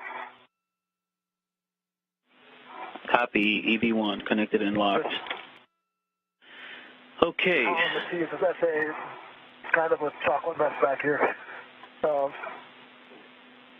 Okay, copy. We'll make sure that the IV crew know. Okay.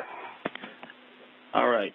Okay, now we are going to switch water off. Expect a water is off message. And a note, a TCV setting of 8. Water off. Copy, EV1, water off. Water off. Copy, EV2, water off. All right, a caution, do not close the hatch until EMU water off for 2 minutes. Ike, what did you say about you want TCVs at 8? A note that TCV setting of 8 max cold minimizes time for SCU cooling.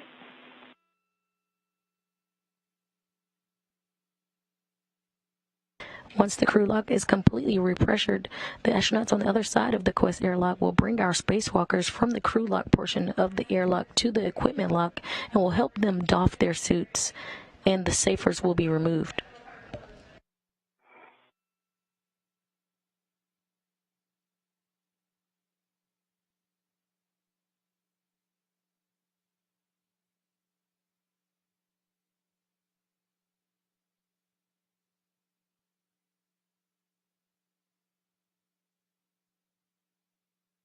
How are you doing positioning-wise, Kayla? Do you need me to move or anything?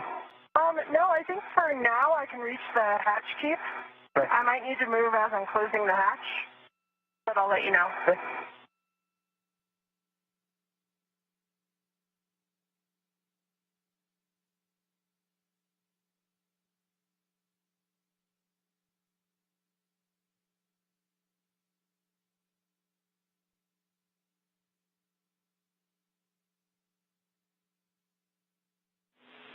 Okay, we're just standing by for a timer here for you guys. Give me 1 second.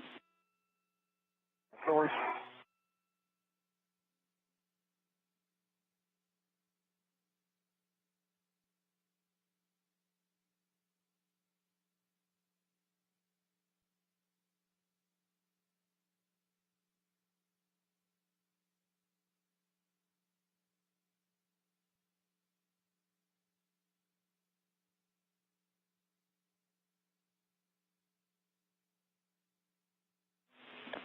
All right, we've had our 2 minutes from water off, and so now, Kayla, verify the outer hatch is clear of hardware. And I know you've got a lot going on in there, so just give it a good look over, and then we'll start to close the hatch.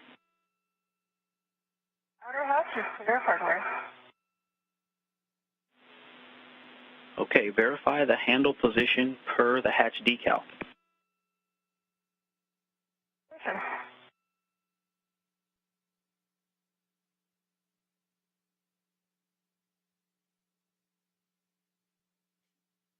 That's verified, Ike.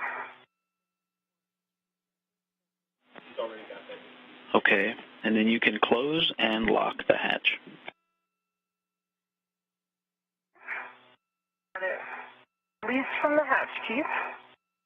I'll probably need to bring my seat towards the IV hatch, Roger. Okay. No, As I close it. Okay. Got room behind to do that.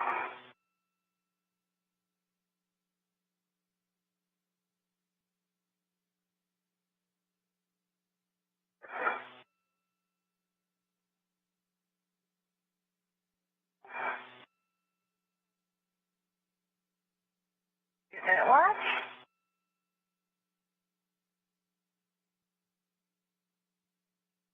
And I'm going to bring my feet a little bit closer to you.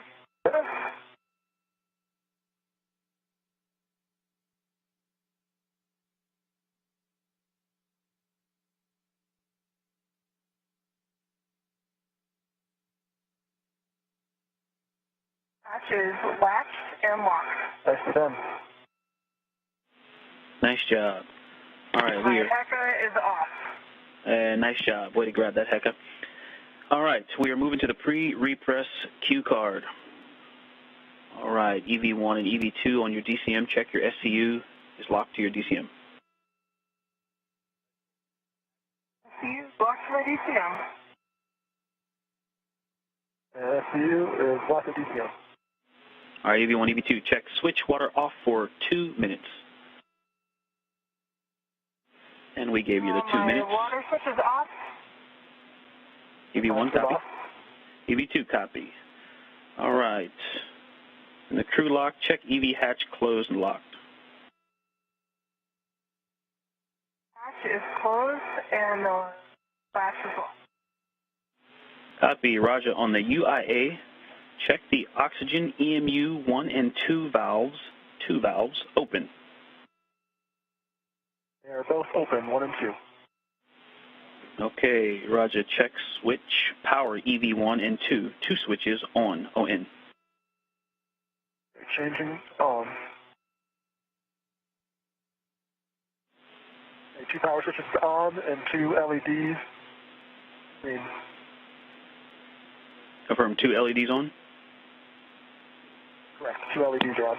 Okay, check power EV1 and 2 volts equal to 18 to 19 volts. EV1 18.8, EV2 18.6. Good numbers. All right, on your DCMs, switch power to SCU and EV, expect a warning tone.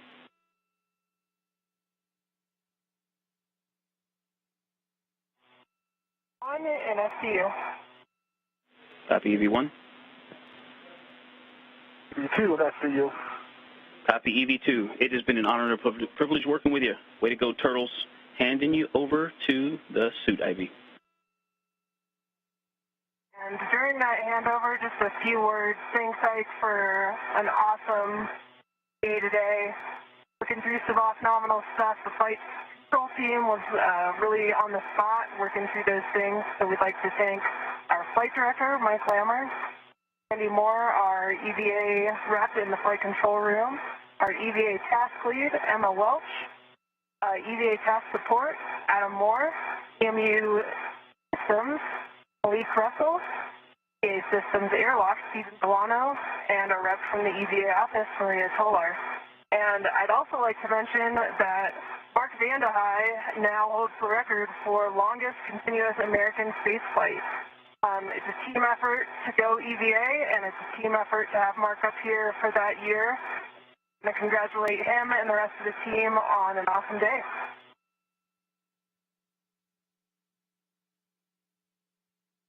And from the airlock, Kayla, thanks for those great words. And with that, you can take the O2 actuator to press for 1 and 2. And that was some thoughtful words from Kayla Barron reflecting on the hard work on the ground and those who support and help make this spacewalk possible. She also congratulated Mark Vandehei for now being the longest U.S. astronaut in orbit. 340 days today with 15 more to go, landing on March 30th with 355 consecutive days in space.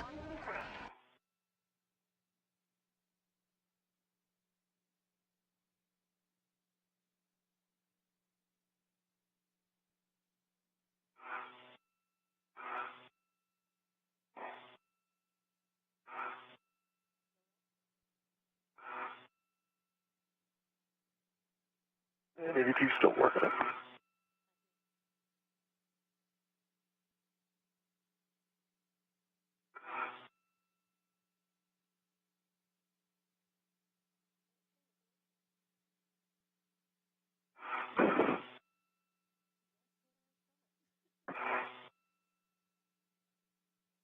Kayla, if I'm popping with my workstation. Awesome. And let me know if I can get out of your way at all.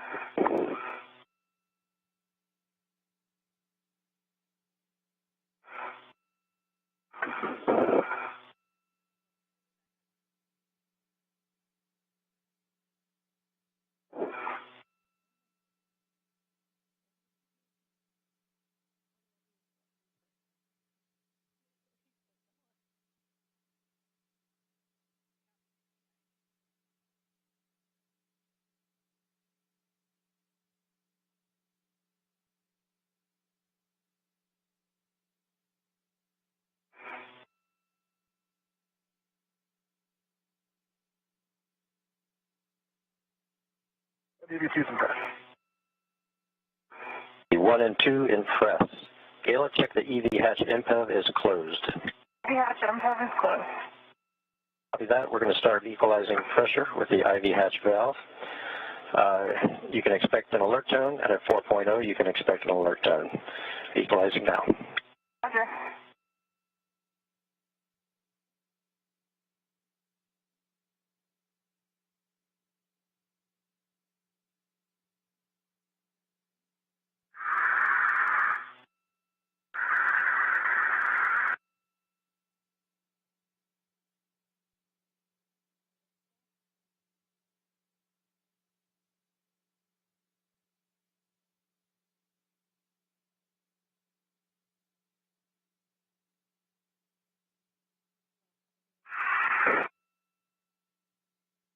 Maybe slow down a little bit. Slow down just a little bit.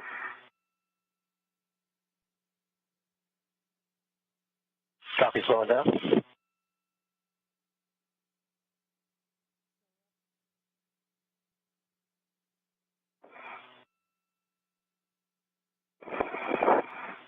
I got a good clear on both sides.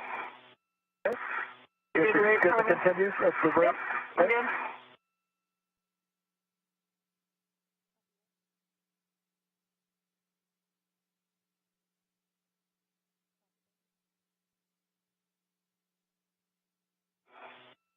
And with repressurization having begun, our spacewalk clock for the day will now end.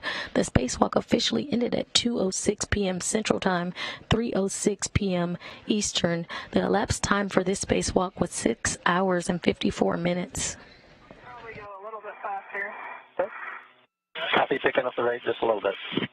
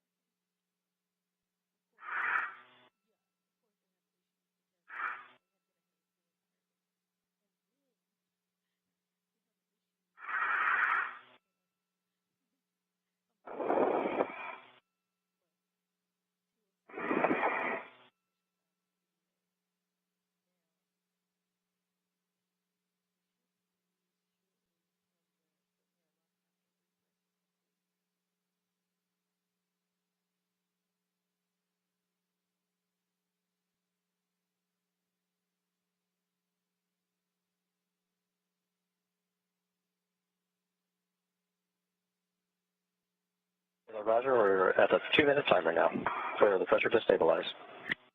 Roger.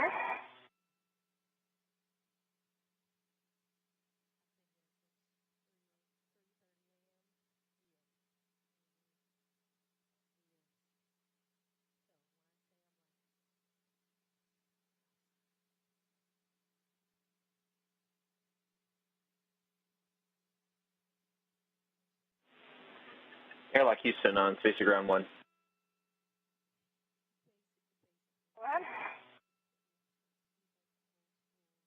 Go ahead on 1 for the airlock. Yes, sir. Just a couple of things. A reminder that potentially EV1's HECA is going to be hot because we were unable to turn it off. So just be watchful there. It is off. Also, a note that the spaghetti mess of the safety tether there, so you might, it may spring out when you open the hatch. And lastly, to have the hefty bag on standby. Copy. See it there. We copy. We have the hefty bag on standby right next to us. We'll watch for the safety tether to spring out, and we'll avoid the HECA for touch temperatures.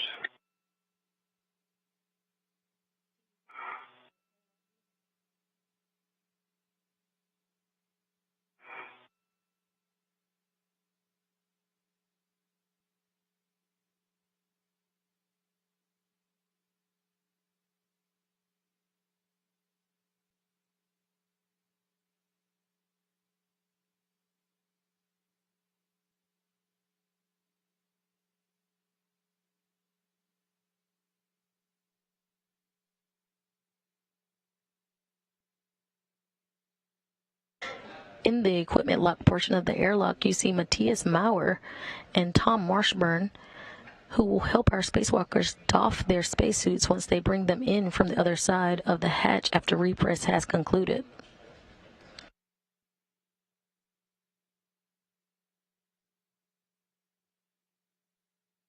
Kayla, Roger. We finished the 2-minute timer. We're waiting for the 1-minute leak check to get pressures. Roger.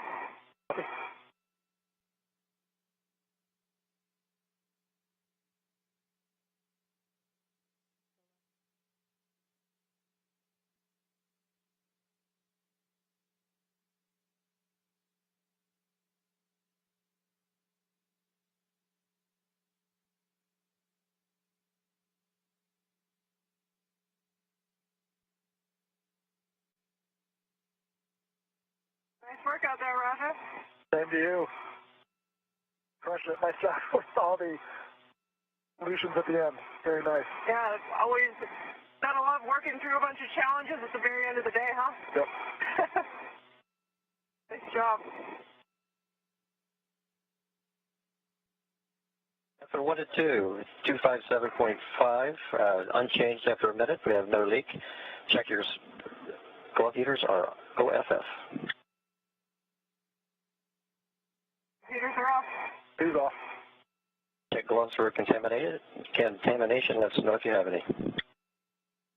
V1, I got some smudging previously reported, but no contamination. And EV2, same. No contamination. A warning here, if you have any Cuff 1 symptoms that you notice during a repress, report them. That's Cuff 2. And obviously, if you've had any DCS, just leave your O2 actuator in press. But if not, take the O2 actuator for both of you to IV.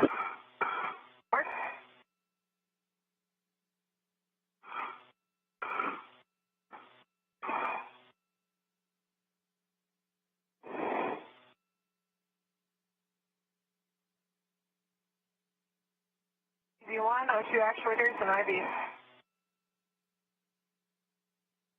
And EV2 is an IV. Copy, both in IV. We're in step 11, IV hatch equalization valve. I'll start bringing the pressure back out in there. Roger.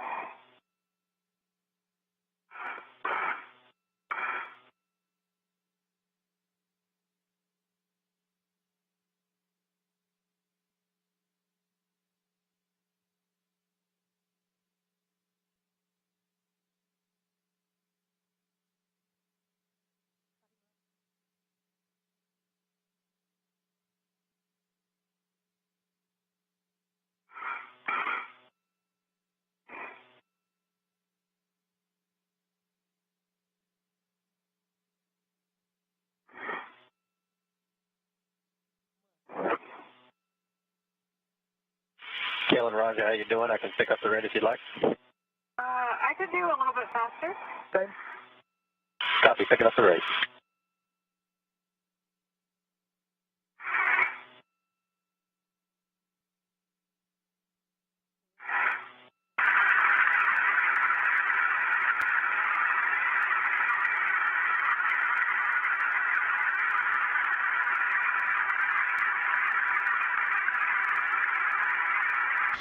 With the completion of today's spacewalk, we have some updated statistics. Today, the 247th spacewalk in support of ISS assembly, maintenance, and upgrades.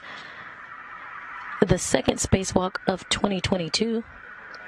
It is the third spacewalk during Expedition 66. It is the second spacewalk for Kayla Barron, EV1, which donned the red suit, totaling 13 hours and 26 minutes. Is the first spacewalk for Chari, EV2, totaling 6 hours and 54 minutes.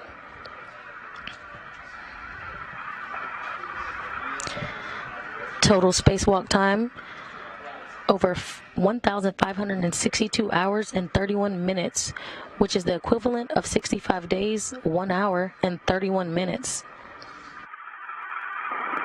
Expedition 66 with 3 spacewalks, total time is 20 hours and 37 minutes.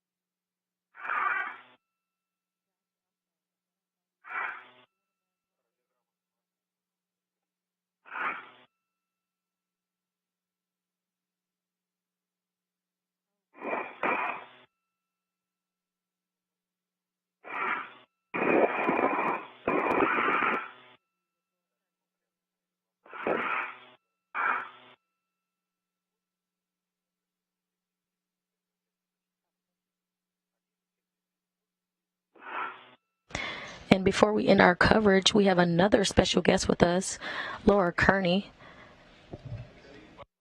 Laura is the program manager for the newly created Extravehicular Activity and Human Surface Mobility Program.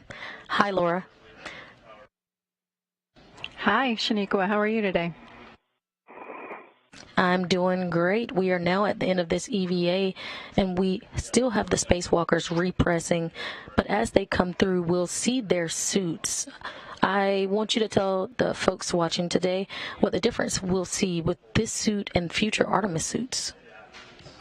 Well, we're really excited to be building the next generation suit, both for the ISS program and for Artemis.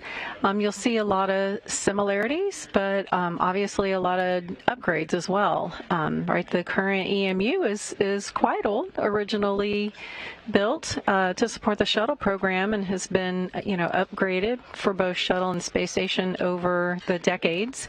But the Artemis suit's going to bring some really neat new advantages to us, particularly in the mobility.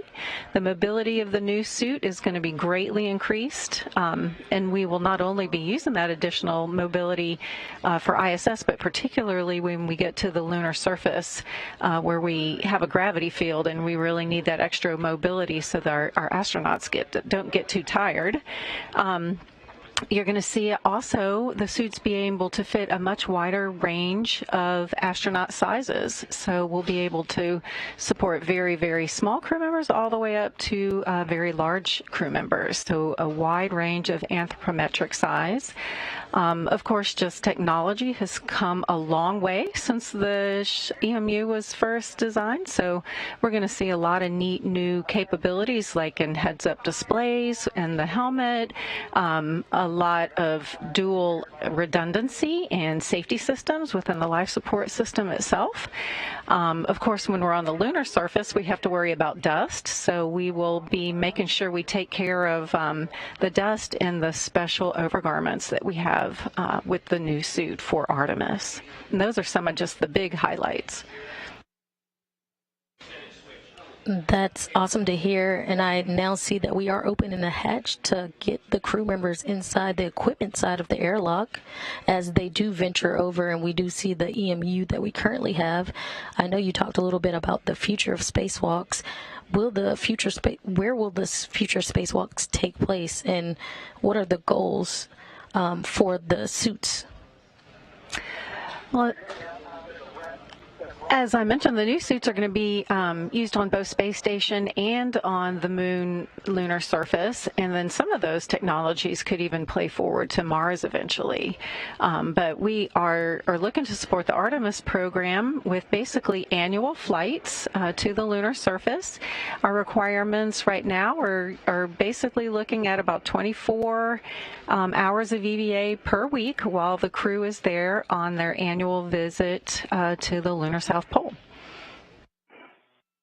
That is amazing to hear, and I know you are the new program manager for the new program, EVA and HSM, or the Human Surface Mobility Program. What are the importance of this for the Artemis missions? Yeah, so our new program, we're very, very new. We just were formed and established here in January, so the team is just setting up, but we have a couple of goals. One of our goals is to make sure that we have consistency in our EVA capability across ISS and the Artemis campaigns.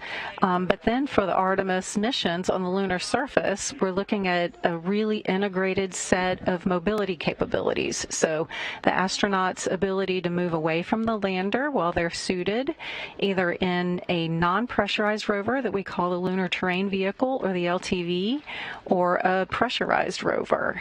So bringing those elements all together under one program gives us a lot of advantages. We get to develop those systems synergistically, making sure the requirements are met and allocated across the systems, so that when we do get to the South Pole, we have a really well integrated, highly functioning set of lunar surface systems for the crews to be able to explore the lunar surface. And that is some great goals, and I know we're heading towards Artemis missions here soon. So is there anything else we need to know about the future of spacesuits? I just think it's a really exciting time. We are in the process right now of evaluating proposals for our new suits. So we're looking forward to awarding that contract here in the next couple of months and getting our new vendor or vendors on board with us so we can start working with them. We are hoping to have our new suit transitioned on the space station towards the end of 2025.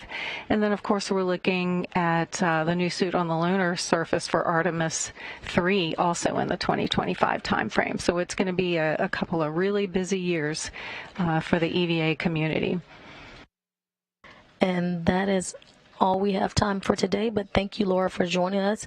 Again, Laura Kearney is the program manager for the newly created Extravehicular Activity and Human Surface Mobility Program. Thanks, Laura. Thank you so much for having me. Alrighty, and we'll end our coverage here. This is Mission Control Houston.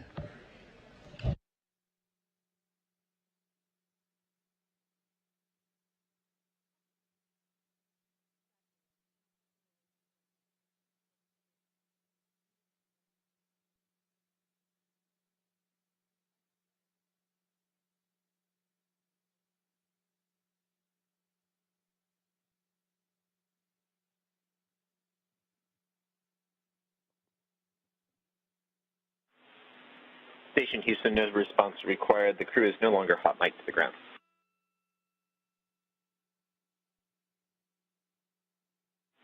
Copy, thumbs up.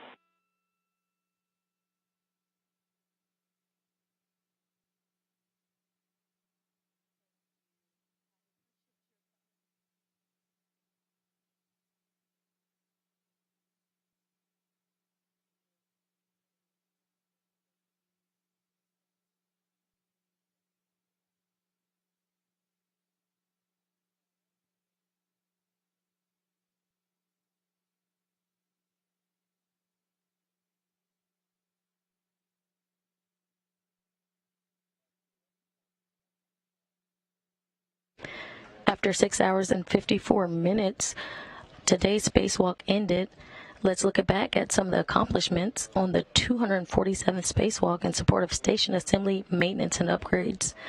NASA astronaut Kayla Barron and Chari have successfully installed the 3A modification kit and completed all tasks and some get-ahead tasks that included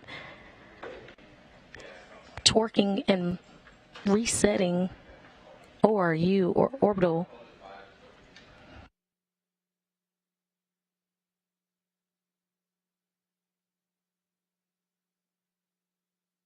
ORU 3A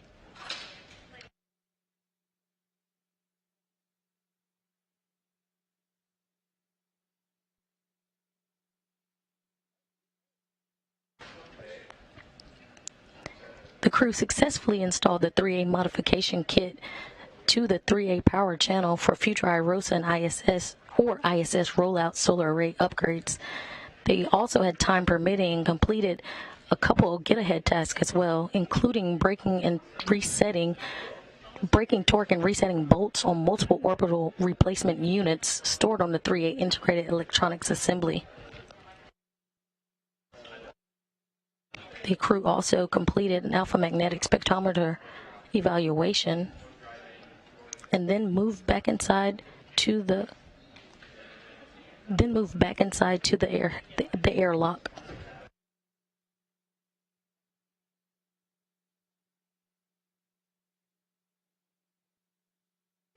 With the completion of today's tasks, all a success, we have some updated statistics. Today, the 247th spacewalk in support of ISS assembly, maintenance, and upgrades completed. Second spacewalk of 2022. This was the third spacewalk during Expedition 66. This was the second spacewalk for Kayla Barron, EV1, totaling 13 hours and 26 minutes. This was the first spacewalk for Chari, EV2, totaling 6 hours and 54 minutes.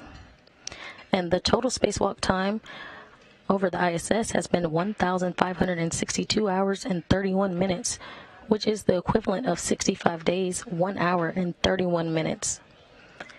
with 3 spacewalks. Expedition 66 total time has been 20 hours and 37 minutes.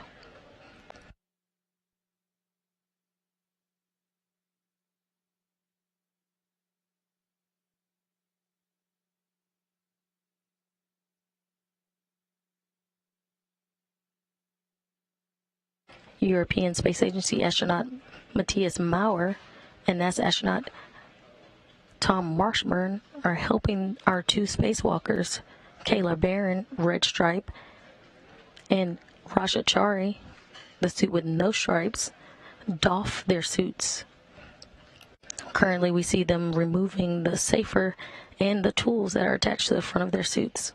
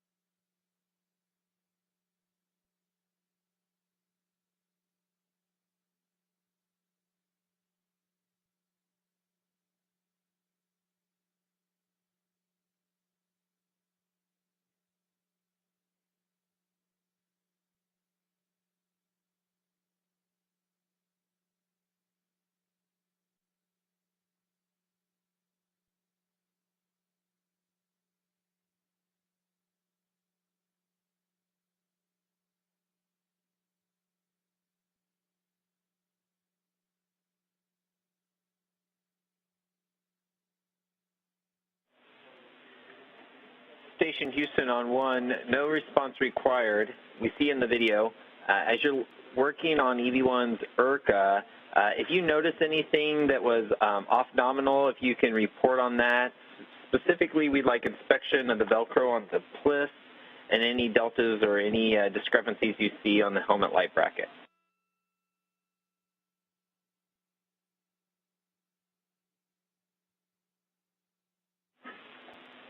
And Matthias, we do not hear you on Space to Ground 1.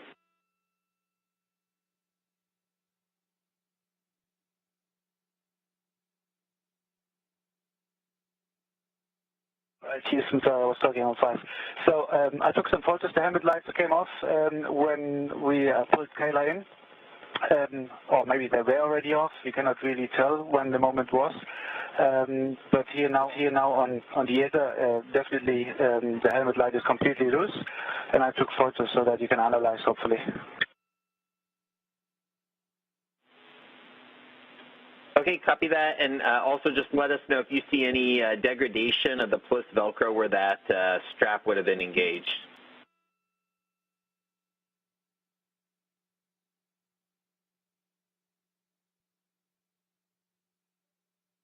Velcro looks fine. Copy.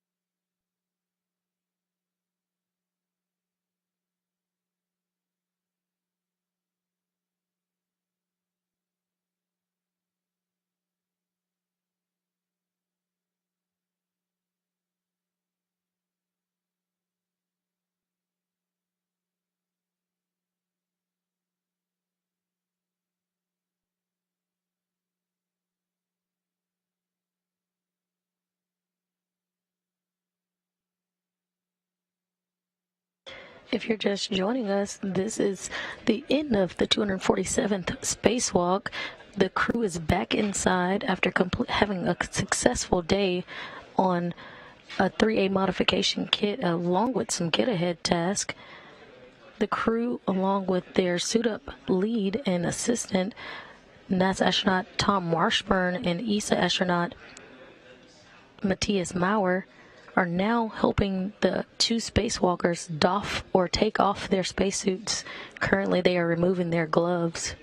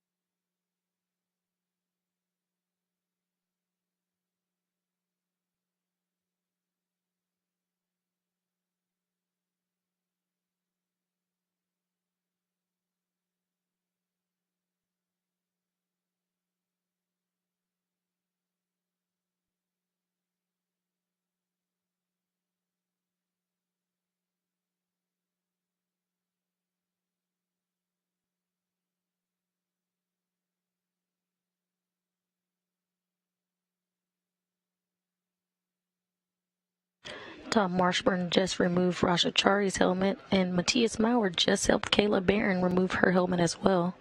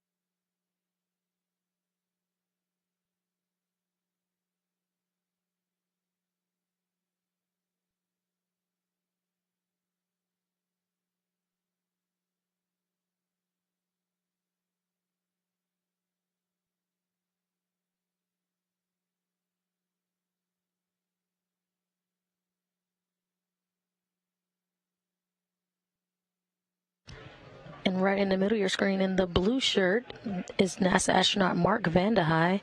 He too had an important day today aboard the International Space Station. He had a record-breaking day where he now holds the U.S. single spaceflight record of 340 days, breaking the record from Scott Kelly. Vande Hei will leave the space station on March 30th, having logged 355 days in space, setting a new U.S. record. Congratulations, Mark.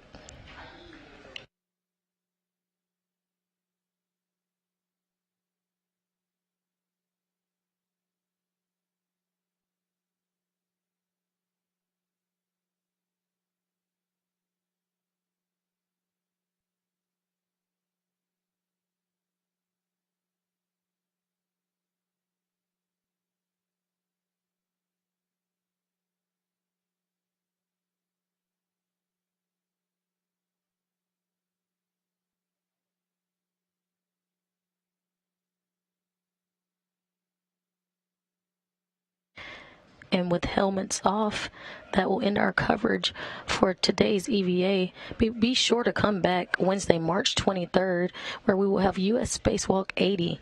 We will start coverage at 7:30 a.m. Eastern Time, and that's 6:30 a.m. Central Time. They are expected to begin the spacewalk around 8:50 a.m., and that is Eastern Time.